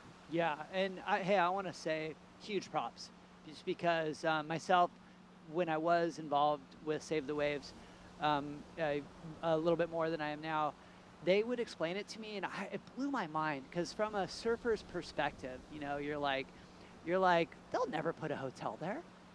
But the true fact is that there's probably multiple proposals to put hotels almost on top of surf breaks all over the world. They're gunning for that, because they're not looking at it from our standpoint. We look at it, oh wow, iconic wave. No one would ever think to do that. but I know that that's constantly happening around the world. And the fact that you guys are able to step it up and protect that is absolutely huge to preserve these epic waves for so many generations to come. It's pretty cool. Yeah, I appreciate that, and that's spot on. It's just a good run here. Yeah, just appreciate that because, yeah, this wave for us and great waves around the world, it means so much. I mean, it's recreation. It's our opportunity to just get out and breathe and kind of be humans, but it's also, there's this economic impact. There's this tourism impact. And you mentioned earlier this opportunity, you know, really to host an event like this and see the pros. I mean, you see some of the best in the world here, and to have that connection from you know, rookies like me who are out there and just kind of the local community. It's that bridge between recreation and really professional surfing. And so it's that whole scope is just really special. And any way that we can invest in that, preserve this from an environmental standpoint, invest in it from a preservation standpoint, recreation accessibility, we want to make sure to do that. No, that's huge. And what I like to tell people that are like, what do you mean, like, Coldwater Classic in your community is so big? I think it's hilarious. Like you know, case in point, you know, you're buying milk at the grocery store, and literally the checkout dude that you've known for a bazillion years, right? He could talk about it. Be like, oh yeah, Coldwater Classic's in town. Like, it's just, it's rad. It's the community embraces it, loves it. Yeah, and it's just so much fun for everyone. Boy, this heat's igniting too. Oh boy, look at that. Yeah. White just got a combination of epic turns. Wow. And as you can see, so this is our scores right here. It can get so complex, right? So you have blue leading Rodriguez. He got, looks like one of the highest scores, maybe the highest score of the day of an 8.67 and a score of a 5.17, absolutely dominating, you know. But if you look at the lower bracket, those guys don't need much. They can totally get it. 6 minutes left. Looks like Red does have an 8 as well, but he's looking to build on that 3.17. So that's going to be his goal. You've got White only needing a 6. And Nate Yeoman's actually a past winner of the Coldwater Classic.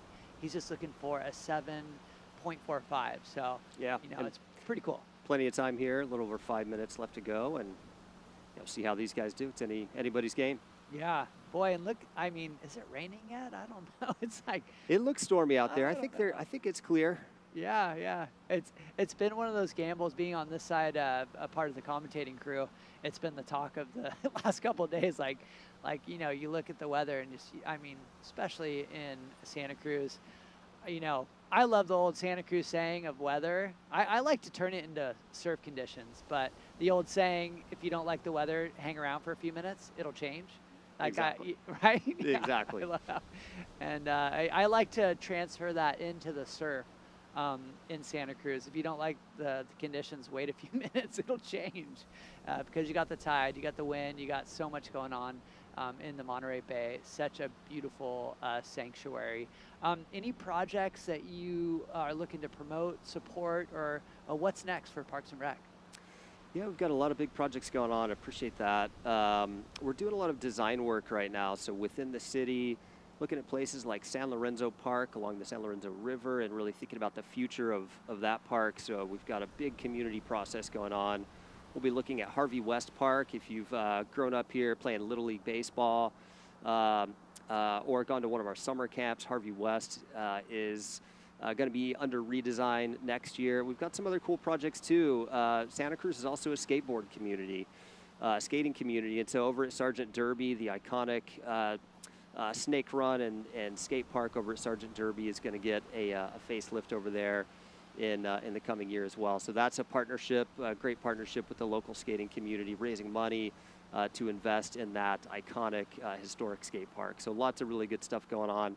And as we're seeing on the screen, here's our Santa Cruz Wharf that we maintain and operate out here on the screen. Also is West Cliff, so areas that we continue to invest in, maintain, and a lot of big projects, especially following up from the storms this last year. A lot of damage, as you know, out on West Cliff, so a lot of repair work and envisioning for the future. We're putting together a 50-year vision, in fact, out here for West Cliff. So a lot of work to do and a lot of opportunity. 50-year planning. Yeah, it's kind of unique. Yeah. Wow, that's amazing. Yeah, and hey, huge props. I mean, being born and raised here in Santa Cruz, I mean, San Lorenzo, back in the day, hosted the Pickle Family Circus, the only circus in town. I mean, that park has so much potential. So great to hear it's going to get a facelift. My son, Kaz, is going to be absolutely pumped about Derby. Him and his little buddies, 12-year-old buddies, talk about keeping kids out of trouble. Let's keep them on skateboards. Let's keep them in the water. So I'm so thankful that you are continually looking at a 50-year outlook. That's nuts. So I guess my kids' kids will benefit as well. That's right. I know it's a little scary to think about. It's like 50 years. Where am I going to be? I don't really want to think about that too much. But no, let's make that investment. Let's think hard. Let's engage the younger generations in those processes to really think about what do these places look like in 50 years. Yeah. No, I mean, you have to take that outlook, though. I mean, just like you said, with these storms that rocked us, you know, things are coming left and right at us. So to rebuild it and maintain it, I think is so important.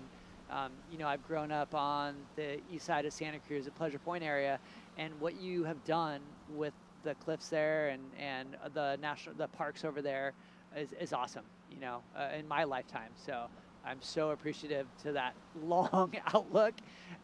You know, being 46 myself now, I'm seeing it. I'm seeing that you guys have a long outlook, which is a good thing. Yeah, it's so cool. And I think in Santa Cruz City and in our county and in this region, so many different parks and rec agencies, from state parks to county parks, the city parks and rec agencies. And the cool thing is we really collaborate and work really closely together. But I think collectively, whoever's jurisdiction it is, we want to make sure that we're kind of breaking through any sort of jurisdictional.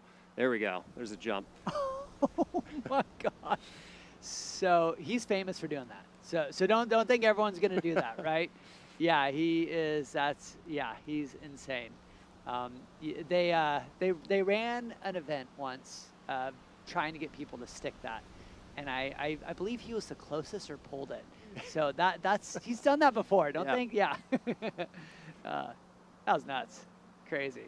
And he's in the next heat too, so he does surf well. One of my favorite things, and I really think in Parks and Rec I've got the best job in the world. Your job here is very close. We've got some cool gigs. But one of my favorite parts about working in Parks and Rec here in Santa Cruz, there we go, that epic jump. Perfect timing. Nuts. At the end of our junior guards program every summer, we do the big swim with the kids. Look at the form. Look at that. Well done. Well done. Ow. The fire chief and I join our junior guard captains in jumping off of lifeguard headquarters into the ocean and make the big swim up to the beach with our junior guards. One of my favorite traditions. Not for everybody. It's I'll put that public service announcement out there. Please don't jump off the roof. But yeah. But one of my favorite traditions with the chief and our junior guards program and our lifeguards every year. Yes. No. Okay. So I have 3 kids, and 2 of them have gone through junior guards. And thank you for doing that, because my son he heard rumor that he wasn't going to be allowed to.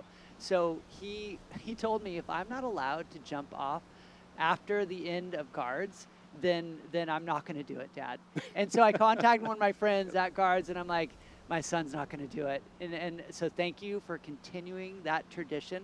The kids absolutely love it, creating all these little water monsters. So thanks. Yeah. We have to do it as part of being a lifeguard too. If you've got to jump in and make a rescue, you've got to have no fear jumping off that wharf to make the rescue. So. Yeah. Well, thanks for joining us. All right, we are going to jump into break. Thank you, everyone out there on the World Wide Web.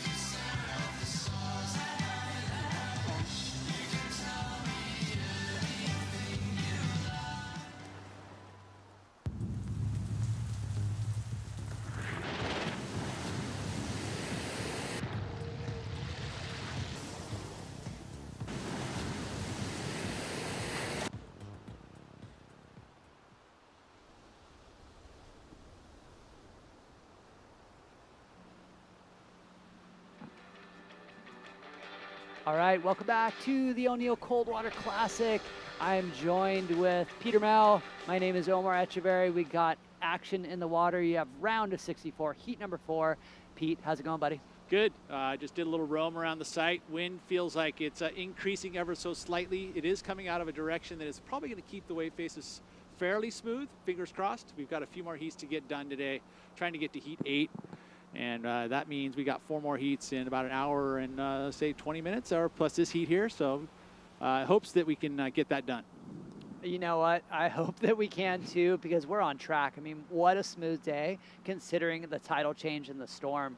And hey, this round, it's gone up a notch or 2 even. Big time, yeah. I would say there's a pretty drastic jump from 96 to 64 in the quality of surfing. You know, the top 64 holds all the top seeds.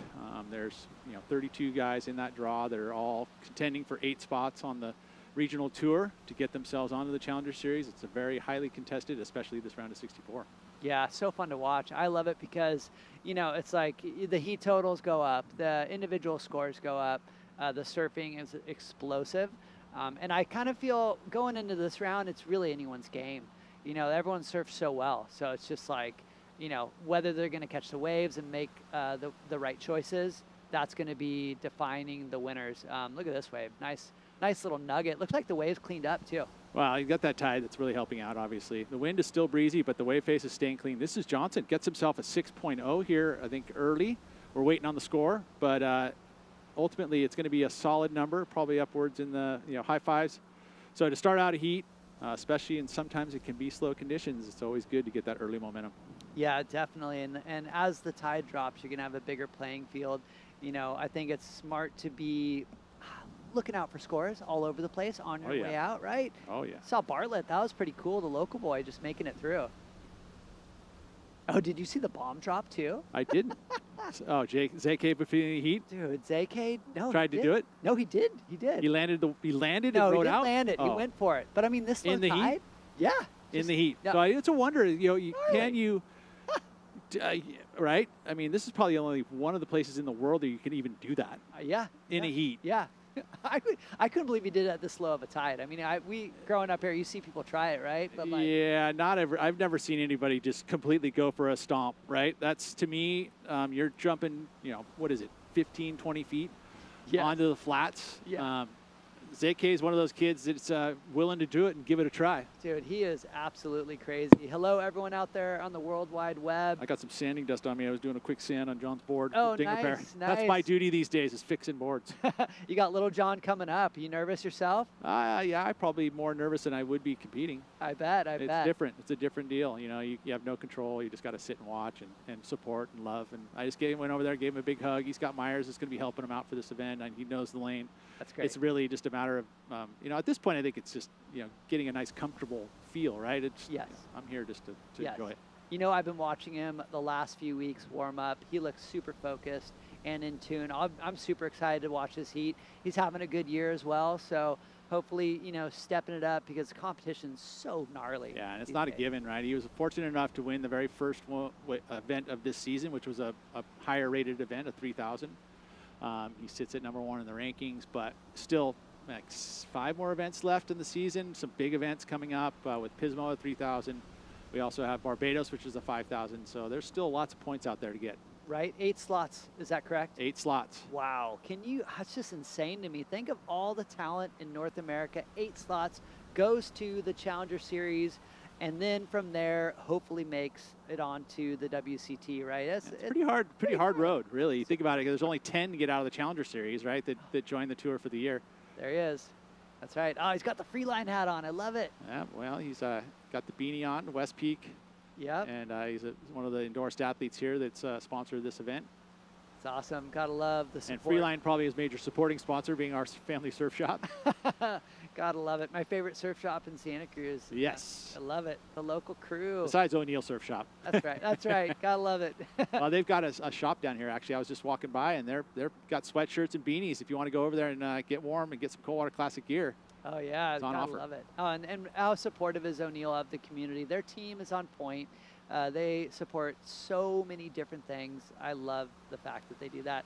And obviously bringing the Coldwater Classic to everyone all over the world and the local community. So Huge props to O'Neill's always. And there's the bomb dropper right there. I mean, if he lands, and is there how long do you think he has to be standing up in order to be a completion? I have no idea. Like, it's such a weird thing to think about, because this is one of the unique places where you can suspend priority, which is unique to some spots. It's like you have a takeoff zone that's going to move with tides. Right.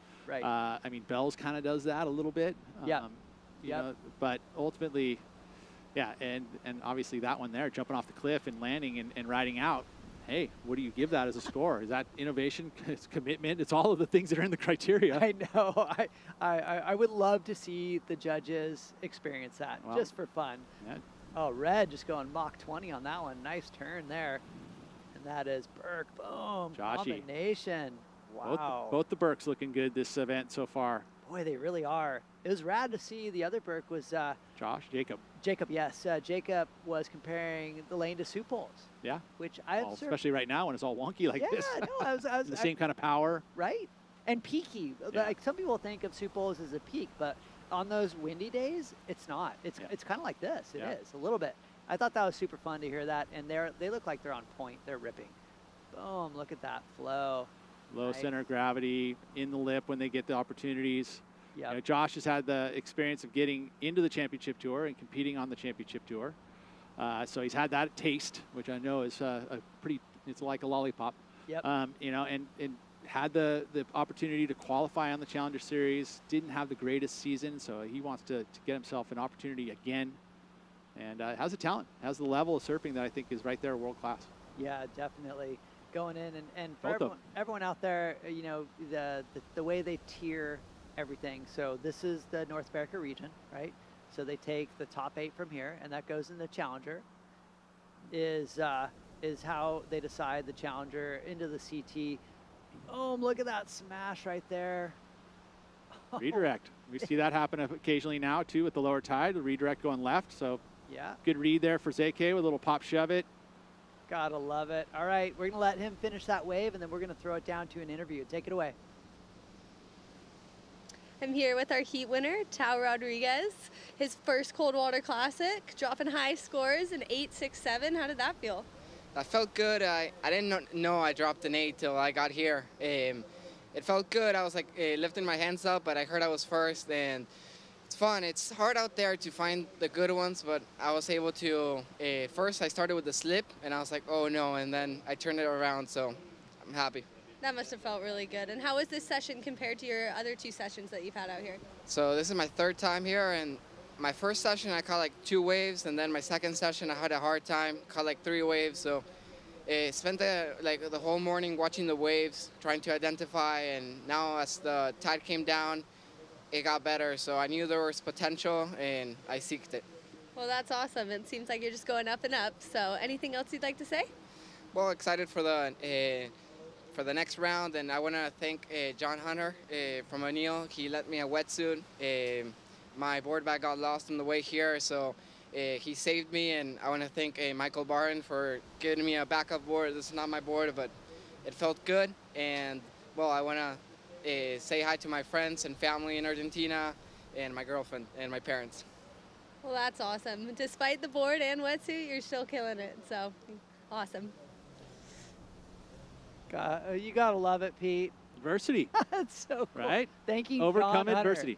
Hunter. Hey, huge props to John Hunter. He puts a lot of energy into this event too. Oh, big time. And I mean, head designer of all the wetsuit. I've been that for a long time. So I mean, he's developing some of the best wetsuits on the market for many, many years. And innovation is challenging if you are having to do it and having to innovate again, again and again, and then again. Yes. And obviously O'Neill. And you know what I feel about his job too? Like you said, so every time, because they're the leader in wetsuits, so every time he innovates, like everyone has to innovate. Yeah. So he has pushed the wetsuit technology to a next level position, and I'm really thankful because I don't like the cold. No one does, right? I mean, ultimately you're trying to get the most mobile, warm, light wetsuit you possibly can, right? Which is to find all of those elements and actually have it work. It's a challenge. So they're constantly trying to do that. As we're going to take a look here, something that we were talking about earlier in this heat. In the heat has started, and he's going to go 30 feet in the air. No, 25 feet. But try and land it. What the? Oh, he was way behind, though. Way behind. Yeah, too late on the jump. He's done this a couple different times, and I've seen him try to stick it. Has he he stuck it? I've not seen him stick it. I've seen him try to stick it. But man, you can roll your ankle. Roll your ankle. You can smash your ankle. But hey, that makes me sore just watching. Let's be real, dude. That looks so insane. I love that he just gives it a go. So good. Look at Blue. Looks like weaving around this one. He's in the second position. 8 minutes remaining. He's looking to back up that .73. Might do it with that wave, probably. You can see the wind. You were just out there. I haven't been out there for about an hour. What's it like? Is the rain coming or not?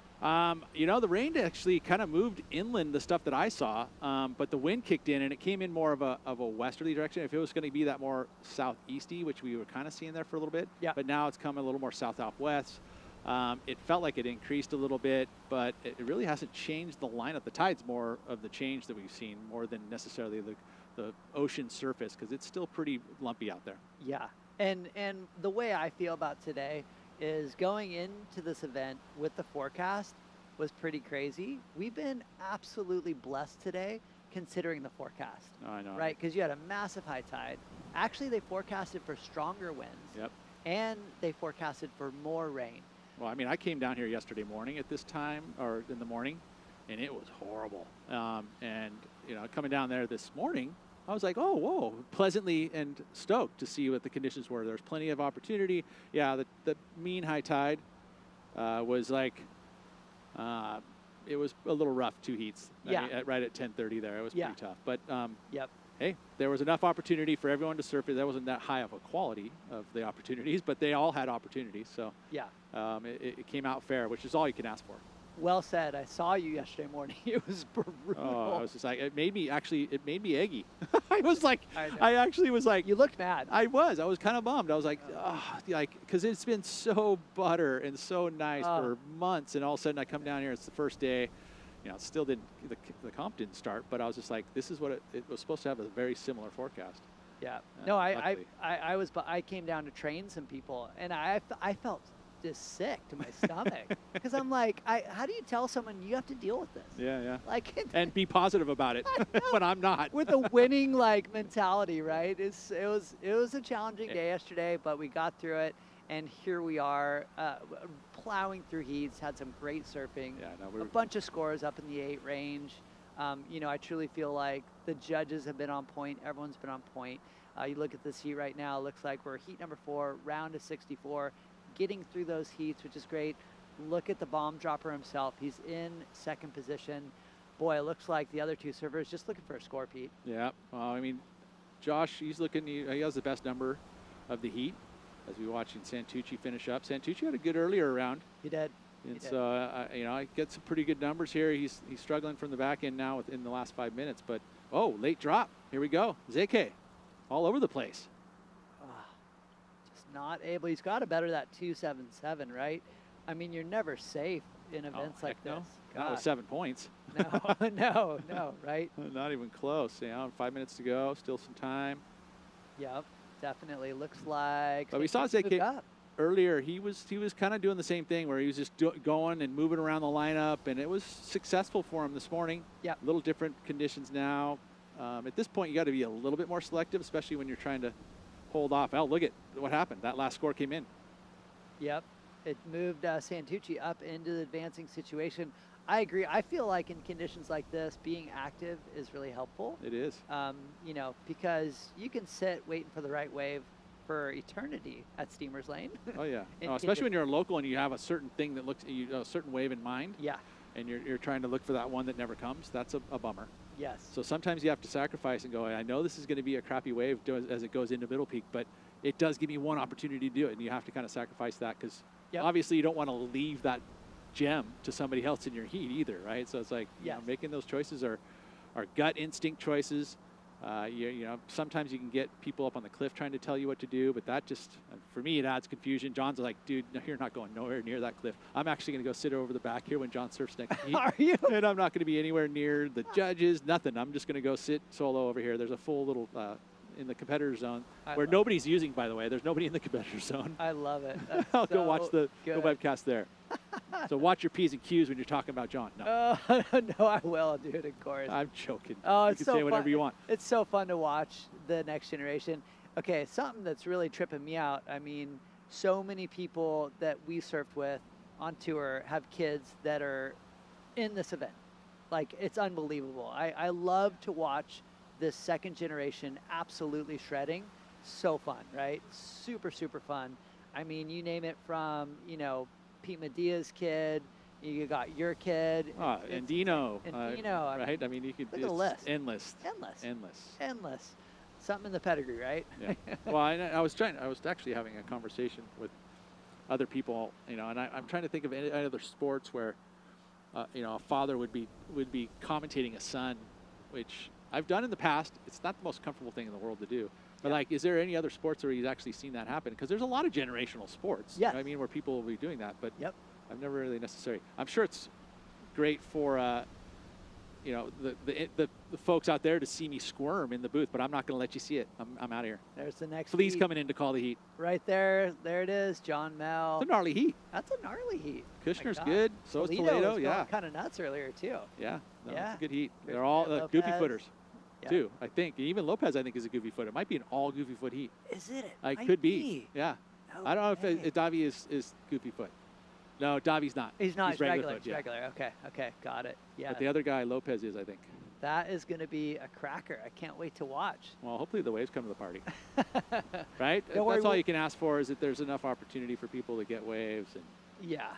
as I had mentioned earlier, during the higher tide, yeah, there was enough waves. There was, you know, probably 3 waves per surfer, which is plenty. Here we go. ZK. Yes. ZK. Oh, looking for the barrel, staying active. Oh boy, look, he fell all the way to the 4th position. Looks like Blue's wave shot him up. Coming down to the end though, like 1 minute left. This is it right here. Oh, he's got to defend and watch out. Is this going to be a good wave? Oh, he's really looking to better his score. Not much to do it, right? Only needs better than a 2.23. Yep. Although, look at Santucci on the way behind it. Oh, way more committed finish move. Yep, Santucci looking to better a 3.3. That's going to be pretty tight. Oh, dude, this is Ooh. it is right down the last minute. I don't know. Oh, no, a 3.58. I'm not sure. For that? That's close. What do you think? I think he's at, well, the very a beginning committed of the turn. wave. I don't recall if we got to see the beginning of the wave. Yeah, no, we didn't. But it's because gonna be- they're focused on Blue. So we will have to see, was it Johnson or Santucci on that heat? That's going to be an interesting exchange right there. Just 30 seconds remaining. And it looks like Burke's, he's commanding lead right now. Yeah, it's not a huge score, you know, into double digits, but gets the heat win. Yep. Unless there's something outside. 20 seconds left. You never know, right? Oh, this is the chance right here. Oh, Needs it's a good little wave. Didn't get it the last one, but now needs the 4.75. Oh, boy. Oh, ouch. Sorry, That was it. Santucci. Santucci. Bummer.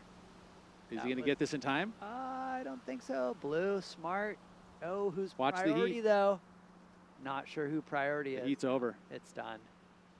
Oh, that was cool. All right, I'm jumping out. Okay. Please coming in. That's right. Good luck to John and all the surfers. That's right. Good luck, John. See you on the other side. Pete, go easy on yourself. I'm myself. That's who I'm going to beat up, huh? No, it'll be all good. 100%. All right.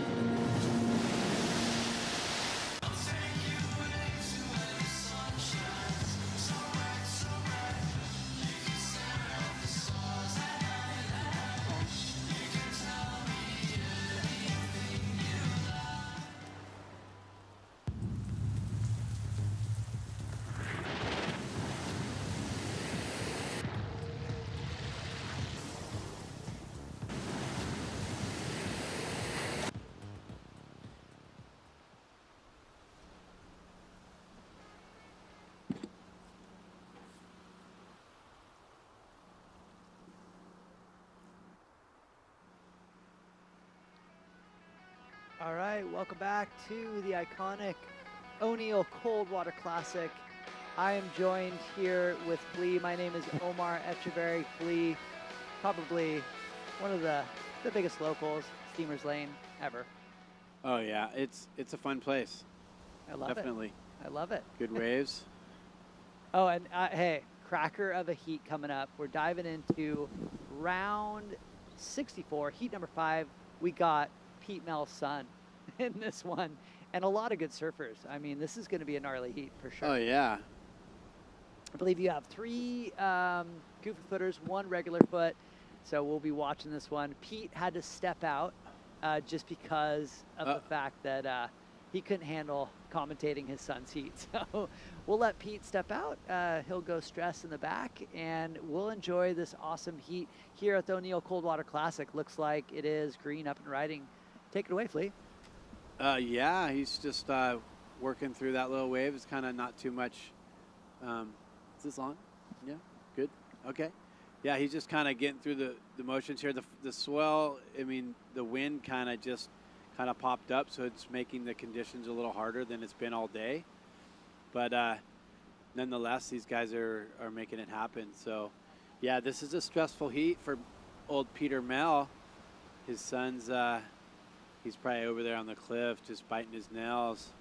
But it's really cool to see John actually leading the QS at this moment. So it's pretty cool. He won that contest at Huntington Beach.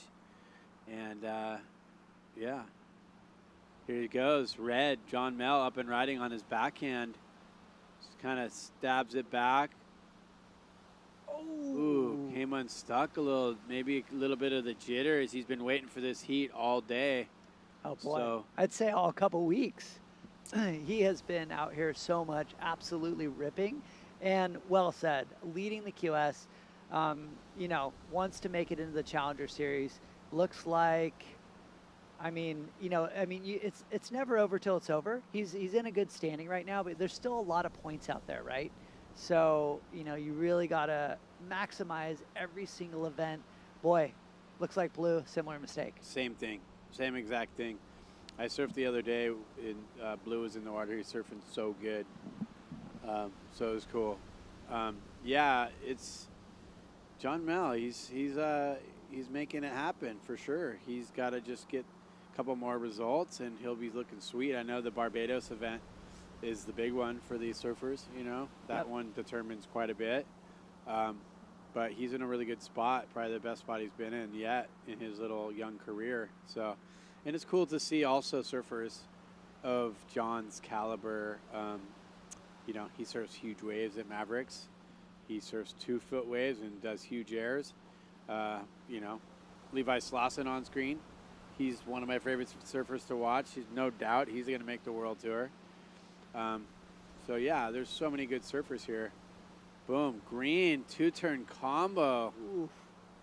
Wow, that was vicious 1-2 punch right there. Yeah, that was sweet looking. So, this heat's heating up for sure. No, that was insane. You got Lopez just smashed a couple turns there. We'll wait for scores to come in, but well said. You know, I think it'll be really cool to see John on the big stage. You know, fingers crossed, making it into the Challenger Series. John has surfed a few Challenger Series before because he was right there before. He didn't make it into all of them. I believe that was last year. I can't remember exactly which year, but that'll be great. I mean, talk about a seasoned QS surfer, seasoned family member of just, you know, legendary surf family, the Mels. So yeah, we're all rooting for him, right? Yeah, I think that's the thing too. You know, when you're invited to, when you get into a couple here and there, it's not the whole deal. You know what I mean? So if you make the Challenger Series where you get a full year on it, it's a lot more like, okay, I got this. I got these events. You can count on your surfing to kind of do the talking and make your way to those events. Kind of not knowing if you're in and, oh, shoot, I got to do really good to make anything happen. You know what I mean? It's a lot of stress for a young surfer. So just making the Challenger Series, having a full year on it, is going to be super important for all these surfers, really. So, yeah, that'll be cool to watch. You know, we're all surfers. We're all students of the game. we all love watching surfing, you know. I know. I'm a full surf geek right now as far as watching the QS and watching the CT. Webcasts are so good now, right? And footage is so good, and the talent level is so good. So much fun to watch, right? It's just absolutely insane. Yeah. You watch some of the online events? Oh, I do. Yeah. Yeah, definitely. You know, it's just sometimes I'm like, oh, you want to stay up so bad. Yeah.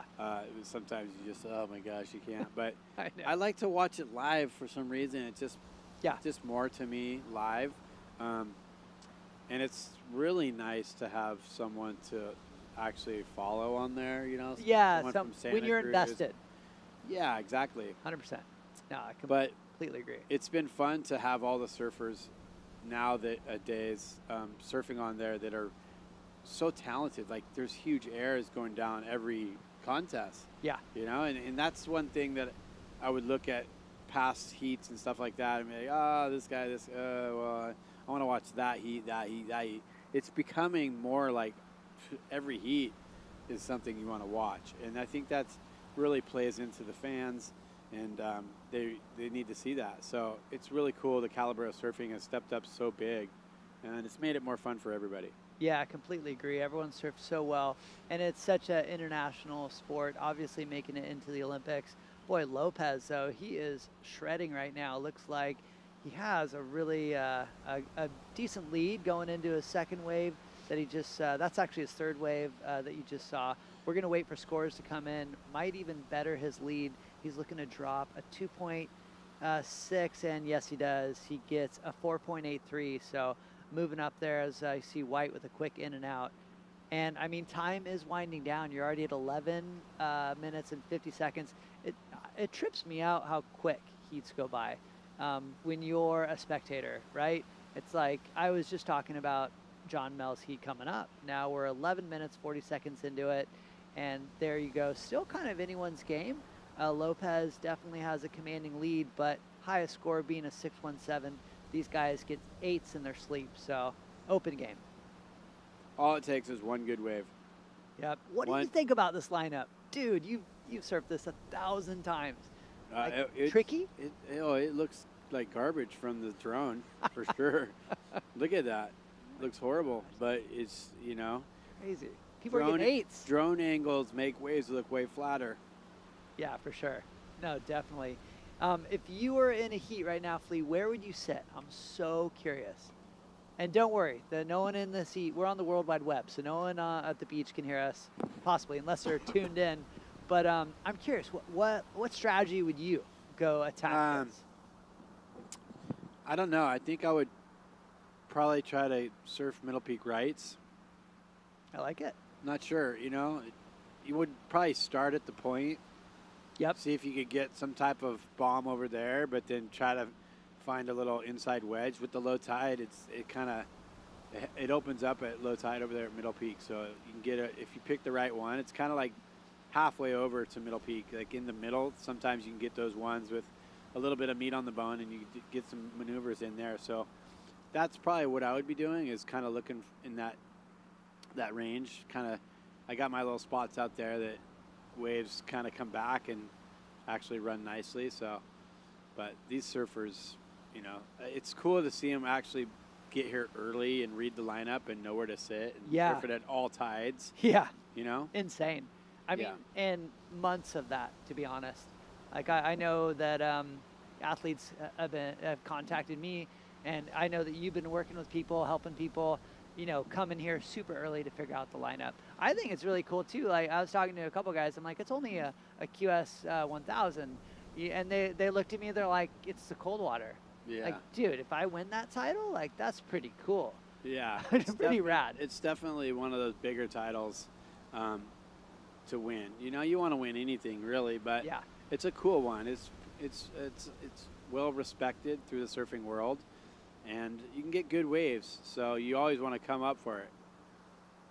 Wow, so some good surfing by Toledo right there. His style is good, huh? Yeah, he's strong. Yeah. I watched him free surf the other day. Ooh. Ooh, pretty precise. Wow. So laying down the claim right there. That felt good, right? Yeah, that's... Oh man, that was pretty cool. We're gonna take a quick break from this heat and throw you down to the previous winner. Take it away, guys.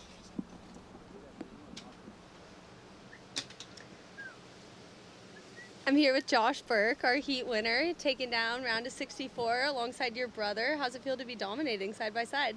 It feels good. I mean, I wouldn't say I dominated just now. My brother definitely had a really good heat earlier today. As soon as I jumped in the water, it seems like the whole ocean changed, and I had to adapt very quickly. So I'm very happy to get only 2 waves in my heat and win the heat. Very happy. Yeah, well, that's awesome. How familiar are you with Santa Cruz? This is actually my first time here. But yeah, here's a lovely place. The wave is really nice. It's definitely tricky when it has some onshore wind, and it's hard to find the right one. But when you're on the right one, you can tell it's a good wave. And yeah, thank you to everyone, and thank you to the sponsors putting on this event, because it feels really nice to surf a contest in good waves that you can do turns. And thanks to the locals for letting us surf their wave. And yeah, I'm very happy to be here. Awesome. Thanks, Josh. Thank you. Wow, that's some stoke. They Yeah. both made it. Yeah, I loved that interview. That was so great. That's you know. rad. You Yeah. can see the stoke in those brothers. It's pretty cool to see. Well, yeah, I mean, these guys are pounding on these 1,000s and stuff in pretty bad surf. Like, you know what I mean? So for him to actually say that this is a fun, good wave. Yeah. I like that. Yeah. Thank you. We needed that. Well, you know, I was talking to a couple of athletes on the downtime, and you know, what they mentioned to me, they're like, hey, like a lot of this is in beach break. Like, Yeah. you know, the strong regular footers, they're psyched to come to a point break. You know, so definitely, no matter, even if it's not that good, right? They're going to get some runners. They're going to get combinations of turns and possibly a chance for a big turn. And, you know, depending on the forecast, possibly an epic day. Yeah. Yeah. You kind of just never know. So, you know, we're going to just make it all work here in Santa Cruz this week and see what the lane throws at them. And I think it's going to really, it's going to, you know, the best surfer is going to win this contest. You know, they're going to be tested in all kinds of conditions, all types of tides. That's what it's all about.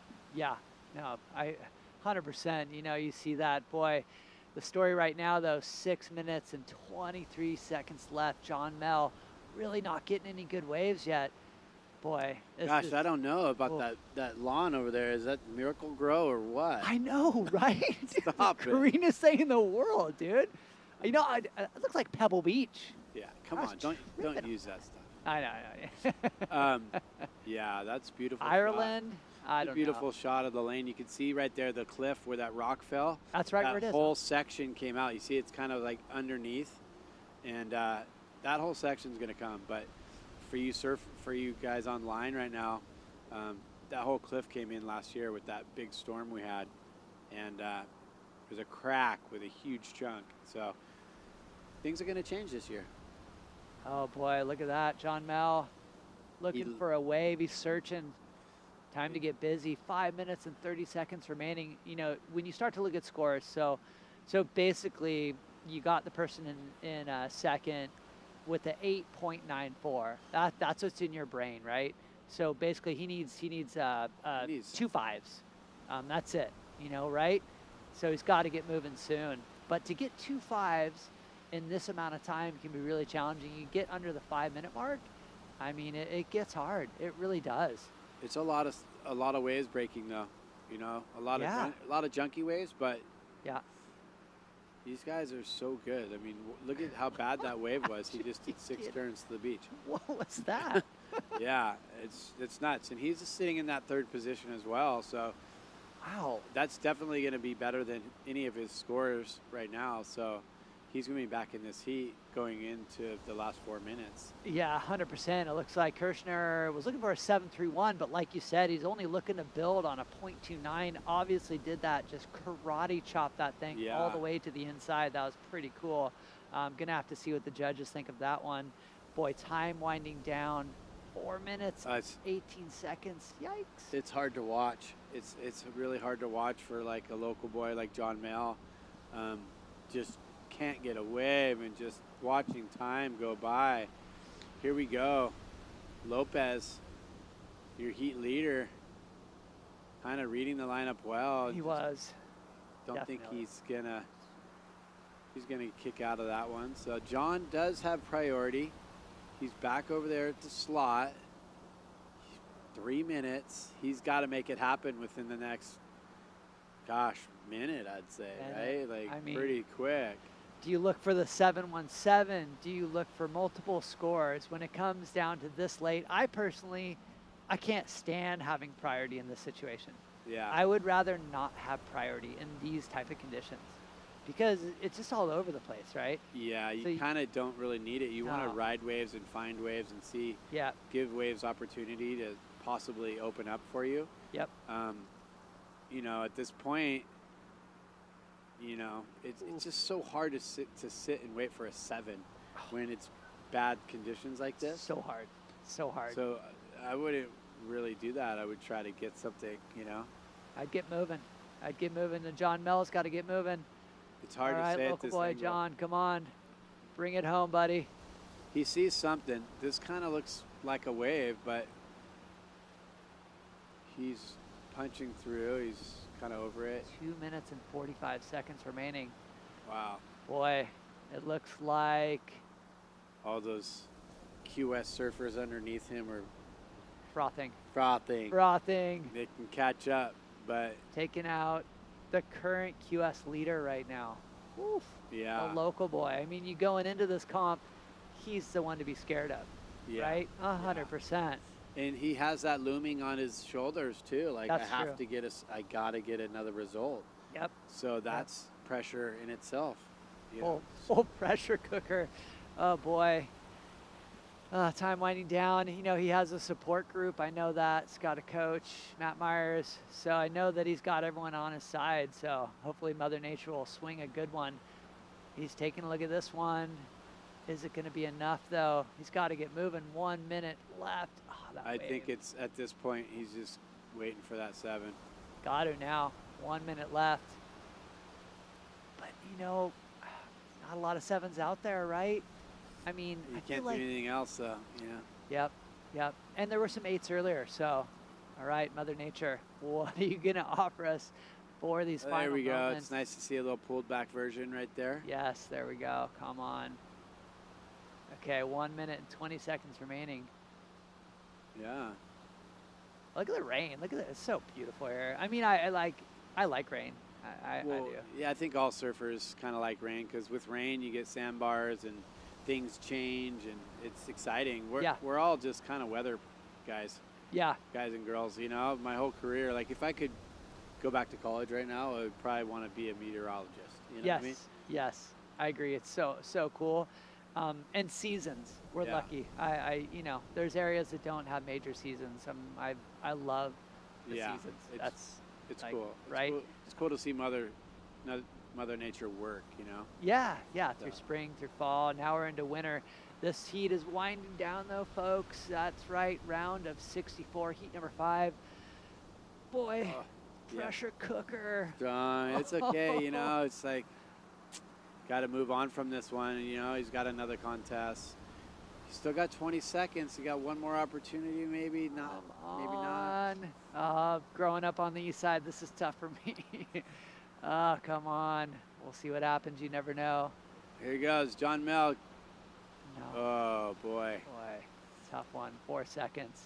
Looks like Maybe Pete Mel could give him a little space after this heat, boy. Oof, yeah. Yeah, boy. but that's unfortunate for John. But great surfing from Lopez and Toledo. They surfed those waves well. Kushner also ripped. You know what I mean? The waves he did get, he ripped. He just needed another score. He did get the best wave of the heat. No, totally. These guys went to town. Yeah. That was a difficult heat. We knew that going into this.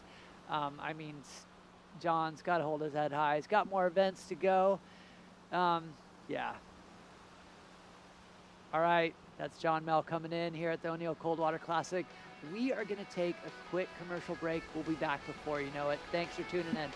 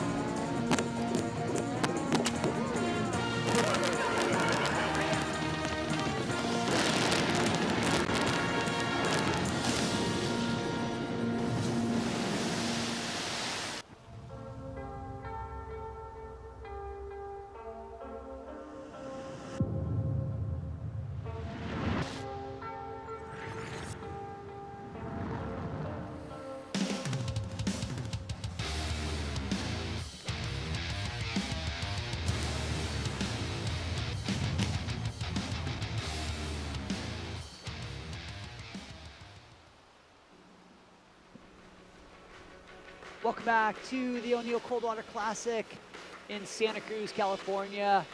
We're going to say peace out to Flea. Thanks for joining us. I am now joined by the legend, Adam Rapogle. My name is Omar Echeverry. We are at Steamers Lane. Boy, Adam, that was a gnarly one. Yeah. QS leader, local boy. Yeah. Son of Pete Mel, John Mel, just lost. Yeah, that was unfortunate for John Mel right there. But young man, plenty of opportunity here in the future. But yeah, that's got to sting being number one in the rankings right now and going down in your hometown in your first heat. That stings. But in saying that, you can tell just how challenging the conditions are out there right now. A lot of waves coming in, but not a lot of good opportunities. So surfer out there to be able to identify the good wave out there. The quickest is going to get off to the quickest start. As you see, 20 minutes heats right here. We're on heat number 6, the round of 64.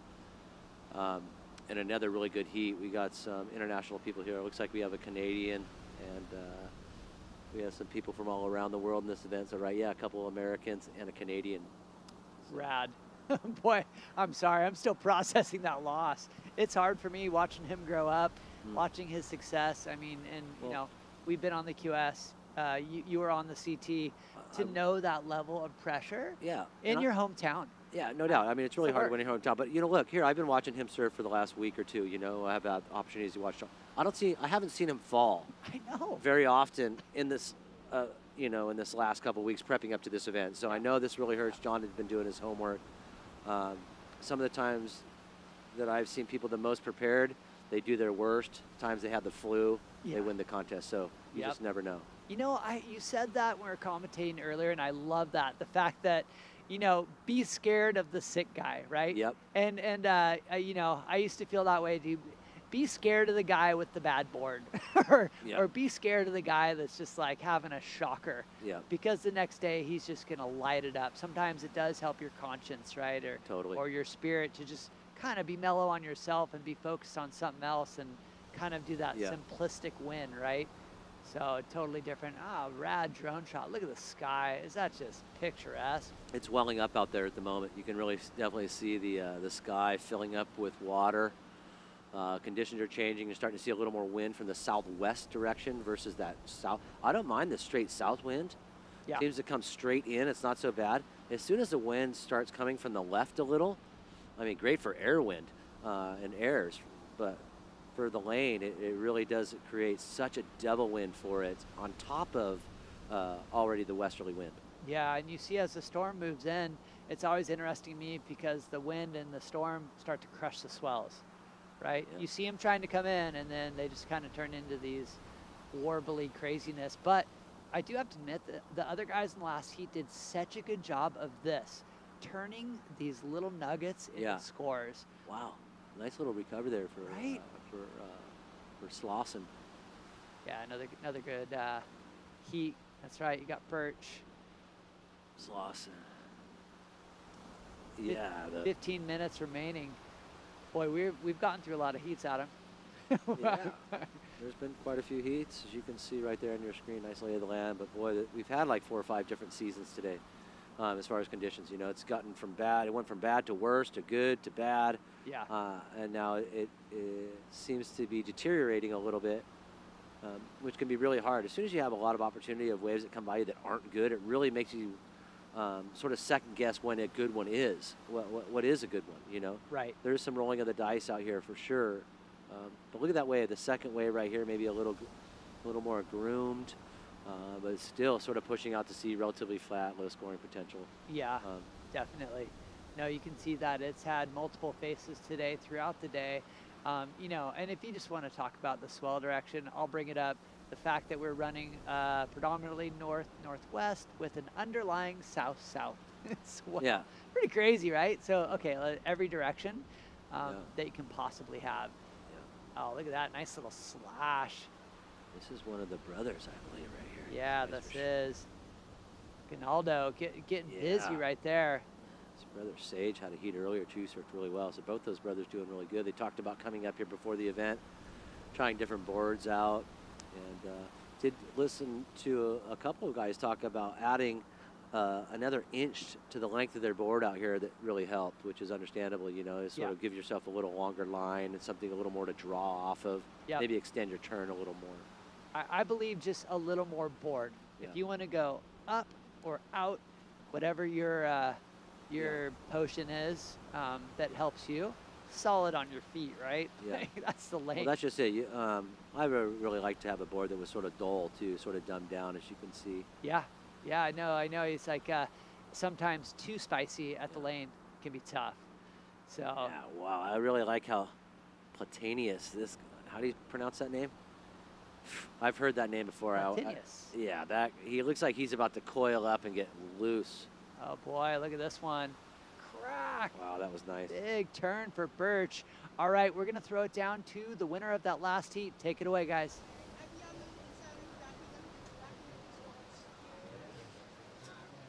Oh, congratulations to Jose Lopez.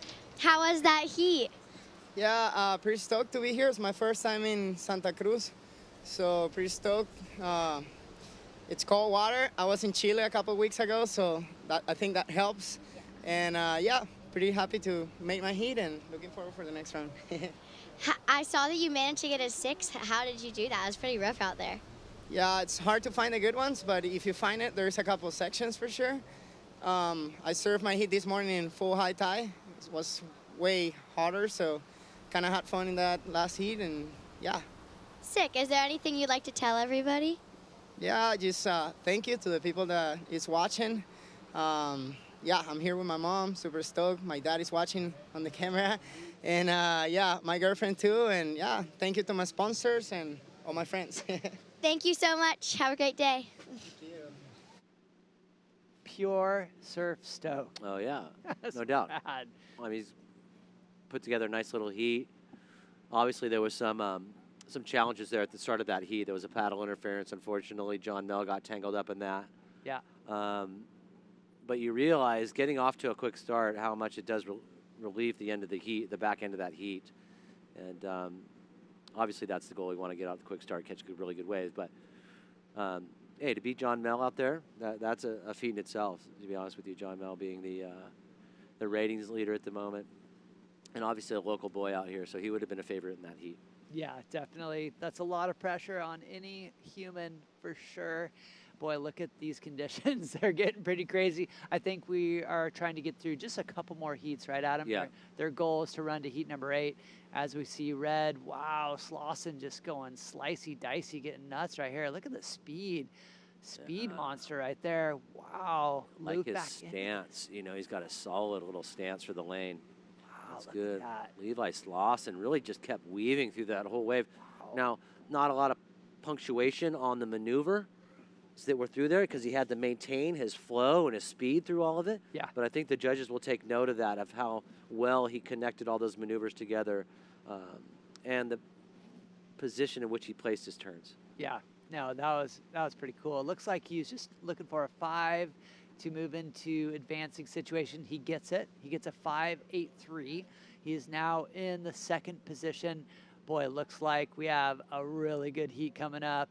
You got Wheeler Housebrow, Sam Coffey, P. Cone, and R. Jabori. Jabori. Dude, gnarly. That's a gnarly heat right there. Well, I think they're all gnarly. Here, so we see Slauson as this was the replay. Sort of a slow tempoed wave, but really like that poke right there. This wave sort of pushes out to sea, but he stays right back in the pocket. That's where all the power is. And another wrap right there. And just keeps it moving, going down the line. Nice little wave for Lever right here, and ends it up, you know, not really getting above the lip on that last turn, but still a nice little turn. Yeah, that was super smooth how he surfed that wave. Yep. Great job, too. Moved him into advancing situation. But now we're looking at white. Boom, cracks it. I like that. Pulled it off. That was sketchy, right? Nice little turn, yeah. And this wave you can see, this is Birch right here. This wave sort of goes out to sea, but he just keeps moving and weaving that board. As those little south wind waves come at you, you can sort of turn off of them. I really like that last maneuver there, Omar. He was able to get some good little release out of the tail. It looks like a nice tall man, too, so yeah, sort of nimble on his feet, old Birch. No, definitely.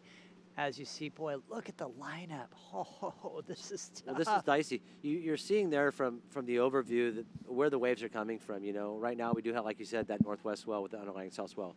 There's southwest wind swell too on top of that, coming from this storm. So you're seeing just a a mosaic of waves coming through that are just really disjointed. There's not a lot of connection between it. So when you see one wave that sort of irons out and they get multiple turns off and connect them nicely, that's sort of the difference right now, is what I can tell. It's the difference between a disconnected wave or a wave that sort of flows together like one nice song.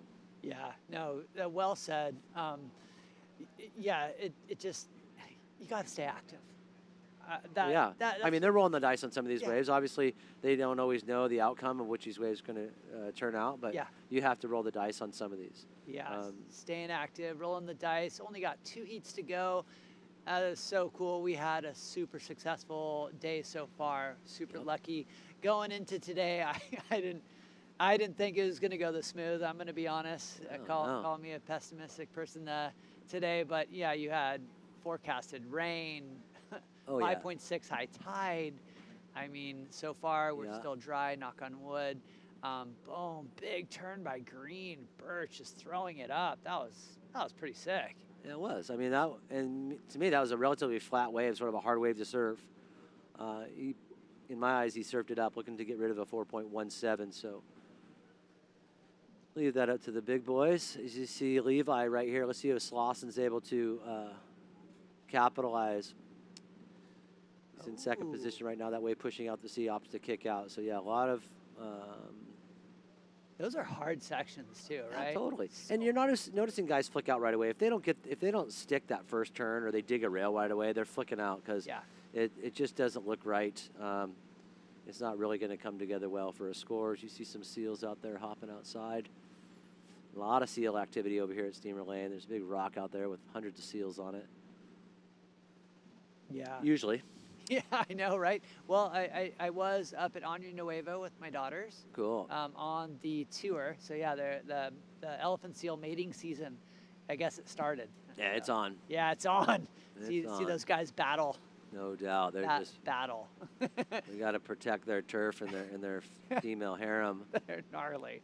Oh my gosh! Look at how meager it looks out there. I mean, wow. You know, nowadays post-pandemic, there'd still be 30 guys out there. But years ago, there'd be nobody out here. Nobody. Except the guys that are passionate about this contest. You know? Yeah.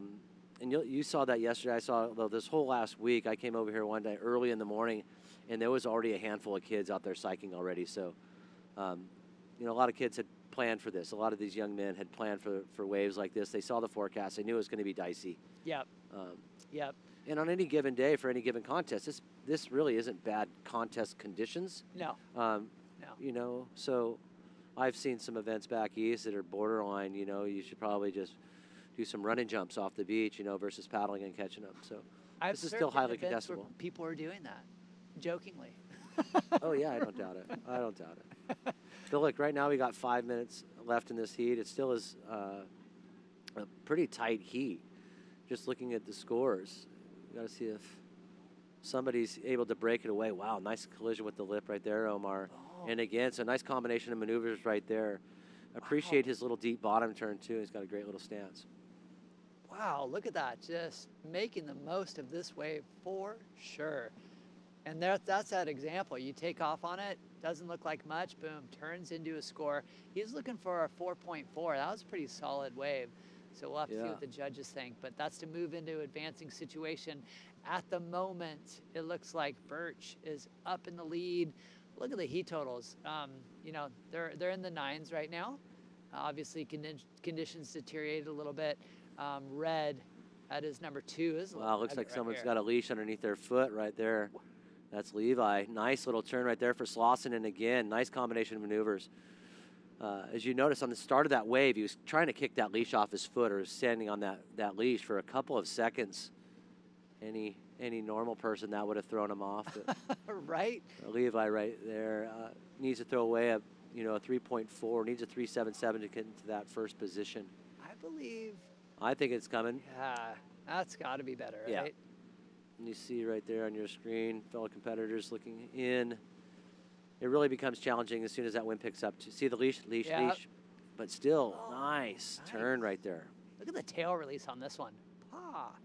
Quick. Yeah, quick, sharp, 2 maneuvers, nice combination. Yeah. Good job. Still waiting for scores. That was Slauson. Yeah. But looking like it might be a decent score. Just waiting for the last few judges. You'll see that on your screen as soon as it comes into the computer system. We are in round of 64, heat number 6, 3 minutes and 40 seconds remaining. Boy, let's wait. It looks like got a 7, moved up to lead. Well surfed wave, right, Adam? That was pretty no rad. Doubt. It was. He surfed great on that wave. That was a 2-punch combo, just relentless on that one. Platinius has just been starved. That guy looks like he's ready to beat a wave up. He really does. Look, he's probably getting mad by this point. Yeah. And if it does come, he's gonna blast it. Needing a 6.2, so that's a pretty nice score. Yeah. Would be the best wave of the heat so far. So it's going to be a pretty big ask. Now, wham, like that, Omar. Wham. So this is the wave you talked about. It was sort of a dicey wave. Couldn't tell from the start, but it hit the reef nicely. It was coming back on itself. So look at that. He did a great little job of maximizing the scoring potential on that wave. And it's going to be a nice score. Just crushed that thing, right? That was pretty darn epic. Looks like a couple more opportunities. Look at boom right there. So now Birch in third, Platinius in fourth, needing that 7. As you see some of the locals here hovering out in the rocks. See Adam Bartlett and the family. Love it, dude. Bartlett on fire. Yeah. Look at the crew. Grom, psyching. I can just feel that energy. Yeah, there's Frog, Max, Frog. Aloe. You know what's really cool too is that we have multi-generations now of people that are really supporting surfing, you know. Yeah. Yeah. So cool. It is. Insane. How many kids of fathers that were in the professional surf game are continuing the tradition? So rad. Second generations. That's right. So we're counting down now. We're less than 2 minutes. And let's see if this filmer can put us on the water so I can see what's going on. I love it. That guy's been all over the screen. That guy's all over anything that's filming. He's hilarious, right? If it's being filmed, that guy shows up. See his bomb drop? You know, I was like, it's too low tide, it's too low tide. He just sent it. Dude, I'm like, man, there's a leg. Bro. Just takes one. My body instantly seized up watching it. I'm like, well, he's going to hurt, dude. Yeah. That's never. All right, Levi Slauson getting up into, catapulting up into first position with that 7.0. He's got to be stoked on that. Boy, I just feel like it's one of those days right now. It's turned into one of those days where, I mean, look at Platinius, just nothing, right? Crickets. Crickets. Crickets. You just can be on the challenging side of the waves, of the conditions. Next round coming up, it's going to be a pressure cooker. That's going to be a good one. Yeah. Okay, here's Birch up and riding on. Now he needs a 5.41 to get into that second position. Nice. Gives the judges something to think about right there. Ooh. Keep our eyes on that. Coming up, though, you got some great surfing coming up, Adam. Oh, yeah. But right now we got 35 seconds in this one, and these guys are going for it. Platinius trying to get himself in a position is just had a shocker. Oh. Poor cat. Ouch. 20 seconds remaining, coming down to the wire. Still waiting on that score, right? Yep. Birch. What is It's a crucial score. They're looking at it probably pretty tight. We're down to about 7 seconds remaining. They got the replay out for sure on that one. I'm feeling it. Platinius needs a 7.0, and he can't even catch one in. Oh my gosh. You know those days when you can't even get a wave in?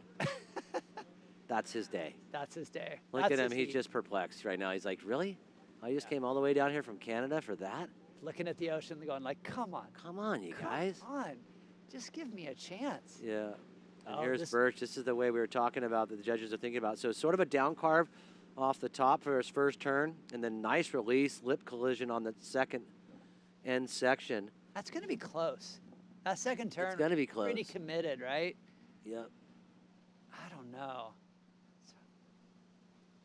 All right, well, we're going to let the judges deliberate. We're going to give you guys a break. We'll be back soon. Thank you for joining us for the O'Neill Coldwater Classic. See you in a second.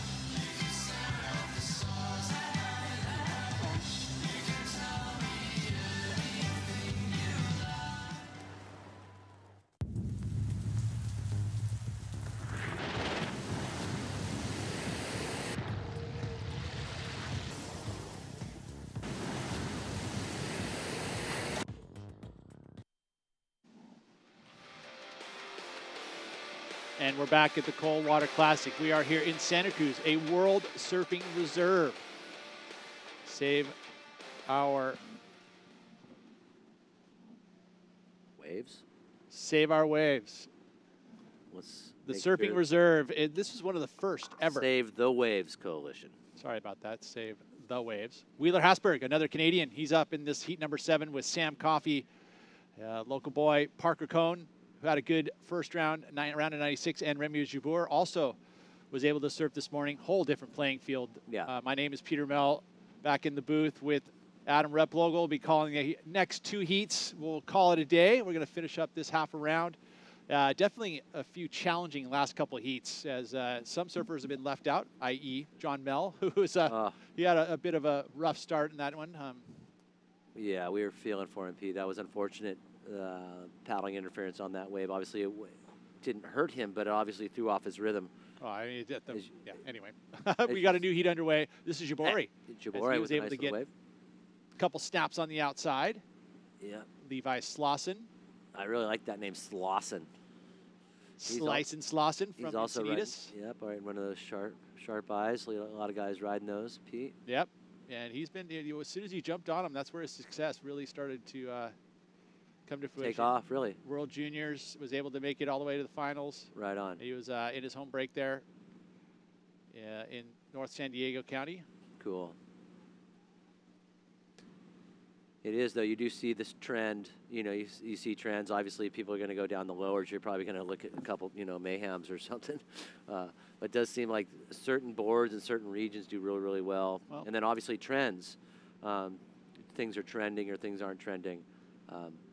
But right now, it seems like there's a couple of hot brands with a couple of models right now that are really popular. I think the biggest showcase of success is ripping, right? It's you get a bunch of good surfers and they're ripping on your surfboards. That's huge. That's why a team is so important to any board brand, is having the ability to showcase those boards by having athletes that are amazing. And that's one of the things that I think that Sharp Eye, Marcio Zubi, really came into one of the best shapers in the world, because he has a world champion on his boards. And then you look at the stable on the championship tour. Yeah. The man has put together some amazing team with some good surfers, and the ripping part of it. You got AHEM, same thing. CI, same things. Those major brands all have the best surfers riding them and surfing really well. Yeah, and it's like a magnet too. Once you do start to see the results and the skills that these guys are doing on these boards, you can't help but to think that the board is actually helping them a little. It is. I mean, sure it is. I mean, we've had magic boards in our time. It's not the Indian, it's the Arrow, or it's the Arrow, it's the Indian. And two, there's a certain type of surfing that's being done, and if you want to be doing that surfing, it does help to have those boards that it's being done on. Look, here we do have a paddle. Let's see what Coffey's able to do. Local boy, unfortunately, not getting up there in time. Yeah, the local part, I think, is when it's like this, it's a whole different ball game. It really does change things. Yep. It evens the playing field in a big way, because if there's little waves that'll pop up, it's no rhyme or reason to the lineup. You're just happen to put yourself in position, and hopefully there's a good wave there. And then you got to surf good. That too. You always got to surf good, but sometimes being a local will actually be a disadvantage. Well, one, you got the pressure, but too, you're catching waves out here normally on the regular that are really good, you know, and so you're out here surfing now on a day that's below average. In a contest, there's a lot more pressure. Replay here of White, Parker Cohen. Ooh, I like that turn. That was that was completed. He rode out of it. Just went He high just road should instead have of low road. said low road, down carve arc. Okay, here we go. Wheeler. Wow, that was nice. Good placement of that turn. Uh-huh. But not much else.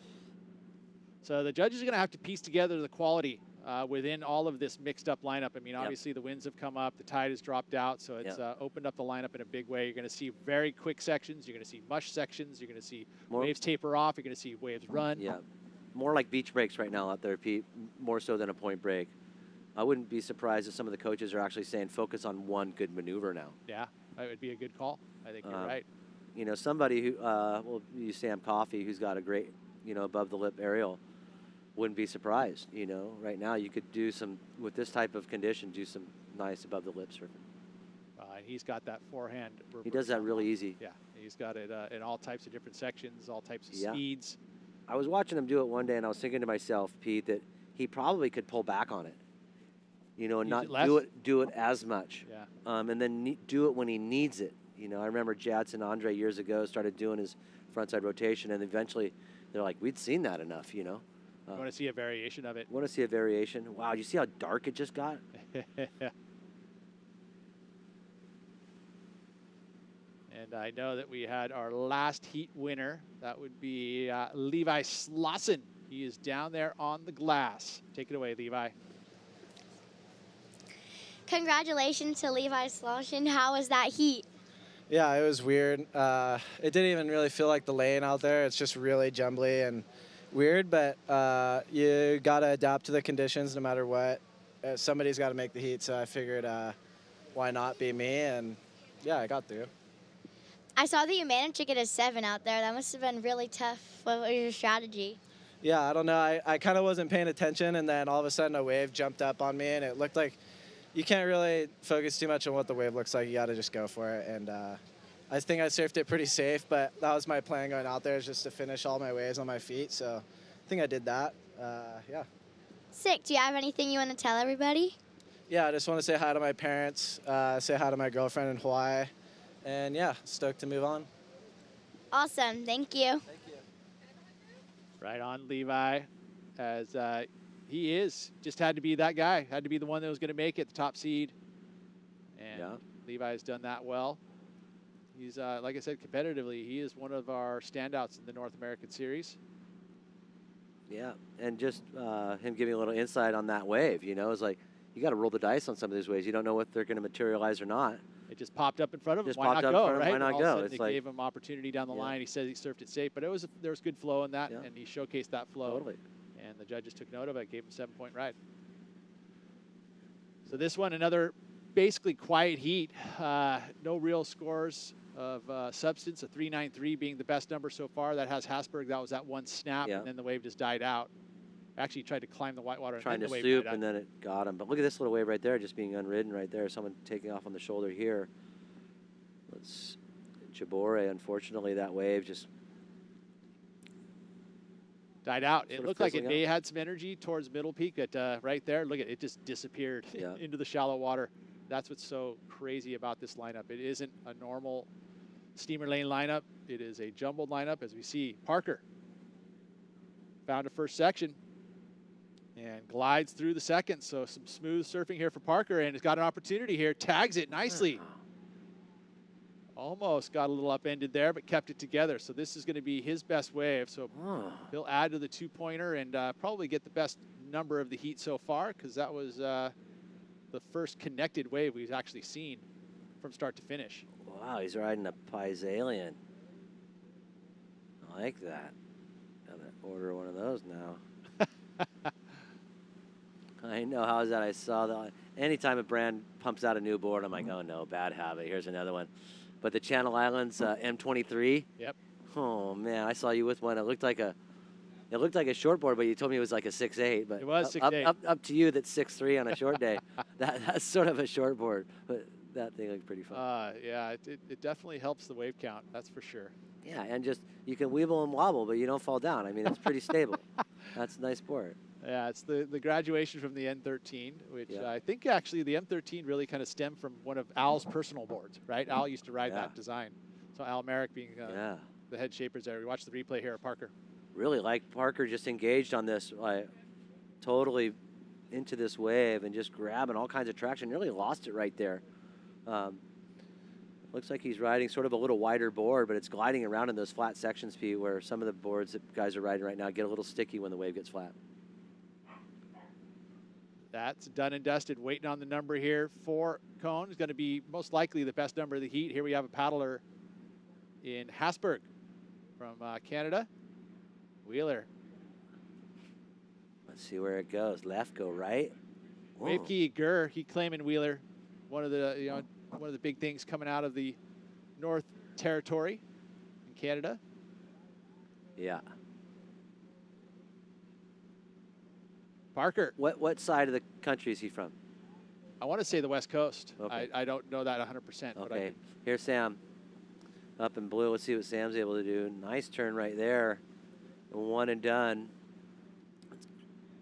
So Sam obviously throwing away a 1. Needs a nice little score of a 2.77 to get up into that advancing position. So not much. He should get it on that. Very quick on his feet. Yep. Both Coffee brothers surfing. Both those guys shred. Nightmare to surf with, man. Those guys are wave catching beasts. So is their dad, Ward. Nice guy, but boy, guy can catch a lot of waves. They're good at reading waves and paddling. I think both of those guys are professional paddlers, like junior lifeguard studs. Yeah, well, it's something, and he's also one of the things he does is he teaches surfing too, right? So he spends your job is to be in the water, plus you're a professional surfer, so he spends a ton of time in the ocean. So yeah, I would say paddlers, dude. Augie does that too. I'll see Augie. He's like paddling he's like got a crab arm, you know, like one arm's huge, one arm small. Great little view of the lane right there. I love it. So Wheeler actually spends really he represents Canada, but where's he live at? In San Diego. Oh, cool. Encinitas, in that zone. He's North San Diego County. That's right. Wind and Sea. So Wheeler, in the mix down there in North San Diego County, which has a plethora of great surfers. Totally. But representing the Canadian flag. That rips. A lot of friends down there in that neck of the woods. Yep, tons of swell coming in, just lots of fake waves. Oh, man. Lots of little, like, fake lines. And here goes Jabori right now on a nice little inside little wave. Nice little down carve, come to the end section, get some release. Unfortunately not able to recover. So still waiting on numbers from last of Jabori. Sam Coffey's number is actually still waiting to come in as well. 4.33 for that one big lipper. He's carrying a 1 in his score line, so he still sits in 4th. Remy's last wave does not factor in, came in as a 2.4. Big numbers, the 7.0 for Parker Cone. That has him in the lead with the 2-pointer as a backup, and then a pair of mid-3s for Wheeler has him in that second position, so still not safe. Definitely opportunity for all 4 competitors, especially Sam, being that his in 4th position, but has the better of the 3 surfers sitting there and vying for the better number. So he's in a good position. Totally. Yeah. Obviously, you want to be in Cohen's position right there with the 7, but yeah, it's nice to have the highest backup. So you can see right here, this is looking like a wide slot wave, and with priority, that is blue, but he paddles away from it, leaves Wheeler with the closeout, kicks out. Nothing going there for Wheeler. Coffey will keep his priority, but I mean, even priority right now isn't necessarily an advantage. Yeah. You know, it is just actually another thing to put a little more pressure on you right now. But yeah, he's got some time. He's got priority, can sit and wait in the zone in which he wants. Looks like he's turning around right here, going to give a dig at it. Sees that line on the inside, so it makes a decision. Not a very steep takeoff, but look at the energy it carries through the inside here. This is a quality wave for Sam Kai Coffey. And a finish. he'll get 2 more maneuvers. So that inside runner, good read for Sam Coffey. He's going to move That's into what second. he needed to do. Could conceivably, if this number goes high enough, go into the lead. We'll see where they post this one. Oh, scores are flying in. Wow, that was quick. They haven't quite guaranteed it yet, but it looks to me like the average is going to hold. Yeah. We'll see here momentarily. It's going to definitely put him in the top 2. Yeah. So see a sort of a sleepy little start as he gets into this wave. Nice little direction change right there. Widens up that stance. Nice hack again. As wave stands up, he belts it off the top. Sort of materializing on the inside. This is a really nice little stab right here at the end of this wave. Throws a lot of water, connected really nicely. He's got that tomahawk snap. Yeah. Where he kind of twists his body, Pops whips and the lip. twists it, yeah. And whips the lip out of it. Yeah.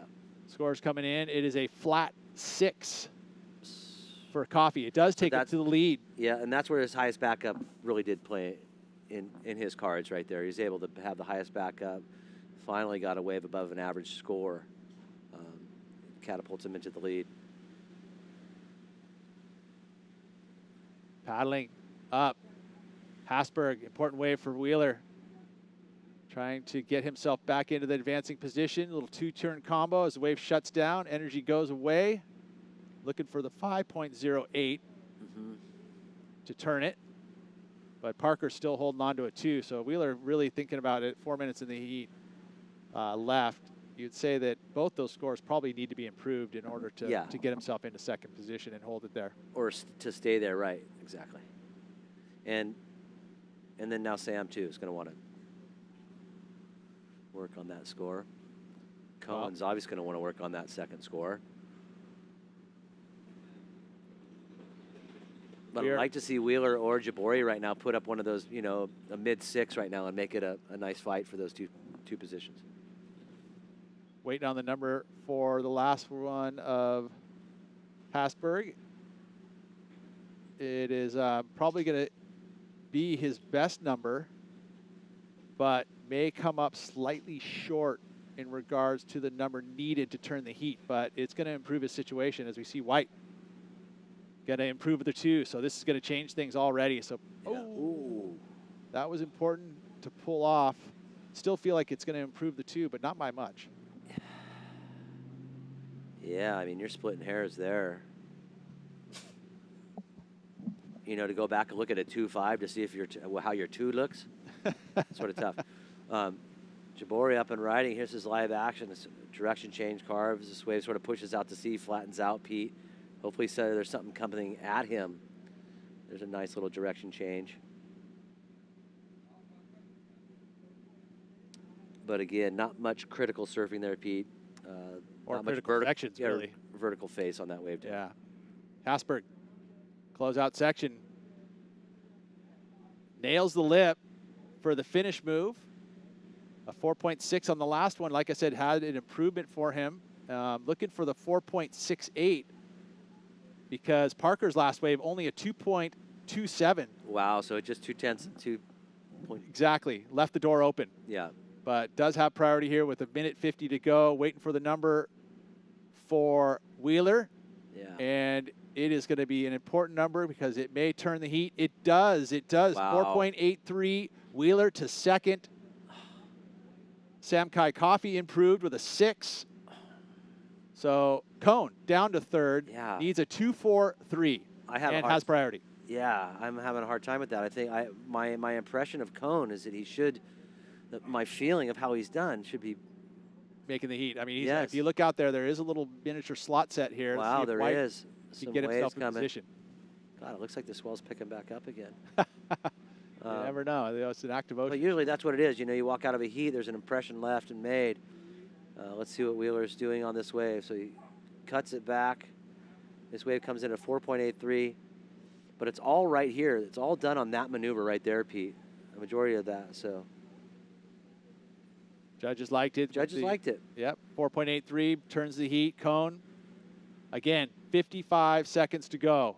Can he get himself a 2.43? Man, this is it would be very frustrating knowing that you only need that and have priority, and there's just nothing on offer at the moment. Well, there's down waves coming. 30 seconds. Here we Looks go. like he's gotten a look at one right here. Oh, there's an opportunity. You got to hit the closeout. He's got to smack this closeout. Oh, he ran him over. Is that PI? Or straight up? He just ran him over.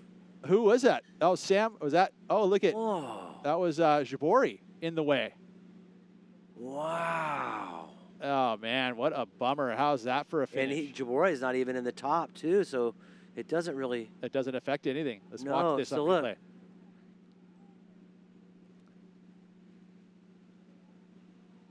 Oh, man. Yeah, that's a bummer. That's a priority interference, really. You can't get in anybody's way. You can't That paddle was into their bad way. communication is all that was, huh? And then someone's going to pay for it. Yeah, well, it's going to be green, but it's not going to No, matter. but, you know, Cohen paid for it, even though it wasn't his problem. Yep. He can't believe it. Wow, what a finish. There's the turn that would have done it, too. Oh, he can't believe it. Yeah, I actually heard that scream. Yeah, a bit of I frustration yelled for him on the inside. Look at Jabori's going to go back and say, He's I'm like, dude, sorry, Rude. I'm sorry, bro.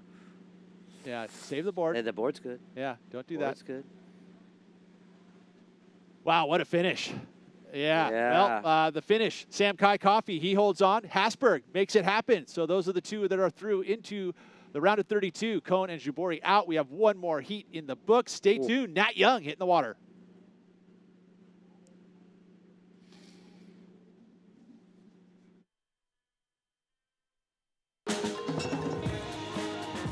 Kona Big Wave. Bring the aloha.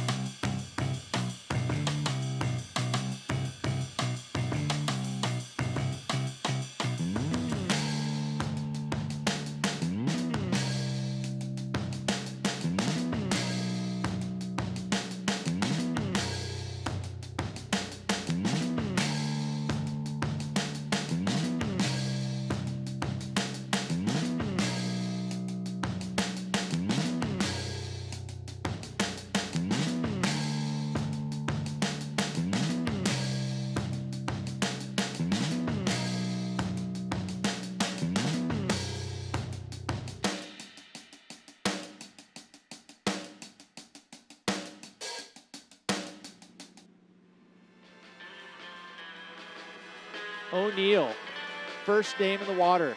We're watching the legendary Cold Water Classic here at Steamer Lane. We have one more heat to go, and in the water, heat number 8, Nat Young will be your top seed up against Timmy Reyes. Good to see Timmy Reyes back in the jersey. O'Neill team rider, Elijah Fox, and Manuel Selman.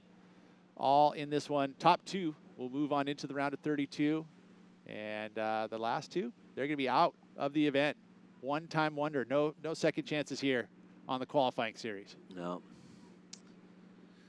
We have an Olympian in there, huh, Pete? It is, Manuel Selman. That's awesome. Really cool. We'll be able to compete at Chopo. That's awesome. And compete for a gold medal. Sort of helps when you have like El Gringo and El Boy in your backyard, probably, if you're from Chile, if you got an event in Tiopo. Definitely accomplished in those barreling rides, and just a ton of Hawaii experience, and I'm sure been to Tahiti in his career at some point in his life. Oh, I'm sure. I'm sure he's going to make a trip very soon. Yeah. Manuel, who in the green jersey, like I said, he surfed earlier today. As I hear the rain. So we are last heat of the day, and now we finally get some wetness coming on as we see up and riding. Manuel. Unfortunately, right there, not really coming together. But yeah, you can see the wind is starting to pick up on your screen there. We should potentially start hearing some rain.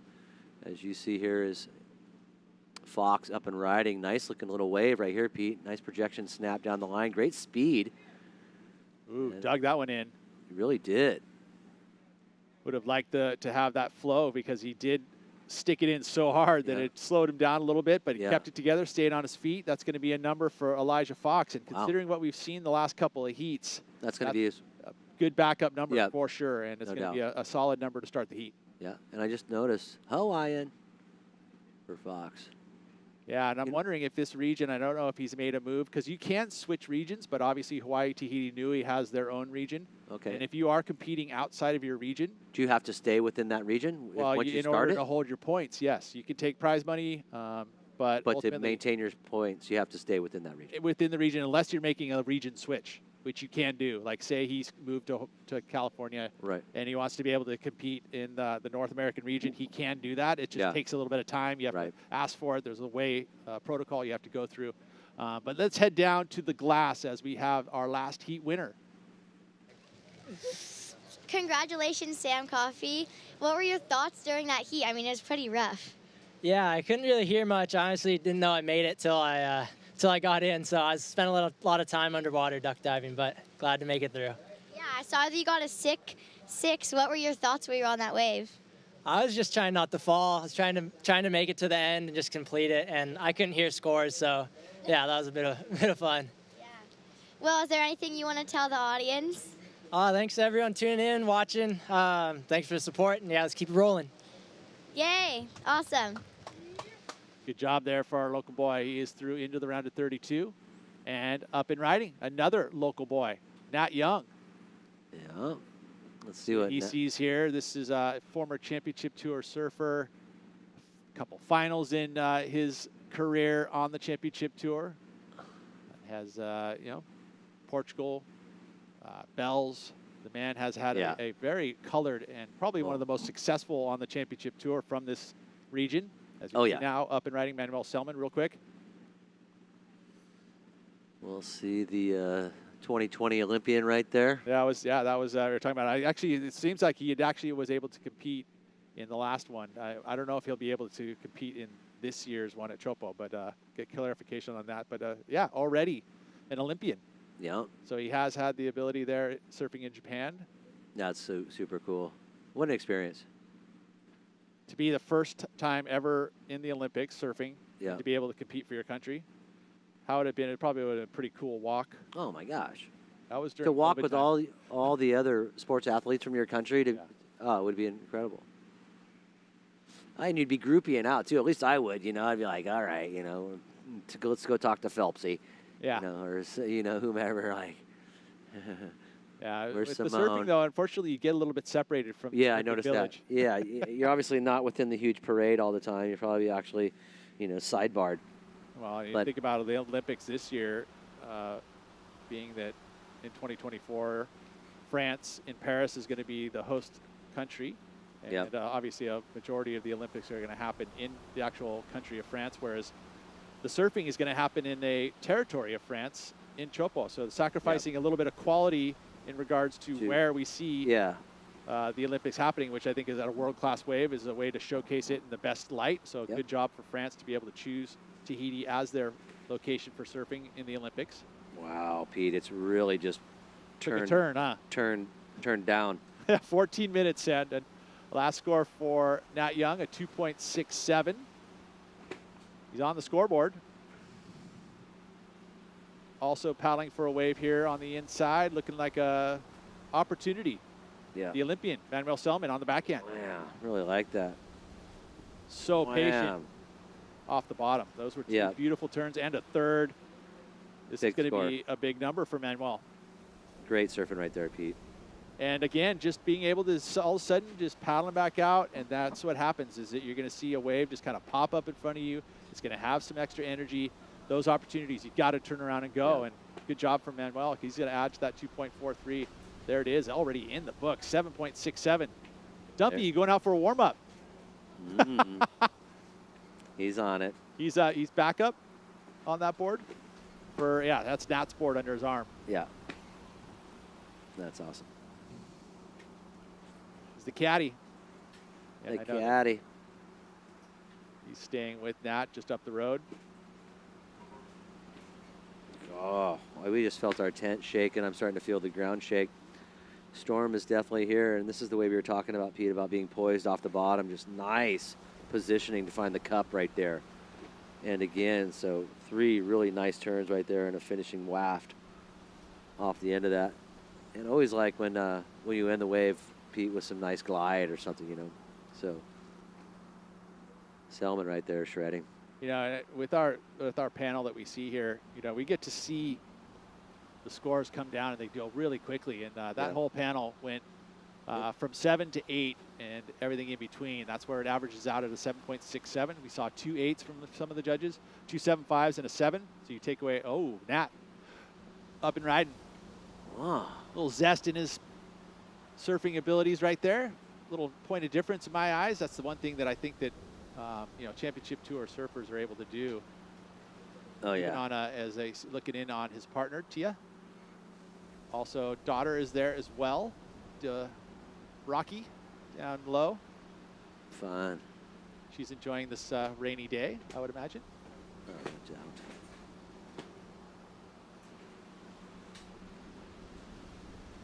Score in for Nat Young. This is going to be an improvement, most likely going to put him into the top 2. Wow. Oh, there we go. Judges Tower, we got the squeegee out. We're prepared for a little rain. And up and riding, Timmy Reyes, our first look at Timmy. Timmy spent a lot of time up here, Pete. Surfed out the lane a heap of times, as you can see right here. Unfortunately, this wave really, really bouncy. That was crazy. I mean, Yeah. yeah, as an O'Neill team rider, you know, you come Oh, yeah. to this region quite often, testing wetsuits, hanging out with your sponsor, longtime O'Neill team rider. Yeah. Also loves to go spend the time up in the cold. Yeah. 2.37, maybe. We're waiting for that confirmation of that score. Judges are catching up. Yeah, I'm curious to see what they give Nat. Nat's got another score coming in. It looks like he's got, oh no, we're seeing this wave number 2. It's now going to post here momentarily. Up and riding. Timmy again, nice looking section. One of the better sections we've seen this heat so far. It looks like he's over at Middle Peak, Pete. Saw something over there. Yeah. As this wave comes more into the bay, you can just tell that that wave actually is now smoothing out onto the inside curl. Into the indicator. Yeah. As the wave goes down past our judges stand, they lose sight. So I'm probably, you know, majority of the guys are going to surf right in front of the judges tower right here at Middle Peak. All right, well, now the judges are catching up. Elijah Fox had that 5.0. The 7.67 of Selman's now the number in for Nat Young, a 5.7. Nice. Has him in second position, but waiting on Timmy Reyes.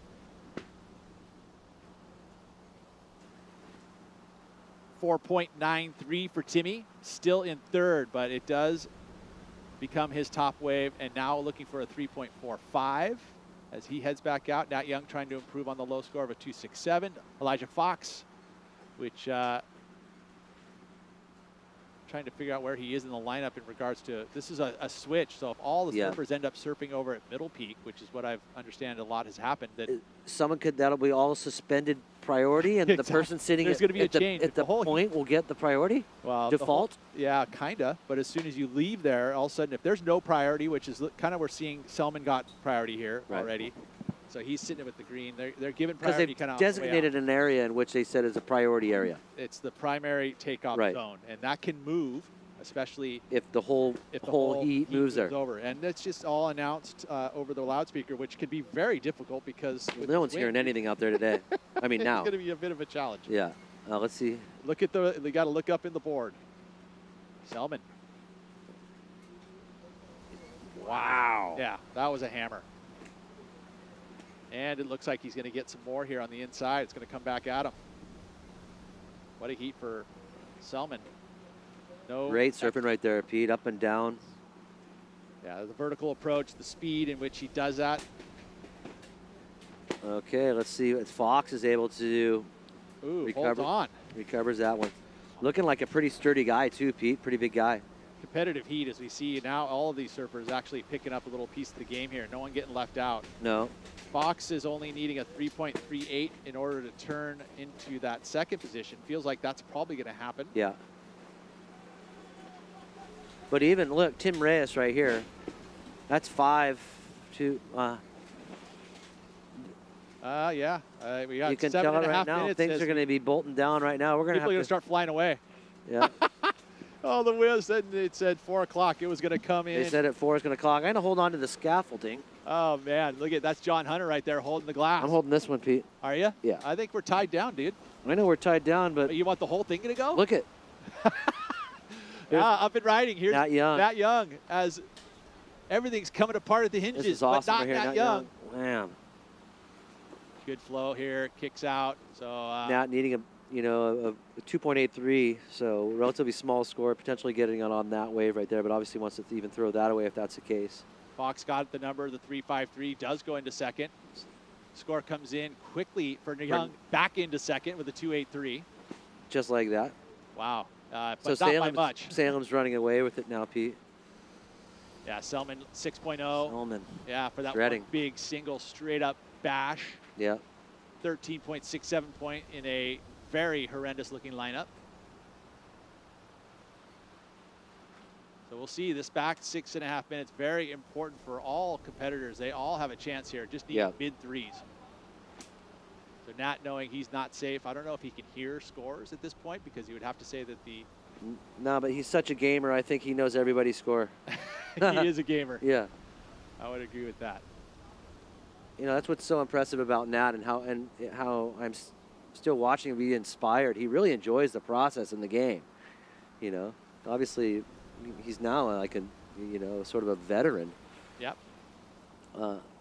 And I like, I mean, he's going to have a chance next year, even though he finished outside of the top 20 on the Challenger Series. Yeah, and when he fell off at the midseason cut, went to the Challenger Series, did not have a good go at the Challenger Series. There's an adjustment. But next season, he is going to still have an opportunity to surf and compete on the Challenger Series if he chooses to.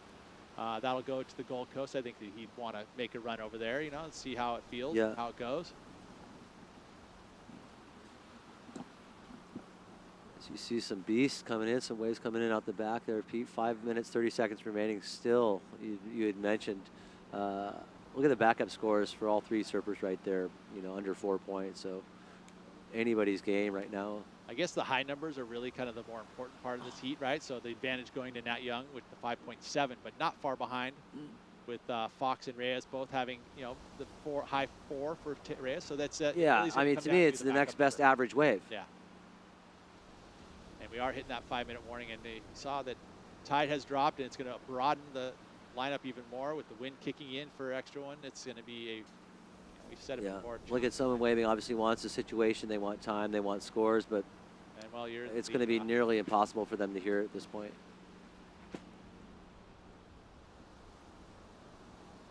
You can see Nat has moved up towards the point here. Yeah. Priority with third priority, so he's going to have to give way if someone wants it in front of him. Timmy Reyes is holding on to priority at the moment. But look where Timmy's at. Look how far he is. So obviously there probably wouldn't be any hindrance even if he did try to dig at one. Well, Nat in his local status, he's going up towards the point. Even in this low tide, he's thinking of an opportunity there. Whoa, as we see, that is our garden is getting pulled down. That's good job by them to get it pulled down quickly. That's southwest wind, West Peak. Southwest Peak. 4 minutes to go now. Reyes still holding on to priority, sitting on the far left of your screen. To the far right, the furthest surfer you can see is Nat Young with number 3 priority. In the middle there is your heat leader, Manuel Selman, coming on the backside. And the white right here is paddling back out, Fox. So he's sitting on that inside position, does not have a priority allocated to him yet. He has to get himself back out towards the slot to be able to get 4th priority. Or is it just assumed? Yeah, well, you got to see, Reyes actually has to be careful here because... If he stays that far, it'll be... Yeah, I mean, if he gets himself into middle peak zone, they could suspend his priority. Not really going to be a big deal considering that he's There's sitting nobody there by him. He's by himself. Yeah, so. yeah. Yep, coming down to the nitty-gritty, 3 minutes remaining. Tim Reyes needing a 3.61. Elijah Fox, 3.54. What an ocean. Pretty wild. I mean, considering what we could have woken up to this. Well, that's what I was thinking was going to happen. So I think, all in all, wave gods and the good luck of O'Neill's prevailed today. For this to be the last heat that's doing it, they did really well. And it's important for the rest of the event to be able to give yourself that extra time. If we had to waited out today and waited out at high tide, and then maybe had to pull the plug because the weather came in super early. That would have put us in a pretty tight situation going into the weekend. Yeah, you want some rollover minutes. If this thing, I'm sure once Darren activates a day, you want to activate a full day. Yeah. Obviously everyone's everyone's here, everyone's ready to go at full days. Let's do it. So this has been sort of a blessing for this to be the last heat of the day, and this finally happens. And we assumed it was going to happen earlier. Local boy though, Nat Young, had to wait around all day long for this. Had the last heat of the day, so Nat. One nice thing about having that at this point is he has home right around the corner. Oh, right? Yeah. There's probably a hot tub waiting. Not yet. He's working on that. Oh, is he? He just poured the slab. Hasn't got the hot tub in yet. That's awesome. I just picked up an inflatable one. Things are killer. I gave one to Flea. I had a Coleman for years. Yeah, it works great, right? It's at 104 on 110. Yeah. You love it, huh? Yeah. That's so funny. I just got one. Fake air bubbles. You're like, this is great. I just got one, dude. I know. I'm going to go hit it right after this. Here we go. Up and riding. Reyes, important wave. 361 needed. 120 to go. Good flow. Oh, he's getting it going again. It's over at Middle Peak? I don't know, but no. This it is at the peak. Yeah, so he picks this one up, sitting by himself all alone. And that feels like he's going to get the number. He is, dude. Right? And, wow. Yeah, he was pretty far down the line, but I feel like there was enough done on the outside to get it done. Up and riding, Nat Young. Ooh, he is in a situation. Used the priority. Did not seem like he improved his I didn't number. see the start of that, so hopefully he had like 3 vertical belts. As you saw, Timmy Reyes right there, potentially capitalizing, Pete, on sitting over by himself, needing a 361. And that was a decision that he made early. With priority, yeah, he went with priority. He actually gave up his priority, or I mean, I didn't see it get suspended, but ultimately he did, kind of by moving over to Middle Peak. That decision right there could turn the heat for him. Yeah. Oh, wait, we're looking at numbers. Yeah, it's going to do it. It could bump Nat down into 3rd position. Nat Young does not change the situation. Number in 4.5 for Reyes to 2nd. Nat Young to 3rd. Looks like we have White needing a 4.43. Let's see what he's able to do. Big layback hoof. Didn't quite have the punch that we saw him do earlier. I don't see that being the number there for Fox, but what a turn of events for Timmy Reyes. O'Neill team rider. How old do you think Timmy is these days? Mid-30s, late 30s. I don't know how old anymore. I know I'm 50. There he is. This is the replay of that last wave, 4.5. 4.5 for Timmy Reyes. And as you can see, Pete, the wave just kept going, giving him little opportunity everywhere. Little release out of the tail right there. Former championship tour surfer, so he has that sniffer. And to be able to just kind of go, you know what? I feel like Middle Peak's the spot. Make that decision and get it done. Huge moment for Timmy Reyes. And his first heat making a long time, I would say, because he hasn't put on a jersey in a while. No doubt. He's probably been chasing barrels, Pete. There we go. So thank you for watching today's action. We got through the round of 96, half of the round of 64. The storm has hit. Luckily, we're indoors. Yep. And we will be continuing this tomorrow. You can check out highlights. You can watch the whole replay if you want on YouTube. Go check it out. We'll be back tomorrow bright and early. I think we'll look at an 8 a.m. start as an opportunity. Could get the women underway. We see the first round of them. Also have to finish up this round of 64, so we still have some seeded surfers. That is a tight little bow for the day. Yep. Adam, thank you for your call. Thanks to Flea.